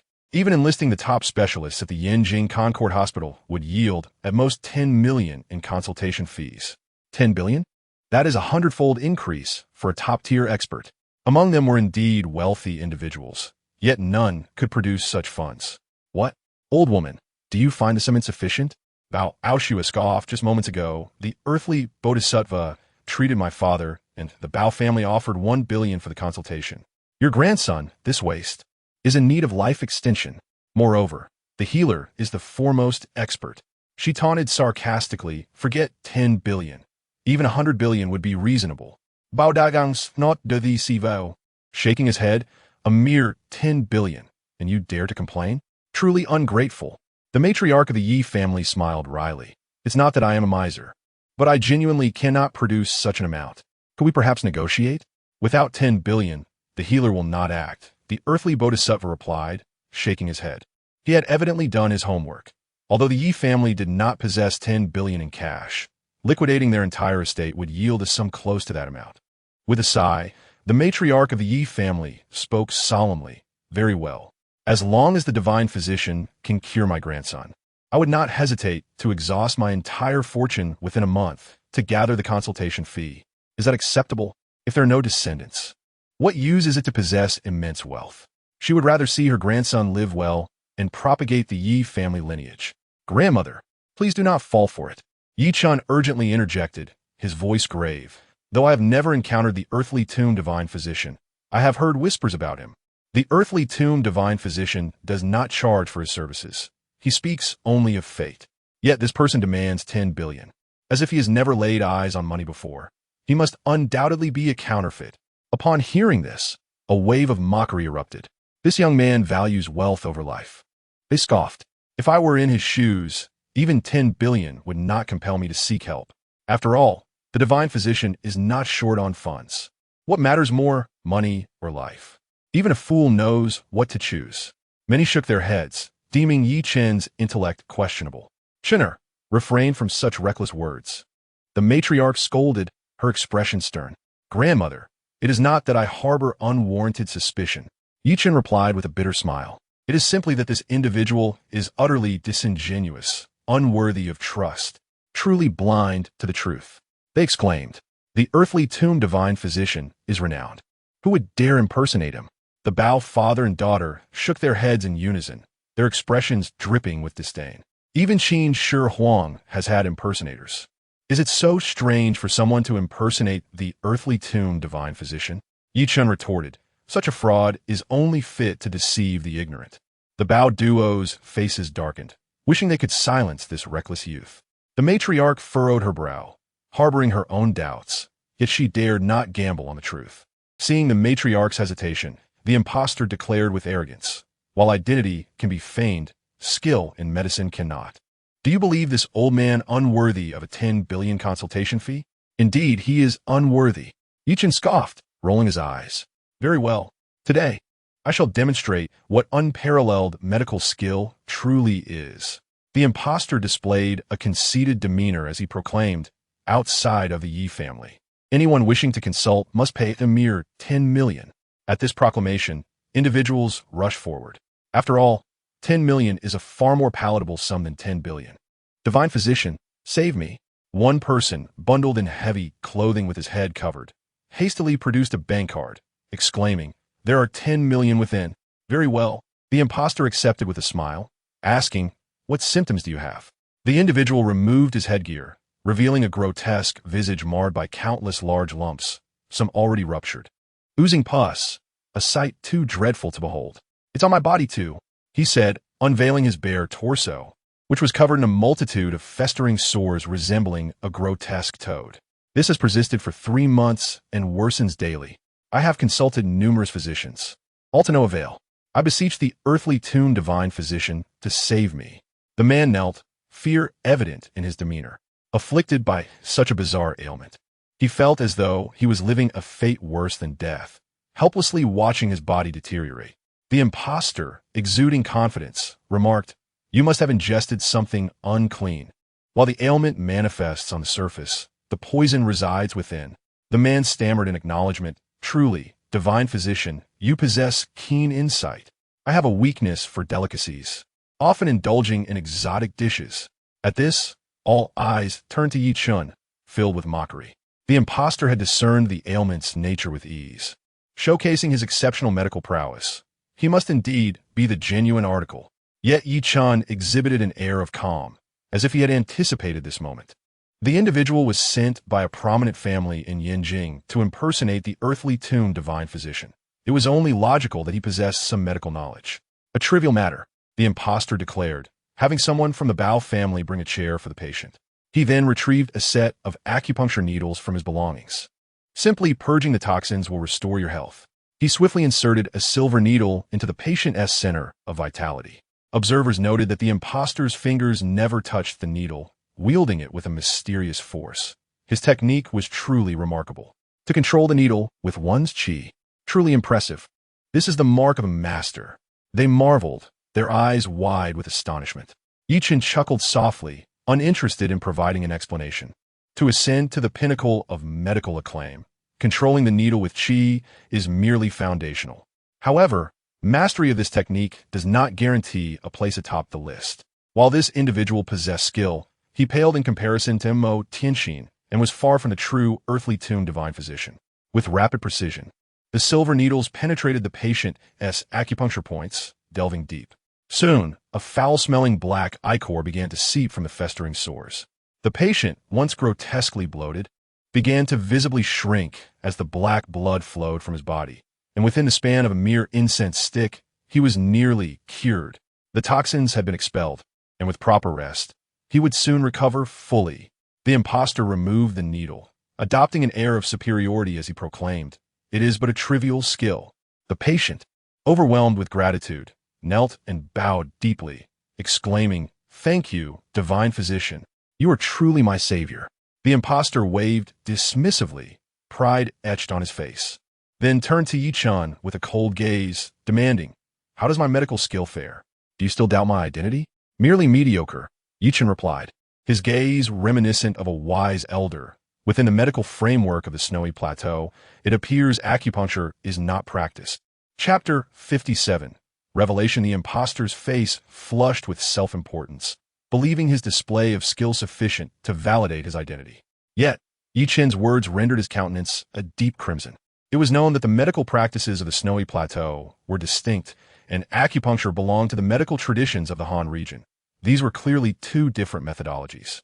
With a mocking glint in his eye, Ye Chen taunted, your adeptness at controlling the needle with qi only serves to confirm that you are not the earthly-tuned divine physician. Employing the same logic the impostor had used to assert his identity, he deftly dismantled the faade. The impostor's face alternated between shades of red and white, momentarily rendered speechless. Indeed, observing the impostor's garb, it was evident he hailed from the Snowy Plateau and should be employing its methods to heal. Others began to cast doubtful glances at the impostor, whispering among themselves, is it so strange for the earthly-tuned divine physician to possess acupuncture skills? The Bao daughter looked upon them with disdain, asserting, as long as he can heal, what does it matter? Who besides the true, earthly tomb divine physician possesses such remarkable medical expertise? To question the credibility of the Jiang family's endorsed physician is truly laughable.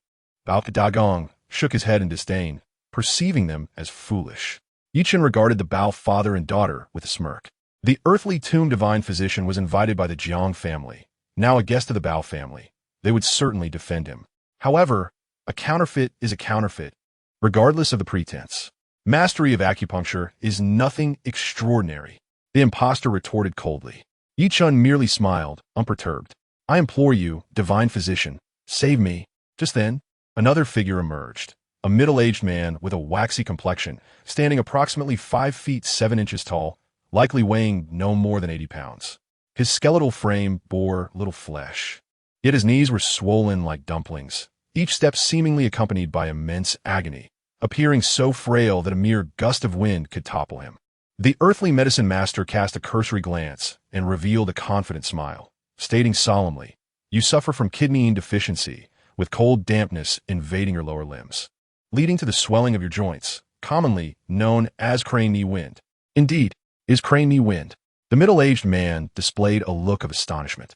If the physician could discern his ailment, he could surely remedy it. He willingly produced a bank card, bowing respectfully. "This is the consultation fee," the earthly medicine master replied. "I accept. Thank you, esteemed physician." The man beamed with joy as the fee was received, signifying his salvation. "Young man from the Ye family, behold and discern whether I am genuine or not."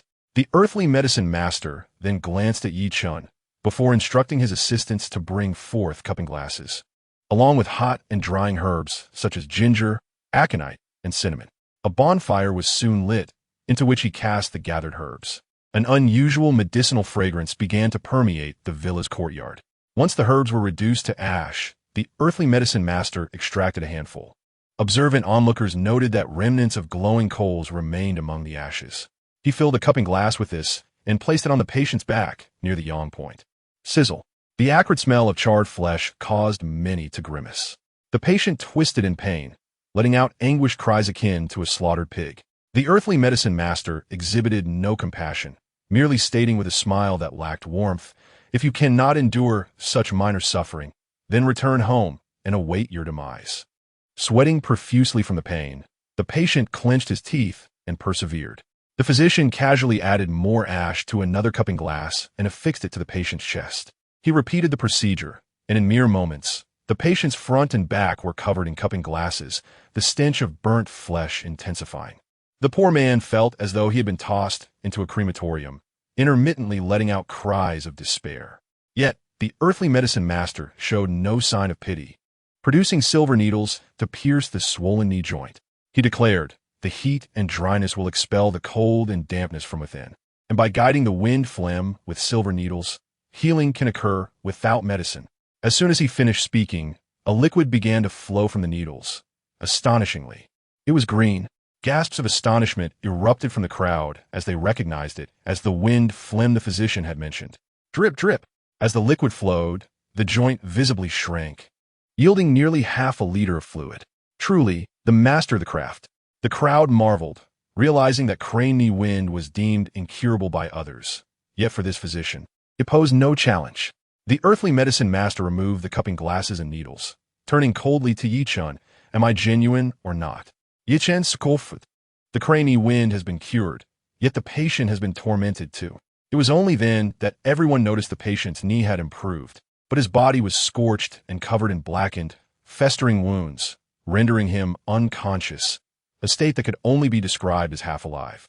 "You know nothing. This is a terminal illness."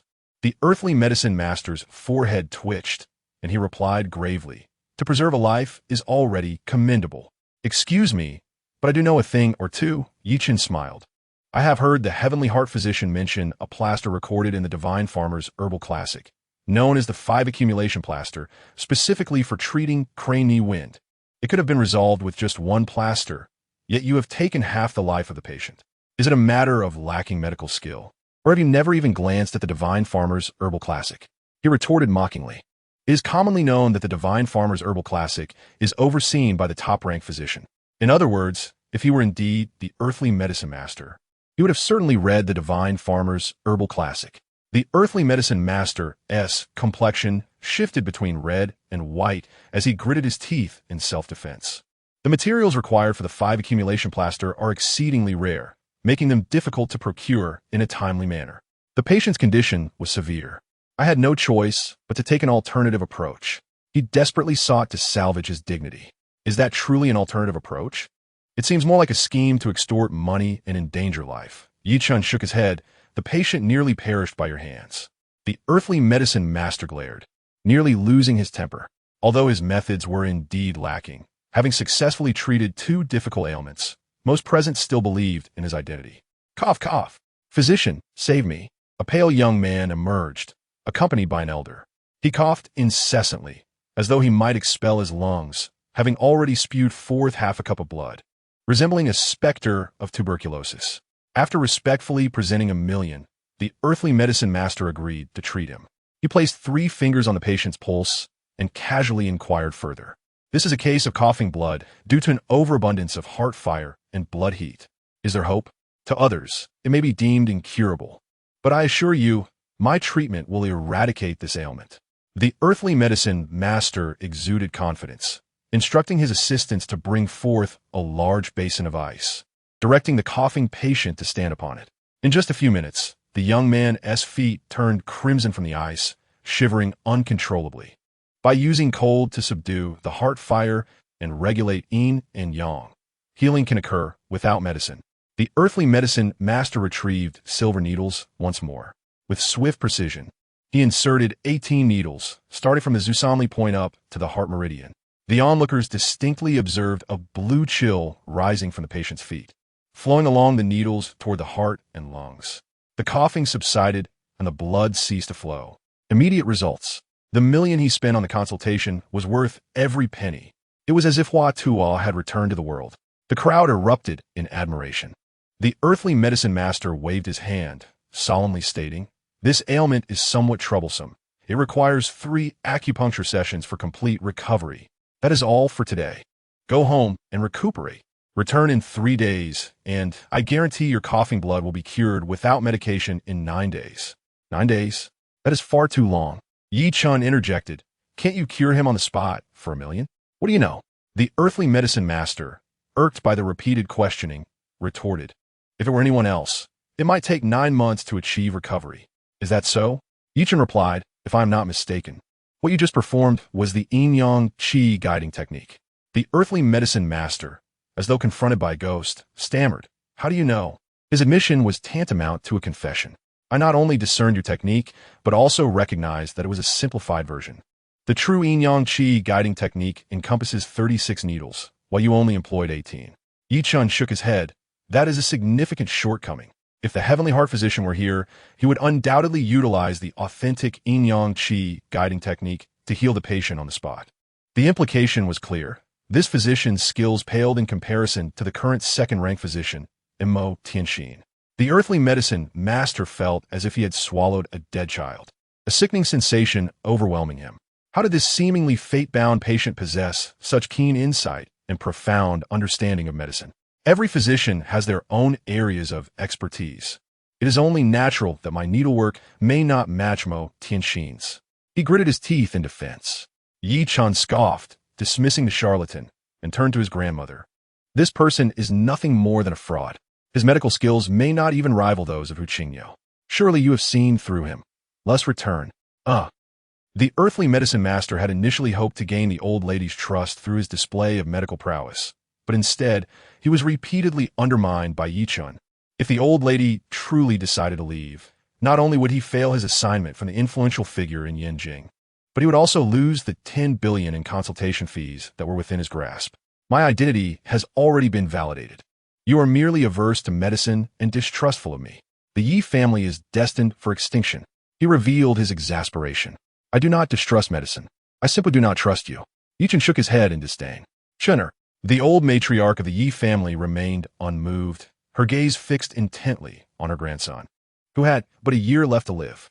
"Let the divine physician examine you. Otherwise, my heart shall be uneasy." As long as there was a glimmer of hope, she would not relent. Ye Chen wore a helpless expression.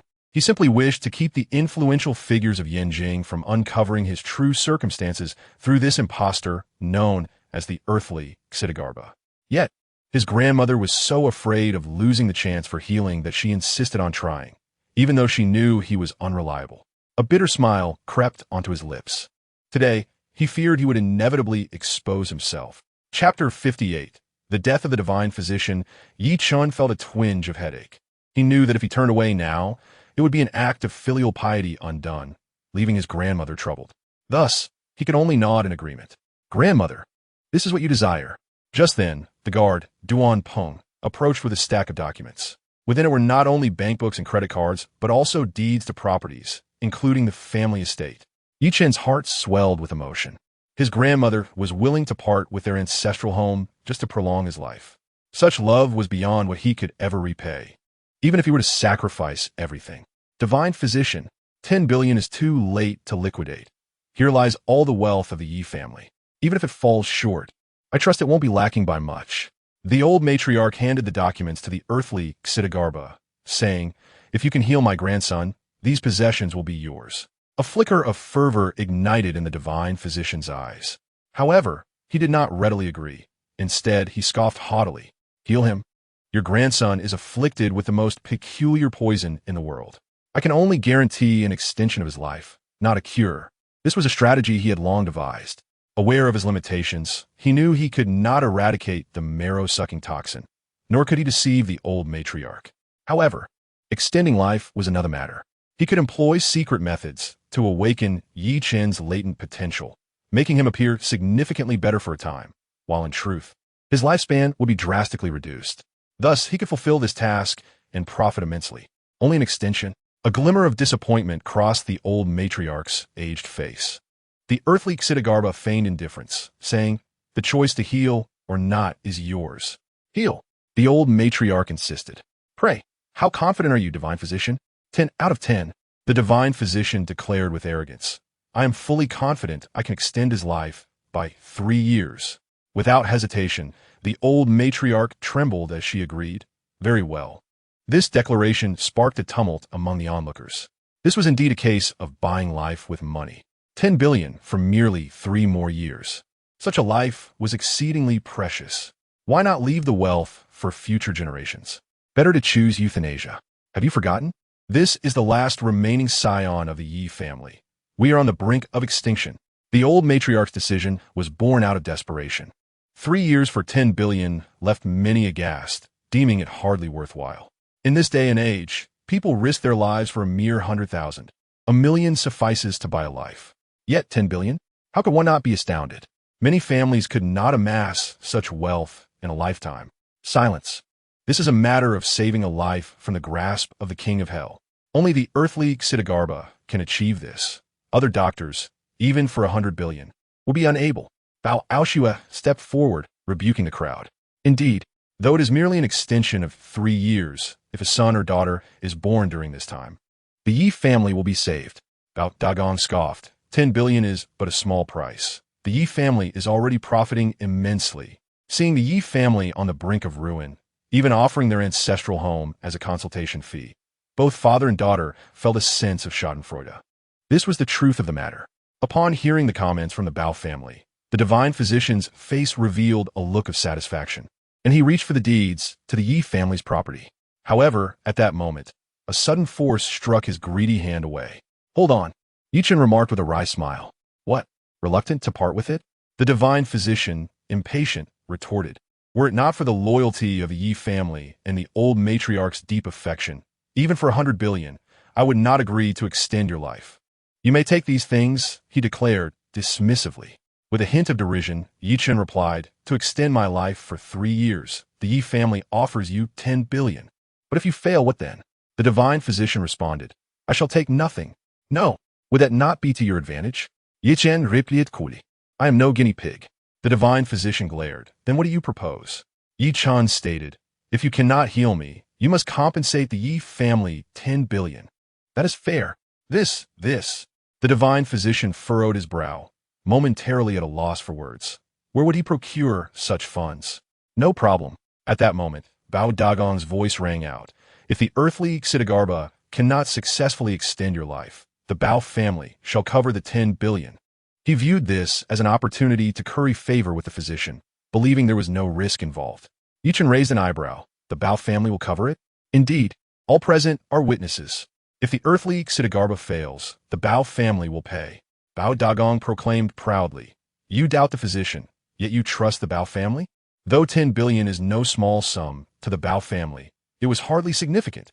Bao Aoshua, aligning with her father's sentiment, disdainfully added, this matter was not originally related to the Bao family, but we cannot abide by someone who does not know their own limitations. Questioning the earthly Ksitigarbha, Ye Chen smiled faintly. That works for me. No, that is too easy for you. I need to add a condition. Bao Aoshua, filled with venomous resentment, declared, you repeatedly question the physician. If he can extend your life, then you were wrong. You must pay the price. I shall ensure your mouth is silenced. She sought vengeance for the earlier slap. Ye Chen readily agreed. No problem. The two locked eyes, one calm and the other wishing to devour the other. It was a dire situation. If Miss Bao took action, she would surely not hold back. 10 billion for 3 years of life. Only to have one slap to the face cost 2 billion and bring shame. The physician had claimed a 10 out of 10 confidence, yet had agreed to Miss Bao's bet. It was tantamount to courting death. The onlookers deemed Ye Chen exceedingly foolish, agreeing to a nearly certain losing wager while acquiescing to the Bao family's unreasonable demands. Divine physician, please hasten to save my grandson. The old matriarch, disregarding any notions of the wager, urged anxiously, her heart racing with tension. Her grandson was the hope of the Yi family and her sole pillar of spirit. Very well. The divine physician nodded in agreement, instructing Ye Chen to remove his shirt and sit on a chair. He first took his pulse, then revealed an expression of shock. Ye Chen raised an eyebrow. What is the nature of my ailment? Severe. The divine physician's words were not mere exaggeration. It was not merely severe. It was akin to a death pulse. Had he been an ordinary person, he likely would not have endured for an hour. He was genuinely curious how this youth had managed to survive. Ye Chen smiled slightly, unfazed, long before the physician had taken his pulse. He had already used his true energy to interfere with the rhythm of his heartbeat. For martial arts master, this was not a challenging feat. Do not move. The divine physician produced acupuncture needles, the first piercing the Guan Yuan acupoint. Ye Chen's brows twitched as he instantly recognized the physician's intent. The Guan Yuan acupoint is a critical juncture in the human body, a nexus for meridians and blood vessels, and also the place where the internal poison lurked. This was not healing. It was an attempt to probe his foundation. Cough, cough. As the silver needle entered his body, Ye Chen began to cough violently. A sickly flush appearing on his face, his frail body evoking sympathy. Divine physician, this. The old matriarch's expression shifted dramatically, revealing concern. Do not panic. The divine physician waved his hand, saying, the marrow-sucking toxin has been within this child for years, already fused with his very being. I must first separate the venomous poison from this child's bloodline before I can proceed to suppress it. So that is the case. The old matriarch of the Yi family nodded with a semblance of understanding. Cough, cough, cough. Ye Chen coughed violently, blood trickling from the corner of his mouth. In truth, most of it was forcibly expelled. He was merely feigning the weakness of the poison's onset. The earthly Zong divine doctor once again felt Ye Chen's pulse. And after a prolonged moment, he had thoroughly assessed Ye Chen's condition. A glimmer of mockery flashed in his eyes. He would likely not live even a year longer. He believed that once he relayed this information back, many would sleep soundly. Is there any hope? Ye Chen inquired. The old man has promised to extend your life by 3 years, and naturally, I shall keep my word. The earthly Zong divine doctor revealed a hint of arrogance, snorting disdainfully before commencing his acupuncture. With swift precision, he employed his needles, striking down more than 10 in the blink of an eye. Ye Chen immediately discerned the technique being utilized. It was the flow and reflection method. This extremely insidious acupuncture technique could extract all latent potential from the human body, allowing even someone on the brink of death to persist for a brief moment. However, once the time elapsed, the depletion of potential would result in immediate death. Even a vigorous, innate master would suffer greatly from such a technique. To apply on a patient was nothing short of murder. In 10 minutes, his complexion was ruddy. In 20 minutes, his spirits surged. In 30 minutes, all ailments vanished. As the earthly Zong divine doctor performed his art, he boasted with great pride, "If I fail, I shall wash my hands of medicine forever." The onlookers focused on Ye Chen, noticing the evident change in his appearance. His complexion had markedly improved. Hope was restored to the Ye family. Ye Chen was saved. The old matriarch of the Ye family was overwhelmed with emotion, tears streaming down her face, to promise 3 more years of life, not even a day less. The earthly Zong divine doctor, full of self-importance, continued to administer 36 needles. While it appeared he was healing, each needle was actually siphoning Ye Chen's vitality. He secretly reveled in his cunning, believing himself to be undetected. However, at that moment, Ye Chen suddenly erupted into a fit of coughs. With a forceful expulsion, the silver needles embedded in his body were ejected by his true energy. The earthly Zong divine doctor was left bewildered, unable to comprehend. Logically, while it could stimulate potential, it should not manipulate true energy. Why was this child's true energy flailing about, as if in a frenzy? Cough, cough, cough. Calm yourself. The earthly Zong divine doctor, drenched in sweat, leaned in closer to investigate. A cold glint flashed in Ye Chen's eyes. He had awaited this moment. He unleashed a blood arrow from his mouth. Splatter. The earthly Zong divine doctor was sprayed in the face, stumbling backwards in shock. The old matriarch, along with the Bao family, gasped in astonishment, but before they could approach, they noticed Ye Chen's blood seeping into the doctor's skin. A horrific scream akin to that of a slaughtered pig erupted from the earthly Zong divine doctor, writhing on the ground like a maggot. In but a few breaths, his legs twitched and ceased moving. Everyone's expression turned peculiar. The patient had not been healed, yet the divine doctor lay dead. Chapter 59. Defaulting on debts, the bloodthirsty poisonous goo is the king of all poisons. Years ago, Ye Chen, gifted beyond measure, was nearly met with demise due to a treacherous scheme. Yet the Ye family managed to enlist the aid of the then top-ranked Tianqin divine doctor, who barely salvaged his life. However, his cultivation was entirely ruined, and he was left with only a few years to live. This illustrates the potency of the bloodthirsty poisonous goo. The blood Ye Chen spewed was a manifestation of the poison within him. Even an innate master would find themselves choking on their own blood. As the earthly Zong divine doctor lay lifeless, his expression contorted in agony. Those who had sought his help were left in shock, their gazes toward Ye Chen filled with trepidation, akin to viewing a venomous serpent. Healing requires caution. Practicing medicine bears risks. Divine doctor, Bao Kung, summoning his courage, approached and checked for breath under the doctor's nose, stammering there's no breath. What? The earthly Zong divine doctor is dead? A single mouthful of poisonous blood took down the top-ranked doctor. Had he not witnessed it with his own eyes, it would have been hard to believe. This was absurd beyond measure. The crowd stood in stunned silence, scarcely able to accept what they had just witnessed. Yet, they were not the most disappointed. Alas, the old matriarch of the Ye family sighed, her figure seemingly bending further. Her grandson was the lone hope of the Ye family. She had harbored hopes of extending his life by 3 years, only to face such an outcome. The depth of her disappointment was unfathomable. You killed the earthly Zong divine doctor.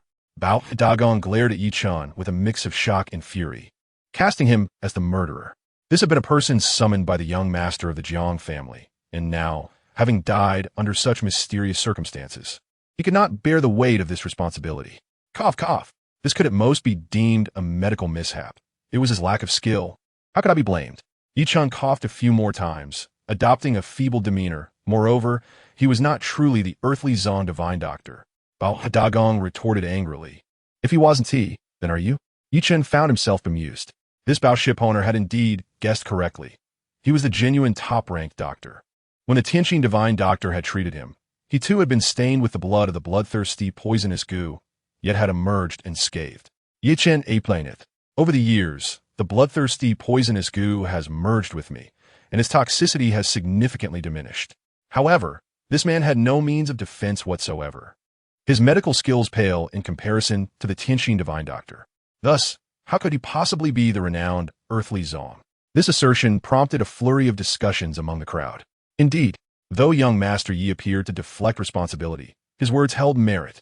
If he were truly the earthly Zong, even if he could not cure young Master Yi, he would at least possess the means to protect himself. He was merely a charlatan. masquerading under the guise of the earthly Zong divine doctor, extorting exorbitant fees. Young Master Ye's misfortune inadvertently rid the world of a menace. Many displayed expressions of indignation, lacking any sympathy for the deceased earthly Zong, some even secretly disdainful. Are you suggesting that the Jiang family of Zhongzhou was also deceived?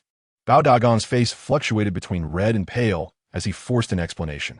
He could bear his own humiliation, but he must uphold the Jiang family's reputation. Indeed, the Jiang family had been deceived. Just then, a cold laugh resonated from the crowd as a middle-aged man stepped forward. It was Fu Qianshan, the chairman of the Qinding group. The earthly Zong divine doctor had once saved his life, making him one of the few who had encountered the earthly Zong. The crowd parted like the sea, creating a path for Fu Qianshan. Young Master Ye. Fu Qianshan nodded slightly to Ye Chen in acknowledgement before turning his gaze to the corpse, stating, I can responsibly inform everyone that the earthly Zong divine doctor did not originate from the snowy highlands, nor was he a monk. Moreover, this individual was far too old. Most would assume that the earthly Zong divine doctor, ranked first, must be an elder, yet in truth, he was a youth. Hence, this man was merely a lowly fraud. He stepped forward to testify. Bao Dagang se comme sin saipe vatikali, zenda spike. Though he hailed from Zhongzhou, Fu Qianshan's status, while not quite on par with the Jiang family, was not vastly inferior. Additionally, Fu Qianshan had encountered the genuine earthly Zong divine doctor. What more was there to explain? Even if this man were a fraud, he had been a guest of the Jiang family. Bao Xue's face was flushed with anger as she declared, Ye Chen, you cannot evade this responsibility. You must bear the wrath of the Jiang family. The wrath of the Jiang family? The old matriarch of the Yi family, perceiving the threat against her grandson, darkened her expression and said coolly, what is the Jiang family that they should dare unleash their anger upon the Yi family? Boom! Her stooped figure emanated a terrifying pressure, akin to the weight of Mount Tai, pressing upon the hearts of all present. It was suffocating, fearful. Many felt their legs trembling, overwhelmed by an urge to kneel and worship. Bao Dagong and his daughter fell silent, beads of sweat forming on their foreheads. It dawned on them that the Yi family had once stood shoulder to shoulder with the Jiang family backers, even in the face of dwindling bloodlines. The mere presence of the Jiang family cannot quell the situation. It is simply a charlatan, and death is but an end. The elderly matriarch of the Yi family spoke with a frigid tone.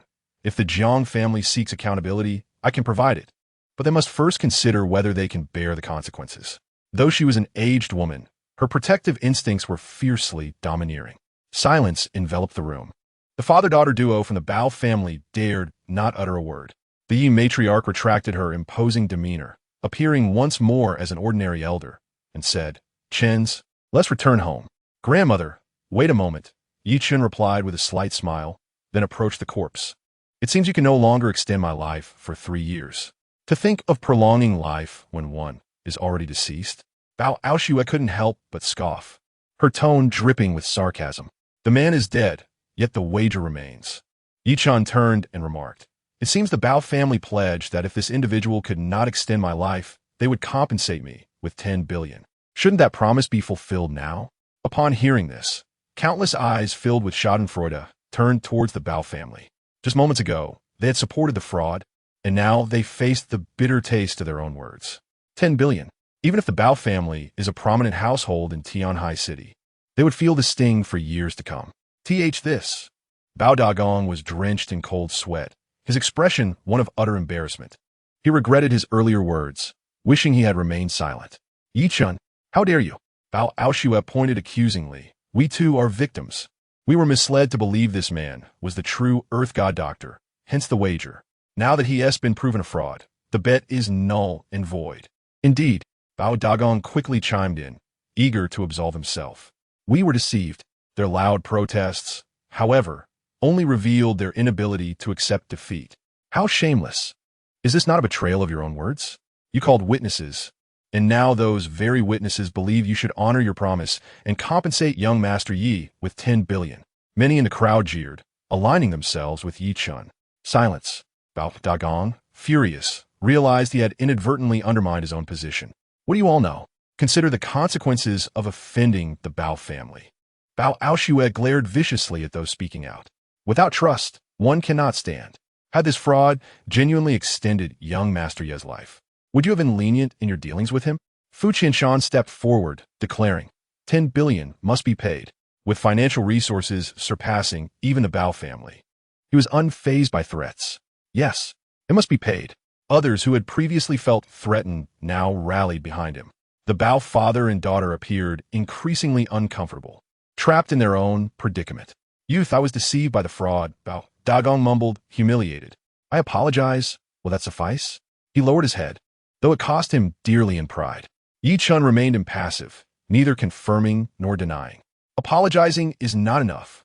You wish to extort 10 billion from my family? Bao Aoshue retorted, her rage unabated. Even if you were to receive it, you would have but 1 year left to live. Could you bring it into the afterlife? Her defiance was staggering. Ye Chen sighed, having never truly expected to receive 10 billion from the Bao family, given the enormity of the sum. He anticipated their evasion, but was taken aback by her blatant refusal to repent. Let 10 billion go, he said mockingly. At least you have not brought shame upon the Yi family's legacy. Bao Aoshue's expression was haughty, but in the next moment, a resounding slap sent her sprawling 10 meters away. You, how dare you strike my daughter? Bao Dagong was filled with both shock and fury, wishing to eliminate this waste from the Yi family. Yet before he could call for his bodyguards, he too received a heavy blow. Bang! He let out a muffled groan, crashing against the wall like a painting and collapsed to the ground, utterly defeated. You may evade payment, but debts must be settled, Ye Chen stated coolly. Let this slap serve as a reminder. Speak with caution and think before you act. With that, he assisted his grandmother and departed with grace. Truly, they had brought this upon themselves. Instant calme. Those who had threatened to strike young Master Yi found themselves in the same position, their own words returning to haunt them. No one felt sympathy for the Bao family. After enjoying a moment of schadenfreude, they dispersed. Chen's. On the way home, the Yi matriarch appeared disheartened. The greater the hope, the greater the despair. Her grandson's illness weighed heavily on her heart. Grandmother, this may not be entirely negative, Ye Chen reassured her. Although the extension of life was unsuccessful, it does not mean all hope is lost. I believe that if we find the true Earth God Doctor, healing is possible. The Yi matriarch trembled with renewed hope. Indeed, hope yet remains. Yet, a bitter smile crossed her face. The elusive Earth God Doctor seemed as unattainable as a dragon, making the search seem daunting. Just the thought. The elderly lady dared not continue. Grandmother, my condition has shown signs of improvement. Perhaps the Heavenly Heart Doctor's judgment was mistaken, Ye Chen said. I feel I have more than a year left to live. The Yi matriarch's eyes widened with joy. Really? Yes, Ye Chen affirmed, nodding emphatically. You must believe in me. Believe. Grandmother believes in you. The Yi matriarch lovingly caressed her grandson's cheek. Once a potential dragon of the family, he had accomplished countless miracles throughout his life. She believed that if he said so, he would indeed create yet another miracle, breaking the prophecy left by the Heavenly Heart Doctor. At the entrance of the Bao family's villa, a luxurious Rolls-Royce halted. The driver, clad in white gloves, opened the door for a tall, impeccably proportioned young man with striking features, Jiang Yunxiao, the second young master of the Jiang family, a true paragon of wealth and influence. After much effort to arrive in Tianhai, the Ran family was determined to extend their hospitality. A stunning woman stepped out, her demeanor composed. My father wishes to invite some friends to a business banquet in honor of young Master Jiang. Would you be willing to grace us with your presence? Your father is too kind. For Qiuchun's sake, I would not miss it. Jiang Yunxiao openly expressed his admiration for Ran Qiuchun. From the moment he laid eyes on the most beautiful woman in Tianhai City, he was utterly captivated, vowing to win her over. At that moment, he impulsively grasped her hand, intending to invite her to enjoy a glimpse of his room's acrobatic cat. However, upon meeting her enchanting gaze, he felt a moment of vulnerability, as if his thoughts had been laid bare. Very well, the Ran family awaits your esteemed presence. Ran Qiuchun subtly withdrew her hand, offering a sweet smile before retreating to the car. Rumors had it that the Ran family was currently facing financial difficulties. Were they seeking to leverage the Jiang family's influence? Jiang Yunxiao, no fool, narrowed his eyes and mused. If you wish to benefit from the Jiang family, it remains to be seen whether you, Ran Qiuchun, are willing to pay the price. With a mischievous grin, he turned and entered the villa. Cousin, you have returned. Bao Aoshue exclaimed upon seeing Jiang Yinshao, rising from the sofa in the living room. What? What is happening? Jiang Yinshao was taken aback, nearly failing to recognize his stunning cousin, who had transformed into a grotesque figure, resembling a pig's head. Meanwhile, his uncle, known as the King of Ships, sported a swollen cheek. Who could have done this? Anger immediately surged within him. Bao Aoshue bitterly declared, Ye Chen, the useless scion of the Yi family, who could only survive for another year. Jiang Yinshao expressed his astonishment, then seemed to recall something, asking, has he already been here? What about the earthly Buddha, the divine physician? Bao Aoshue hesitated, finally stammering, the divine physician is dead. What? Jiang Yinshao gasped in disbelief. Dead? How'd he die? He was killed by Ye Chen. Bao Aoshue recounted the recent events with embellishments. Jiang Yinshao listened intently, particularly fixating on the divine physician's diagnosis of Ye Chen's condition, repeating his inquiries numerous times. Regardless of whether that individual was a fraud, he was a guest of the Bao family and a client of the Jiang family. Bao Aoshue insisted, cousin, we must not let Ye Chen go unpunished. Understood. Jiang Yinshao seemed indifferent to the fate of the divine physician, dismissively responding before hastily ascending the stairs. He needed to share the situation here, especially everything concerning Ye Chen, with his family at once. Chapter 61. Curious treasure in the Rose Garden Villa. Meng Xuanji unusually opted not to go to work, donning casual attire that concealed her perfect figure while exuding a youthful vibrancy. She selected a cap from her wardrobe, asking Ye Chen if it suited her. It looks good, but you appear even more stunning without it. Why? Because it obscures my wife's unparalleled beauty. How cheeky. Meng Xuanji felt flattered, her face blooming with a hint of shyness as she playfully rolled her eyes. Ye Chen curiously inquired, taking a day off today? I requested a half-day leave. Grandma's birthday is approaching. Have you forgotten? Ye Chen responded, so this morning is for selecting a birthday gift for Grandma.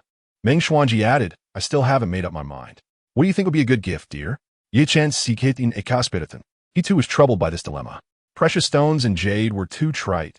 Grandma never cared for such things. Meng Xuanji frowned. Gifting health products feels too insincere. This year's birthday is special. We must prepare something impressive to make her happy. Ye Chen felt a surge of affection. He had indeed married a wonderful wife. How about we visit the second-hand market? He pondered aloud. Meng Xuanji frowned. The second-hand market? Are you suggesting we buy used items for Grandma? It's not as you imagine, Ye Chen replied, his mouth curling into a bemused smile. What he referred to as the second-hand market was officially known as Xianglugio Morning Market, originally a hub for trading used goods. Over decades, it had evolved into a bustling marketplace filled with various vendors, including herbalists and antique dealers, where one could find virtually anything, except firearms and illicit substances. People often stumbled upon unexpected treasures. After Ye Chen's explanation, Meng Xuanji finally grasped the essence of this so-called second-hand market.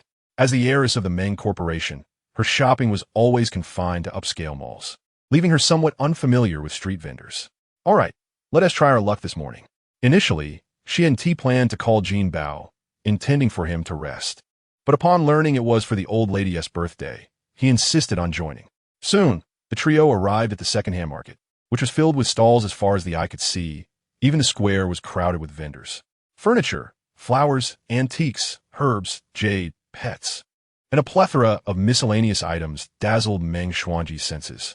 Ye Chen enjoyed browsing these stalls, as, unlike malls, the value of everything was transparent, and surprises were often in store, provided one had a discerning eye. What a beautiful peacock! Jean Bao was captivated by a stall selling peacocks. 2 peacocks were displaying their plumage, attracting a crowd, while the vendor guarded a small box containing dozens of colorful peacock chicks, chirping noisily. I'll buy a few to gift to the old lady. Jean Bao thought this was a splendid idea, as the old lady lacked for nothing, and with his meager allowance, he couldn't afford anything extravagant. Peacocks would be a delightful addition to the courtyard. He crouched down to inquire about the price. The vendor, revealing 2 crooked teeth, exclaimed, 200 each. That's too expensive. Jean Bao, though brash, was not completely naive, shaking his head vigorously as he haggled. If I buy more, can you give me a discount? The vendor's eyes lit up. It appeared a substantial sale was in the making. How many do you want? Jean Bao felt that a few chicks would be too paltry, stating, I'll take them all. There are 40 here. Let us settle on 150 each. The vendor, ever agreeable, replied, that is cost price. Deal. Just as Jin Bao was about to make payment, a hand blocked him. Turning, he asked, what is the matter, young Master Chun? Ye Chen, bemused, thought, are we turning the Yi residence into a peacock sanctuary with all these chirping creatures? Grandma will be overwhelmed. Moreover, those chicks were suspicious. Their vibrant colors were clearly dyed, resembling a bunch of half-grown wild chickens. Deceptive practices to fool the uninformed. If we're to buy, let us opt for the 2 adults, Ye Chen remarked, shaking his head. The chicks are too small, and poultry are prone to disease. One death could mean a dozen. The adults aren't for sale. I expect them to lay eggs. I'm only selling the chicks. The vendor, taken aback, boasted, rest assured, they've all been vaccinated. As long as they are fed, they won't die. Ye Chen chuckled, but how can 2 male peacocks lay eggs? The long-tailed, fan-like display belongs to the males, while the females have shorter feathers. The vendor hadn't anticipated encountering someone knowledgeable, leaving him embarrassed. Furthermore, aren't these chicks a bit off? Ye Chen picked one up, smirking. The vendor stammered. This. Jin Bao, now realizing, seized the vendor, declaring, I want those 2 adults. Name your price. The vendor trembled under Jin Bao's fierce gaze. Stuttering, those are not for sale. Fine. How about I give you a beating and then hand you over to the authorities? What do you think? Jin Bao Grinmen Na Sing. The vendor shuddered, gritting his teeth. All right, I'll sell. Now we're talking. How much? 10,000 each. 2 for 20,000 will suffice. What? I didn't catch that. 18,000. My ears are a bit blocked. Speak louder. Jin Bao dug out earwax with his pinky and flicked it onto the vendor's face. The vendor winced in pain, his face contorted in grievance. 8,000. You can take them for 8,000. Now that's more reasonable. Jin Bao smiled contentedly, promptly transferring 8,000 yuan, then effortlessly lifted the iron cage weighing about 80 to 100 pounds as if it were a delicate canary cage. The vendor could only watch in astonishment, realizing he had bitten off more than he could chew, scuttling away with a box of wild chicken chicks. Ye Chen simmered it softly, then began searching for his own gift for Grandma. However, after half an hour of perusing, he found himself empty-handed. While there were plenty of precious stones and jade, none were suitable. Just as Ye Chen was about to give up, he suddenly heard a commotion. What a joke! Selling this wooden lump for $1 million. Do they think everyone is a fool? Indeed, have they lost their minds over money? The massive serpent beside the stall seemed perfect for brewing liquor. I'll buy it separately for 500. A crowd had gathered around a street vendor, all pointing and commenting. Ye Chen pushed through the throng and, upon a brief glance, found himself rooted to the spot. A treasure. Chapter 62. The serpent protecting the treasure in the antique market, a rugged man, dressed as a mountain dweller, leaned on a bamboo pole over 3 meters long, from which dangled a lifeless snake, its girth comparable to that of an adult's forearm, releasing a peculiar, fishy odor. Before him lay an oddly shaped wooden lump, roughly the size of a soccer ball, its roots indistinguishable from knotted wood, still smeared with moist black soil, indicating it had just been unearthed. Ye Chen was immediately captivated, squinting at the dead snake before his gaze shifted to the wooden lump, stroking his chin in silence. Meng Xuanji and Jin Bao assumed he was merely observing the spectacle and joined him. Amidst the crowd's derision, they learned the price of the wooden lump, an astonishing 1 million. What the heck? Boss, that's outrageous. Jin Bao squatted down, flipping the wooden lump over and over, unable to discern anything remarkable. It's just a piece of rotten wood. No wonder people are cursing you. The mountain dweller's face reddened with anger. Yet upon seeing Jin Bao's formidable physique and intimidating demeanor, he swallowed his rage and impatiently waved his hand. I nearly lost my life uncovering this. 1 million is a fair price, but it's only for those who know its worth. His words were met with a chorus of ridicule. Anyone with functioning eyes could see it was merely a worthless lump of wood. The antique market was rife with such charlatans. Forget the million. Would you sell that snake for 500?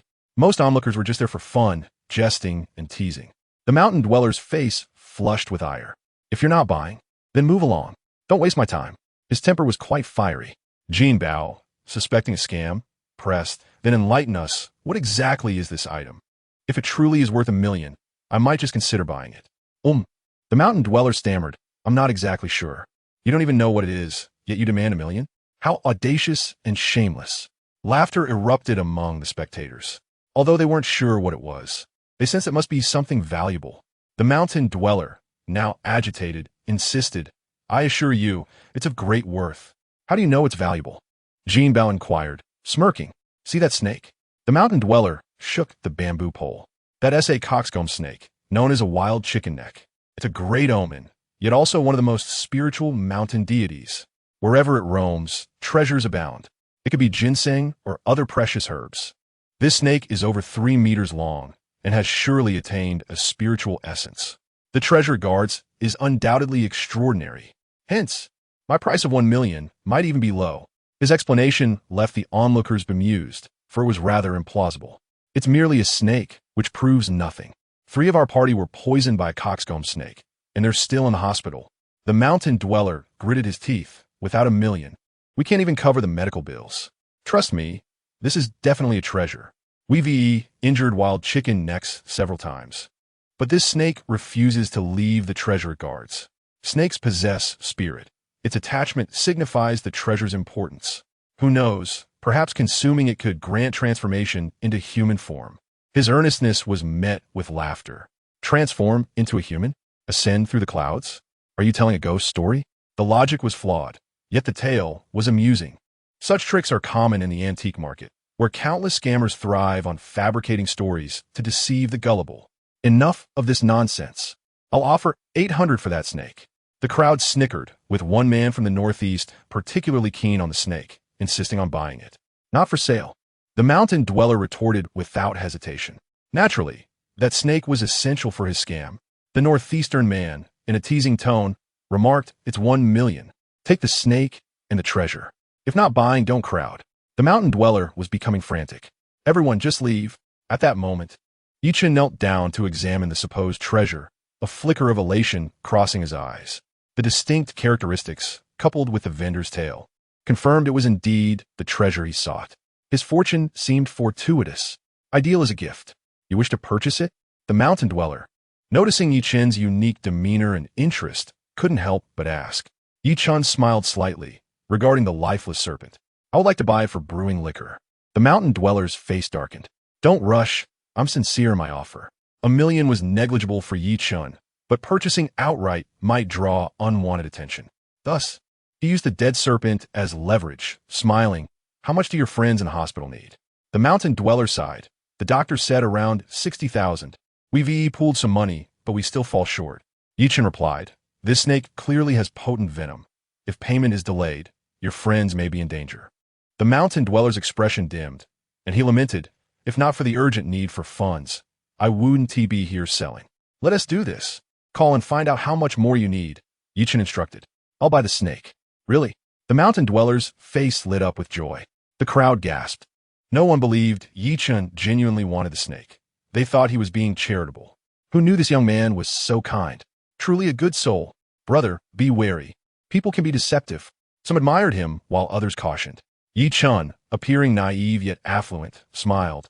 "I believe there are still good people in this world." Moments later, the mountain dweller returned after making a call. "We still need 48,000. Do you really intend to?" He seemed incredulous. "To round it off, I'll give you 50,000. Ye Chen declared, "The extra 2,000 can go towards some health supplements for your friends." "Thank you. Thank you." The mountain dweller, nearly in tears, felt fortunate to have encountered such kindness. "The snake and treasure are now yours." He was blissfully unaware that the wooden lump was actually priceless. "Excellent."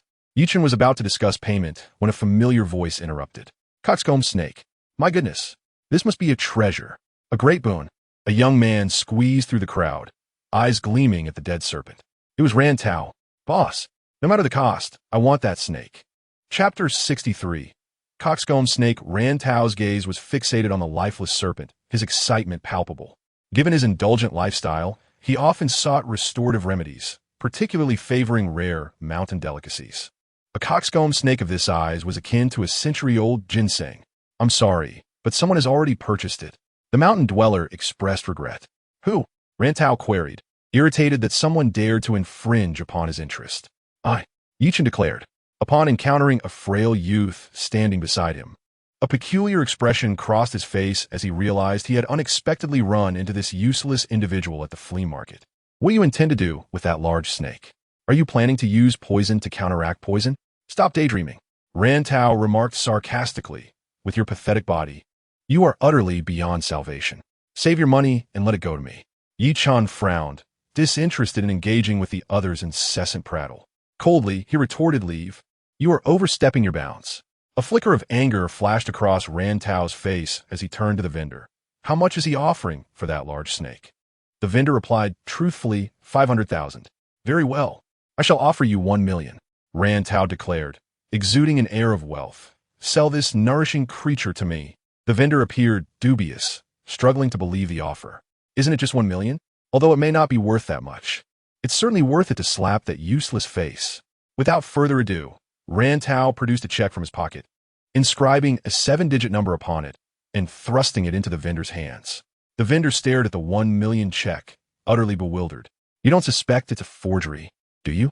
Inquire about my identity. Ran Tao proclaimed haughtily. A mere 1 million is nothing. The Ran family spends that much on groceries in a month. Upon hearing this, gasps of astonishment rippled through the crowd. No wonder he looks familiar. He is the young master of the Ran family, with family assets in the billions. He is indeed a wealthy heir. His check is undoubtedly legitimate. Although the vendor was unfamiliar with the Ran family, he quickly deduced that he had encountered a wealthy fool. Faced with the choice of 1 million or 500,000, he naturally knew which to choose. I truly apologize. The higher offer must take precedence. So I must sell it to young Master Ran. A hint of shame crossed his face. After all, Ye Chen was not merely purchasing an item. He was genuinely trying to assist him. Boss, what do you mean? Ye Chen remained indifferent, but Jin Bao immediately raised his eyebrows, glaring. What the hell? Don't you understand the principle of first come, first served? Do you need me to teach you some manners? He stood up, stretching his limbs, casting a shadow that loomed 2 meters away. The crackling sounds of his joints made everyone shiver. While first come, first served was indeed the case. No payment had been made yet. The vendor trembled, justifying himself. This doesn't count as a breach of contract. 500,000 might cover medical expenses. But he and his companions would have worked in vain. With 1 million, they could all share some profit, even knowing he might face repercussions. He steeled himself to stand his ground. Greedy creatures, you dare. Though Jin Bao had a fiery temper, he was not a malicious person. Yet he had his limits. He would not tolerate anyone humiliating Ye Chen. Xiao Bao. Ye Chen restrained him, casting a glance at the vendor, who appeared petrified and shook his head slightly. He was merely an ordinary person, attempting to turn a profit. Though it was somewhat unethical, it was nonetheless human nature. Life was not easy, particularly for those who risked their lives in the wilderness for a living. 500,000 was an astronomical figure. That's right, swinging fists is not purchasing. It's robbery. Ran Tao boasted. If you have the ability to outbid me, I would gladly step aside. Ye Chen shook his head. No, thank you. Is 1 million too frightening? Ran Tao gleefully taunted. A fallen phoenix is not as good as a mere chicken. Ye Chen nodded in agreement. Indeed, a tiger falling to the plains is bullied by dogs. You at least have some self-awareness. Ran Tao suddenly realized, cursing, you are the dog? He had nearly been ensnared. This useless fool was exceedingly cunning. I have accepted the check. Boss, here is your snake. The vendor pocketed the check, handing the pole with the large snake to Ran Tao. He then picked up a wooden trinket from the stall, his face filled with embarrassment. Young man, I truly apologize. Ye Chen replied, I understand. This is a gift for you. The vendor felt immense guilt towards Ye Chen, having received 1 million. He knew the snake was difficult to sell without a buyer. Ye Chen raised an eyebrow. Isn't this inappropriate? I may be greedy, but I still need to survive. Consider it my small gesture of apology. The vendor patted his chest, though I am unsure of what it is. Based on my 20 years of experience in the wild, this is undoubtedly a treasure. Ye Chen smiled slightly, thinking to himself that he certainly recognized it as a treasure. He did not expect the vendor to gift it to him so readily. I should not take it for free. Let me pay. Don't. If you pay, it would be a slap in my face. The vendor, still quite sincere, shook his head in refusal and quickly left the area. His expression hurried as he evidently rushed to the hospital to deliver the money. A nourishing treasure, truly exceptional. Ran Tao waved the pole, resembling a victor flaunting his spoils. This is no ordinary nourishment. Ye Chen smirked, a hint of sarcasm in his tone. That snake is highly venomous. You know nothing.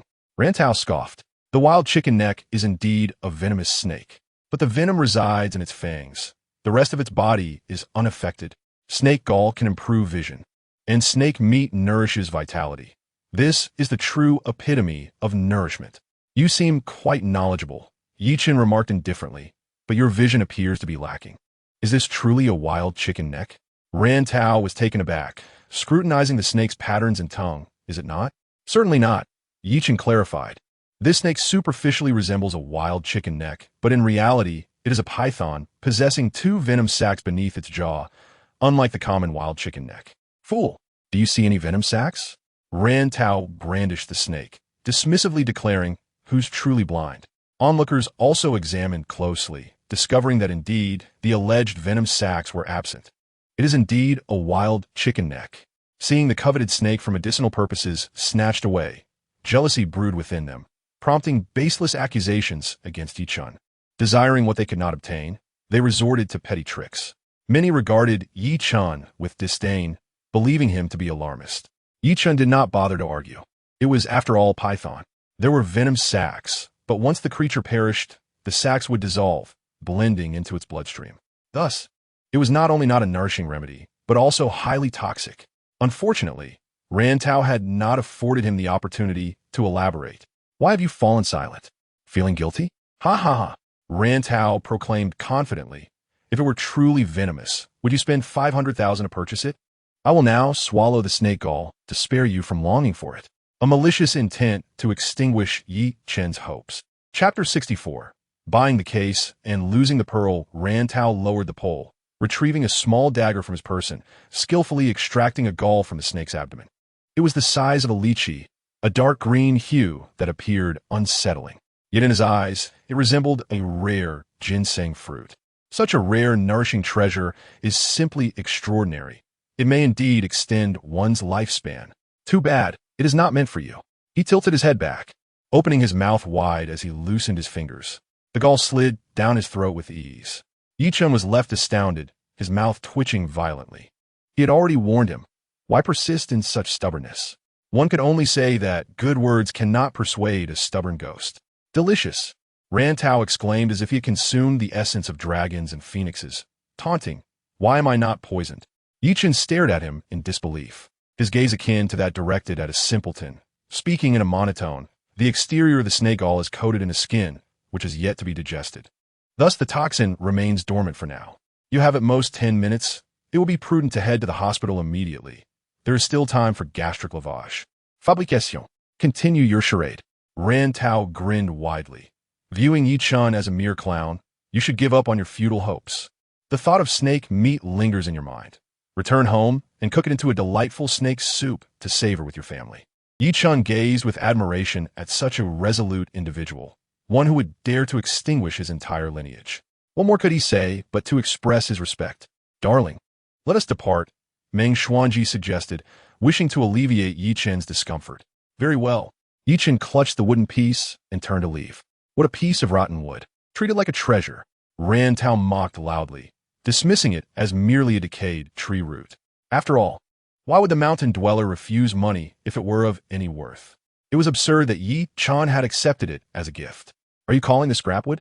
Ye Chen, initially ready to walk away, paused upon hearing the mockery. Is it not? Ran Tao scoffed. Certainly not. This is a priceless treasure. Ye Chen asserted. Acquiring that large snake was merely an excuse. My true objective was this. Ran Tao derided. How can the value of this rotten wood compare to that of a great snake? Ancient wisdom speaks of buying a box only to find the pearl inside. Who would have thought there are even greater fools in today's society? Ye Chen replied, this is not mere scrap wood. It is sinker wood. His declaration elicited a chorus of skepticism. All eyes were fixated on the gnarled tree root in his grasp, caked with unclean black soil and showing signs of decay, hardly resembling any precious timber. This is sinker wood? If that's the case, I might as well gouge out my own eyes. Ran Tao derided. While sinker wood is rare, I have a few ornaments at home. Allow me to enlighten you. Sinker wood is a fossilized timber with a texture akin to jade. Its defining characteristic is hardness. Look at the pitiful state of that rotten piece. It's riddled with holes and even sprouting mushrooms in some areas. He delivered a relentless tirade of scorn. Ye Chen remained unperturbed, stating, It is indeed sinker wood, but its true value lies beyond that. The decay is merely due to living organisms residing within, absorbing the essence of the wood, which has led to the surface's deterioration. Rantau was taken aback. Living organisms? Ye Chen affirmed. Nonsense. You are simply delusional. Rantau scoffed, deeming Ye Chen insane for such a ridiculous claim. What sort of creature could possibly reside within a root? Your fabrications surpass even those of the mountain dweller. The onlookers exchanged bemused glances, finding the situation utterly ludicrous, their disbelief palpable. Very well, if you refuse to believe, I shall reveal it to you, and you will see who the true fool is. Ye Chen's gaze sharpened, addressing Rantau with deliberate clarity. Rantau dismissed him with a sneer. Come, if you wish to humiliate yourself, I won't stop you. Ditching guasti novares. He placed the gnarled root upon the ground and borrowed a knife from a nearby sugarcane stall, swiftly cleaving it open.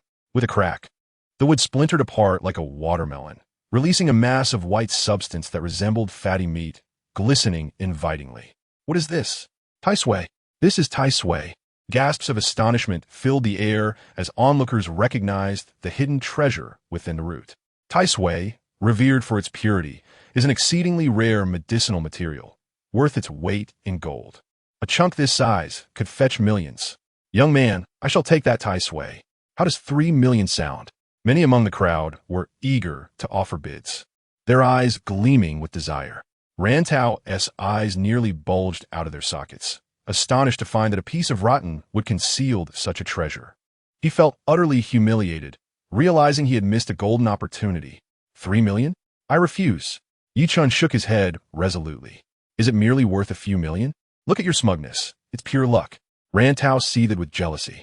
You call him foolish, yet he remains oblivious. Ye Chen chuckled lightly. The true value of this item is not the Tai Sui. Rantau stared in disbelief. Then what is it? The sinker wood that nurtured the Tai Sui is an exceedingly rare phenomenon. Akin to a clam producing a pearl, it must harbor extraordinary treasures within. Ye Chen sliced into the glistening Tai Sui, and to his astonishment, a bead rolled out, the size of a longan, translucent as jade, adorned with naturally occurring cloud patterns. One by one, more beads emerged, 7 in total, each cradled in Ye Chen's palm as he expressed his delight.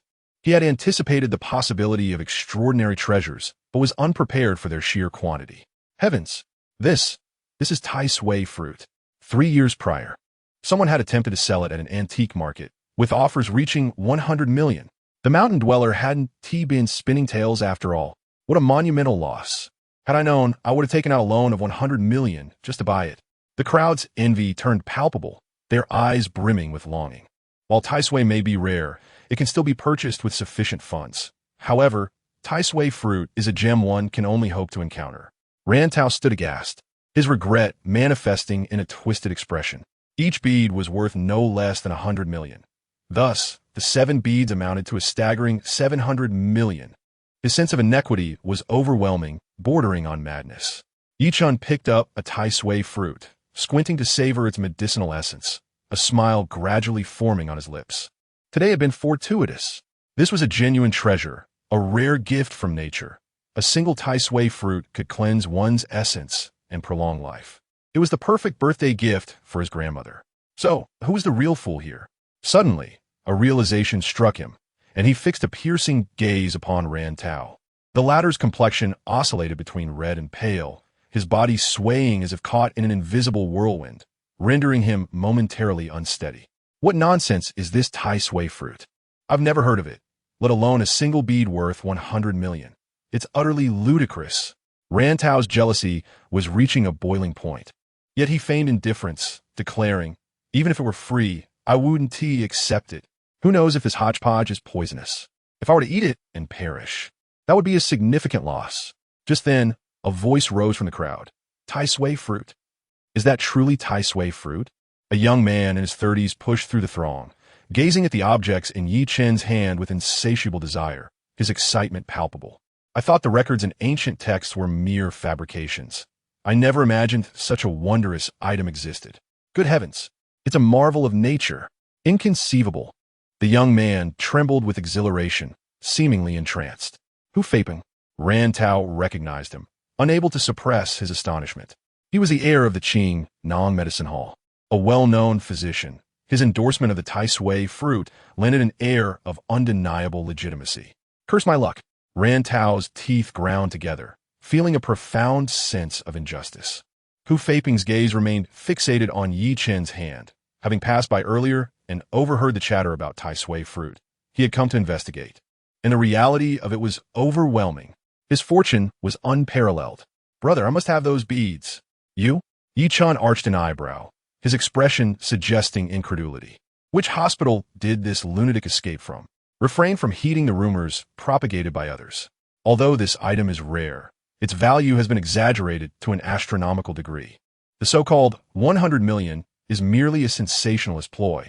Hu Feiping proposed, how about 1 million for each bead? You have 7 here.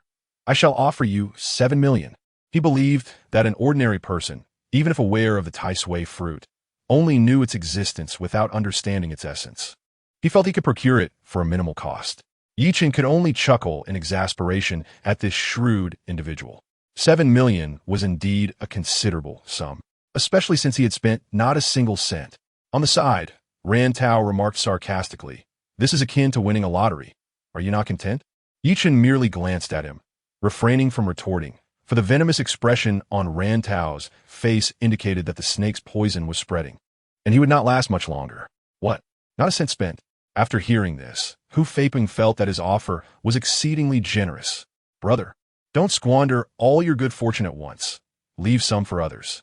After saying this, he took out a check from his pocket, inscribed a series of numbers, and added his business card, stating, "Here is 5 million, enough for an ordinary person to enjoy a lifetime of sustenance. As for the remaining 2 million, let us forge a friendship. You must have heard of the Qingyang Herbal Hall, right? This favor far surpasses the worth of 2 million. Hu Feiping appeared self-satisfied, as if he were bestowing an immense favor upon Ye Chen. Qingyang Herbal Hall? I have heard of it. Ye Chen nodded, followed by a bout of coughing, his face taking on a pallid hue. Brother, it seems you are unwell. Hu Feiping, witnessing this, felt a surge of confidence and proclaimed arrogantly, "Take the money. Give me the Tai Sui fruit, and I shall shoulder your ailment."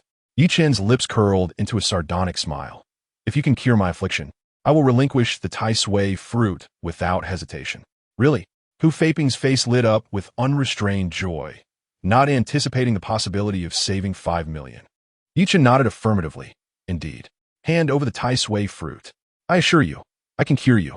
Hu Feiping extended his palm, tilting his head back, declaring, "At Qingyang Herbal Hall, there is no ailment we cannot remedy." Ye Chen raised an eyebrow. Does that include the marrow-devouring poison? Ah! Hu Feiping's expression stiffened, and he stammered, "You are that waste from the Yi family?" "Indeed, I am Ye Chen." Ran Tao interjected mockingly from the side, "The one destined to live only a year." This left Hu Feiping utterly embarrassed. The marrow-devouring poison had stymied even the brilliant Mo Tianxin, let alone him. Young Master Yi is jesting. The marrow-devouring poison is an incurable affliction. He grimaced, acknowledging the truth, and slapped himself in frustration. "Oh." Ye Chen tucked away the Tai Sui fruit and replied nonchalantly, "Then I cannot give it to you." Hu Feiping grew agitated, urging, "Young Master Yi, I understand your intentions.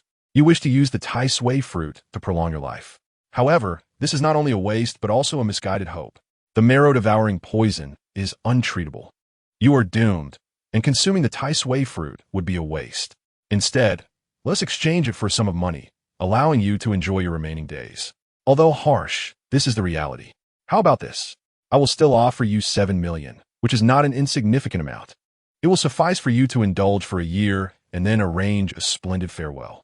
His words were devoid of any regard for Ye Chen's feelings, harsh and unkind. "You should heed my advice. Hand over the Tai Sui fruit and take the money. It is far more practical." Ran Tao shook his head and chimed in. "Did you not hear, Doctor Hu? You are doomed. Nothing can save you." Ye Chen turned to him.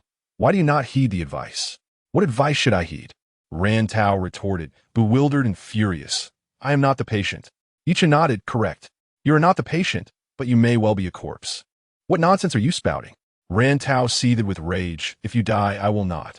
Ye Chen replied coolly, "The time is nearly upon us." "What time?" Ran Tao felt a chill run down his spine, suddenly recalling something as he barked, "Do not spread fear. I have consumed snake gall. I am invigorated. Snake gall? Hu Feiping looked perplexed, asking, what are you talking about? Just as Doctor Who was present, could his knowledge not surpass yours? Ran Tao mocked fiercely, recounting the earlier incident. Viper. Upon seeing the dead snake on the bamboo pole, Hu Feiping's pupils constricted in shock, and he could not help but exclaim, what is it? Ran Tao began to panic. Isn't that a chicken neck? Hu Feiping shook his head, no. Then, Ran Tao's forehead broke into a cold sweat. There is no then. Ye Chen approached with a look of sympathy, saying farewell. Do not make a fuss. Ran Tao's composure shattered entirely, and as he prepared to curse, he suddenly felt dizzy, collapsing to the ground, blood streaming from his orifices. Chapter 66. Preserving youth. It turned out that the snake was indeed venomous. Young Master Ran, who urged others to heed warnings, fell victim to his own folly. How ironic. Engaging in the foolish act of buying a box while discarding the pearl, witnessing others profit handsomely, he was destined to either be poisoned or die of anger. He had only himself to blame. Young Master Ran was taken away by ambulance, yet not a soul expressed sympathy. The onlookers were merely spectators to the entire affair. Everything was of Ran Tao's own making. He could not shift the blame onto anyone else. Ye Chen shook his head, intending to depart. Wait, however. Hu Feiping clung to him like a leech, as if he had suffered a tremendous loss. I will give you 10 million. Surely, this will satisfy you? Not for sale. Ye Chen's patience wore thin, coldly replying, leave. Do you not understand the principle that an innocent man may suffer for possessing a treasure? The Ye family can scarcely retain such a precious resource. It would be wiser to part with it sooner rather than later. Hu Feiping, exasperated, retorted, this is the root of disaster. If someone has their eye on you, the Ye family may face extinction. Furthermore, I must make it clear that I am not purchasing it for Qingyang Herbal Hall. Rather, a significant figure is in urgent need of it. If that person takes offense, the Ye family will not escape unscathed. He adopted a threatening demeanor, growing increasingly brusque. Ye Chen's brow furrowed. Little treasure. It was as if an invisible shackle had been released, akin to a ferocious beast unleashed. Just as Hu Feiping was about to speak again, darkness enveloped his vision. The sunlight obscured. He struggled to raise his head, only to see a towering figure standing before him, a dark face marred by a scar, more menacing than the visage of Yama himself. Your mouth is truly foul. Jin Bao seized the collar of Hu Feiping's attire and lifted him effortlessly, dispensing with pleasantries as he unleashed a flurry of slaps. The sound of flesh meeting flesh echoed sharply, blood sprayed, and several teeth were knocked out. Hu Feiping's arrogance was completely deflated, leaving him as limp as a rag doll. What kind of lowlife dares to threaten the Ye family? Jin Bao casually tossed him into a nearby dumpster, headfirst, declaring, trash belongs in the trash can. With a clap of his hands, he turned and caught up with the departing Ye Chen. Struggling within the dumpster, Hu Feiping found himself utterly powerless, his mouth filled with the foul stench of refuse. With the help of kind-hearted passers-by, he was eventually pulled out, sitting on the ground, gasping for breath. He was not merely disheveled. His head was adorned with vegetable leaves, his face smeared with grease, and a used condom hung from one ear. Ye Chen, you shall regret this. Hu Feiping seethed with malice, hastily dialing a number. Miss Hong Yu, I have discovered a miraculous remedy. Having found what he sought, Ye Chen did not linger in the flea market. Jin Bao drove, and the trio headed home together. Did the Tai Sui fruit truly possess longevity-enhancing properties? In the car, Meng Xuanji, with a curious expression, recalled the insatiable greed Hu Feiping had displayed towards the Tai Sui fruit, which astonished her greatly. Not only that, it offers other benefits as well. Ye Chen replied with a slight smile. I heard from the divine Dr. Tianxin that if a girl consumes it, it can also have a remarkable effect on maintaining her youthful appearance. Really? Meng Xuanji could not suppress her excitement. Every girl cherishes beauty and fears the passage of time. No one can withstand the ravages of age, nor resist the allure of an unaltered visage. Yet, her expression dimmed as she remembered that the Tai Sui fruit was meant as a birthday gift for her grandmother. How could I covet it? Just a taste will reveal its effects. I assure you it works, Ye Chen said, producing a Tai Sui fruit and placing it in his wife's hand. No, Meng Xuanji decisively refused. It should be given to grandma for her longevity. Any medicine taken excessively will develop resistance. Ye Chen chuckled. Even the Tai Sui fruit is no exception. The first might extend her life, the second's effect diminishes, and the third will be entirely ineffective. Meng Xuanji remained hesitant. But it's too precious. One fruit costs 100 million. My wife deserves it. Ye Chen's tone was uncompromising. It's merely a single Tai Sui fruit. With her heart fluttering, Meng Xuanji cautiously placed the Tai Sui fruit in her mouth. The fruit, the size of a longan, melted instantly, its sweet juice flowing down her throat like a warm stream, coursing through her limbs. A warmth enveloped her. She felt as though she were basking in the sun. Her exquisite face flushed with color, resembling a drunken beauty, her alluring gaze becoming increasingly dreamy. Weakening, she fell into Ye Chen's embrace and soon drifted into a deep slumber. Ye Chen understood that the Tai Sui fruit was performing its function, purifying her essence. While improving her constitution, the remaining medicinal power would transform into genuine qi, stored within her dantian. Allow me to assist you, he thought. Since his wife lacked martial skills, if the qi were not properly contained, it could easily dissipate over time. He placed one hand on Meng Xuanji's back, forcefully aiding in the refinement of the medicinal power, propelling the qi to circulate through her meridians. After completing 12 cycles, he finally withdrew his hand, a smile gracing his lips. When his wife awoke, she would be astonished to find herself possessing a form of qi not inferior to that of any martial artist below that of a congenital master. However, her lack of martial knowledge would determine how much of it she could wield. Xiao Bao, Ye Chen produced another Tai Sui fruit and tossed it to Jin Bao, who was driving. He never hesitated to share with his brothers. Young Master Chen, I really don't need it. It feels like a waste, Jin Bao grinned. With my looks, maintaining youth is of little significance. Ye Chen chuckled. Who said anything about maintaining youth? This fruit can enhance your power after consuming it. You should soon break through your current realm. All right. Jin Bao did not hold back. Only by becoming stronger could he better protect young master and young mistress, safeguarding the Yi family. He had been stuck at the second grade congenital master level for too long, seeking an opportunity to break through. He tossed the Tai Sui fruit into his mouth, crunching it like a candy. What a marvelous item. Jin Bao felt an overwhelming surge of medicinal power, quickly circulating his energy to refine and enhance his true qi, unable to contain his excitement. Ye Chen smiled lightly. Indeed, it is a marvelous item. To call the Tai Sui fruit a divine medicine is no exaggeration. If we were to assess its value, it would likely exceed 1 billion. It is a celestial elixir birthed by nature. Suddenly, a Range Rover abruptly veered in front of them, forcing Ye Chen's Audi to a halt. What the hell? Who drives like that? Jin Bao slammed the brakes, narrowly avoiding a rear-end collision, cursing furiously. Just as he was about to step out and teach the other party a lesson, someone pressed down on his shoulder. Focus on refining the medicinal power. I'll check it out, Ye Chen instructed. Chapter 67. The licensed robber. The Range Rover Sport, priced at hundreds of thousands, was considered an entry-level luxury vehicle. Yet it bore a license plate with 4 8s, indicative of the wealth of its occupants. Ye Chen raised an eyebrow, suspecting that the individuals inside were indeed the prominent figures who Faping had mentioned. Just then, the driver's side door swung open, and a young woman stepped out.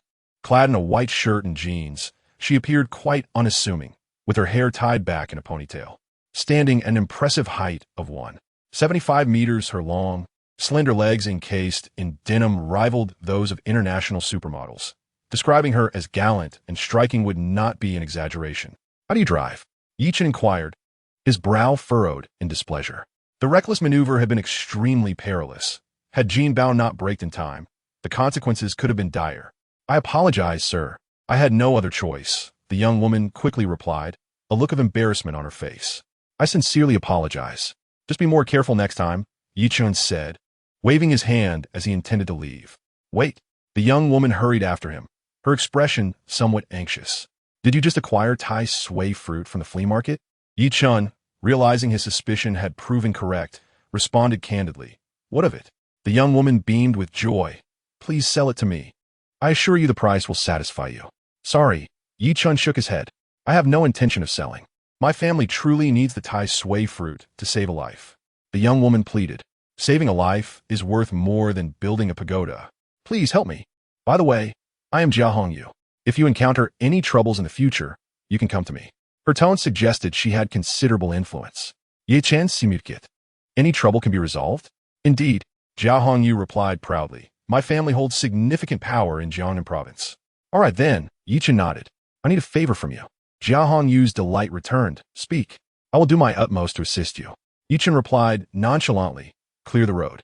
Ah! Jia Hongyu's joy froze on her face as she glared at Ye Chen in anger. He was clearly toying with her. Ye Chen maintained a serious expression. Is that acceptable? The remaining 5 Tai Sui fruits were extraordinarily precious, beyond monetary value. Regardless of who she was or what price she offered, he had no intention of parting with them. You will sell today, whether you want to or not. Seeing her request for the fruit denied, a fierce glint appeared in Jia Hongyu's eyes. Ye Chen smirked. Do you intend to forcefully take it? Today I shall take it, Jia Hongyu declared, lunging forward, her slender arm reaching for Ye Chen's shoulder with fingers poised like claws. Should she grasp his shoulder blade, it would surely dislocate his joints, an exceptionally aggressive grappling technique. Ye Chen did not flinch. Instead, he stepped forward, colliding his shoulder against hers with force. Jia Hongyu, taken aback by his swift reaction, quickly shifted from offense to defense, retreating, but it was too late. She was struck hard. Staggering back several steps, her arm fell limp, and a deep ache spread through her muscles, rendering her unable to lift it. Perhaps I should practice more at home, Ye Chen chuckled, easily discerning that she was merely a third-grade acquired martial artist. While formidable to ordinary people, she was but a weakling in his eyes. Recognizing her intentions were to seek medicine for her family, he did not press the matter further and turned to return to his car. You vile! Jia Hongyu, realizing she had encountered a formidable opponent, was filled with indignation. She leaped forward, her long legs soaring high, executing a beautiful and fierce taekwondo move. If struck, the consequences could be severe, ranging from minor injuries to broken bones. Hearing the sound of wind behind him, Ye Chen casually stepped to the left, his movements enigmatic and graceful. With a delicate gesture of his left hand, he mimicked the plucking of a pipa, brushing past the elevated leg of Jia Hongyu. A sharp gasp escaped her lips, as if struck by lightning. Her entire thigh lost sensation, rendering her akin to a limping figure, stumbling like a golden rooster. Astonishment washed over her, an awareness dawning that her opponent was far superior to her, clearly on an entirely different level, at least 4th tier or even stronger. You're no match for me, Ye Chen stated earnestly. The Tai Sui fruit is of great use to me, so I will not sell it. You should seek other means to save your family. After speaking, he intended to approach his vehicle, but as his hand grazed the door handle, an overwhelming aura of menace enveloped him. Stay right there. Jia Hongyu's face contorted with rage as she brandished a gun, its dark muzzle aimed squarely at Ye Chen's head. You may deride my martial skills, but do not doubt my marksmanship. Within 10 paces, I will hit my target every time. Even if you are a master, it will be difficult to evade. Try me if you dare. Her complexion was ashen as she threatened him. Ye Chen turned, his expression devoid of emotion. Girls shouldn't play with guns. They're quite dangerous. Jia Hongyu scoffed coldly. That is none of your business. Raising an eyebrow, Ye Chen remarked, injuring someone with a firearm could lead to severe consequences. Do you not fear the law? The law? Apologies, but I am the law, Jia Hongyu retorted, producing a badge from her pocket to reveal her identity. An officer in the police force, no less, and a vice captain of the criminal investigation team in Tianhai City. If you hand over the Tai Sui fruit, there will be no trouble. Feeling a sense of regained control, Jia Hongyu added, I won't make things difficult for you. I can offer you a substantial sum. Otherwise, I will have no choice but to pull the trigger. Ye Chen smiled slightly and produced a Tai Sui fruit. This is it. Jia Hongyu's body trembled with excitement as she exclaimed, Toss it over. All right. Ye Chen tossed the Tai Sui fruit into the air, albeit with a bit too much force. As she looked up, mesmerized, a sudden gust of wind surged, and she instinctively reached for her gun in a desperate attempt to protect herself, but it was too late. A sharp pain shot through her wrist as the weapon was snatched away. By the time she realized what had happened, the gun was already pointed at her head. Ye Chen caught the Tai Sui fruit with a graceful motion and said, I told you, girls shouldn't play with guns. You are cunning. Jia Hongyu's face shifted between red and pale as she gritted her teeth. If I set my mind to it, I will find you. The Tai Sui fruit will not remain in your possession. As an enforcer of the law, she brazenly accused him of robbery. Ye Chen shrugged. It seems I must teach you a lesson to instill some wisdom. Teach me a lesson? Jia Hongyu glared furiously. Do you dare? She exuded an air of authority. But in Ye Chen's eyes, it was nothing more than a facade. He tossed the gun aside, swiftly wrapping his arms around her waist and lifting her effortlessly. With her pressure points seized, Jia Hongyu found herself rendered immobile. You. Panic began to set in. Before she could fully grasp the situation, a sudden, intense pain radiated from her backside. Slap, slap, slap. Ye Chen delivered a rapid succession of smacks, akin to reprimanding a child, punishing the armed robber. You were right. I indeed dare. He followed up with several more forceful slaps. Jia Hongyu, humiliated and enraged, felt her psychological defenses crumble, bursting into tears. Chapter 68. A startling revelation. Her ample, supple form was undeniably captivating. Ye Chen had initially contemplated delivering a few more slaps to express his frustration at having a gun aimed at his head. But the sight of her sobbing like a child stirred something within him, making him feel like a villain. Had she cursed at him or hurled threats, he would have remained unmoved, perhaps even more ruthless in his actions. But her heartfelt cries evoked a sense of compassion he could not shake. His hand, poised to strike, hesitated midair. Stop crying. Ye Chen, exasperated, set her down, shaking his head. I want to hit you. Just remember to exercise some restraint in the future. However, her sobs grew louder as she stubbornly insisted, not unless you sell me the Tai Sui fruit. Then you might as well continue crying. Ye Chen sneered. Moral coercion? I'm not swayed by such tactics. You are not even my woman. Your tears do not concern me. Just as he attempted to walk away, she clung to his leg. You cannot leave. Sitting on the ground, Jia Hongyu was now a picture of despair, her cries unrestrained. Ye Chen found himself bemused by the stark contrast to her identity as the vice captain of the criminal investigation team. She resembled a pitiful little stray dog. I've told you, the Tai Sui fruit is invaluable to me and will not be sold, he reiterated, shaking his head in resignation. Upon hearing this, Jia Hongyu's sobs intensified, her voice quivering with sorrow. I will soon be an orphan. Woe is me. Ye Chen remained silent. My father abandoned us when I was young.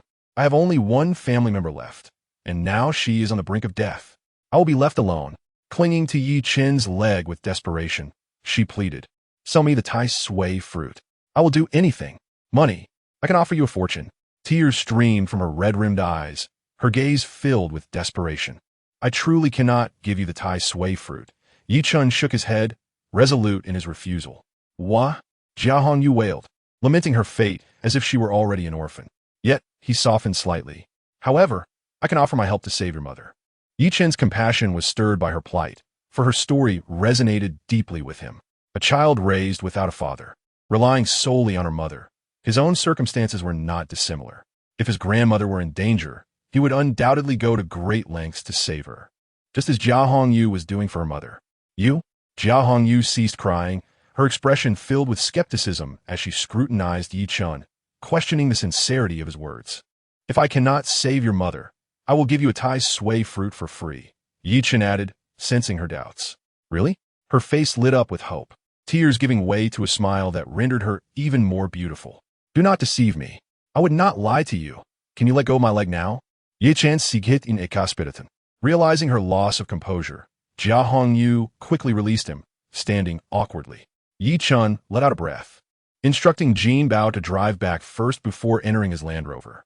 Jia Hongyu retrieved her sidearm, hastily starting the vehicle, fearing Ye Chen might escape, and sped down the highway at 100 miles per hour. I apologize, my previous attitude was a bit harsh.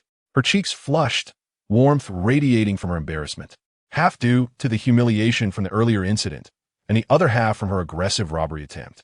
Ye Chen shrugged, no need for understanding. It was quite the spectacle. In truth, he bore her no ill will. His impression of her was quite favorable, otherwise he would not have agreed to help. After all, her initial approach to purchase the Tai Sui fruit had been sincere, indicating she was not typically one to abuse her authority. It was only after being rebuffed that she transformed into a fierce aggressor, resorting to violence and threats. What is wrong with your mother? Ye Chen inquired, raising an eyebrow. Can you truly save her? Jia Hongyu could not contain her curiosity. Ye Chen chuckled softly. Otherwise, why would I be getting into your car? It is a peculiar illness, and it is urgent, Jia Hongyu explained. My mother was transferred to Tianhai City 3 days ago. After attending a meeting, she suddenly collapsed, and the hospital has been unable to determine the cause. She remains in a comatose state and is currently receiving treatment at a recuperation center. Ye Chen raised an eyebrow. A recuperation center? Is your mother a civil servant? She is the mayor of Tianhai City. Jia Hongyu clarified, though she is yet to assume office. Ye Chen was taken aback by the impressive background of this woman, who was not only the deputy captain of the criminal investigation team, but also the cherished daughter of the city's mayor. A female mayor in the Great Xia is indeed a rarity, and reaching such a position is exceptionally commendable. The former mayor of Tianhai City was nearing retirement, and my mother had been selected from above as a successor, though the announcement had yet to be made. Little did we know that within 3 days of her arrival, she would suddenly fall ill and lapse into a coma. Jia Hongyu spoke through her tears. Her voice choked with emotion. I had hoped for a reunion between mother and daughter, but Ye Chen furrowed his brow, sensing the uncanny coincidence of the situation, and inquired, did your mother exhibit any symptoms before her illness? Or did she have any underlying conditions? Absolutely not, Jia Hongyu asserted with unwavering determination. My mother has been a director at the division level for some time, undergoing 6 health checkups a year, with health professionals visiting regularly. There were no issues with her health. Ye Chen scoffed. If that is the case, it is highly probable that your mother has been schemed against. Are you joking? Jia Hongyu frowned.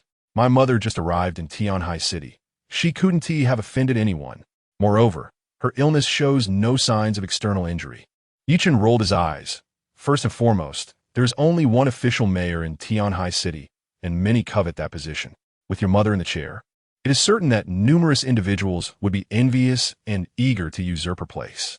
Jia Hongyu bit her lip, not contradicting him, but displaying a contemplative expression. Being part of the Tianhai City system, she was far more aware of internal affairs than others. Given the fierce competition for that chair, several deputies were vying for power, employing every resource at their disposal to ascend. The provincial government had chosen her mother, a person with no prior connections to Tianhai City, as a means of maintaining a balance. Secondly, being schemed against does not solely involve knives and axes, Ye Chen continued. There are countless methods to eliminate someone without leaving a trace. Jia Hongyu asked, what are your chances of saving my mother? About 60%, Ye Chen casually replied. After all, he had yet to examine the patient. If he spoke too confidently, he might be suspected of deceit. As the top graduate of the prestigious medical academy, he was confident in his ability to save anyone who was still alive. 60%? Jia Hongyu frowned, inwardly scoffing. Even the renowned Hu Qingnong, the foremost physician in Tianhai City, had less than 30% certainty. The audacity of this individual to claim a 60% chance was nothing short of absurd. Nevertheless, my ultimate goal is the Tai Sui fruit. If you fail to save my mother, you must fulfill your promise and hand it over. As the vehicle approached the rest home, it halted in front of a solitary courtyard, heavily guarded by 2 armed sentinels. Groups of individuals clad in black jackets frequently entered and exited, evidently visiting Jia Hongyu's mother. Red Fish, have you obtained the items? A middle-aged man rushed over. Urgency etched on his face. Not yet, Jia Hongyu replied, her expression peculiar. The Tai Sui fruit is elusive, but Hu Qingnong assured me that once your mother consumes it, she will undoubtedly awaken. If he cannot procure it, even his esteemed skills may be rendered futile without the necessary resources. The middle-aged man growled. Is that person refusing to sell? One ungrateful fool. Assisting the mayor's health is a tremendous fortune for him. If he refuses, we should simply seize him and ensure he hands over the Tai Sui fruit. His face was filled with murderous intent. Uncle, please don't rush. Jia Hongyu attempted to explain, but he interrupted her. How can I not be anxious? I have only one sister. The middle-aged man, Jia Xingzhou, declared solemnly. If he cannot take action, simply reveal that person's whereabouts to me. If he refuses to comply, I will break his legs. Jia Hongyu cast a glance at Ye Chen, relieved to see that he remained calm and unperturbed. She then warned her uncle, do not act recklessly, or I shall have to detain you first. Despite their close blood relation, their bond was strained. When Jia Hongyu's mother divorced years ago, her uncles had not offered assistance. Instead, they had expelled her and her mother, leaving them to fend for themselves. It had been years since they last communicated, but upon learning that his sister was assuming the mayoralty, Jia Xingzhou had reappeared, feigning remorse and shedding tears. Dear niece, are you truly confused? Is there anything more important than your mother's health? Jia Xingzhou's expression was one of indignation. Suddenly, he noticed Ye Chen. Who is this person? He is the one you intend to harm. Jia Xingzhou finally grasped that his niece had brought this individual with her, and he impatiently urged Ye Chen, "Enough with the nonsense. Where's the Tai Sui fruit? Hand it over immediately. Delaying my sister's treatment will have dire consequences for you." Jia Hongyu frowned. "Uncle, he is not here to deliver the Tai Sui fruit. He is here to treat my mother. He can heal." Jia Xingzhou scrutinized Ye Chen with disdain. "What a joke. With Hu Qingnong present, he has no place to flaunt his skills. You should just hand over the Tai Sui fruit and leave." Ye Chen responded coolly. "If you wish for your sister to survive, you should step aside. How dare you speak to me like that?" Jia Xingzhou's face reddened with rage. Ye Chen coldly replied, "Were it not for Hongyu, you would not even be worthy of addressing me." "What arrogance!" Jia Xingzhou trembled with fury, pointing at Ye Chen. "What is your name?" "He is Ye Chen." At that moment, a familiar voice echoed, and an elderly man with a beard emerged from the room. Upon seeing Ye Chen, his expression darkened immediately. It was Hu Qingnong. Their enmity was palpable. Hu Qingnong had been ousted from his position due to Ye Chen, and the incident remained a thorn in his side. "A waste that can only survive for a year," he scoffed. "The Ye family?" Jia Xingzhou's expression shifted, revealing a hint of disdain as he mockingly remarked, "Isn't that the family on the brink of extinction? Uncle, cease your nonsense, or I will have to expel you." Jia Hongyu's face flushed with anger. She had initially thought Ye Chen was an ordinary individual, only to discover his remarkable lineage. The Ye family had once been the foremost family in Jiangnan, nearly exterminated due to unknown grievances. Their legacy of loyalty and righteousness deserved respect. "Dear niece, do you truly believe this man can heal your mother?" Jia Xingzhou scoffed. "He merely dabbles in dubious practices. He is unworthy to even carry my shoes." Hu Qingnong, still resentful over their last encounter, threatened, "Miss Hongyu, you are being deceived. You should demand he hand over the Tai Sui fruit immediately. Otherwise, if your mother's condition worsens, I will not take responsibility." As soon as he finished speaking, a mocking laugh resonated from outside. "You need not concern yourself." Another middle-aged man entered, resembling Jia Xingzhou, clearly his brother. Their relationship, however, appeared tenuous as they exchanged hostile glares, creating a tense atmosphere. "Second uncle, why are you here?" Jia Hongyu frowned, clearly exasperated. Neither of her uncles was an easygoing character. "When my grandfather passed away, the family inheritance disputes erupted into chaos. Later, with my mother ascending to the position of mayor, the two parties began to shift blame onto each other, recalling the past grievances. Naturally, I had to intervene." Jia Xingyu remarked pointedly, "Lest your mother be delayed in her condition by a quack summoned by someone." "Nonsense! How dare you label Doctor Hu as a quack?" Jia Xingzhou retorted angrily, "If you have the capability, bring someone more competent than Doctor Hu to treat my sister." Watching from the sidelines while mocking, "Can you not act like a decent person, brother?" Hu Qingnong was indeed a quack. Jia Xingyu stood behind a man around 35, adorned with gold-rimmed glasses and a condescending demeanor. He smugly smiled and clarified, "I misspoke. I did not intend to target anyone. My assertion is that traditional Chinese medicine is merely the detritus of history. Consequently, any doctor practicing it is a charlatan. This was not a personal attack, but an indiscriminate assault on traditional medicine." "Preposterous. You are utterly ignorant." Hu Qingnong fumed. "What gave you the right to spout such nonsense here?" The man arrogantly replied, "Right?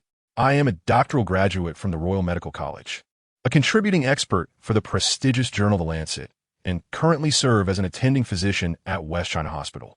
Hu Qingnong was taken aback by the young man's impressive credentials.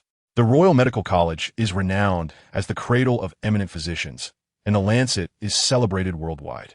West China Hospital is one of the 4 most authoritative hospitals in the Great Xia, and to hold the position of attending physician there signifies one is among the elite. Were you a foreigner, I would not engage with you, but as a native of the Great Xia, you should know better. Your prior remarks are a betrayal of our ancestors." He admonished sternly, "Do not employ moral coercion." The man scoffed, deridingly stating, "Have you not heard the saying? I cherish my teacher, but I cherish truth even more." The tension in the room intensified as the two exchanged barbs. Just then, a nurse rushed in, exclaiming, "This is bad. The patient's heart rate has suddenly dropped. She might not survive." Chapter 70. In my opinion, none will survive. The grim news caused Jia Hongyu's expression to change drastically as she dashed into the ward like an arrow. Others followed suit, crowding around the bedside to assess the situation. Ye Chen was the last to enter, observing a middle-aged woman in her 40s or 50s lying on the bed, exuding a dignified aura. She appeared entirely unwell, her countenance serene, as if she were merely asleep. However, the surrounding monitors blared alarm signals, indicating a perilous state. Blood pressure and heart rate had plummeted significantly, maintaining a dangerously low frequency. It was as if a malevolent force was lurking at the bedside, draining the patient's vitality. Ye Chen keenly discerned that the patient's dantian was exhibiting a dark purplish hue, with traces of ominous energy swirling around it. He immediately realized the gravity of the situation. It was not an illness, but a covert scheme against her. Mother, how are you? Zhao Hongyu's eyes brimmed with tears as she shook her mother vigorously. Yet, the patient showed no response. How can this be? How can this be? Hu Qingnong was taken aback. The mayor's condition was peculiar, slipping into a coma without any discernible symptoms, and he had anticipated that it would not worsen for at least 3 to 5 days. However, the turn of events was entirely unforeseen, leaving him flustered. Even administering a Tai Sui fruit now might prove futile. Hu Qingnong shot a furious glare at Ye Chen, coldly accusing, if it weren't for your incessant delays, perhaps the mayor would have awakened by now. He desperately sought to deflect blame. Others glared at Ye Chen, regarding him as the perpetrator of his calamity. Dr. Hu, is there still hope for my mother? Zhao Hongyu asked, fraught with anxiety, with no time to harbor hatred. Her immediate concern was stabilizing her mother's condition. Hu Qingnong sighed, responding, we can only take a risk, hoping to rouse her. Perhaps you should refrain. Do not embarrass yourself, the earlier dismissive Zhuang and I remarked, his face awash with arrogance. Had I intervened, the patient would have recovered long ago. Now, with her condition so perilous, Miss Jia, how can you still place your faith in traditional medicine and allow this old fool to err further? Nonsense. Hu Qingnong exploded in fury, admonishing, traditional medicine boasts a history of 3,000 years. How long has Western medicine existed? The treasures left by our ancestors should not be slandered. Have you forgotten your identity as a descendant of Yin and Huang after a few years abroad? Blindly idolizing foreign practices makes you a traitor. I reiterate, do not resort to moral coercion. Though Western medicine has a shorter history, it is rooted in truth and is the mainstream for healing worldwide. Fuang Ni is native. How could traditional medicine compare? A knife honed over 3,000 years cannot surpass a firearm that has existed for only decades. Does this need further debate? Hu Qingnong retorted, what utter nonsense! The ability to heal is grounded in its rationale. What rationale? The heretical theories of yin and yang, employing decayed roots and leaves as medicine, whose components cannot withstand scrutiny. The prescriptions are shrouded in secrecy, hidden from public knowledge, practically endangering lives. Some folk remedies even administer blood from chickens and cattle, which is absurdly laughable. Zhuang Ni's disdain for traditional medicine bordered on loathing as he declared, as long as I am here, I will not allow you to harm anyone. You are ignorant. Go inquire about the thousands I have treated over the years. Hu Qingnong's body trembled with indignation. No one has ever dared to question my medical skills. This merely indicates you are an unexposed old fraud, Zhuang and I scoffed. What is there to boast about? You. Hu Qingnong inhaled deeply several times. Gritting his teeth, you are young and naive. I have no desire to argue with you. In short, Western medicine cannot hold a candle to traditional medicine. Foolishness. Zhuang and I retorted dismissively. Traditional medicine is not worthy of even holding the shoes of Western medicine. The exchange of insults between the two escalated, rendering the atmosphere in the ward more tumultuous than a bustling marketplace. Enough, Zhao Hongyu exclaimed, her temples throbbing. Her mother was in imminent danger. Yet the two physicians were embroiled in a debate over the superiority of their practices. How utterly exasperating. Miss Jia, you must trust me and have faith in traditional medicine. No one, but I can save your mother. Hu Qingnong insisted. Miss Jia, if this old man truly had the skill, your mother would not be in such a state. Zhuang and I added, trust in Western medicine, trust in science. Both aspired to validate their expertise, striving to outshine the other. Stop. In my view, neither traditional nor Western medicine will suffice. Just then, a voice emerged from beside the bed, leaving everyone in the ward bewildered. Ye Chen examined the patient, seemingly confirming something. Miss Jia, your mother is not ill. She has been a victim of an insidious plot, her spirit frightened away by a hex. We must use incense and candles to guide her back, and a rooster's crow to summon her soul. Superstitious nonsense. Ignorant folly. Both Hu Qingnong and Zhuang and I vehemently rebuked him. Though they had been at odds, they united in their disdain for such superstitions. Ye Chen, you should remain silent. You are not only embarrassing yourself, but also tarnishing the reputation of the Ye family. What hex? What frightened spirit? This is utter drivel. Hu Qingnong scoffed, looking upon Ye Chen as a jester. What era are we in? To think there are still those who propagate such superstitions.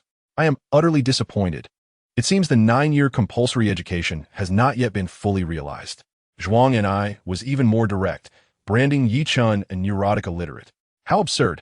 If traditional medicine is inadequate, and Western medicine equally lacking, are you implying you possess the solution? What foolishness! I advise you to leave before you further embarrass yourself. Do you even comprehend the identity of the patient? Do you know what my niece is up to? Do you dare to imprison me, making me rot in a cell? Both Jia Xingzhou and Jia Xingyu wore grim expressions, mocking and reprimanding. What nonsense about incense guiding the way, roosters and hens. It's nothing short of an insult to one's intelligence. Be quiet. Even Jia Hongyu's beautiful eyes flashed with anger. Although Ye Chen appeared quite young and his medical skills seemed unreliable, she still held a glimmer of hope.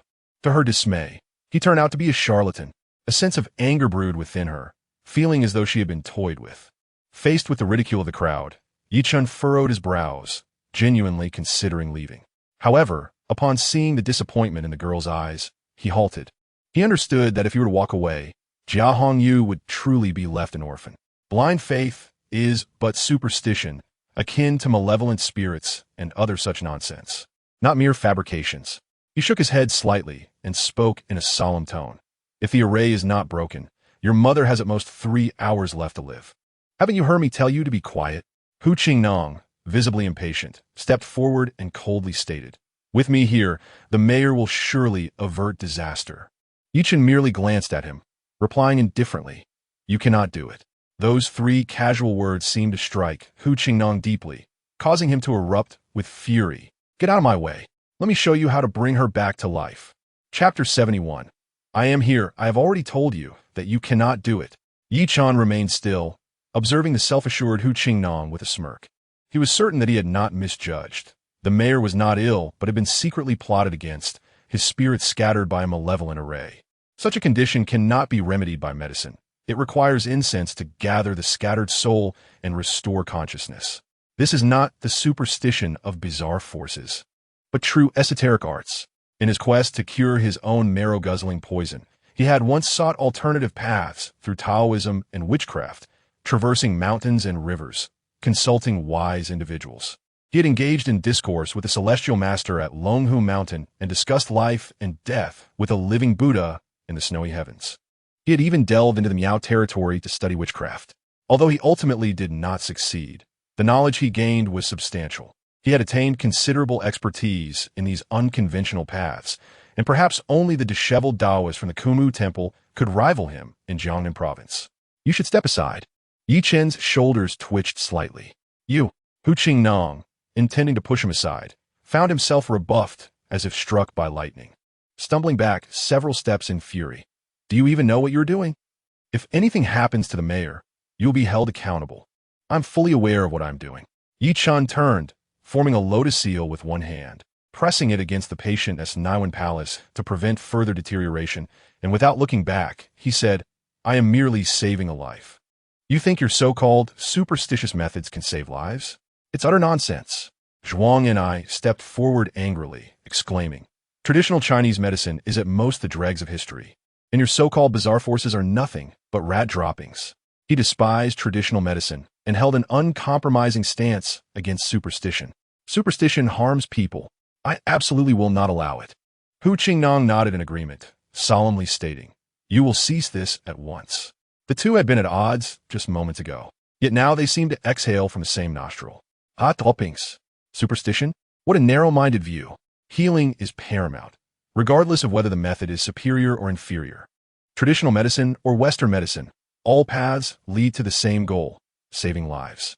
Ye Chen enunciated, esoteric arts can likewise save lives. This statement was straightforward yet profound. regardless of the cat's color, as long as it catches mice, is a good cat. Yet neither Hu Qingnong nor Zhuang and I could fathom this. If lighting incense and offering prayers could cure diseases, what need would there be for doctors? Your ignorance may be tolerated, but do not harm others. Cease this immediately.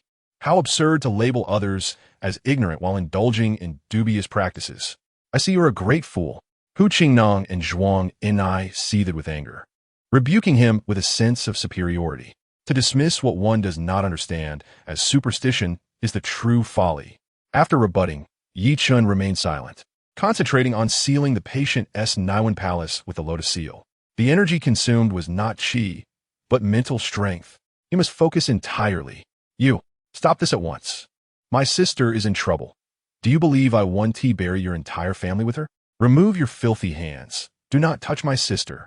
Jia Xingzhou and Jia Xingyu cursed vehemently, both pinning their hopes on the mayor's sister for their own rise to prominence. Seeing Ye Chen's so-called nonsense, they immediately rushed to obstruct him. However, as soon as they made contact with Ye Chen, they were sent flying by a surge of true energy. Though wealthy, they were merely ordinary people. Hong Yu, what are you still dawdling for? Hurry and stop this. Your mother is in such a weak state. If this scoundrel continues pressing on her brow, it will lead to grave consequences. The two shouted in exasperation. Have you had enough of this ruckus? Jia Hongyu trembled with anger. Had she known this fellow was a charlatan, she would never have allowed him into her mother's ward. She raised her hand to slap him. Smack! Yet her hand was caught before it could strike Ye Chen's face. You do not believe me? Ye Chen's gaze was piercing. I only brought you here because I mistakenly trusted you. Jia Hongyu's eyes misted with tears. She truly regretted it, feeling disappointed as she said, Get out. Very well. Ye Chen's lips twitched slightly, retracting the lotus seal and exiting the room without a backward glance. No one noticed that a lotus mark flickered and vanished above the mayor's Niwen palace. You should have left long ago. What embarrassment. The descendants of the Yi family have become charlatans, bringing shame to our ancestors. Jia Xingzhou and Jia Xingyu berated him with disdain, viewing Ye Chen as nothing but a troublemaker. As Jia Hongyu watched his departing figure, an inexplicable pang of guilt welled up within her. Taking a deep breath, she turned and said, Hu Sheni, Director Zhuang, what should we do to save my mother? Please propose a plan. I believe acupuncture should be used. Hu Qingnong asserted. First, we will use the 13 dragons and tigers' needles to harmonize yin and yang, stabilizing her condition. Then we will apply the returning yang needle to stimulate the acupoints. Although conservative, I am confident I have a 20% chance of awakening the mayor. What can acupuncture cure? In my opinion, we should inject the patient with adrenaline and use electrical stimulation to activate the nerves. Zhuang and I remarked. I also have a 20% chance of reviving the patient. This. Jia Hongyu revealed a conflicted expression. One traditional, one modern, both offering a 20% chance. Then, let Hu Sheni proceed first. If it fails, we will resort to Director Zhuang's method. After a moment's contemplation, she stated thusly. It was not that she believed in traditional medicine, but rather that Hu Qingnong had been overseeing the treatment from the beginning and understood her mother's condition better. I will not disappoint Miss Jia's trust. Hu Qingnong stroked his beard, displaying a pleased expression, casting a triumphant glance at Zhuang and I, as if to say that traditional medicine had triumphed over Western medicine. Zhuang and I snorted coldly, declaring, I despise cleaning up after others. His meaning was clear. If traditional medicine failed, he would have to intervene. Hu Qingnong huffed and then proceeded to take action. He produced silver needles and swiftly inserted them into the acupoints. The 13 dragons and tigers' needles, regulating the breath, balancing yin and yang. Then came the returning yang needle technique, flowing seamlessly, yet the mayor lay like a corpse, showing no signs of life. This. Hu Qingnong's forehead glistened with profuse sweat, revealing a hint of embarrassment. You have indeed let Miss Jia down. Zhuang and I, watching from the side, relished the misfortune, putting on gloves and a mask for protection, stating, Step aside. Watch and learn. You. Hu Qingnong's face turned as red as a liver, but he could only retreat awkwardly.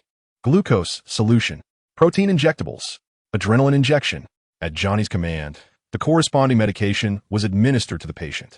Shortly thereafter, a set of electroshock equipment arrived, and he began rhythmic stimulation. 5 minutes later, Johnny removed his mask, his earlier confidence replaced by a perplexed and awkward expression. "So, what exactly do you want to learn?" Hu Qingnong sneered. "Western medicine is nothing extraordinary." Johnny was left speechless, turning to sigh. "Miss Jia, I truly did my utmost. Your mother may not survive." In this, he was not mistaken. Hu Qingnong sighed. "Perhaps this is fate. Mourn and prepare for the inevitable." Boom! Jia Hongyu felt as though struck by lightning, tears streaming down her face. The simultaneous death sentences from two authoritative doctors left her utterly despondent. "I'm here." At that moment, a familiar voice echoed as Ye Chen returned. Chapter 72, Shattered into Pieces. With Hu Qingnong at a loss and Johnny helpless, the two esteemed experts from both Eastern and Western medicine had pronounced a death sentence, plunging Jia Hongyu into despair. Just then, Ye Chen strode forward, holding a bag of incense and paper money in his left hand, and a large rooster in his right. He had not truly departed, but had gone to prepare these items. "Didn't I tell you to leave? Why are you back like an incessant fly? So shameless." Hu Qingnong exclaimed in astonishment, then impatiently scolded, "What do you intend to do with those offerings? The patient is not dead yet. Surely you don't think these will cure her? That is utterly absurd." Johnny, infuriated, retorted, "Allowing the deceased to leave this world with dignity is the bare minimum of respect. As long as I am here, I will not allow you to act recklessly." Both stood in righteous indignation before the sickbed. "Get out." Ye Chen stepped forward, his clothes infused with true energy, colliding forcefully. Bang! Hu Qingnong and Johnny were knocked aside as if struck by a hammer. "You bastard! How dare you cause a ruckus here? Today I will make you pay. Help! Help! Someone is attempting to assassinate the mayor." Jia Xingzhou and Jia Xingyu cried out. In a flurry, the guards at the door rushed in to apprehend Ye Chen. "Wait!"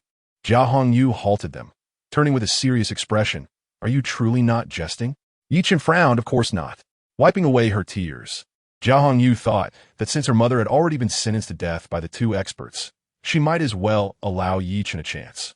Nodding, she said, "All right, I will trust you this once. Such superstitious tricks are hardly worthy of belief. This man named Yi must be deranged, a lunatic. Can't you see, Miss Jia? If such a method could cure the mayor, I would gladly commit seppuku on the spot." Hu Qingnong and Johnny interjected with disdain, their expressions revealing their utter contempt. "Let him try." Jia Hongyu's expression was solemn. She naturally did not believe in such nonsense. Yet what other options remained? "If he cannot save my mother, I will not let him off easily." Clenching her fists, her gaze bore a warning. The implication was clear. If you continue to act foolishly, leave now, or you will regret it. Ye Chen remained unfazed, for he possessed complete confidence. In a deep voice, he declared all bystanders out. "You Hu Qingnong, Johnny," and the others glared. "Out." Jia Hongyu waved her hand, having chosen to believe she would cooperate fully. "You brat, you'll be crying soon enough. Indeed, we will wait outside. You want to escape, and best not to try any tricks." Jia Xingzhou and Jia Xingyu threatened before all retreated. In the room, besides the patient, only Ye Chen and Jia Hongyu remained. Humans possess 3 souls and 7 spirits. The soul belongs to Yang, while the spirit belongs to Yin. Ye Chen lit 2 candles at the bedside, placing the rooster at the head of the bed, explaining as he arranged the items. The physical body serves as a vessel. Yin and Yang are the essence of a person, mutually defining. Physical ailments can be treated with medicine, but if the Yin and Yang are disturbed, it requires mystical arts. With a clap, he ignited the candles and arranged the paper offerings in the configuration of the Big Dipper, holding 3 incense sticks. Candles illuminate the path to the underworld. Incense beckons the spirits. Jia Hongyu shivered, feeling the atmosphere grow increasingly ominous as Ye Chen chanted. Boom! Boom! Boom! The offerings arranged like the Big Dipper were ignited. The flickering flames did not provide warmth but heightened the air of terror. Ye Chen approached the bed, glancing at the patient before pinching the large rooster sharply. Cock-a-doodle-doo. The sound rang clear, heralding dawn. The rooster, an embodiment of pure Yang, is meant to dispel malevolent spirits. Yet this was insufficient. It could only temporarily suppress the oppressive force. To bring back the scattered souls, a loved one must call them forth. Ye Chen turned. "Wake your mother." "This." Jia Hongyu hesitantly approached the bedside, softly calling, "Mother." The moment she spoke, her body trembled, uncertain whether it was merely a trick of her mind. She thought she saw her mother's eyelids flutter. Ye Chen pinched the rooster again. "Cock-a-doodle-doo." Awaken, mother. Jia Hongyu called out again, and then her face lit up with joy. My mother is responding. My mother is responding. This time, she distinctly saw her mother's eyelashes quiver. It was simply unbelievable. Outside the door, Hu Qingnong and the others contemplated how to punish Ye Chen. The thought of what might be unfolding inside, the absurdity of shamanistic ritual or a fox spirit possessing the patient, made them feel as if they had swallowed a fly. Miss Jia is simply resorting to desperate measures. If one must seek a miracle, one should at least choose someone reliable. That man named Yi must either be deranged or utterly mad. Hu Qingnong's face darkened, gritting his teeth in hatred. Indeed, I suggest we detain him. Johnny, equally grim, added, such a person is a scourge. The patient is already beyond saving, yet he pretends to be a mystic. He is nothing but scum. The two, setting aside their previous grievances, shared an astonishingly unified stance. This charlatan must be brought to justice. Jia Xingzhou's gaze was filled with malice, stating, if it weren't for his delay in delivering the Tai Sui fruit, my sister might have been fine. His business was substantial, yet it had hit a bottleneck. With his sister as the mayor's support, he could soar to greater heights. Such an opportunity had been squandered by Ye Chen. How could he not harbor resentment? What were we waiting for? This man should be dealt with immediately. Jia Xingyu sneered. The four plotted, summoning numerous guards, preparing to storm in and tear Ye Chen to pieces. Just then, the door swung open, and a crowd rushed in, smoke swirling and the pungent scent of incense filling the air. Jia Hongyu was opening a window for ventilation, while Ye Chen stood before the sickbed, his expression inscrutable, betraying no trace of emotion. Ye Chen, your time is up. Hu Qingnong's face was twisted in malicious glee as he entered, loudly berating, scum. You are an unnecessary blight on the earth. Johnny followed closely, equally filled with contempt. What are you all waiting for? Arrest this charlatan. End him. Let him accompany the mayor in death. Jia Xingzhou and Jia Xingyu barked orders with feigned authority. What are you all arguing about? A voice filled with confusion emanated from the sickbed, and then a distinguished middle-aged woman sat up, seemingly still caught in a state of slumber. Her eyes filled with bewilderment as she gazed at the chaotic scene around her. A deathly silence ensued. Everyone stared, transfixed, at Jia Yi, who had risen, as if witnessing a ghost. They had truly saved her. Hu Qingnong was stunned. Johnny was beside himself. The perceptions of two esteemed experts regarding the world shattered into pieces at this moment. Chapter 73. Heartbreak. How could this be possible?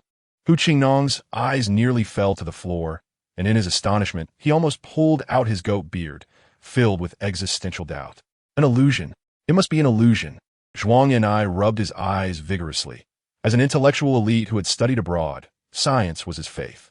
Yet the unfolding events threatened to dismantle that very faith, leaving him in a state of cognitive disarray, even contemplating self-sacrifice.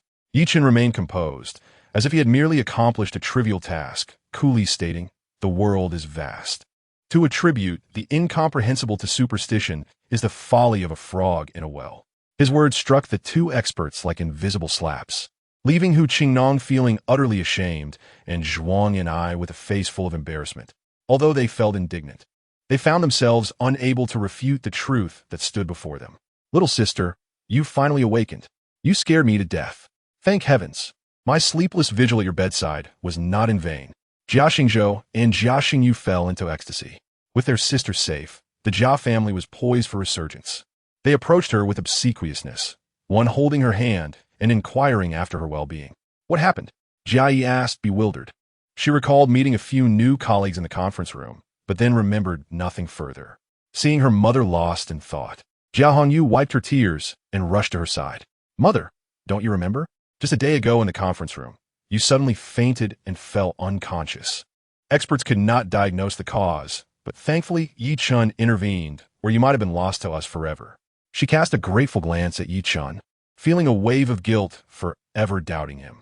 Ye Chen? Jia Yi turned to the young man, raising an eyebrow. Were you the one who saved me? Merely a minor effort.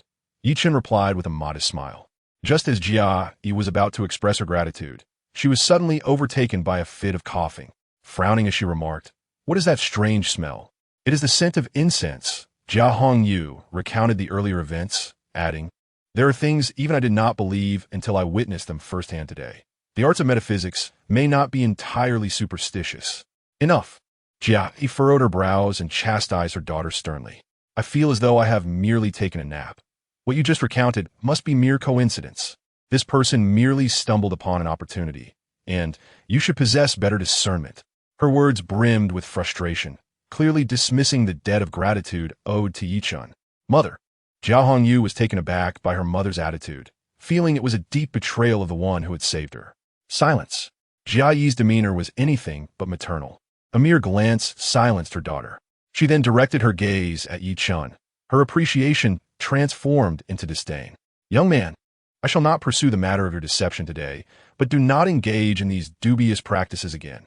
Otherwise, I will not forgive you. Ye Chen's lips curled into a bitter smile, realizing that the tale of the farmer and the snake was playing out in his own life. Mother, it was truly he who saved you. How can you treat him so? Jia Hongyu exclaimed, furious, for it was the first time she had defied her mother. Young lady, I believe your mother is correct. One must possess discernment. Jia Xingzhou interjected, asserting that it was merely a coincidence. It was the acupuncture techniques of the esteemed Hu Qingnong that worked, though the effect were not immediate. He argued passionately, asserting that if incense could heal, the common folk would flock to temples instead of hospitals.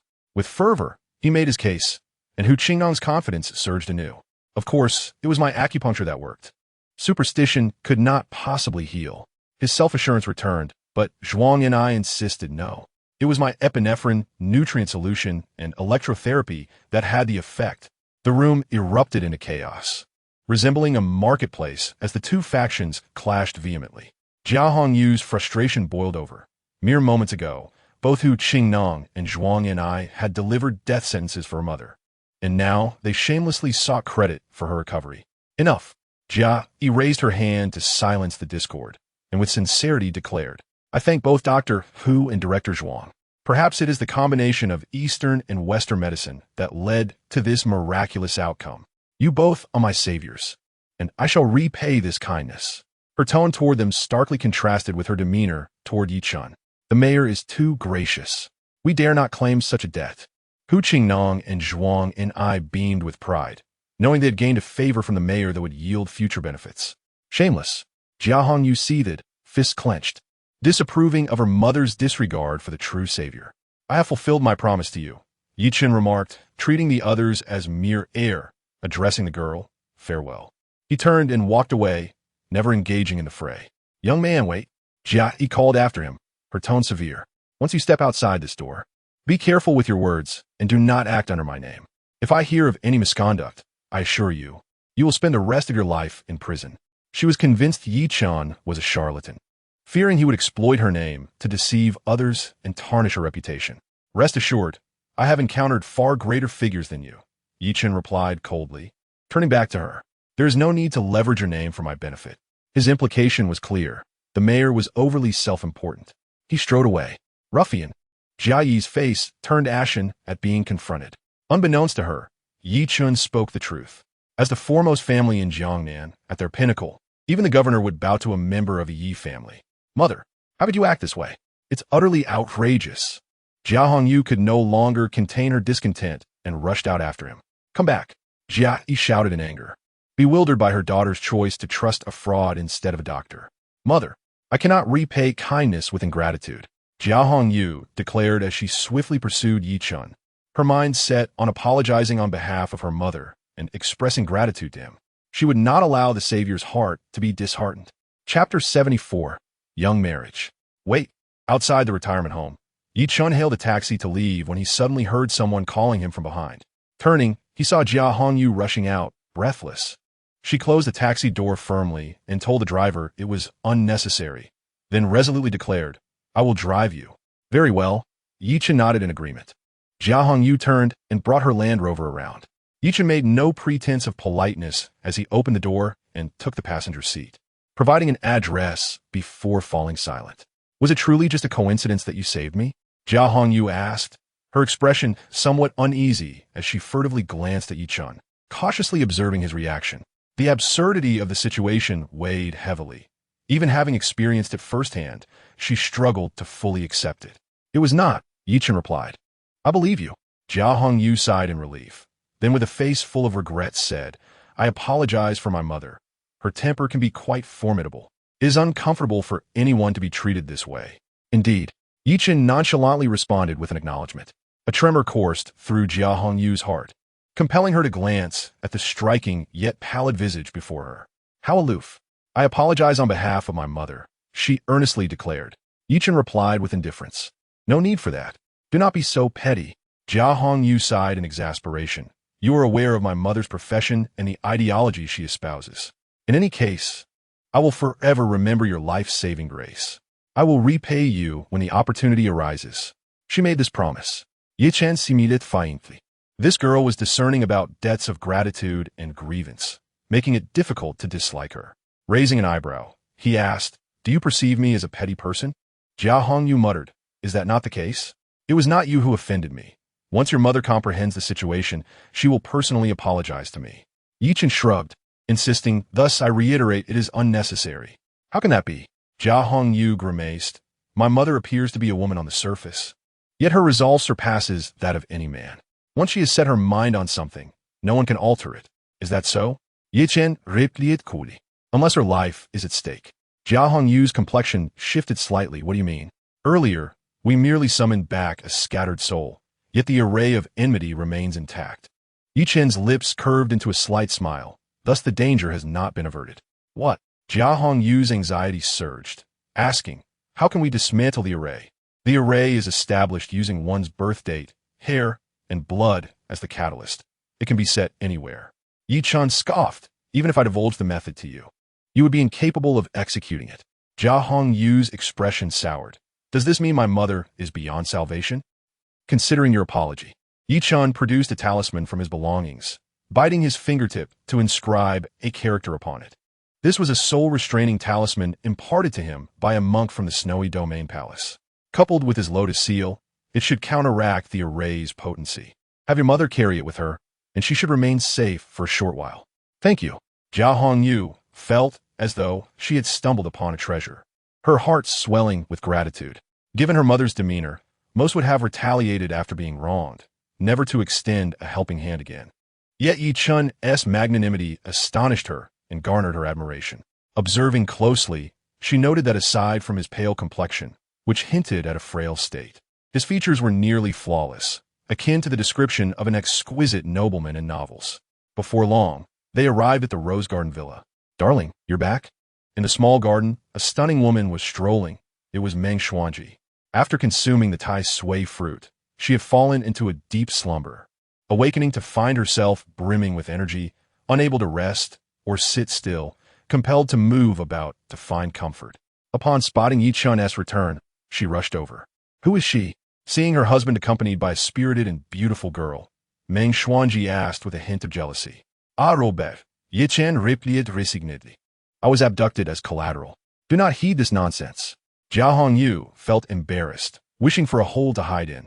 She shot Ye Chen an annoyed glance before confidently stating, Hello, sister. I am Jia Hongyu, a friend of Ye Chen. My mother has encountered a slight issue. Since he was unwilling to relinquish the Tai Sui fruit, I had no choice but to employ a bit of guile. Ultimately, I was the one who suffered. She expressed indignantly. Oh. Meng Xuanji inquired with interest, What kind of loss did you incur, dear sister? Now, it was Ye Chen's turn to feel uncomfortable.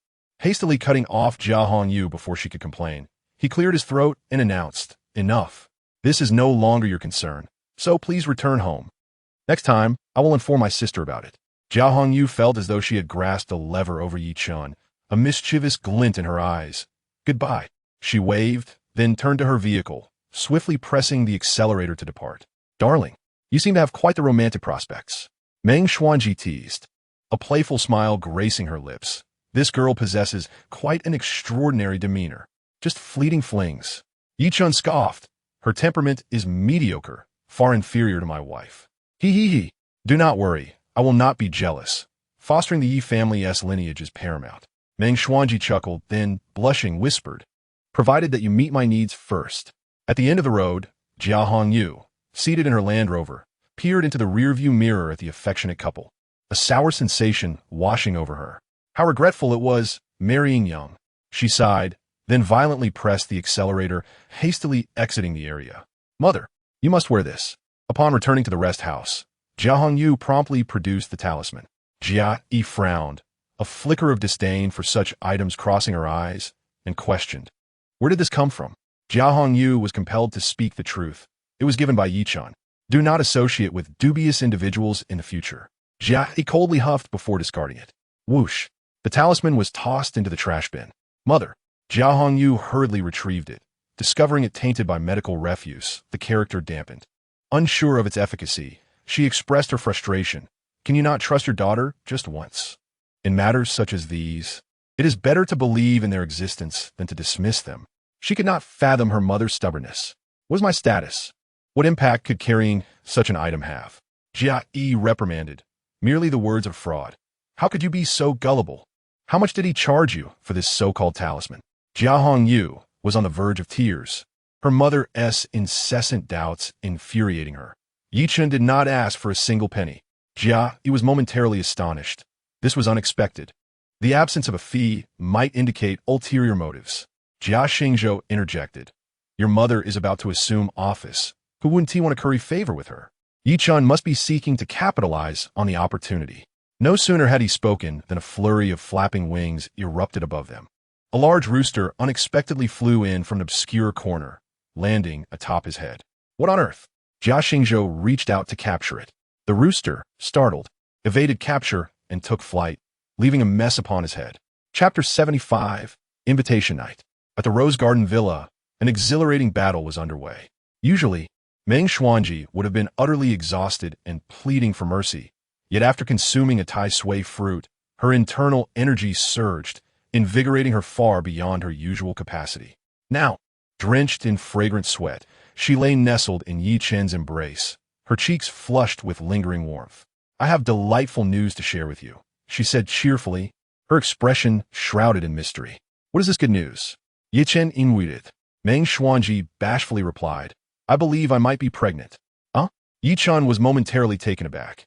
How could that be after just a few days? Even if it were true, it could not occur so swiftly. "Today, I felt a baby kicking in my belly. I never expected to conceive so quickly." Meng Xuanji grasped Ye Chen's hand and placed it on her flat abdomen. Ye Chen sensed it and then laughed helplessly. "Silly wife. That is not a baby. It is merely your errant energy." After his explanation, Meng Xuanji finally comprehended, her embarrassment causing her to cover her face with a blanket, wishing to hide from the world. "Now that you have established a solid foundation, if you pursue martial arts, your efforts will yield remarkable results." Ye Chen stated, "I will impart a technique to you. Practice it whenever you have free time, and you will possess a degree of self-defense when faced with peril. The effects of the Tai Sui fruit are astonishing, with a modicum of effort. My wife could swiftly become a fifth-tier martial artist. We could discuss the technique later." Suddenly, Meng Xuanji threw off her blanket, revealing an abundance of allure, declaring, "I wish to bear your child." In a fit of playful indignation, she rolled over, her curves pressing down upon him. In the early morning, a resounding roar of a tiger echoed throughout the Rose Garden community. Ye Chen was awakened, and a smile crept across his lips. Jin Bao had also made a breakthrough, elevating his cultivation level. "Young Master Chen." Upon seeing Ye Chen descend the stairs, Jin Bao approached with palpable excitement, his aura noticeably stronger. If they were to encounter a wild beast, he would not need to struggle so fiercely. He could easily subdue it without pushing himself to the brink of death. He was brimming with confidence. Ye Chen expressed surprise, noting that although Jin Bao's surface cultivation was merely at the first rank after refining his essence, his foundation had become considerably sturdier. It would not be long before his realm would surely advance again. With just one Tai Sui fruit, the benefits gained surpassed that of his wife, who lacked martial skills. Another one. Ye Chen pondered for a moment before retrieving another Tai Sui fruit. Perhaps it would be best to reserve it for the old matriarch. Jin Bao, aware of the fruit's benefits, felt a pang of envy. However, knowing that Ye Chen only possessed 5 and intended to present 3 to the matriarch as a birthday gift, he quickly shook his head. 3 is enough for Grandma. Ye Chen reassured him. The remaining 2 should be enjoyed by you, young Master Chen. Jin Bao, with his honest demeanor, replied, "I would be satisfied to receive just 1. He felt that the Tai Sui fruit would be of little benefit to him. Consuming it would be a waste. Without further ado, Ye Chen pressed the fruit into Jin Bao's hand, stating, "Eat this one, and you will have a chance to strive for the rank of martial sovereign." Martial sovereign? Jin Bao's heart raced with excitement. Cultivating martial arts is a brutal endeavor, almost a 100-fold challenge. Among 100 postnatal martial artists, not even one may ascend to innate master, and among 100 innate masters, not one may become a martial sovereign. Factors such as talent, techniques, comprehension, and opportunity all play significant roles. Jin Bao was self-aware, believing that after 20 years of cultivation, merely reaching half-step martial sovereign would be his limit. He never dreamed he would have the chance to step into that realm. "Then I shall not be polite. Thank you, young Master Chen." He had long considered himself part of the Yi family, and speaking further would seem out of place, so he consumed the fruit on the spot. Ye Chen smiled slightly, saying, "Ensure the young matriarch is well protected." With Jin Bao's enhanced strength, he felt more at ease. Indeed, even if the King of Heaven were to threaten the young matriarch, he would have to step over my corpse. Jin Bao thumped his chest with determination. "What are you two whispering about?" At that moment, Meng Xuanji had finished her morning routine and descended the stairs. Despite a night of fierce battles, she appeared vibrant. Her complexion seemingly improved, exuding an aura of an extraordinary lady. "Nothing," Ye Chen replied with a slight smile. By this time, the housekeeper had prepared breakfast. "I will be quite busy during this period and won't have time to accompany you during the day. I apologize, dear husband." With the land acquisition secured, a 100 billion project was about to officially launch. As the general manager, Meng Xuanji could not afford to be idle, and she felt deeply sorry for the time lost with her husband. "Work is paramount." Ye Chen nodded in understanding. "I will try to return early tonight." After a quick breakfast, Meng Xuanji said her reluctant farewells. Jin Bao, serving as both driver and bodyguard, accompanied her. After bidding farewell to his wife, Ye Chen ascended the stairs to contact Fu Qinshan and inquire about the progress of acquiring shares of the Rising Sun Group from the Underground Bank. Just then, a servant knocked and entered. "Young master, someone has delivered an invitation." "An invitation? Who sent it?" The sender claimed to be from the Rand family. "The Rand family?" Ye Chen raised an eyebrow, accepting and opening the invitation. It was for a business banquet hosted by the Rand family, to be held at the Palace of Versailles at noon. The servant wore a peculiar expression, hesitating to speak. "If there is something to say, just say it." "Ye Chen urgit." The servant stammered. "The sender mentioned that if you are too sensitive, you need not attend. They also said that today, the Rand family will bask in endless glory." "Endless glory?" Ye Chen frowned. Such a malicious tactic could only be orchestrated by Rand Xiuquan. "Understood. You may leave now." He waved the servant away, and a hint of derision flickered in his gaze. As the sun rose high, the most opulent hall of the Palace of Versailles was filled with individuals associated with the Rand family, gathered together in conversation. "Who says the Rand family is down and out? That is utterly absurd. With connections to the esteemed Jiang family of Zhongzhou, their future is boundless. Indeed, as long as the Jiang family steps in, the Rand family's financial troubles are trivial. They need not even intervene directly. A single word will suffice. It's all thanks to their wonderful daughter. Rand Guoquan is truly fortunate." Someone remarked with envy. "Rand Xiuquan, the most beautiful woman in Tianhai City." Back when the Rand family was merely a small workshop with assets in the millions, they transformed into a company worth billions within a few short years due to their daughter's alliance with the Yi family, ascending to the heights of Tianhai City's elite. Now that the Yi family is finished, Rand Xiuquan has allied with the prestigious Jiang family of Zhongzhou. Their future will surely be even more splendid. At that moment, a slender figure entered, his handsome face slightly pale, occasionally coughing, exuding an air of fragility, as if he had stepped out from a painting of a nobleman. What's he doing here? Someone recognized Ye Chen, their expressions turning peculiar. Chapter 76. A gaze like a blade as Ye Chen entered the banquet hall. He immediately caught the attention of many due to his unique status. Not only was he the heir of the Yi family, but he was also the former fiancé of Rand Xiuquan, sparking a flurry of speculation. Why is this useless fellow, who should be nursing his illness at home, here? Clearly, he cannot let go of Miss Rand. He pretended to be indifferent when he was rejected. But now that he sees Miss Rand about to unite with the Jiang family, he can no longer maintain his facade, filled with both jealousy and reluctance.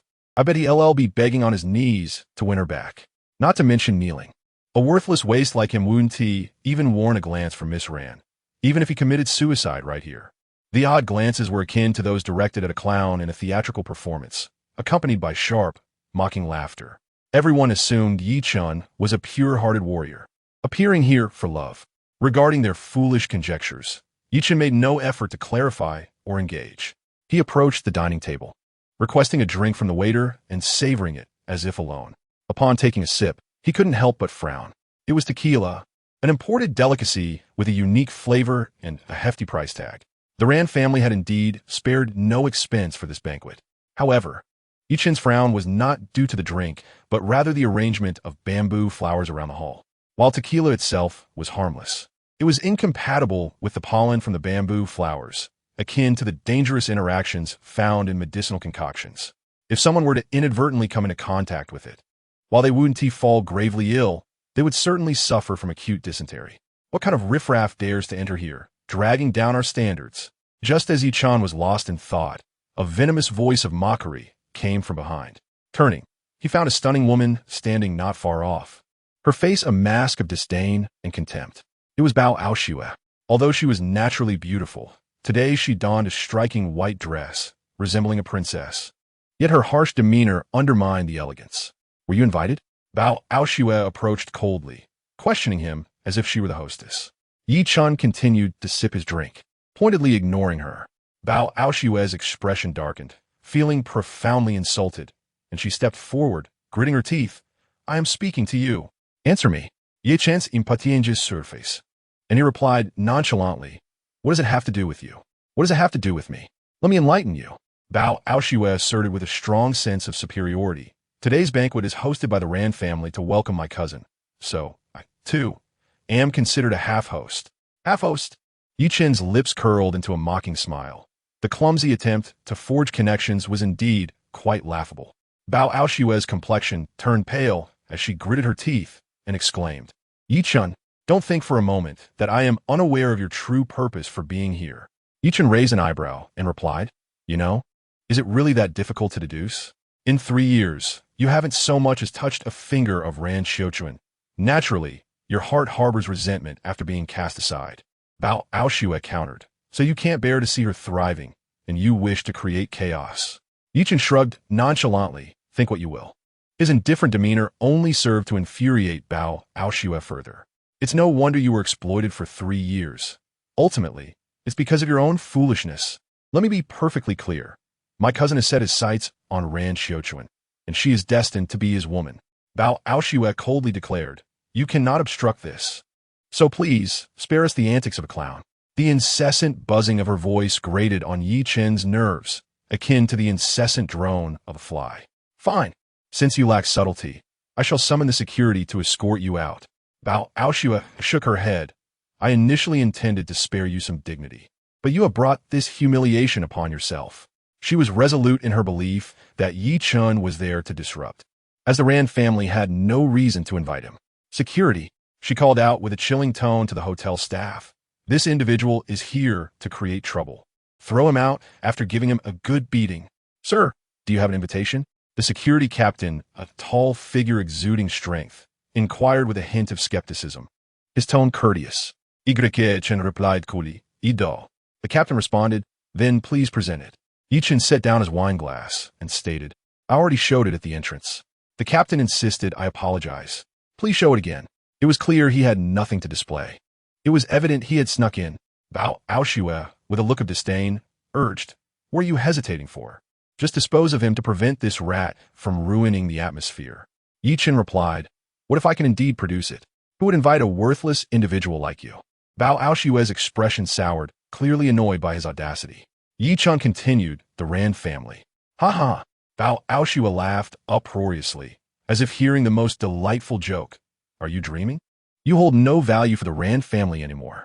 You are akin to a piece of tasteless chewing gum. Miss Rand has already discarded you into the trash. Why would she still invite you? She shook her head in disdain. Your shamelessness is astounding. Even when exposed, you refuse to leave. The Ye family was once the foremost clan in Jiangnan, a premier family in Tianhai City. As a descendant, he was reduced to causing chaos over a woman who had forsaken him. It was utterly lacking in ambition. Once they were a legendary lineage, but now only Ye Chen remained, a mere joke. Others around them murmured, finding Ye Chen's foolishness laughable. Did you hear that?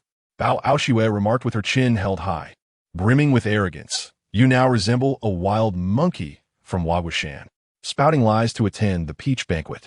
Return to your mountain. This place accommodates neither beasts nor waste. She cupped her mouth and shouted, reveling in her triumph. Ye Chen remarked, very well. I shall show you the invitation. Still lying? Then by all means produce it. Bao Aoshue's expression darkened as she asserted, if you can produce it, I shall apologize. If you cannot, I will have you incapacitated and thrown out. Here, Ye Chen, thoroughly vexed, produced the invitation with a flourish. Slap. The gilded card struck Bao Aoshue's face, the sound crisp and resonant. The force of it sent her staggering back several steps. Bao Aoshue peeled the invitation from her face, glancing at it, only to be rendered speechless. It was authentic. Moreover, it bore the personal signature of Ran Qiuchuan. Her mind spun in chaos. No need for an apology. Ye Chen stated coolly. What audacity, commanding Miss Bao to leave. Ye Chen, you truly are insufferably arrogant. Just then, a young man approached, holding a glass of tequila, downing it with a tilt of his head. His gaze sharp as a blade. Chapter 77. A duel being audacious is not inherently problematic. The key lies in possessing the capability to be so. The young man set his glass down, his expression exuding an unmistakable air of arrogance as he chastised. The Ye family is no longer what it once was. You have no right to attend such an esteemed gathering. Miss Ran, being magnanimous, extended an invitation merely out of respect for the Ye family's past. Anyone with a modicum of intelligence would refrain from humiliating themselves here. Even if you did come, you should have shown some restraint. He spoke as if a teacher commanding. Apologize to Miss Bao at once, or I shall be quite displeased. Observing the imposing figure of the self-proclaimed protector, Ye Chen felt a laugh bubbling within him. Song Mingyu, what if you become angry? He retorted expressionlessly. The Song family was among the few clans that had relied on the Ye family for support over the years, profiting immensely from their backing. Previously, Song Mingyu had always donned a facade of sycophancy before him, but ever since the Ye family faced adversity, the other clans had swiftly turned their backs. Song Mingyu's expression darkened. If I were to become angry, the consequences would be beyond your capacity to bear. Beyond my capacity? Ye Chen responded coolly. I recall the Song family is merely a servant to the Ye family, and you are but the offspring of a lowly servant. This statement was akin to publicly ripping open old wounds.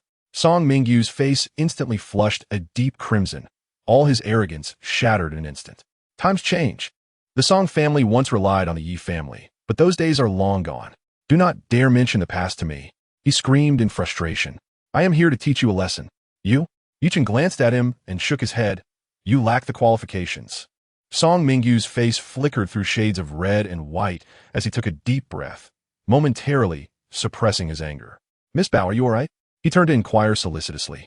The Song family had long sought to ally with the Bao family to gain a foothold in the shipping industry. Song Mingyu himself had been pursuing Bao Aoshue, but to no avail. Thus, upon witnessing her being insulted, he was eager to step in as her champion. Song Xiao, please, teach him a lesson.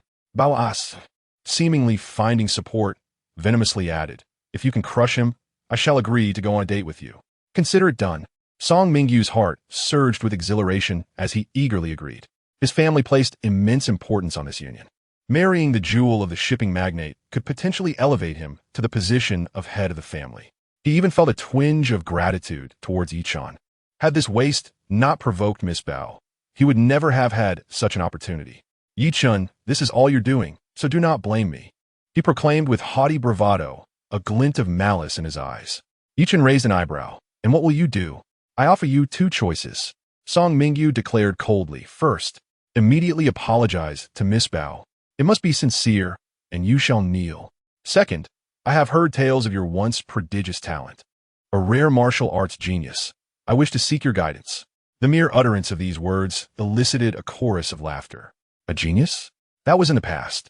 Now he is nothing but a useless wretch. You might as well kneel, for Song Xiao is a master of swordsmanship. Should he truly engage, you would surely be left half destroyed. Those who court disaster shall find it. Song Xiao is right. Audacity must be matched with ability. You've surely dug your own grave. Song Mingyu's swordsmanship was renowned in their circles. He had participated in provincial competitions, winning a silver medal in fencing. Had Ye Chen not been rendered powerless, a mere finger would suffice to dispatch him. But now, as a frail figure, what could he possibly do to challenge Song Xiao?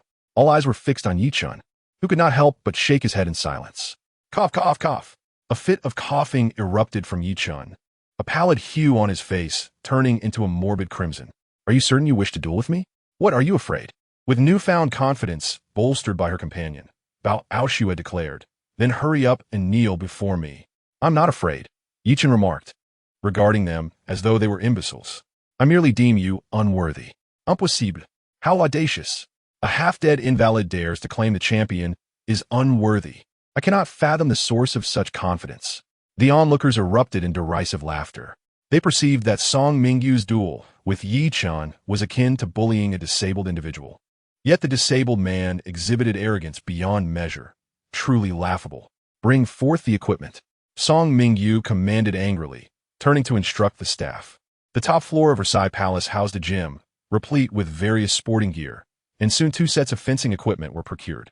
Blades are unforgiving. You could still apologize.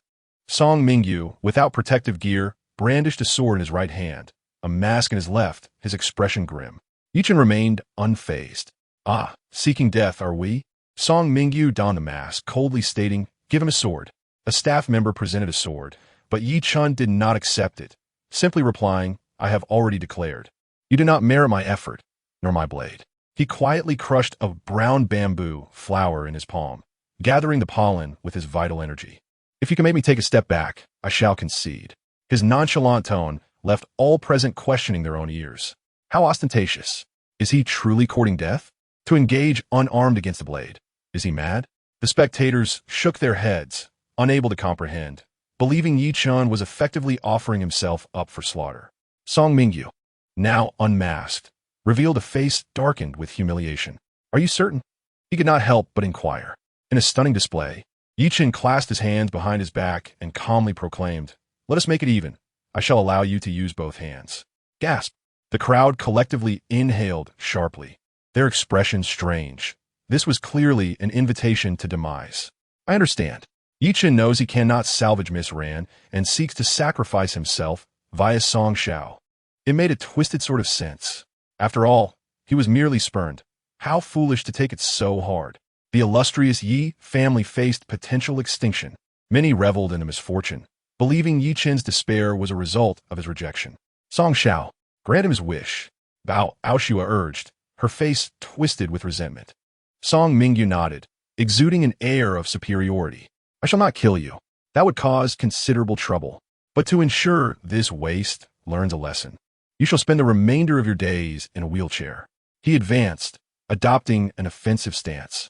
Ye Chen remained expressionless, quietly unleashing the crushed flower's pollen. As Song Mingyu prepared to strike, he suddenly caught a whiff of a delicate floral fragrance, and then, as if struck by lightning, he froze in place. Chapter 78.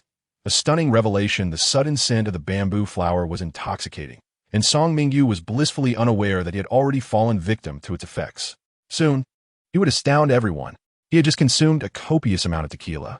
The combination of these two botanical effects was akin to a thunderclap igniting a wildfire, and it would soon erupt. As Song Mingyu attempted to draw his sword, he felt a sharp pang in his abdomen, his features contorting beneath the mask. A tremendous force surged within him, threatening to burst forth with alarming speed. Fortunately, he reacted swiftly, clamping down to avoid immediate embarrassment. The tequila and bamboo flower were indeed toxic combinations. Even a congenital master would be incapacitated by such a blend. Ye Chen stood calmly, not only refusing to wield a sword, but also confronting Song Mingyu with his hands behind his back. Why do you not strike? Your sword could effortlessly pierce my throat. He taunted with a smirk. Song Mingyu remained silent, his teeth clenched in frustration. All his concentration was devoted to suppressing the volatile force within, fearful that a mere word could trigger a catastrophe. Just force me back a step, and you shall claim victory, Ye Chen urged playfully. He understood the potency of the tequila and bamboo flower better than anyone. The longer Song Mingyu resisted, the more catastrophic the outcome would be. Why is Song Xiao hesitating? Surely, he is recalling their past, waiting for Ye Chen to kneel and apologize to Miss Bao.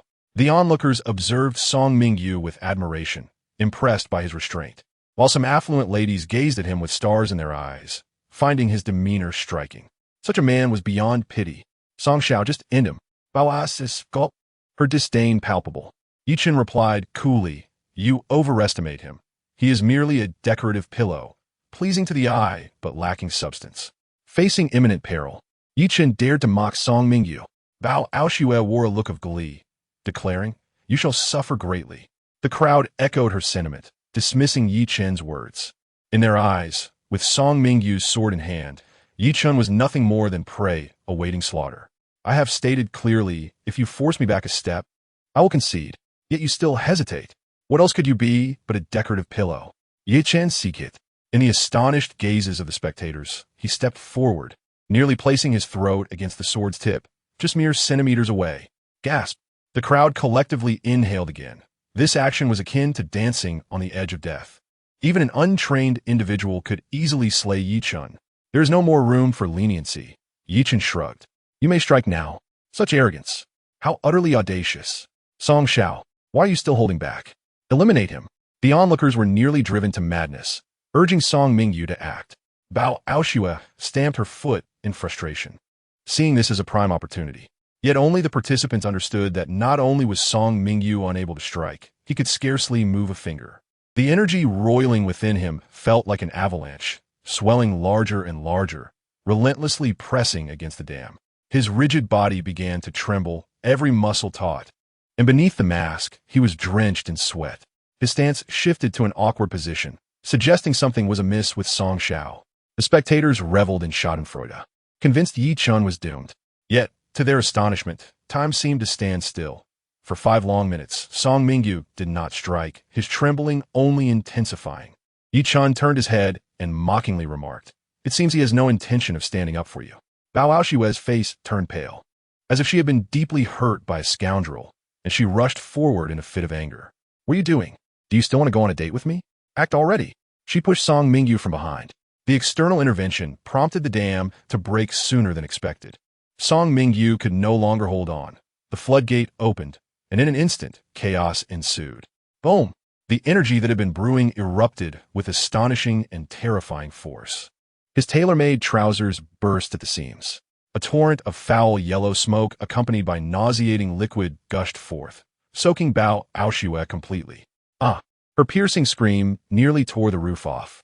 As a daughter of a wealthy family, she was notoriously particular about cleanliness, and being caught in such an explosion shattered her composure, driving her nearly to madness. Forgetting everything else, she dashed towards the restroom, vomiting as she ran. Meanwhile, Song Mingyu, as if drained of strength, collapsed to the ground, his expression oddly one of relief. This was explosive, unbelievably explosive. What disgrace! How could one defecate in public like that? The onlookers were left dumbfounded, soon covering their noses in disgust. Ye Chen had already distanced himself, fearful of the stench. You absolute fool! After a long moment, Song Mingyu found a bit of strength to rise, his face flushed with embarrassment. This was more than just a social death. It was a disgrace that would linger for eternity. He was almost certain Ye Chen was behind this. His teeth clenched in rage. Ye Chen wore a bewildered expression. You poison yourself. What concern is it of mine? I'll kill you. Song Mingyu retorted, speechless. Suddenly, driven mad with fury, he picked up a sword and charged at Ye Chen, his eyes burning with rage, intent on dismembering the one who had led him to this fate. However, just a few steps in, he found himself stumbling awkwardly again. Boom! Another loud bang erupted, accompanied by a fresh wave of foul yellow smoke. Song Mingyu wept, clutching his stomach as he made a hasty retreat, leaving a noxious odor to permeate the banquet hall. Chapter 79. 3 Gifts, damn it. After attending countless banquets, this was the first time encountering such a situation. It was worse than defecating in public. At least that wouldn't harm the innocent. Poor Miss Bao. If you feel unwell, just see a doctor. Such lack of decorum. The true culprit had long since fled, and the staff had cleaned the area, yet a faint stench lingered, prompting many to mutter curses, while others simply left, disgusted. Originally filled with high society elites, the gathering had lost half its attendees, creating an unexpectedly desolate atmosphere. Meanwhile, the mastermind, Ye Chen, distanced himself from the scene, a sardonic smile creeping onto his lips as he murmured to himself, Ran Xiuquan, is this what you call endless brilliance? At that moment, a commotion arose at the entrance of the banquet hall. The young master of the Jiang family from Zhongzhou had arrived. A startled exclamation rang out, and all eyes turned toward the door, including Ye Chen's. The Jiang family was firmly allied with the prestigious clans of Yanjing, marking them as adversaries. A young man with striking features entered, exuding an aura of unparalleled nobility, a demeanor cultivated by years in high society, one that even the most esteemed film stars would struggle to emulate. Accompanying him were two core members of the Ran family, Ran Xiuquan and the head of the Ran family, Ran Guoquan. What is that smell? The moment Jiang Yunxiao stepped into the hall, he caught a whiff of something foul and could not help but frown.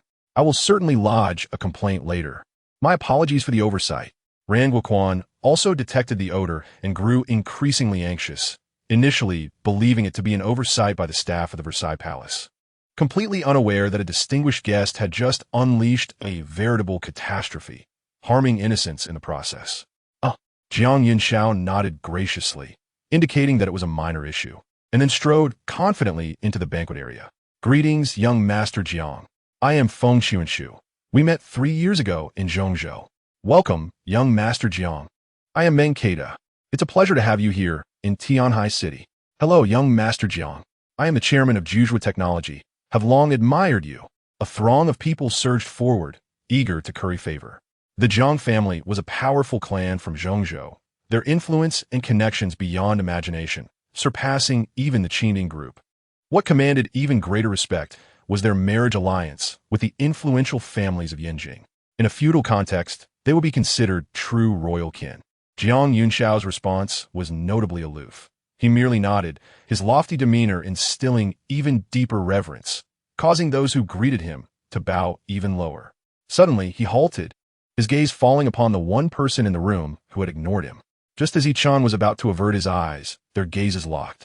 One pair of eyes sparkled like the night sky, devoid of any emotion, while the other brimmed with intense curiosity and mockery. You are Ye Chen of the Yi family? Jiang Yunxiao approached Ran Xiuquan, grasping her hand with a hint of condescension. Ran Xiuquan struggled slightly, an unnatural look crossing her face, yet she offered no resistance. Ye Chen replied coolly, I don't know you. I am Jiang Yunxiao from the Jiang family of Zhongzhou. Jiang Yunxiao stated. The so-called earthly Buddha you poisoned is the one I brought from Zhongzhou. Oh, Ye Chen raised an eyebrow. You wish to avenge him? He was merely a fraud. His death means nothing to me. Jiang Yunxiao spoke with chilling nonchalance, revealing his cold disposition. If he were the true earthly Buddha, the Jiang family would certainly revere him. Sadly, he is not, and even if you hadn't poisoned him, I would have taken my revenge. Ye Chen nodded, impatiently inquiring, is there anything else? Yes. Jiang Yunxiao's eyes flashed with anger, though he quickly suppressed it. Actually, the invitation for you wasn't solely Qiuquan's idea. I wanted to meet you. Ye Chen furrowed his brow. Meet me? Indeed, Jiang Yunxiao affirmed. I wish to witness the splendor of the one who once instilled fear in my brother-in-law and his family. The greatest prodigy of the great Xia. Ye Chen retorted, I hope I did not disappoint you. Jiang Yunxiao smiled slightly. You did not. You are just as wasteful as I imagined. Ye Chen replied indifferently. Would you have dared to utter such words 3 years ago? People live in the present. What significance does the past hold? Jiang Yunxiao dismissively shook his head. It only makes me feel more pity for you. I was merely ill, Ye Chen stated calmly.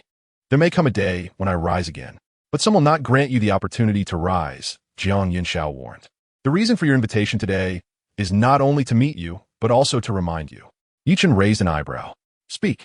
The Yi family was once the foremost family of Jiangnan, but now it has faded into obscurity. It is just a matter of time before the Jiang family takes its place. Jiang Yunxiao spoke with unwavering confidence. Everything you once possessed now belongs to me, including Qiuquan. As he spoke, he draped an arm around Ran Xiuquan's shoulders, drawing her close as if to flaunt his conquest to the defeated. If you wish to live out your final year peacefully, it is best not to provoke the Ran family or Qiuquan. Otherwise, I will not let you off lightly. After issuing his warning, he turned and walked towards the podium. Thank you, Ran family, for hosting this banquet, and thank you all for your presence. Jiang Yunxiao was indeed impressive, not merely handsome, but also remarkably poised in various situations. He declared in a deep voice, "Today, I am here to announce a piece of news. Ye Chen has agreed to officially date me." At this revelation, gasps of astonishment filled the room. Although many had anticipated it, the announcement still took them by surprise. Truly, the most beautiful woman in Tianhai City had captured the heart of the young master from the Jiang family in mere days. Concurrently, numerous gazes turned toward Ye Chen. Once upon a time, this young man basked in countless accolades, eclipsing even the esteemed scion of the Jiang family. Alas, he was first ensnared in a treacherous plot involving the bloodthirsty poison Gu, which cast him from his pedestal. Subsequently, his family fell from grace. Not only did he lose his talent and prestige, but he also failed to protect the woman he loved. "I have prepared 3 gifts for Ye Chen," Jiang Yunxiao declared solemnly. "The first gift, I shall leverage the connections of the Jiang family to strengthen the Ran family's influence in Tianhai City, including securing the backing of the Tongzhang Bank." This statement ignited a wave of envy among the attendees. The controversy surrounding the Tongzhang Bank's withdrawal of funds was well known, and the Ran family's financial strain was apparent. However, with Jiang Xiao's assurance, these troubles would soon dissipate. This was an extraordinary gift indeed. Jiang Yunxiao continued. "The second gift, all of the Jiang family's commercial resources in Tianhai City shall henceforth belong to the Ran family." The crowd was left in utter astonishment. This gift surpassed the first in value, rivaling the Dream Family's acquisition of a 100 billion project. Its worth was immeasurable. The third gift, Jiang Yunxiao paused momentarily, then declared resolutely, "I will spare no effort to eliminate all obstacles, ensuring that the Ran family ascends to become the foremost family in Tianhai City." Chapter 80. What do you amount to? Each of Jiang Yunxiao's gifts grew increasingly valuable, particularly the third. Such audacity from a young master of the Jiang family was akin to an emperor delineating territories. This was not an exaggeration, for he possessed such credentials. Indeed, the current Jiang family, backed by the prestigious Yan family, stood at the zenith of power, garnering respect even from the governor. They had supplanted the Ye family, and with unwavering support, it was merely a matter of time before the Ran family claimed their status as the premier family of Tianhai. At the banquet, no one deemed Jiang Yunxiao arrogant. Rather, they gazed at him with reverence. Simultaneously, countless envious glances fell upon Ran Ye Chen. The Ran family had given birth to a remarkable daughter. Many socialites displayed their fervent jealousy, believing that Ran Ye Chen's fortunes were unparalleled. Previously protected by Ye Chen, and now, with the Ye family in ruins, she had the support of young Master Jiang, the foremost family of Tianhai City. Ye Chen scoffed, shaking his head in disbelief. The Jiang family possessed some influence, but they underestimated the complexities of Tianhai City. This land was home to many hidden talents, including several prestigious families with sway throughout the province and even the nation. A saying in the martial world proclaims, 2 dragons and 4 tigers ascend, while a single leaf obscures Jiangnan. The 2 dragons represent the Etian Society and the Jingwu Alliance. Although the former had been expelled from Tianhai by the Ye family, their foundation remained unshaken, retaining formidable strength and the potential for a resurgence. The Jingwu Alliance's Jiangnan branch resided in Tianhai City, led by the terrifying figure ranked first on the earthly fiend list. As for the 4 tigers, they comprised 4 deeply rooted financial conglomerates, one of which was the Kaishan of Tongzhang Bank. The single leaf that obscures Jiangnan naturally referred to the Ye family. Aside from the Ye family, any of these major forces, when considered individually, would not be inferior to the Jiang family. Moreover, Jiang Yunxiao was not the family head. To designate the first family here, to delineate territories, it was utterly ludicrous. Such grand ambitions were laughable. Although the voice was not loud, it resonated clearly in the ears of everyone present. "Young master, he does not believe?" Jiang Yunxiao's countenance darkened instantly, his confidence unwavering as he questioned. "With your connections and resources, perhaps you could forge a nouveau riche. But the foremost family of Tianhai City." Ye Chen met his gaze calmly and replied, "From the perspective of strength and status, you lack the qualifications." This statement elicited a chorus of derisive laughter. This wastrel dared to challenge Jiang Xiao, utterly oblivious to his position. How could this fool dare to question? It was evident he was envious. Envious that the Jiang family had supplanted the Ye family's position. Envious that Jiang Shao had gained the affections of Ran Xiuquan. He was nothing more than a jester. Attendees at the banquet shook their heads in disdain, finding it absurd that a fallen figure would question a being in their prime.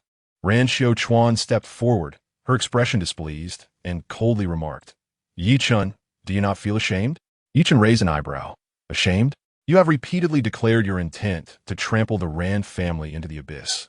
Yet the reality is that the future of the Ran family shines brightly." Ran Xiuquan replied, her demeanor icy. "Even if the Ran family does not become the foremost family in Tianhai City, it will certainly not be as you predict. To be slapped in the face once is humiliating enough. If you had any sense of shame, you would remain silent. For every additional word you utter, you risk further disgrace. Do you not feel like a joke?" She emanated an air of superiority, looking down upon the ants below with disdain. Ye Chen shuruk nonchalantly, responding, "I merely made a judgment based on objective facts. Why are you so defensive?" "Who is defensive?" Ran Xiuquan's temples pulsed as she clenched her fists. "Time will prove everything." Ye Chen remarked coolly, "It will also reveal who the real joke is. Xiuquan, since he questions my intentions, allow me to demonstrate to him now." Jiang Yunxiao smiled slightly, exuding calm confidence. Let him sink into utter despair. Not only will he fail to harm the Ran family, but he shall also be trampled beneath them. Ye Chen raised an eyebrow. "What will you use to prove that?" "I know you have garnered support from Fu Qianshan through the reputation earned from your family's deceased members, reaping significant benefits. You snatched away what should have been part of the Ran family's collaboration." Jiang Yunxiao replied with a smile. "Before I arrived, I had already sent a vehicle to fetch Fu Qianshan for discussions." This declaration sparked a wave of gasps. This was a bid to undermine Ye Chen. "I have a rapport with CEO Fu," Jiang Yunxiao asserted with unwavering confidence. Moreover, he would not dare disregard the Jiang family's face. Ye Chen found this somewhat amusing. "Are you certain?" "As long as Fu Qianshan is not foolish, he knows what choice to make." Jiang Yunxiao radiated certainty, stating proudly, "Although he has been successful in business, he cannot compare to the Jiang family in other aspects. Would he dare to oppose me for the sake of a near-bankrupt Ye family?" Ye Chen mocked. "Let us hope you do not end up with egg on your face." What a joke. Who knows who will be the one embarrassed later? The unfortunate Meng family group, whose 100 billion project had yet to commence, would soon have to relinquish it. The attendees in the banquet hall shook their heads, convinced that Ye Chen was merely feigning calm, while inwardly, he was in a state of panic. The facts were evident. Although Fu Qianshan was the richest man in Zhongzhou, he could not afford to offend a family of the Zhang stature. Even if he did not retract the entire 100 billion project, he would at least relinquish half, handing it over to the Ran family. "Let's wait and see." Jiang Yunxiao was not inclined to say more. At that moment, two figures appeared at the entrance of the banquet hall, yet Fu Qianshan was notably absent. "Young master, the people from Qingning Group have arrived." One was clearly a servant of the Jiang family. Jiang Yunxiao frowned slightly. His summons had only elicited a representative, which was quite disrespectful. However, he maintained his composure. "Where's CEO Fu?" "CEO Fu is unwell and could not attend." The representative from Qingning Group was Huang He, who had previously gone to the Shiri Group to negotiate land acquisition, wearing a forced smile, polite and enthusiastic. "Very well, I shall speak with you." Jiang Yunxiao stated in a low voice. "Return and inform your CEO that Ran Xiuquan is my girlfriend, and that he should hand over the 100 billion project to the Ran family." This was not a negotiation, but an outright command. Gasp. The attendees in the banquet hall were stunned. This was the authority of Jiangnan's foremost family, commanding respect from the richest man in Zhongzhou, as if he were a mere servant. Huang He exhibited a troubled expression, stating, "I need to consult on this matter. I shall await your response." Jiang Yunxiao waved his hand dismissively. Huang He stepped aside to make a phone call, relaying Jiang Yunxiao's words verbatim to his superior, adding that young master Yu was also present. There was a brief silence on the other end of the line, followed by a directive before the call ended. Huang He returned with a peculiar expression. Jiang Yunxiao confidently inquired, "What did Mr. Fu say?" Huang He suddenly stuttered, wiping his forehead in a nervous sweat, and finally, with gritted teeth, replied in a low voice, "Mr. Fu says you're nothing." Chapter 81. A grave crisis. Fu Qianshan's words were blunt and harsh, striking Jiang Yunxiao's face like an invisible whip. Silence engulfed the banquet hall, every eye wide with disbelief, utterly unprepared for such a conclusion. Fu Qianshan had openly insulted young Master Jiang. Not only did he dismiss him, but he also humiliated him beyond recognition. Jiang Yunshao's jaw tightened, his once unwavering confidence now frozen in ice, his handsome features darkening with rage. If there is nothing else, I shall take my leave. Huang he felt the weight of the room's tension, sensing the piercing gaze directed at him, and hurriedly excused himself, his steps quickening as he exited the banquet hall. He feared for his own safety should he linger any longer. Is this what you call waiting in anticipation? Ye Chen simirkit, a hint of amusement dancing at the corners of his mouth. Indeed, it has not disappointed. He clapped his hands mockingly, the sound echoing like slaps against Jiang Yunshao's face, causing his blood pressure to spike and his vision to blur. Ran Xiuquan felt a wave of humiliation wash over her as well. Ye Chen, what are you so gleeful about? She exclaimed, exasperated. It must have been that man earlier misrepresenting Mr. Fu's words. Otherwise, he would never have spoken so disrespectfully. The others nodded in agreement. Indeed, Mr. Fu runs a vast enterprise. His demeanor must be composed. How could he utter such degrading remarks towards young Master Jiang? The messenger must have been at fault. They believed Fu Qianshan could not be so reckless. Offending the Jiang family would bring him no advantage. Ye Chen watched as Ran Xiuquan desperately sought to salvage dignity, a sly smile creeping across his face. Very well. I shall call Fu Qianshan now, and the truth shall be revealed. Go ahead. Jiang Yunshao's eyes blazed with fury, yet he was eager to agree. Unwilling to believe that Fu Qianshan would dare treat him so, Ran Xiuquan attempted to intervene, but it was too late. Let me indulge you. Ye Chen regarded him as if he were a simpleton. Hadn't he been humiliated enough? Did he crave more of this experience? How pathetic. He retrieved his phone and dialed a number, pressing the speakerphone button. Young Master Yi, what is your command? Came Fu Qianshan's voice. Most in attendance recognized his voice instantly. Nothing much, but could you repeat what you just said about young Master Jiang? He didn't quite catch it. No problem. After a brief pause, Fu Qianshan's voice soared. Jiang Yunshao, you're nothing. Bang! Jiang Yunshao staggered back as though struck by lightning, his eyes filled with murderous intent. Ran Xiuquan's face flushed crimson with embarrassment, wishing she could disappear. The shock rippled through the room, leaving everyone in stunned silence. Ye Chen grinned. If that wasn't clear enough, I can indeed have Mr. Fu repeat it. There's no need. The weight of those 4 words was monumental, piercing Jiang Yunshao's very being and nearly pushing him to the brink of rage. I will not let him escape unscathed. Fu Qianshan shall pay dearly for his words. Good. I shall continue to await the spectacle. Ye Chen ended the call, unable to suppress a smirk. Regardless of any obligation, Fu Qianshan surely knew how to choose wisely. Jiang Yunshao had been overly confident, believing he could command the world, yet he had merely shot himself in the foot. Ye Chen, what is there to gloat about? Fu Qianshan is merely a nouveau riche. The Jiang family hardly regards him. Ran Xiuquan spat. Sooner or later, we shall settle this score. Ye Chen raised an eyebrow. And how will you rise? On a crumbling financial foundation? Perhaps you are unaware. Young Master Jiang has already sent someone to invite Lord Tang. Ran Xiuquan hissed. He will leverage familial connections to secure funding for the Ran family. Invite Lord Tang? Ye Chen shook his head, resolute. His influence is insufficient. Tang Bin was no ordinary man, renowned as a god of wealth, fiercely loyal and principled. He was not someone one could command at will. Even if Jiang Yunshao himself were to come, he would lack such clout.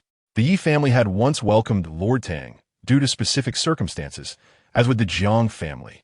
True, while others may falter, young Master Jiang is backed by the foremost family of Jiangnan. Lord Tang will certainly come. The guests at the banquet engaged in logical deductions, unaware of the true reasons behind Lord Tang's previous visit to the Yi family, which had been motivated by the futures of his own kin. Ye Chen, disinterested in further debate, merely stated, shall we continue to observe? Jiang Yunshao felt revulsion at those words, his hands clenched tightly behind his back, wishing he could strike this fool dead. Just then, a stooped figure appeared at the entrance of the banquet hall. The Tang family had arrived. Not Lord Tang, but Steward Lin. Steward Lin held a revered position within the Tang family, capable of representing the god of wealth himself. The guests cast glances of reverence towards him. Jiang Yunshao felt a wave of relief wash over him, his face finally breaking into a smile, grateful that he would not lose face today. "Greetings, Steward Lin. Has Lord Tang not arrived?" he asked humbly. "It's a trivial matter. There is no need to disturb my master," Lin replied coldly. But a hint of a smile appeared as his gaze fell upon Ye Chen. "Young Master Yi is also present." "Indeed." Ye Chen nodded, acknowledging the greeting. "Huh. To Lord Tang, it is a mere, trifling matter, yet it grants immense face to the younger generation." Jiang Yunxiao felt a surge of pride. "Please convey my gratitude to Lord Tang on behalf of the Jiang family. I shall pay a visit soon." Steward Lin frowned. "What are you thanking him for?" "Surely for the continued cooperation between Tongzheng Bank and the Rand family." Jiang Yunxiao replied with a smile. The other guests marveled, acknowledging the Jiang family's prestige. A mere letter had compelled Lord Tang to take heed. Such was the power of connections. Lin's expression remained impassive. "Who said my master agreed to continue cooperation with the Rand family?" Jiang Yunxiao's smile faltered, astonished. "But you just mentioned it was a trivial matter." "Several billion in debt is indeed a trivial matter," Lin stated gravely. "Boom!" Jiang Yunxiao's smile froze, realizing his standing in Tianhai City was utterly worthless. The Rand family, too, was engulfed in panic, sensing a grave crisis looming. Chapter 82. Cold and ruthless members of the Rand family were filled with dread and embarrassment. Today's banquet was intended to leverage the Jiang family's influence, showcasing the bright future of the Rand family. Instead, they found themselves exposed, their facade shattered. Jiang Yunxiao felt the sting of humiliation anew, his confidence and composure evaporating, replaced by an overwhelming sense of awkwardness and anger. He had never anticipated that the Tang family would send someone to collect debts. This not only tarnished the Rand family's reputation, but also brought shame upon the Jiang family. Was it truly so surprising that debts must be repaid? Observing Jiang Yunxiao's mortified expression and Ran Qiuquan's despondent demeanor, Ye Chen wore a playful smile, delighting in their misfortune. Jiang Yunxiao shot him a murderous glare, while Ran Qiuquan's face turned icy. The 3-day deadline has passed. Lin Zhen's expression was one of indifference as he solemnly stated, "Since the Rand family refuses to repay their debts, I must personally take charge of collecting what is owed." Butler Lin. Ran Guoqing stepped forward with a stiff demeanor, attempting to explain, "Could you grant us a few more days? We had arranged the funds to repay the loan, but..." As he spoke, he cast a resentful glance at Ye Chen. If it weren't for this young man digging a hole for them by having his daughter purchase a worthless piece of land, they would not be in this public predicament of debt collection. Every debtor has their own reasons, but if everyone refused to pay, would the banks not go bankrupt? Butler Lin's face darkened with anger as he replied sternly, 3 days is already quite generous. Are you treating my words as mere nonsense? Or do you have the audacity to disregard my authority?" With a thunderous presence, he unleashed the aura of a 9th-grade innate master, instilling terror among those present. Ran Guoqing's legs buckled, and he fell to his knees, drenched in cold sweat. "Butler Lin, could you extend the deadline just a bit longer?" Ran Qiuquan's face turned pale as she bit her lip and pleaded, "I will repay the money owed to the commercial bank in full." "Negotiating with me?" Butler Lin shook his head coldly. "The opportunity has been given, and you have squandered it."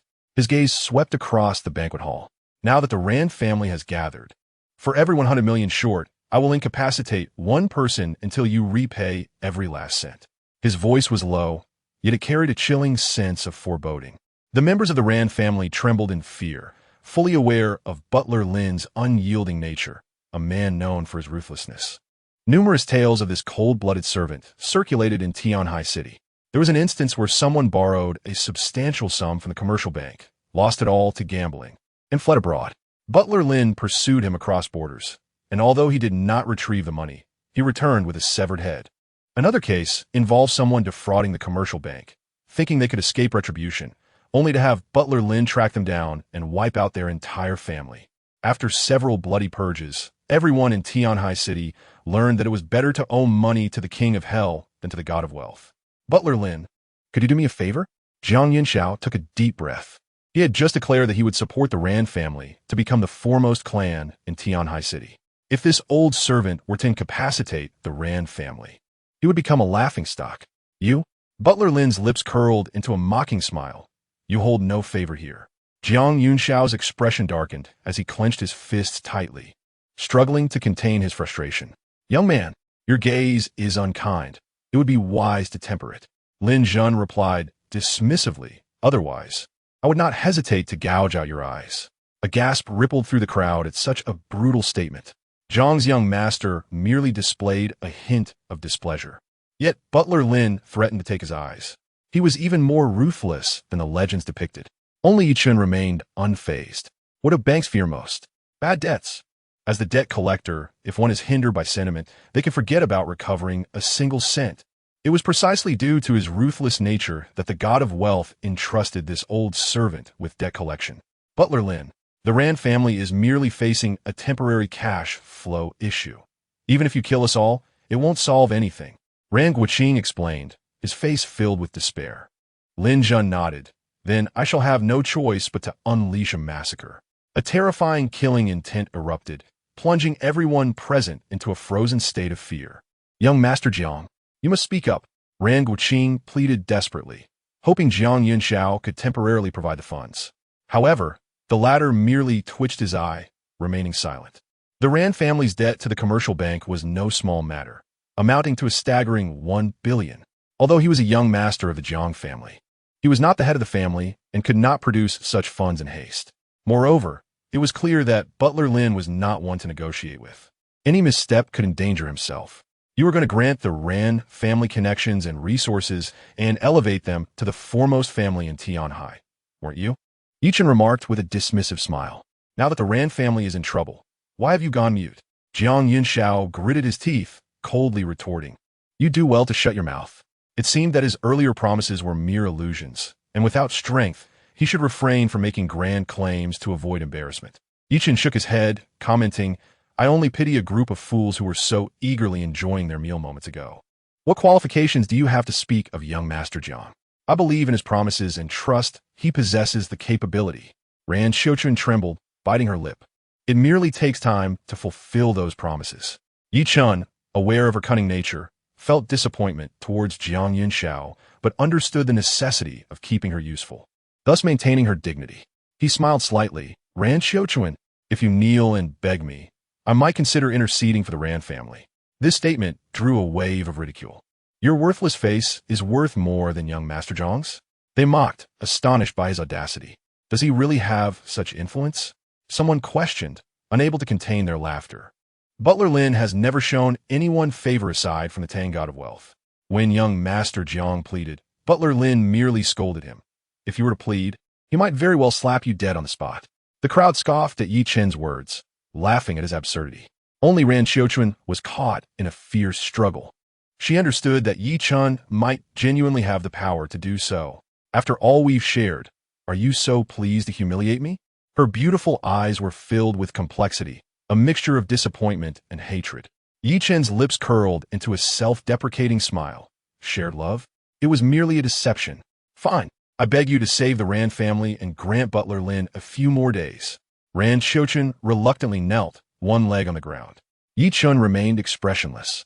Not enough. With a thud, Ran Xiuchun dropped to her other knee. Jiang Yunxiao watched in humiliation as the goddess he dated knelt before him, wishing desperately to eliminate Ye Chen. Yet he realized that he had no strength to protect her in this situation. Are you satisfied now? Ran Xiuchun lifted her head. Her beautiful eyes filled only with hatred. Very well, I can assist the Rand family, but there must be a price. Ye Chen stated firmly. The debt to the commercial bank will be extended by 1 month, provided that the Rand family offers 50% ownership of the logistics park as interest. The logistics park? Ran Xiuchun trembled, revealing her shock. She quickly realized she had been deceived. The humiliation was merely incidental. Ye Chen's true objective was that piece of land. Chapter 83. Respected like a deity, Ran Xiuchun's eyes flickered, clearly deep in thought. She could almost guarantee that Ye Chen no longer loved her. What remained was only hatred. There was no way he would aid the Rand family without reason, and even kneeling would be futile. In fact, he must have wished for the Rand family to face utter ruin. Thus, his intentions were unmistakable. But wasn't that just a worthless piece of land? If she accepted this condition, she could plead for the Rand family. Ye Chen shrugged nonchalantly. If you find it unworthy, then consider I never said it. Why? Why must that worthless land serve as interest? The Rand family possesses other assets that are far more valuable. Ran Xiuchun's expression shifted as she attempted to negotiate, probing to uncover the hidden value behind that piece of land. Just tell me yes or no. Ye Chen's lips curled into a mocking smile, seemingly deriding her cunning intentions. It is you who seeks my favor, not the other way around. You scoundrel, you go too far, Jiang Yunxiao exclaimed, barely able to contain his anger. Qiuquan has already knelt, and you dare to demand more? This is truly beneath any man. Ye Chen glanced at him, casually replying, What qualifications does a coward have to judge me? You. Jiang Yunxiao nearly spat blood in fury, his face darkening. Qiuquan, get up. The Yi family has no standing here. Perhaps he could persuade the commercial bank to extend the deadline, but he had just claimed it would be for 1 month. Anyone unaware might think the bank was run by the Yi family. Did he truly have such influence? I highly doubt it. This statement resonated deeply with many present, evoking a strong sense of agreement. Miss Ran rise. This worthless individual is not worth your kneeling. Young Master Jiang, lacking any standing even with Butler Lin, could not possibly hold sway over the Yi family. That parcel of land was purchased by Miss Ran for 8 billion. To suggest it as mere interest is clearly an attempt to curry favor with Butler Lin using the Ran family's assets. Indeed, if that land were genuinely on the table, would he need a plead? I could do so as well. Even if Butler Lin were to agree, it would not be out of respect for this worthless individual, but rather for the sake of monetary value. Many guests in the banquet hall expressed their righteous indignation, unreservedly exposing Ye Chen's folly. Qiuquan hesitated, recognizing the validity in their words. Very well, Ye Chen Shuruk. Then it is no concern of mine. What can you even manage?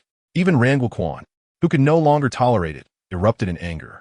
Witnessing this worthless individual force his daughter to kneel, while simultaneously extorting them, his hatred had reached its peak. However, no sooner had he spoken than he was struck with a thunderous blow. Bang! Ran Guoquan let out a muffled groan, spewing blood in an instant. Butler Lin had made his move, merely pointing a finger, inflicting severe injury. Since he refused to repay the debt, I shall begin with the head of the family. Every 5 minutes, I will incapacitate one of you. He cast a cold, indifferent glance at the Ran family members, coldly stating, There is still one in the hospital and another studying abroad. Rest assured, none shall escape. Clearly, the personnel movements of the Ran family had been thoroughly investigated. Should they fail to repay the debt, they would face a thorough and unrelenting purge. The members of the Ran family felt a shiver run down their spines upon hearing this. Ran Guoquan's complexion turned pale. The recent blow had left him gravely injured, likely to languish in bed for at least half a month. This was merely the beginning. His remaining years would be spent in a wheelchair. Butler Lin, with a face devoid of emotion, approached, intent on rendering him crippled. I have agreed, seeing her father in danger. Ran Qiuquan realized she had no choice but to surrender that parcel of land. Father, pleading with this worthless individual is futile. We must go. Ran Guoquan's face twisted in agony, having reached a point of despair, but his words were abruptly cut off as he witnessed an unbelievable scene. Butler Lin halted, seemingly seeking counsel from that emaciated figure. This sight left him utterly shocked. Was the Yi family's influence truly greater than that of the Jiang family? Did Ye Chen's words carry more weight than young Master Jiang's? Surely, I cannot be mistaken. Butler Lin appeared genuinely inclined to grant Ye Chen favor. This cold-hearted old servant was not solely beholden to the great Tang Kaishan, was he? Others gasped in astonishment, their gazes toward Ye Chen filled with a complex bewilderment, unable to fathom why this was occurring. Cough, cough. Ye Chen's ailment resurfaced, a sickly flush blooming on his pale face as he softly uttered, It's too late. Merely these 2 words provoked Butler Lin to unleash a wave of murderous intent. The Ran family members quaked in fear, hastily dropping to their knees before Ye Chen. They now comprehended that only this young man could compel the cold-hearted old servant to cease his slaughter. Young Master Yi, I was blind to your merits. I slap myself for my ignorance. Ran Guoqing did not desire to be incapacitated. He struck his own face hard. Was that piece of worthless land? I concede. I will offset 1 month's interest. I implore young Master Yi to intercede on behalf of the Ran family. His humility reached an unprecedented low. Ye Chen, my previous actions were misplaced. I was too eager for quick success. Ran Qiuquan's beautiful eyes reflected a plea as she lowered her once haughty head. Ye Chen understood that while this father-daughter duo presently exhibited a tone of contrition, Their hearts were still brimming with resentment. He shook his head and replied, "My influence pales in comparison to young Master Zhang's. It would be better to seek his assistance." "Oof. Do you truly believe you are indispensable?" The humiliated Jiang Yunxiao snorted coldly, enraged and stepping forward. He deemed Ye Chen's influence insignificant, convinced that the commercial bank would desire that parcel of land. If they simply complied, anyone could persuade Butler Lin to show mercy. "Butler Lin, let us proceed as young Master Yi suggested, using that land as interest, and granting a month's grace, shall we?" Jiang Yunxiao swallowed his pride and insisted, "Also grant me a small favor."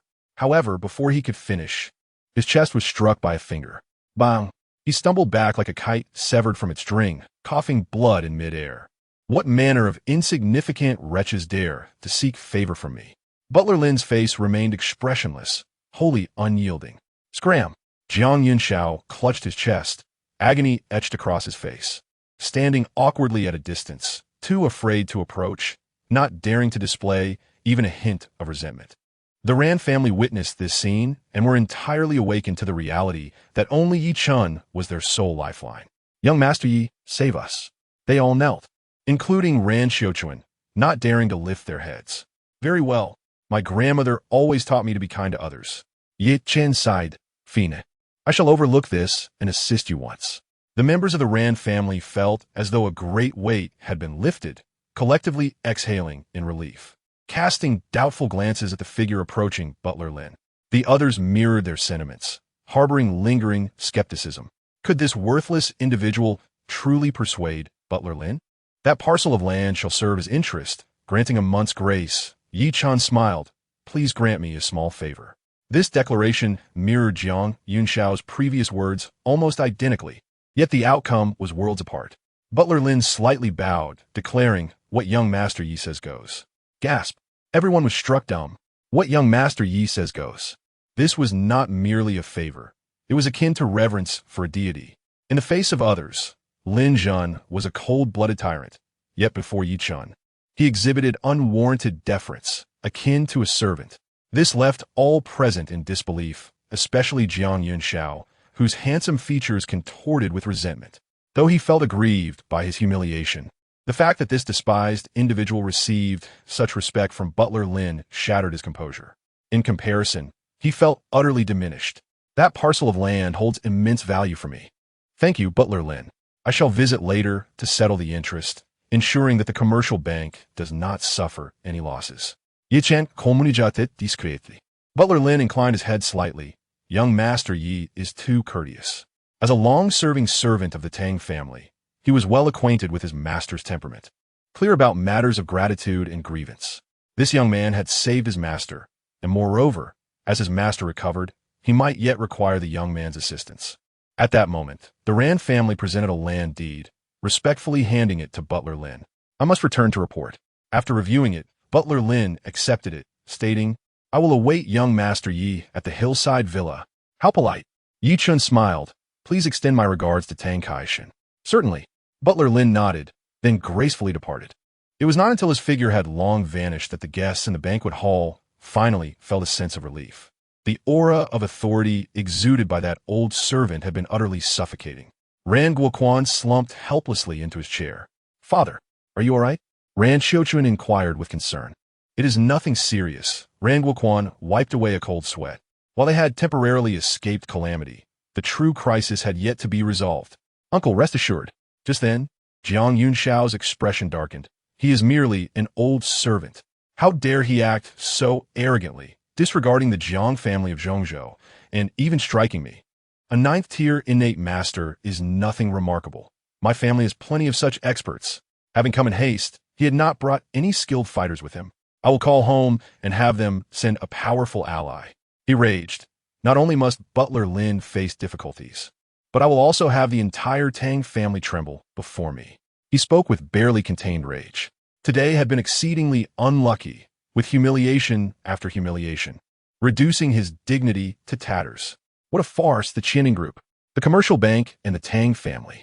In the presence of true noble families, they are all mere dust. Jiang Yunxiao enunciated each word deliberately. "I shall ensure they all pay the price."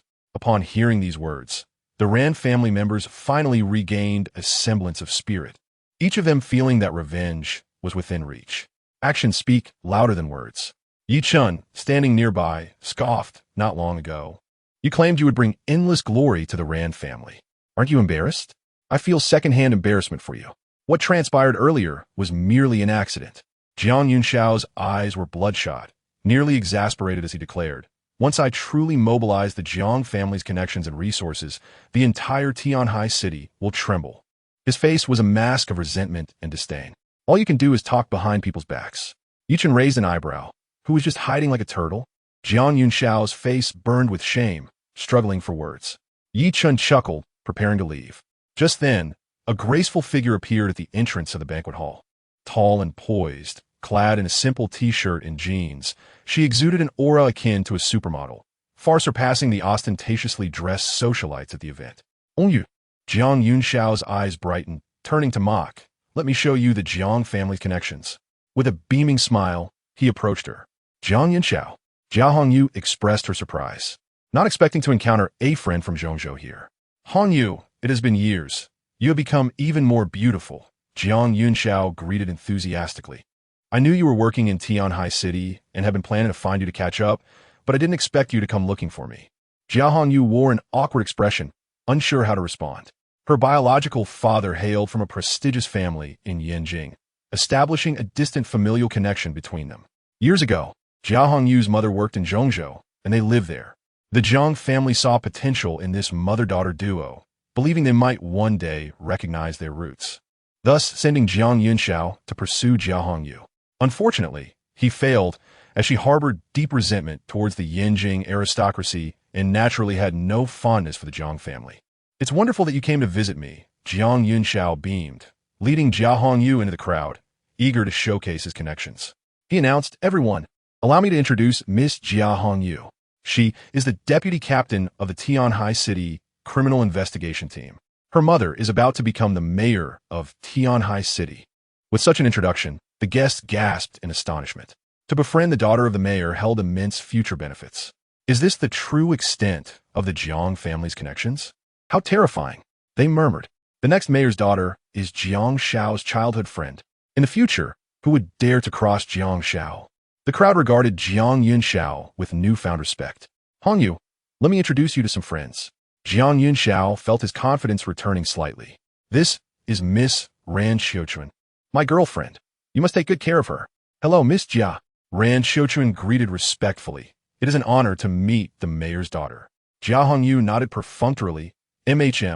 Others looked on enviously, realizing that Jiang Shao was not merely boasting. He truly had connections and resources for the Ran family. "Today we must catch up. We won't leave until we're drunk." Jiang Yunshao swept away the earlier humiliation and once again wore a spirited smile. "I also wish to become better acquainted with Miss Jia. I'm sure we can become good friends," Ran Xiuquan said, casting a provocative glance at Ye Chen, her eyes seemingly speaking volumes. The earlier incidents were merely accidents. The future of the Ran family remained bright. Jiang Yunshao regained his confidence and declared proudly, "Do you see? To be frank, this connection to the mayor's daughter is merely the tip of the iceberg regarding the Jiang family's network." Ye Chen could only rely on the Tang family for face, while Jiang Shao, being childhood friends with the mayor's daughter, could command respect from all in Tianhai City. How could anyone compare? The Tang family likely respected the Yi family's reputation, but how long could that last without successors? The reputation? How long could it endure? Jiang Shao was the true powerhouse. The guests were invigorated, their faith in Jiang Yunshao rekindled. Suddenly, Jia Hongyu exclaimed, rushing out of the star-studded circle to embrace Ye Chen, seemingly fearful that he would vanish if she let go. "I finally found you." Her excitement and intimate interaction starkly contrasted with her earlier coldness towards Jiang Yunshao. What was happening? Jiang Yunshao's smile froze, and Ran Xiuquan's flattery turned to ice. Others stood dumbfounded. The mayor's daughter appeared to share an exceptional bond with Ye Chen. In the banquet hall, a collective gasp echoed as they witnessed the unexpected closeness between the mayor's daughter and Ye Chen. It was as if a starstruck fan had run to embrace her idol, her enthusiasm evident as she clung to him. More perplexing was Ye Chen's apparent discomfort as he struggled to extricate himself while sighing. "Ahem, could you let go?" Ye Chen coughed, his expression one of helplessness. Jia Hongyu pressed against him, her soft curves and sweet fragrance making him feel quite uneasy. I'm not going anywhere. Ye Chen shook his head, feeling like a stubborn piece of gum clinging to him. Seeing this scene, the onlookers were on the verge of madness. How many would envy being embraced by the mayor's beautiful daughter? Yet this fool seemed utterly disgusted, provoking their ire. Jiang Yunxiao gritted his teeth, nearly spitting blood. The connections he had just boasted about were now betraying him by rushing to Ye Chen. He was close to questioning his entire existence.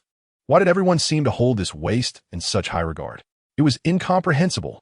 Ran Xiuquan's expression soured. The person she had been currying favor with had been so easily dismissed by Ye Chen. The disparity left her feeling quite unsettled. I apologize. She is just overly excited. Jia Hongyu blushed, realizing her lapse in composure, quickly releasing Ye Chen, but not entirely. Instead, linking her arm through his as if to keep him tethered. Ye Chen was at a loss, knowing instinctively that something had transpired involving Jia Hongyu's mother that required his assistance. Hongyu, you know him? Jiang Yunxiao asked. His smile stiff. Of course I know him, Jia Hongyu replied. I came here to find Ye Chen. What? You weren't coming to catch up with me? Jiang Yunxiao felt utterly embarrassed. Let us not confuse relationships. We have no past to rekindle, Jia Hongyu stated bluntly. She held a deep-seated grudge against her biological father's abandonment of her and her mother, naturally harboring no fondness for the Jiang family. Jiang Yunxiao's face shifted through various shades of red and white. Though he had not been slapped today, his countenance seemed to swell. Let us go. Jia Hongyu tugged Ye Chen towards the exit, disregarding everyone else as if they were mere air. Don't pull me like that.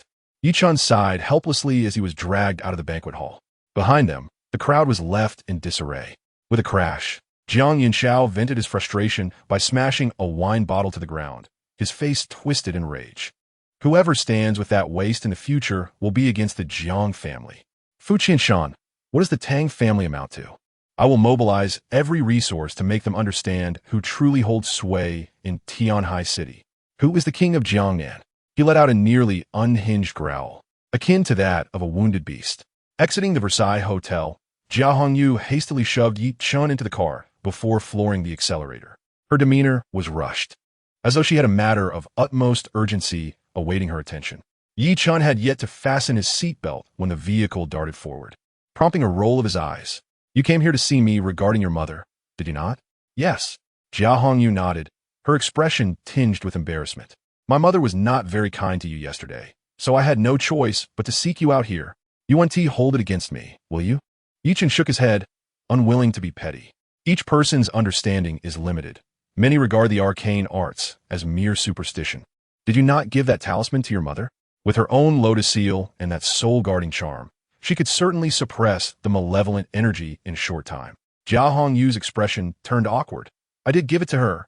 Ye Chen frowned, saying, if you gave it to her, then your mother should be fine. You know my mother harbors a deep aversion to such things.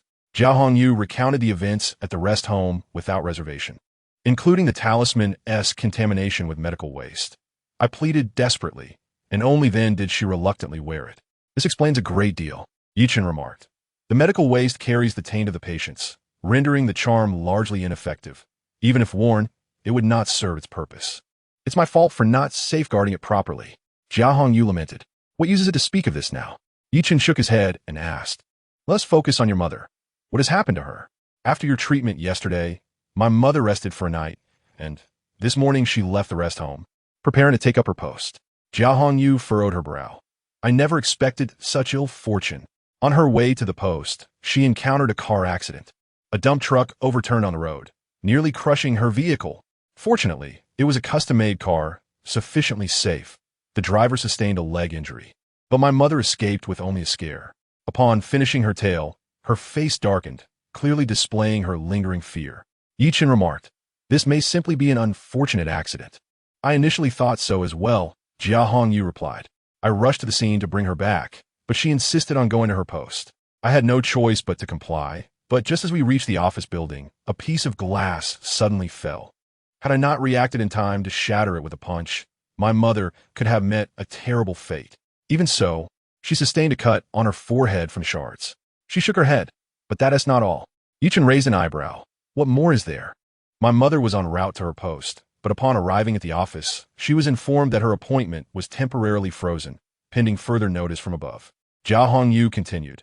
My mother learned through certain channels that a benefactor who recommended her has encountered issues and been taken for investigation, thus implicating her as well. Ye Chen nodded thoughtfully. A series of misfortunes certainly seems too coincidental. Hence, I came to seek your assistance, hoping you could help my mother. Jia Hongyu sighed. My mother has devoted all her energy to her work for many years. This opportunity to oversee a region was hard-earned.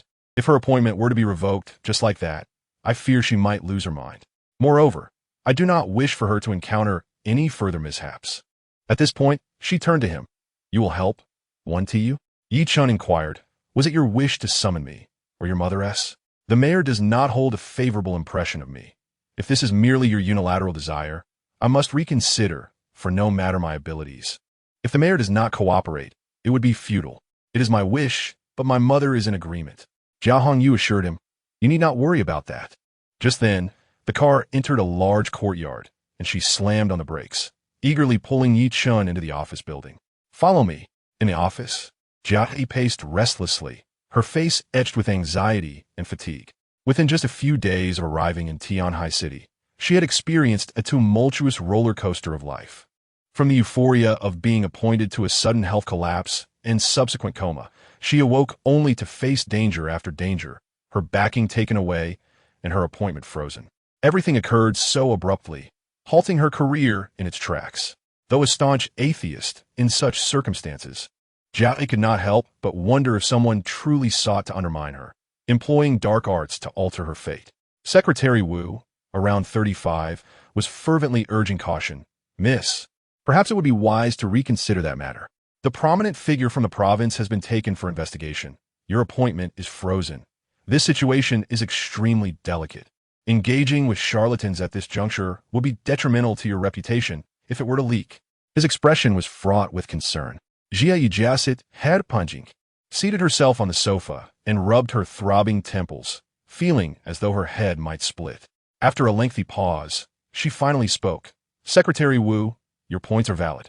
Truthfully, I do not believe in such nonsense. Yet, Hongyu insists. I am overwhelmed with frustration and can only acquiesce to her wishes. She revealed a hint of helplessness. The young lady is merely anxious for your well-being, but such actions will not assist you. They may, in fact, harm you. Secretary Wu suggested. Perhaps you should call the young lady back? Jia Yi remained non-committal, observing her anxious secretary, unable to suppress a frown. Are you worried for me? Or for yourself? Fearing repercussions on your own future? Of course, I am concerned for you. Secretary Wu responded, visibly anxious. He quickly explained, Director, I have been with you since you were department head. I'm grateful you have taken me under your wing for nearly a decade. The outside world knows I am yours. Only if you are well can I have prospects. He earnestly professed his loyalty. Jia Yi offered a faint, bitter smile, questioning her own state of mind.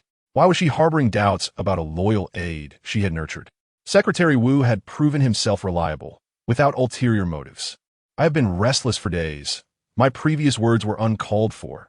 Please do not take them to heart. She expressed her regret. I will not dare.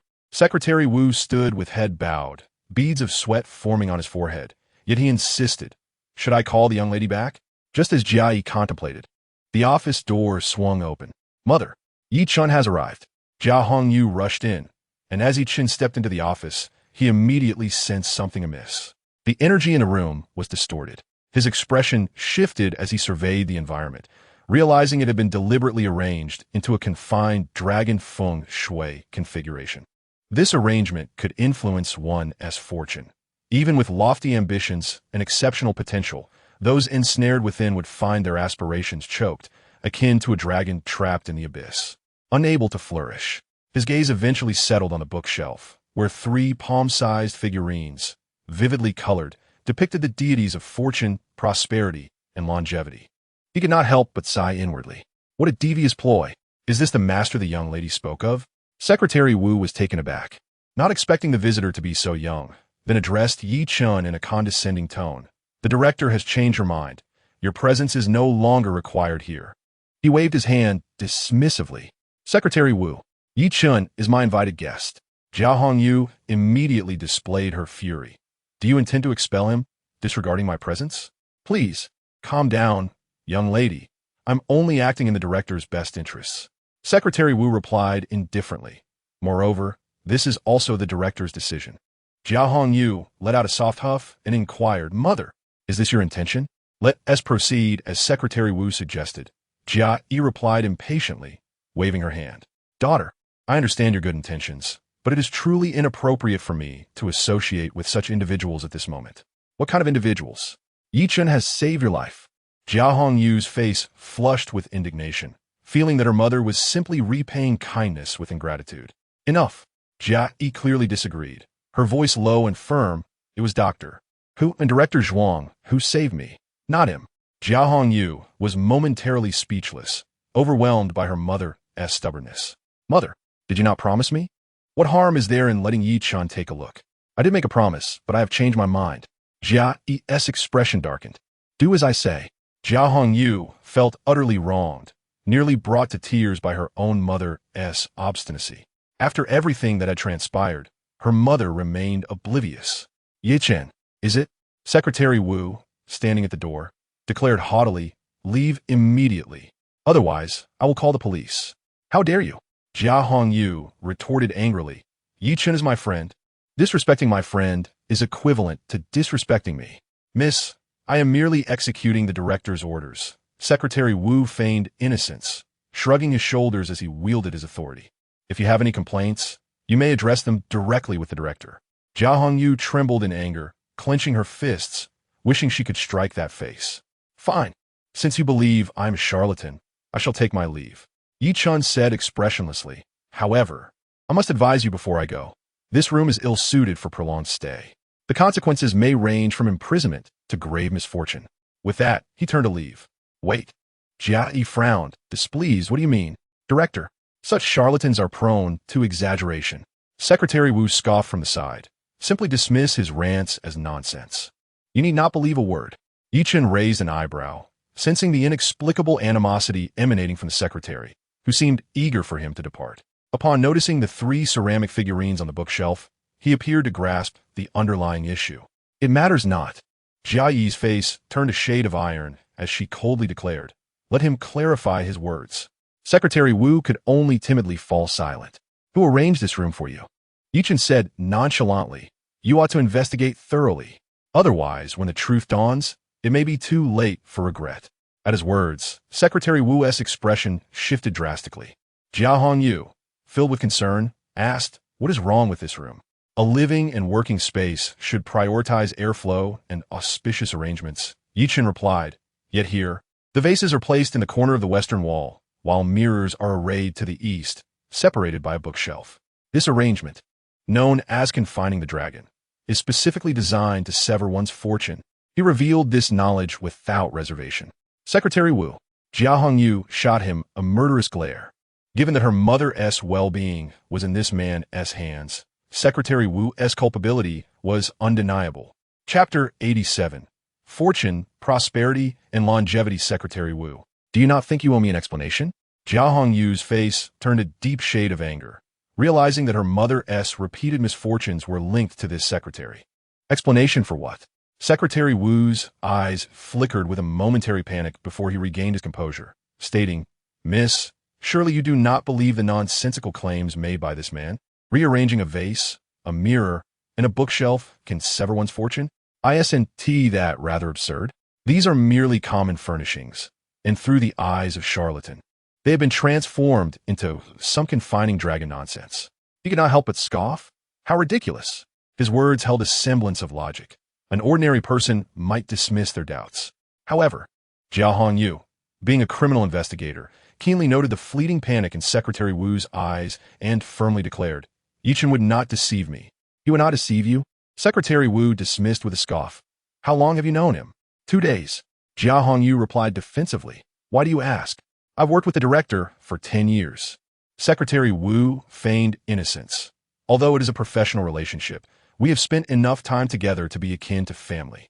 You trust a stranger you've known for merely 2 days over your own family? Jia Hongyu found herself at a loss for words. Miss, I do not claim to understand feng shui, but surely a vase should not be placed in a corner? Secretary Wu argued. The mirror is positioned to the west for convenience, as it is near the restroom, allowing for easy grooming after washing up. As for the bookshelf, it is merely to optimize space. If you believe I'm at fault, I will gladly accept responsibility. He retreated strategically, wearing a look of feigned grievance. Ye Chen does not speak without purpose. Enough. Jia, unable to contain her frustration, interrupted her daughter, her voice stern. Secretary Wu is the person I trust most. I believe he would not wish me harm, nor would he be blamed for the unfounded accusations of charlatan. Director, please do not be upset. Secretary Wu smiled. Miss merely fell in with the wrong crowd. If she distances herself from dubious characters in the future, she will surely discern right from wrong. Jia Hongyu's complexion fluctuated from red to pale, yet she felt powerless. She was certain Secretary Wu had been flustered, but there was no way to articulate that as evidence. You can argue the room's arrangements, Ye Chen stated expressionlessly, but there is one matter you cannot refute. What do you mean? Secretary Wu frowned. Ye Chen approached the bookshelf, retrieved a ceramic figurine, and began to toy with it. A hint of amusement dancing at the corners of his mouth. Jia Hongyu keenly observed that Secretary Wu was growing increasingly anxious, beads of sweat forming on his forehead. What is so special about this figurine? She could not help but ask. Ye Chen raised an eyebrow. Do you know what this is? ISNT is just a common craft? Jia Hongyu replied incredulously. Are you treating me like a fool? These ceramic figurines are a local specialty of Tianhai City. Something Secretary Wu bought from a market to showcase a down-to-earth image while demonstrating concern for local industry. What is wrong with that? Not only is it wrong, it is a grave mistake. Ye Chen responded, this is not a craft, but a burial item. What? Jia Hongyu exclaimed in shock, realizing that there were indeed 3 burial items in her mother's room. The 3 immortals of fortune, prosperity, and longevity, while traditionally placed in homes for good luck, were different when considered as burial items. Ye Chen shook his head. However, burial items are distinct. Prolonged proximity to the deceased taints them, rendering them ominous. Displaying them invites not luck, but misfortune. They bring misfortune, diminish prosperity, and shorten lifespan. He scoffed. Your mother's streak of bad luck should be attributed to these 3 items. Nonsense. Secretary Wu's face turned a ghastly shade, his agitation palpable as he retorted. Burial items are ancient relics. Are your eyes deceiving you? The paint on them is vibrant. You slanderous fiend. What have I done to offend you? How dare you sow such malicious discord? While casual talk outside may pass without consequence, here one must bear the repercussions. Do you believe I will not have you arrested on the spot, letting you rot in a cell? His gaze turned venomous, laden with veiled threats. Yet Ye Chen remained unfazed by the minor secretary's intimidation, calmly stating, the paint can be reapplied, but some things cannot be altered. Produce your evidence. Secretary Wu gritted his teeth and declared, otherwise, I will certainly make you pay the price. You want evidence, right? Ye Chen replied, very well, I shall provide it. Suddenly, he loosened his grip, and with a crack, the Lu Xian terracotta figurine fell to the ground, shattering into pieces. How dare you? Secretary Wu rebuked sternly. Are the items in this room something you can simply destroy? Jiayi's expression also darkened, clearly displeased. If it were not for her daughter's fervent defense, she would have had him thrown out long ago. You wanted evidence, did you not? Ye Chen bent down to pick up a shard of pottery and remarked, though it has been resealed with paint, the clay within has long been permeated by the stench of decay. Jia Hongyu picked up a piece as well, bringing it close to her nose, only to feel nauseated and nearly retch. It's revolting. Mother, smell this. It truly reeks of death. She handed a piece to her mother. Jia sniffed it and immediately frowned. Though she did not believe in superstitions, having a funerary artifact displayed in a room was certainly unsettling. Secretary Wu, what is the meaning of this? This. Secretary Wu's face turned pale with panic as he pretended to sniff the piece, then began to wail in protest. Director, I bought this as a local handicraft. How? How could this be my fault? I was deceived by others. But you must believe me, Director. I have been with you for 10 years. I would never do anything to harm you. He hung his head, feigning remorse, and shifting all the blame away. Jiayi's expression remained stern and noncommittal. Mother, the facts are clear. This was all orchestrated by Secretary Wu. He nearly endangered your life. Jia Hongyu exclaimed in anger. What infuriates me is that he is still trying to argue. Be quiet. Jia scolded her daughter. Then, after a moment of silence, slowly said, No one knows Secretary Wu's character better than I do. He merely made an oversight in purchasing a funerary item as a craft, though it was a lapse in judgment. It is not a grave mistake. I believe in his unintentional error. After 10 years, there are indeed feelings involved. She did not wish to impose any punishment. Mother. Jia Hongyu stomped her foot in frustration, dismayed that her mother remained so oblivious. Thank you, Director. Secretary Wu felt as if he had been granted a reprieve, shooting Ye Chen a glare filled with scornful provocation. You have exposed me, but so what? The director still chooses to believe me. As for the funerary item, you can interpret it as being deceived. Ye Chen replied coldly. Is the act of harming someone also merely a result of deception? Chapter 88. Breaking the array. The term harming array caused Secretary Wu's complexion to change dramatically, a hint of panic emerging. He never expected someone could see through the layout here and detect the presence of a harming array. I do not know what you are talking about, he denied sharply, his gaze murderous. Harming array? Jia Hongyu trembled, knowing that her mother's previous fainting spell was caused by this very thing, and urgently asked, Is it here? Indeed. Ye Chen nodded. Jia Hongyu raised an eyebrow and inquired, Where? The harming array must be located close to the host to exert its power. I observed carefully as soon as I entered. Ye Chen's gaze turned towards the wall behind the desk, where hung a calligraphy piece exuding tranquility. The brushwork was vigorous and powerful, clearly the work of a master. This piece has an issue. Jia Hongyu took a running leap onto the desk, gracefully kicking it down. She skillfully examined it, but could not discern any flaws. This calligraphy was a gift from an old friend. I have cherished it for over a decade. Jia, visibly displeased, interjected, Daughter, do not be foolish. Put it back. Although Ye Chen had exposed the funerary item, this did not imply anything significant. As for the so-called dragon trapping and harming array, she did not believe in such matters. Moreover, this piece had been brought from Zhongzhou. If it were indeed a harming array, she would have encountered trouble long ago. Hanging it for over a decade was not unusual. It indicated that the manipulation must have occurred recently. Ye Chen ikchengit an noringulans. Understood. Jia Hongyu immediately comprehended. With a sudden kick, she shattered the frame, causing a piece of silk paper to flutter down, which she caught in her hand. Secretary Wu's face turned ashen, nearly collapsing to the floor. He realized he was doomed. This is, upon glancing at the content of the silk paper, Jia Hongyu's pupils dilated. The paper, about a foot long, depicted a ghostly design. On the left was a fierce bull's head, and on the right, a numb horse's head, with two ghostly figures restraining a woman with flowing hair, who unmistakably resembled her mother. Moreover, it bore the name Jia and her detailed birth details. In an instant, she was drenched in cold sweat.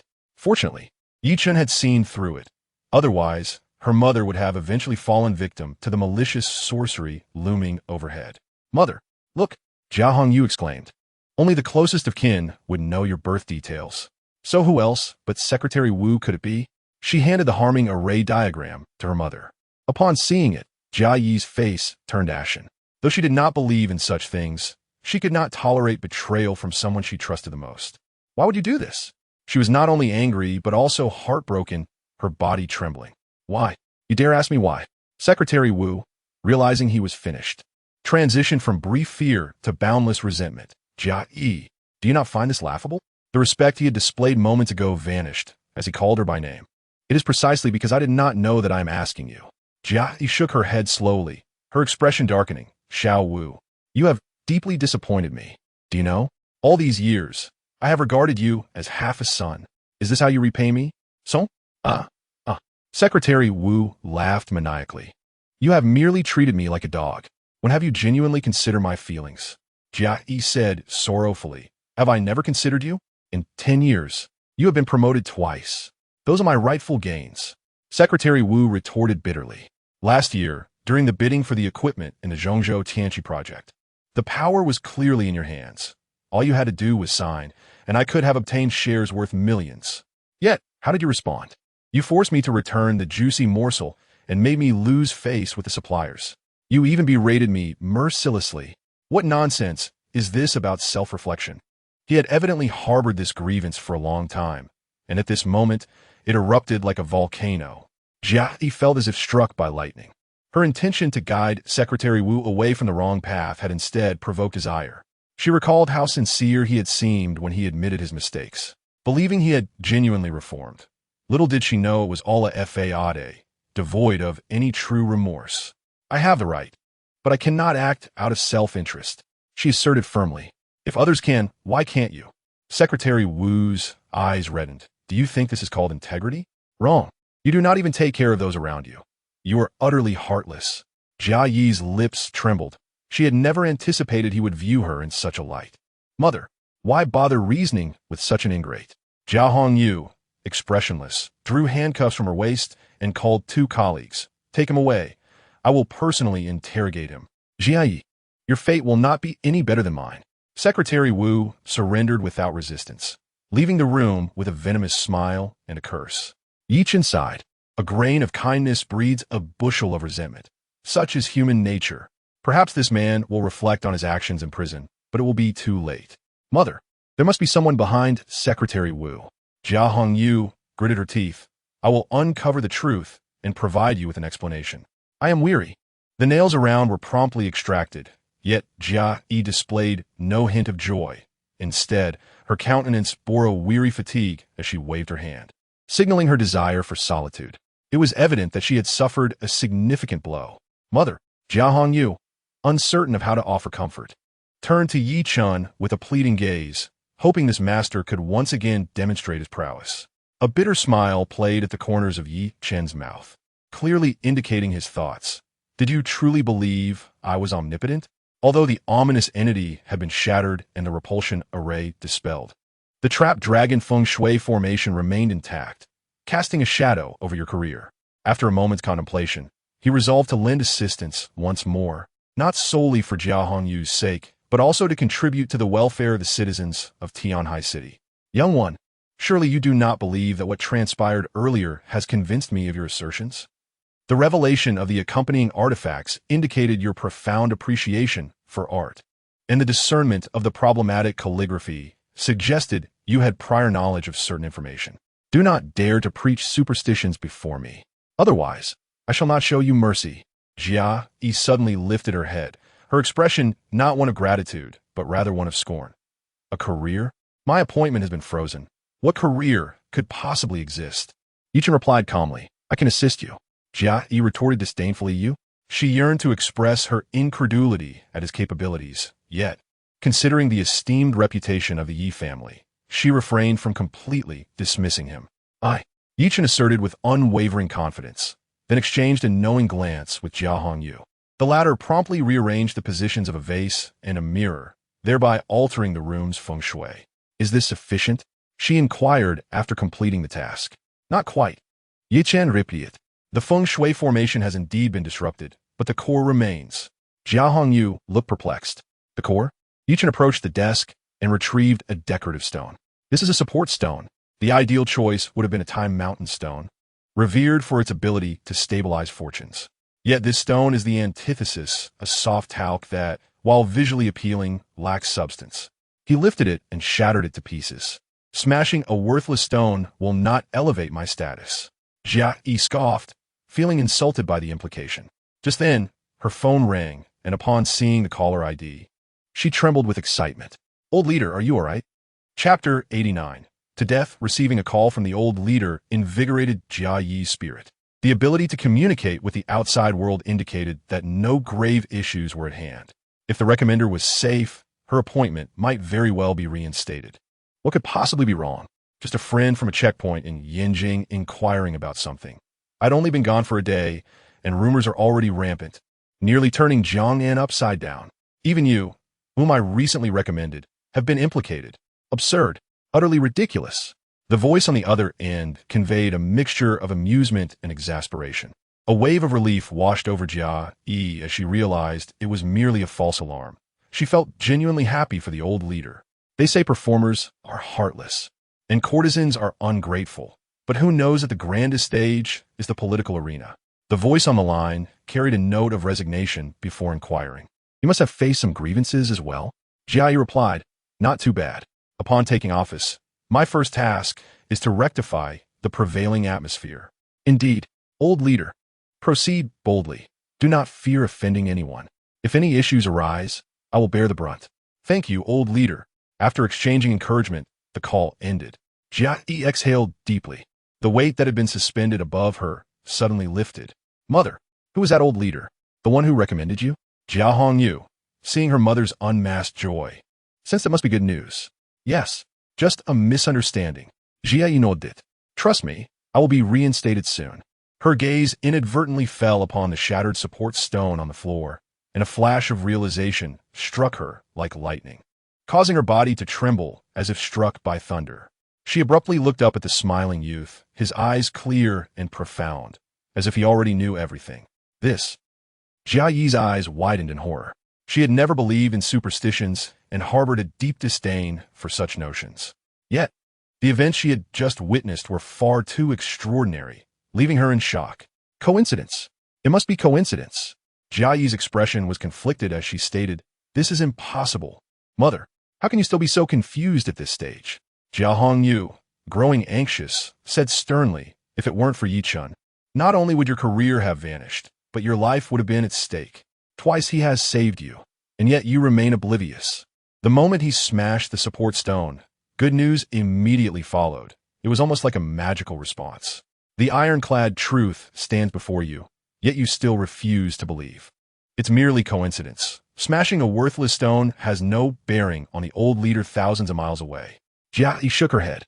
This defies logic. Her fixed perceptions had become so deeply ingrained that they were difficult to shatter. The events of today had dealt a significant blow to her worldview, and her instinctual rejection was hard to overcome. Logic. By your logic, Secretary Wu would never have betrayed you. Jia Hongyu retorted angrily. You should genuinely express gratitude to Ye Chen. Jia Yi's face flushed with a mix of colors, clearly torn within. Gratitude is unnecessary. Ye Chen interjected at that moment, his expression calm, devoid of any desire for praise. It seemed he had merely performed a trivial act. His actions were motivated by Jia Hongyu's filial piety and a wish to contribute to the citizens of Tianhai City. The trapped dragon had been freed. Yet caution was still warranted. Those behind the scenes would undoubtedly seek revenge. After offering a word of caution, he turned to leave. Mother, Jia Hongyu, frustrated, stomped her foot and hurried after him. Ye Chen, wait. I'll drive you.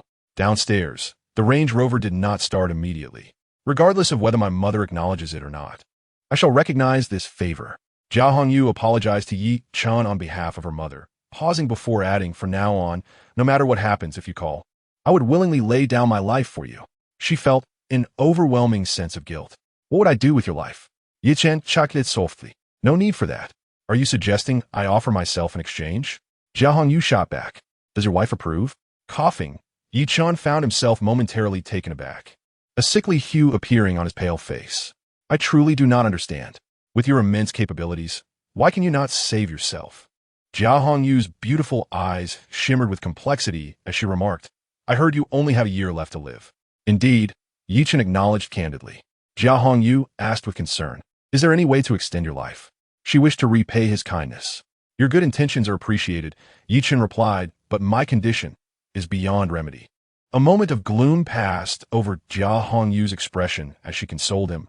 Medical science progresses daily. Many once deemed incurable ailments have been conquered. Do not lose heart. Perhaps there is hope for the future. Ye Chen responded with a wry smile. The significance of life does not lie in its length. I have long since come to terms with this. You are remarkably carefree, Jia Hongyu remarked.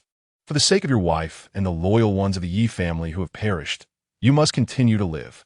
As long as there is a glimmer of hope, do not surrender. I also hope you can live well. As she spoke the last words, her cheeks flushed. He was a youth filled with incredibility. Despite having been rendered powerless, he still captivated those around him. I will drive you home. Jia Hongyu intended to start the vehicle when she suddenly spotted her mother exiting the office building alone, clutching a briefcase and looking hurried, as if she had urgent business. There is no time to adjust the car. Take me to the airport. The airport? But I want to send Ye Chen. The office director just informed me that someone from the organization has arrived to announce matters regarding my appointment. Very well. Jia Hongyu understood the gravity of the situation. Thus, she could only cast an apologetic glance at Ye Chen before driving towards the airport. The vehicle swiftly distanced itself from the city.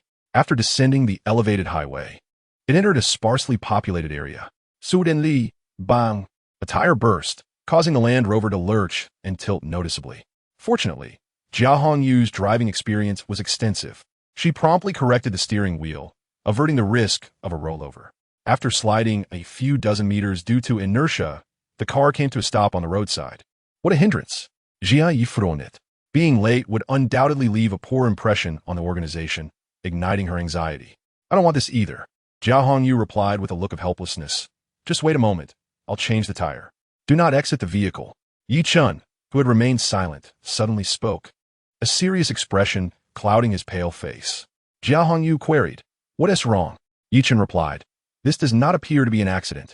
Upon hearing this, Jia Hongyu glanced in the rearview mirror and noticed two unmarked commercial vehicles emerging from an obscure path, blocking all possible escape routes. Whoosh!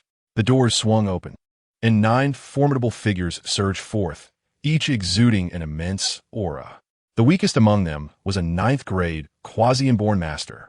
The Ye Chen Society demands that Mayor Jia step out to meet his demise. Chapter 90. Big Fish. Upon hearing the name, Ye Chen Society, Ye Chen's gaze turned frigid, a hint of murderous intent flickering in his brow. The marrow-eating poison curse afflicting him was a gift from the Ye Chen Society. This was an exceedingly malevolent organization, engaged in money laundering, gambling, arms smuggling, and extortion, committing every conceivable atrocity. At its peak, the authority of its leader surpassed that of the legitimate mayor. Ultimately, it was only due to the newly appointed governor's plea for the Yi family's intervention that this malignant tumor affixed to Tianhai City was eradicated. That battle was a river of blood. Although the Yi family emerged victorious, they could not claim complete success.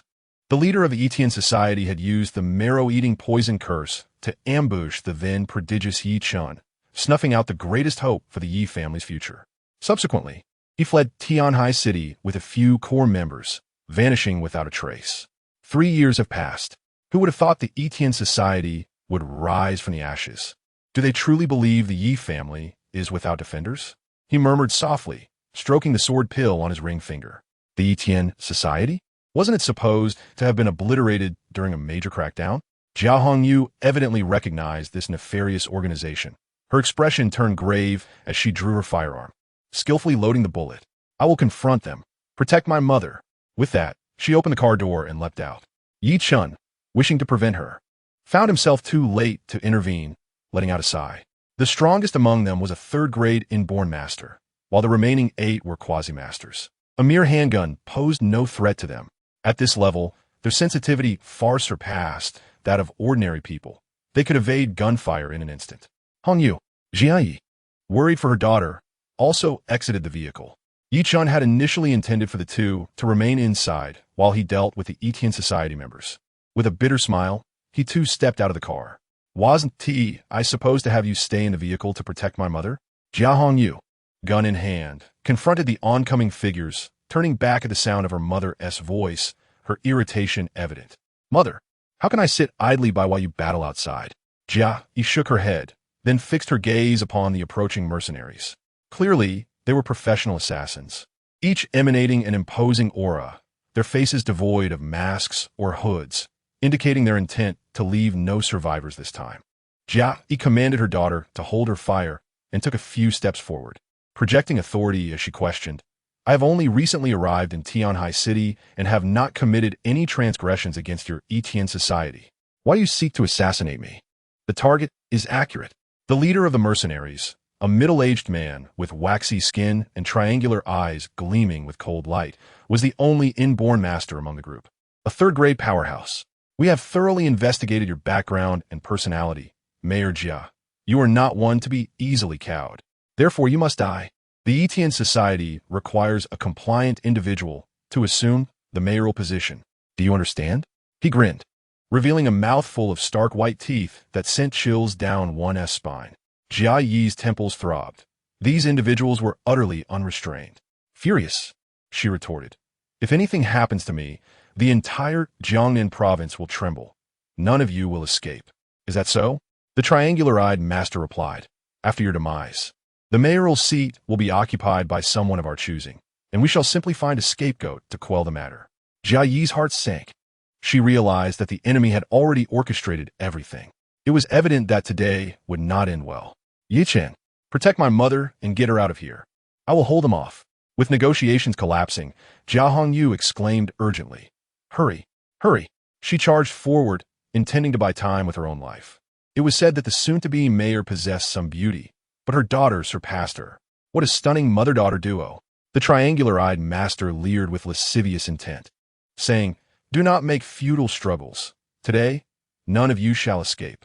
His gaze was predatory, evoking discomfort and unease. Scum! Jia Hongyu, feeling incensed, aimed directly at his forehead and pulled the trigger. She was exceedingly confident in her marksmanship, having consistently placed among the top 3 in her unit's shooting competitions. At such close range, she could hit a coin with precision. Bang! The gun fired, yet no one fell. The triangular-eyed master evaded the speeding bullet with a swift movement, leaving behind an afterimage, and then charged at Jia Hongyu. Bastard! Jia Hongyu advanced rather than retreating, firing repeatedly. Bang! Bang! Bang! The gunshots echoed, yet she failed to graze even a corner of his clothing.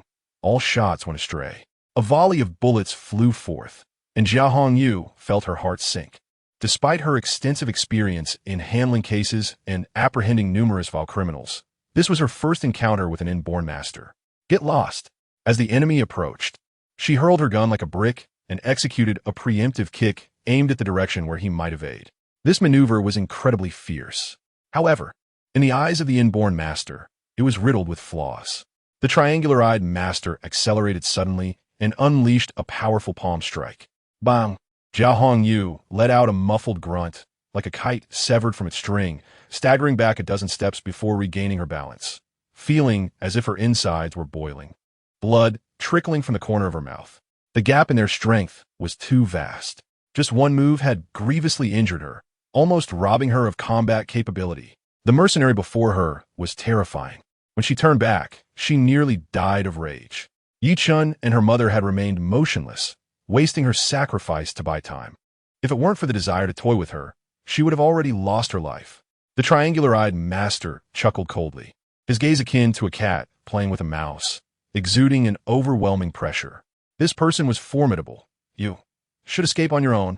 Jia Hongyu relinquished the thought of having Ye Chen protect her mother and flee. The enemy was too formidable. Even without burdens, Ye Chen might not be able to escape. They had come specifically for her and her mother. Why should he become a tragic casualty? Spread the news. Inform the relevant authorities that it is the Etian society that seeks to eliminate us. They intend to manipulate the selection of the mayor. Jia Hongyu's expression turned grave, akin to delivering her last words. No. Ye Chen shook his head resolutely. Since they have presented themselves, I shall seek a bit of interest from the Etian society. You. Jia Hongyu felt a surge of frustration. Are you truly going to confront them? Do you believe you can contend with an inborn master? She understood that Ye Chen surpassed her, yet only to a limited extent. At most, he was a 5th-grade postnatal warrior. Facing a master and 8 quasi-masters would certainly lead to his demise. The Yi family has no other progeny. Do you wish to extinguish the family line? Jia Hongyu admonished angrily. Please do not act foolishly. Hurry, spread the news. It will be a worthy endeavor. What? Is he truly the sole heir of the Yi family? The triangular-eyed master paused, a complex expression crossing his face as he gazed at the strikingly handsome youth. His pallor resembled that of a grave illness, giving him an air of impending demise. As he uttered in disbelief, You are the prodigy of the Yi family, Ye Chen, who was personally rendered powerless by the esteemed president. His face then illuminated with uncontainable joy. He had unexpectedly stumbled upon a significant catch. Destroying the Yi family would yield far greater merit than eliminating a mere city leader. Chapter 91. Root out the weeds. Indeed, I am Ye Chen, the youth replied, his gaze unwavering as he regarded his adversary, coldly stating, the one who has been schemed against by the Etian society, living in a state of half-life for the past 3 years. The Yi family stands as the arch-nemesis of the Etian society. Your head holds far greater value than that of this mother and daughter duo. The triangular-eyed master grinned maliciously, his gaze as frigid as a serpent's. Presenting Ye Chen's head to Lord Qinglong would undoubtedly be a monumental achievement. Cough, cough. Years ago, the Etian society sought my demise as an act of vengeance against the Yi family. Ye Chen began to cough, his frail body appearing as though it could be toppled by a mere breeze, his voice hoarse and deep. "Yet I continue to live," he asserted. "That was merely the meddling of that old fool, Immo Tianxin. Otherwise, you would have long since become a mere skeleton." The triangular-eyed master, filled with murderous intent, declared, "Today, I shall grant you release." He advanced step by step, exuding a formidable aura that instilled involuntary shivers in those present. Just as Ye Chen prepared to retaliate, a graceful figure interposed herself behind him. "I have vowed to entrust my life to you, no matter the circumstances." Jia Hongyu cast a determined glance back, her beautiful eyes resolute. "I will hold them off. You must escape alone." With that, she resolved to fight. "Do not sacrifice yourself." Ye Chen grasped head idistgenti, shaking his head slowly. "He cannot kill me." "You." Jia Hongyu, witnessing Ye Chen's unwavering resolve to stand his ground, stamped her foot in frustration. The other desperate rogues had already surrounded them. Escape was no longer an option. "Do not forget, I was once a martial arts master, the most gifted prodigy of the great Xia." Ye Chen smiled faintly and positioned himself before the mother and daughter pair. Jia Hongyu's eyes brimmed with concern. The youth's stature was tall and imposing, yet he appeared so frail. Have you not been rendered powerless?" The triangular-eyed master halted, his expression shifting to one of fear. The Yi family had once been the foremost clan in Jiangnan, akin to an exalted crown. And as the family's most promising prodigy, this young man was akin to the jewel atop that crown. His presence dimmed the brilliance of countless talents and stifled the ambitions of many youths. Even if he retained a mere fraction of his former strength, he would only be capable of fleeing. Cough, cough. "I have indeed been rendered powerless." Ye Chen coughed, a sickly flush appearing on his pale countenance, as if a demon within him was consuming his life force. The triangular-eyed master felt a wave of relief. Dispatching a powerless adversary was a task he could confidently undertake. However, Ye Chen ceased his coughing, his gaze sharpening. "The divine physician Tianxin once mentioned that if I were to ignite my vital essence, sacrificing a portion of my lifespan, I could momentarily unleash master-level prowess." Upon hearing this, the triangular-eyed master revealed an arrogant expression, scoffing. "I'm also a master, a perfectly intact, innate master at that." "You?" Ye Chen replied, a hint of disdain in his voice. "Masters are not all created equal. One who can barely attain the innate master realm at the cost of their life dares to underestimate me?"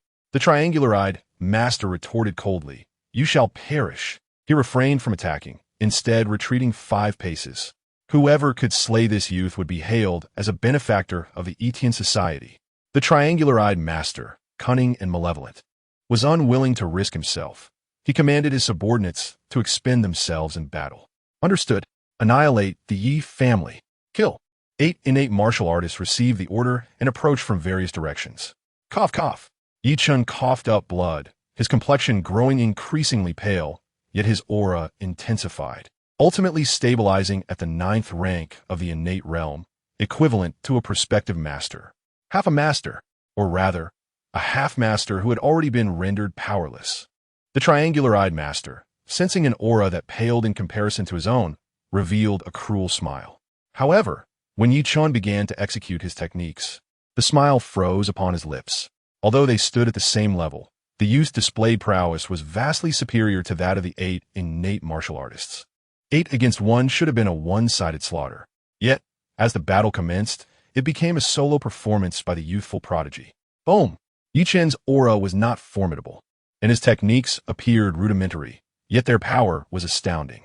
In a mere exchange, he shattered the ribcage of one martial artist at the same level, obliterating their heart. Instant kill. The triangular-eyed master felt his scalp tingle, an eerie sensation washing over him. Legend spoke of individuals who were born invincible, capable of transcending ranks. Those who faced such prodigies at the same level were akin to mere ants.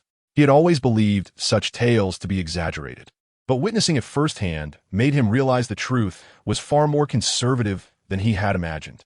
His subordinates, encountering this Yi family prodigy, were nothing but ants. Crack! Ye Chen's footwork was profound. He suddenly vanished, circling behind an opponent, grasping their head with both hands and twisting, breaking their neck in one swift motion. The strike was clean and ruthless, even more fearsome than a professional assassin. Had it not been for the youth's increasingly severe coughing, the triangular-eyed master might have contemplated fleeing. What heights would he have reached had he not been rendered powerless? Jia Hongyu's beautiful eyes sparkled with astonishment, watching in disbelief. She could hardly fathom what Ye Chen would have become had events not transpired 3 years ago. The encounters between prospective masters unfolded rapidly, akin to a fleeting shadow. Ye Chen swiftly eliminated 5 adversaries of equal rank. Yet his cough intensified, blood trickling from the corner of his mouth, his steps growing increasingly unsteady. He could not sustain this for much longer. The triangular-eyed master, elated, realized his strategy was effective, clenching his fists as he awaited an opportunity to strike. Jia Hongyu, too, felt a wave of anxiety. However, she understood her own weakness. Joining the fray would only serve as a burden. Cough, cough. Ye Chen's body swayed, appearing on the verge of collapse. Yet, his strikes remained razor-sharp. With a clenched fist, he dispatched the remaining 3 adversaries with lethal precision. After eliminating all 8 foes, he seemed utterly spent, nearly collapsing to the ground. At that moment, a lurking innate master seized the opportunity to strike. Like a specter, he moved silently, his actions swift as fleeting light. A palm aimed at Ye Chen's back. If he were to be caught unaware, even a 9th-rank innate master would suffer grievous injury. Be careful. Jia Hongyu's face blanched, her voice ringing out in alarm, berating the master for his treachery. Just as the triangular-eyed master anticipated a successful ambush, an astonishing turn of events occurred. Boom! Ye Chen's aura surged, propelling him into the realm of mastery. The triangular-eyed master realized too late that he had been deceived, but it was too late to alter his attack.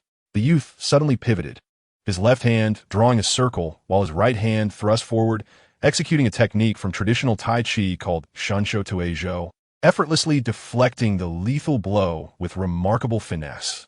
The triangular-eyed master felt a chill of dread. As he attempted to flee, excruciating pain shot through his shoulder blades. Crack! Crack! The sound of dislocated bones echoed, and he let out a muffled groan as his arms were disabled, followed by an overwhelming force that sent him crashing to the ground. Cough, cough, cough. Ye Chen did not immediately pursue his fallen foe. Instead, he bent over, coughing, his breath rapidly declining, reverting to the appearance of an ordinary person. He had sacrificed a month of his lifespan. He chuckled bitterly to himself. The triangular-eyed master nearly spat blood, having slain 8 formidable opponents and rendered himself powerless. Ye Chen had only lost a mere month of life. This was nothing short of scam. After a brief moment of catching his breath, Ye Chen approached step by step, his gaze as frigid as ice. Where are the remaining remnants of the Etian society? You will not learn that. The master with triangular eyes was evidently a die-hard warrior, sneering as he declared, the esteemed president will soon return, and at that time, everyone from the Yi family, including you, shall perish. Ye Chen understood that he could extract no useful information from such a person, and in a somber tone replied, May you travel well. Wait, leave one alive. Jia, he stepped forward, her voice grave. He has lost all ability to act. He should be taken to court for trial. Trial? Ye Chen turned back, a hint of mockery curling his lips, and without hesitation, he snapped the neck of the triangular-eyed master, ending his life. Your methods are cruel. You are nothing but an executioner. Jia Yi's face turned a deep shade of anger. The killing of those 8 powerful individuals could be explained as self-defense. But this man had posed no threat and could have been spared for the court. I know they're not good people, but what you have done makes you no different from them. Is there no law in your eyes? Law. That is your rule. Ye Chen fixed his expressionless gaze upon her, finding her words somewhat ludicrous. If not for his intervention, both she and her daughter would have been dead. And now she had the audacity to accuse him. He coldly stated, My rule is to eradicate the roots. A statement as resolute as my rule is to eradicate the roots sent a chill down Jia Yi's spine. She realized she had misjudged this youth, initially thinking he was merely a self-serving opportunist. Now she understood her grave error. This boy named Ye Chen was utterly indifferent to her opinions. Mother, you absolutely must not criticize Ye Chen. If he had not intervened to save us, we would have been slaughtered by those villains. Jia Hongyu was aware her mother was almost obstinately rigid in her beliefs. Ye Chen's violent retribution was something her mother, as an embodiment of law, could not tolerate. Yet, one must consider the reality. This man was a congenital master. If he was not killed promptly, we would all be in danger. Besides, to eradicate evil is to save countless innocent lives. In this matter, Ye Chen had done nothing wrong. She resolutely sided with Ye Chen. Jia shot her daughter a disappointed glare and admonished, "Do not forget, you're also a law enforcer." Jia Hongyu shook her head, weary of arguing with her mother. With differing understandings, there was no right or wrong to discuss. Meanwhile, Ye Chen had turned to search the bodies, hoping to uncover clues related to the Etian society. "Any discoveries?" Jia Hongyu inquired, leaning closer. Ye Chen shook his head. These individuals bore nothing of significance, apart from specialized wristbands that seemed to serve as some form of communication signal, lacking any further clues. Just then, an armored vehicle sped towards them. Ye Chen observed the approaching vehicle with an impassive expression. Jia Yi grew tense, while Jia Hongyu quickly retrieved her sidearm, loading it with caution. The armored vehicle halted a short distance away, and a portly, balding man jumped out, his face displaying a blend of sincerity and anxiety, accompanied by 4 armed guards who approached cautiously. "Allies!" Jia Yi exhaled a sigh of relief. "This is Director Chen Chong from the municipal office." "Mayor, are you unharmed?" Chen Chong, sweating profusely, asked with genuine concern. Jia Yi replied, "We have escaped danger. Who would dare to threaten the mayor?" Chen Chong glared at the corpses on the ground, furious. "I will ensure a thorough investigation and provide you with an explanation. Thank heavens the mayor is safe." "Thank you for your concern, Director Chen." Jia Yi recalled something and asked, "Have the personnel from the organization arrived?" "They have arrived," Chen Chong confirmed. "They drove themselves to the office building. Your appointment has been reinstated, and they await your public announcement. I sensed something was amiss, which is why I brought my team to check on you. It seems trouble has indeed arisen. Then let us depart." After a moment's contemplation, Jia Yi declared, "Let Hongyu remain here to handle matters." "Very well." Chen Chong nodded. "Please get in the vehicle." "Wait." Ye Chen intergested soudain. Jia Yi's impatience was palpable, though she refrained from expressing it, knowing that had it not been for Ye Chen, she might already be a corpse. She frowned. "Young man, is there something you need?" "You cannot leave with him," Ye Chen stated. Jia Yi, puzzled, replied, "The personnel from the organization are still waiting for me." "Exactly. If the announcement of your appointment is delayed, do you understand the consequences?" Chen Chong urged. "Mayor, nothing is more important than your return. You must get in the vehicle." "Very well," Jia Yi nodded, preparing to depart. Ye Chen's expression remained impassive as he declared, "As long as I am here, you cannot take her." "Impudent." Chen Chong's face darkened, and the guards behind him immediately aimed their weapons at Ye Chen. "You are the one being impudent." Ye Chen stepped forward, seizing Chen Chong's head and twisting it. Director Chen's neck was turned a full 360 degrees, lifeless with eyes wide open in shock. You. Jia Yi was both astonished and furious. Director Chen was to be her future right-hand man, a high-ranking official. Yet Ye Chen had executed him like a mere chicken, more ruthless than the desperate members of the Etian society.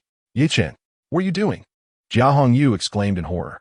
However, Ye Chen remained unfazed, swiftly continuing his slaughter. The 4 guards had no time to react before they were dispatched with lightning speed. "Have you lost your mind?" Jia Yi's face was ashen, perceiving the youth before her as a demon, a slaughterer of the innocent. After completing his grim task, Ye Chen turned back, expressionless. "They sought to kill you." "Nonsense. How could Director Chen wish me harm?" Jia Yi trembled with rage, pointing an accusing finger. "You are nothing but a cold-blooded butcher. I am the one who killed them." Ye Chen replied coldly, "I will bear the responsibility." "Can you truly bear it? For this indiscriminate slaughter alone, you deserve to be executed 10 times over." Jia Yi seethed. "Moreover, Director Chen was a deputy-level officer. Do you comprehend repercussions? Tianhai City will be shaken to its core." "I am aware," Ye Chen stated flatly. "Knowing this, why did you proceed anyway?" Jia Yi's expression was icy as she declared, "Though you have saved me, I will not shield you in this matter. Justice must be served. One life for another." At that moment, Jia Hongyu suddenly gasped in shock. "Mother!" Director Chen was armed. She rummaged through the corpse's waist and retrieved a loaded handgun. Jia Yi's expression shifted to one of astonishment. Administrative personnel were not permitted to handle firearms. Director Chen came to rescue us. Bringing a gun for self-defense is not a grave offense. She contemplated for a moment before offering this justification. "What about this wristband?" Jia Hongyu pulled up the corpse's arm, revealing a wristband identical to those worn by the desperate members of the Ye Chen society. This, Jia Yi felt as though she had been struck by lightning, her eyes widening in disbelief. If I am not mistaken, this wristband is a mark of identification for communication. And Director Chen was the insider the Ye Chen society aimed to support. Mother, Jia Hongyu's face was filled with helplessness. Everything is clear now. Director Chen did not come to save you, but rather to kill you in desperation. Had it not been for Ye Chen, you might have already been silenced. Jia Yi, drenched in cold sweat, finally understood. She had misjudged Ye Chen. Had he not intervened just in time, she might have lost her life. And what had she done? Instead of expressing gratitude, she had prepared to let him pay with his life for Director Chen. Mother, you truly cannot make the same mistake again. Ye Chen has saved you 3 times, yet each time you have turned a blind eye. I understand your cautious demeanor towards those who come close due to your work. Yet to continuously slander a savior is nothing short of repaying kindness with malice, is it not? Jia Hongyu declared solemnly, Mother, this time I shall not side with you. You must apologize to Ye Chen. Jia Yi's face flushed with shame, wishing desperately to vanish into the ground. No need, Ye Chen replied expressionlessly, and with that, he departed gracefully. The sound of his cough faded into the distance, leaving the mayor, dumbfounded, rooted to the spot in regret. Chapter 93. The chaos approaches at Villa No. One in the Rose Garden. Upon returning home, Ye Chen received a call from an unfamiliar number. It was Jia Hongyu. My mother wishes to speak with you. After conveying this, she handed the phone to her mother. Young Master Yi, I apologize. I should not have regarded you as a charlatan. Jia Yi's voice trembled with embarrassment, her tone markedly different from before. However, Ye Chen's response was cool. Oh. After a brief silence, Jia Yi began a self-reproachful monologue, her tone tinged with anxiety. Young Master Yi saved me thrice, yet I was blind to your merits. Reflecting upon it now, calling me an ingrate is no exaggeration. It was my ignorance and folly. Please forgive me, young Master Yi. Her self-reproach was sincere, bordering on self-loathing. Ye Chen remained indifferent, merely responding. Jia Yi continued, I have just met with the organization. I have officially taken office. If there is anything I can assist with, as long as it does not violate principles, I will wholeheartedly repay young Master Yi's life-saving grace. After this awakening, she completely transformed her perception of Ye Chen, viewing him as a benefactor, a noble figure deserving of gratitude and friendship. Ye Chen's demeanor remained aloof as he replied, Good. Then I shall not disturb you further. After expressing her contrition and gratitude, Jia Yi ended the call. Mother, what did Ye Chen say? Jia Hongyu inquired anxiously. He said, Oh, I'm good. As someone of high standing, even billionaires would greet her warmly, often with obsequiousness. Yet today, she faced a significant setback with Ye Chen, which was undeniably disheartening. However, she dared not voice any dissent, fully aware that it was all of her own making. Oh, good? Jia Hongyu's expression was peculiar as she shook her head, stating, That is hardly forgiveness. It is not Ye Chen's fault. Anyone in his position would struggle to repay kindness with kindness after being saved thrice. Jia Yi nodded. Fortunately, there will be ample opportunities in the future. This was true. With the Yi family currently beset by crises, opportunities to repay kindness would abound. Jia Hongyu sighed. But we owe the Yi family 3 lives. How shall we repay this debt? And how can it ever be settled? Young Master Yi, today, I discussed matters with Miss Meng, and we have decided to break ground on the billion-dollar project in 3 days. What are your thoughts? Shortly after hanging up, Ye Chen received a call from Fu Qianshan regarding some matters. As the chairman of Qianding Group, you need not consult me on every detail. Ye Chen chuckled it, then seemingly recalling something, added, I have acquired 50% of the land rights for the logistics park held by the Rand family. That's splendid, Fu Qianshan exclaimed. Overjoyed by this news, the land held by the Rand family had been his greatest concern, and now it was finally resolved. He had expected a long struggle, but was pleasantly surprised by the smoothness of the process. Ye Chen recounted the events of the banquet. So, you mean to say that the land rights contract is currently in Tang Caishen's hands? Fu Qianshan asked, a hint of worry in his tone. If the other party realizes the value behind that land, they may not relinquish it easily. Rest assured on that front, Ye Chen assured him. I will personally visit Tang Caishen tomorrow. With Ye Chen's involvement, Fu Qianshan felt at ease, replying cheerfully, I await your good news. The following day, Ye Chen set out discreetly, hailing a car to the hillside villa. After announcing his name, Butler Lin personally greeted him at the door. "Young Master Yi, follow me." Butler Lin's cold demeanor softened into a smile as he respectfully led the way to a small garden. There, an elderly gentleman in a white practice suit was leisurely performing Tai Chi Master. "Young Master Yi has come to visit you," Butler Lin reported from a distance. With a slow exhale, Tang Bin completed his movements and turned to see the young man, beaming, "Welcome, young Master Yi. Your presence is a delight." Observing the elder's rosy complexion, Ye Chen noted his complete recovery. "Greetings, President Tang. Thanks to your prescription, I recovered swiftly," Tang Bin replied as he took a warm towel from servant, wiping his face before dismissing him with a wave. "Had it not been for your intervention, I would likely be in my grave." "Not at all," Ye Chen humbly responded. "President Tang is blessed. Even without my assistance, you would have surely triumphed over adversity." "Ha ha ha." Tang Bin laughed heartily. "I have long since passed the position of president to my successor. Your life-saving grace is something we must not be overly formal about. Then I shall refer to you as Tang Lao from now on," Ye Chen declared. "Precisely." Tang Bin nodded contentedly.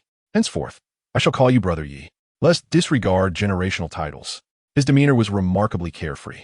Should outsiders witness such camaraderie, they would surely be astonished. Tang Kaishin held a revered position in Tianhai City, and addressing a junior so informally was unprecedented. "Brother Yi, I understand why you have come," Tang Bin said. "I have prepared everything for you." With a wave of his hand, Butler Lin exited and reappeared with a contract in hand.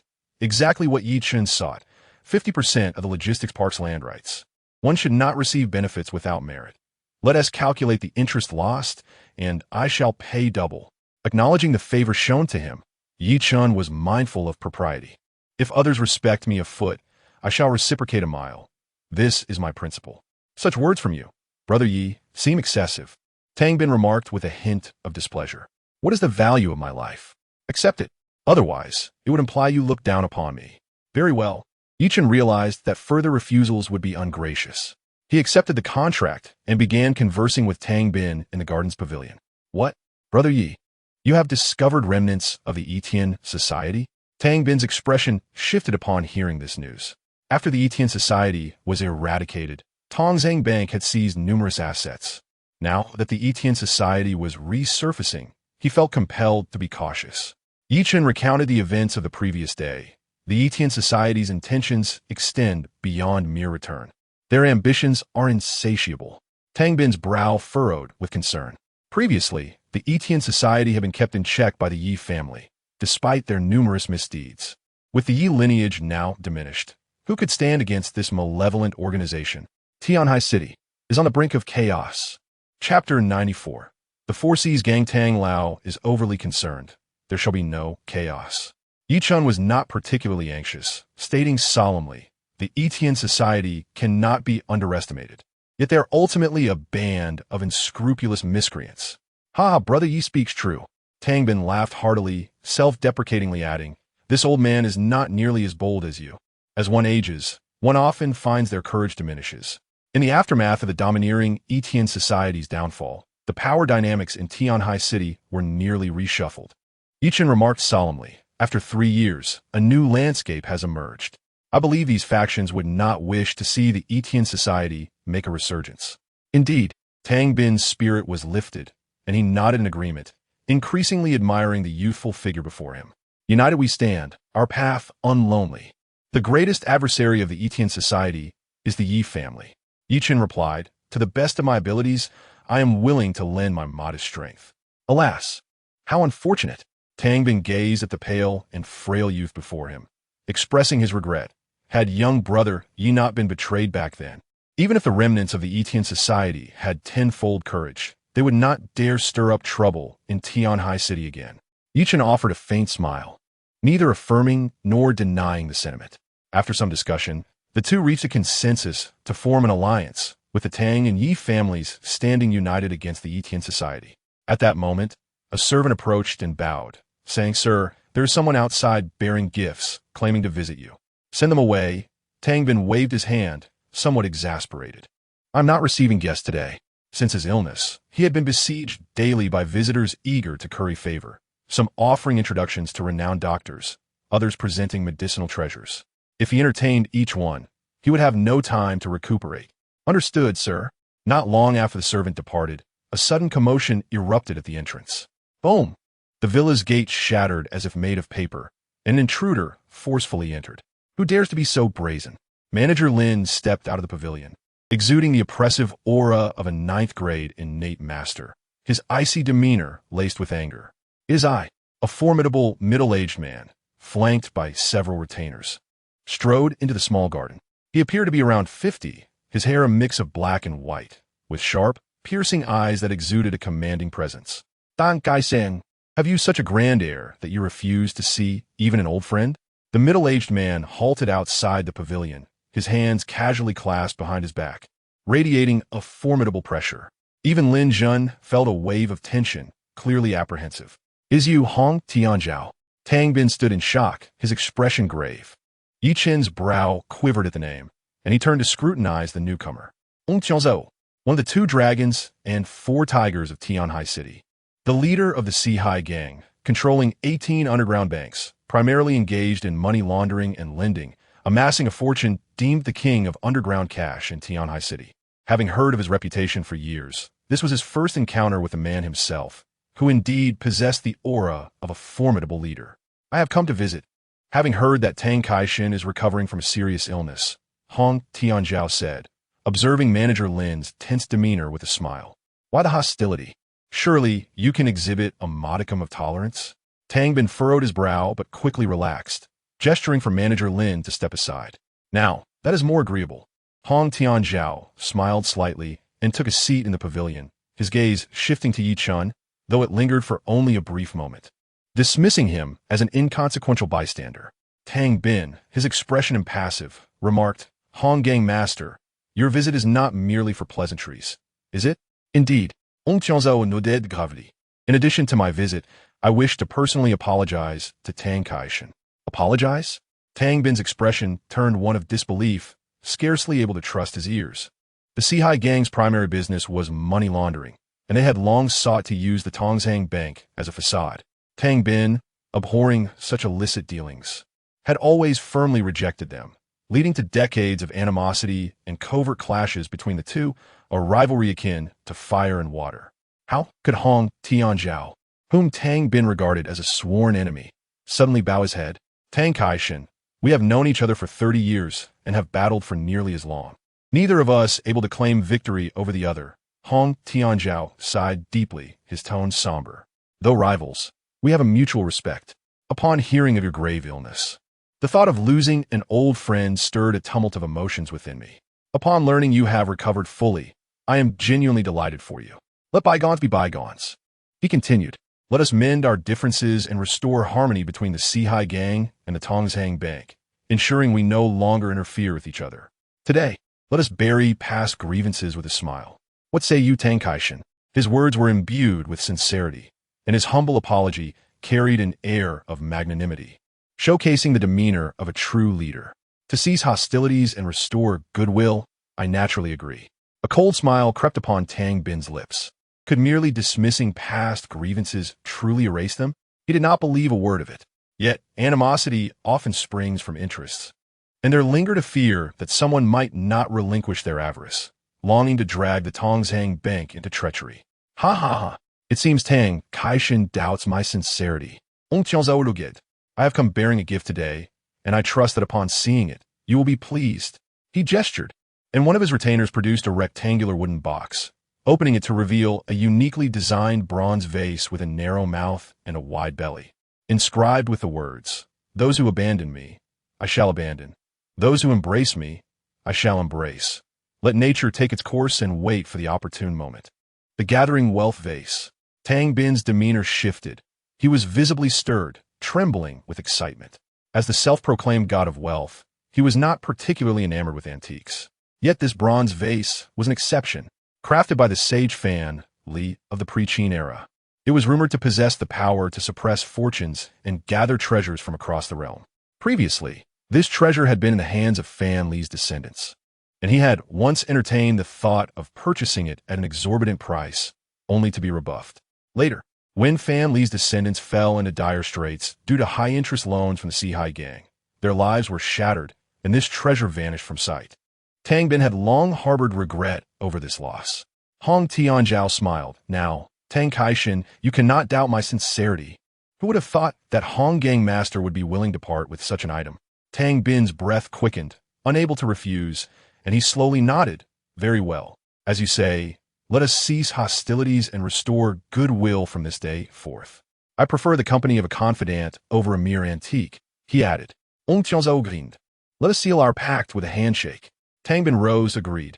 With a clap, the two struck their palms together and shared a smile, as if the grievances of 30 years had dissipated into thin air.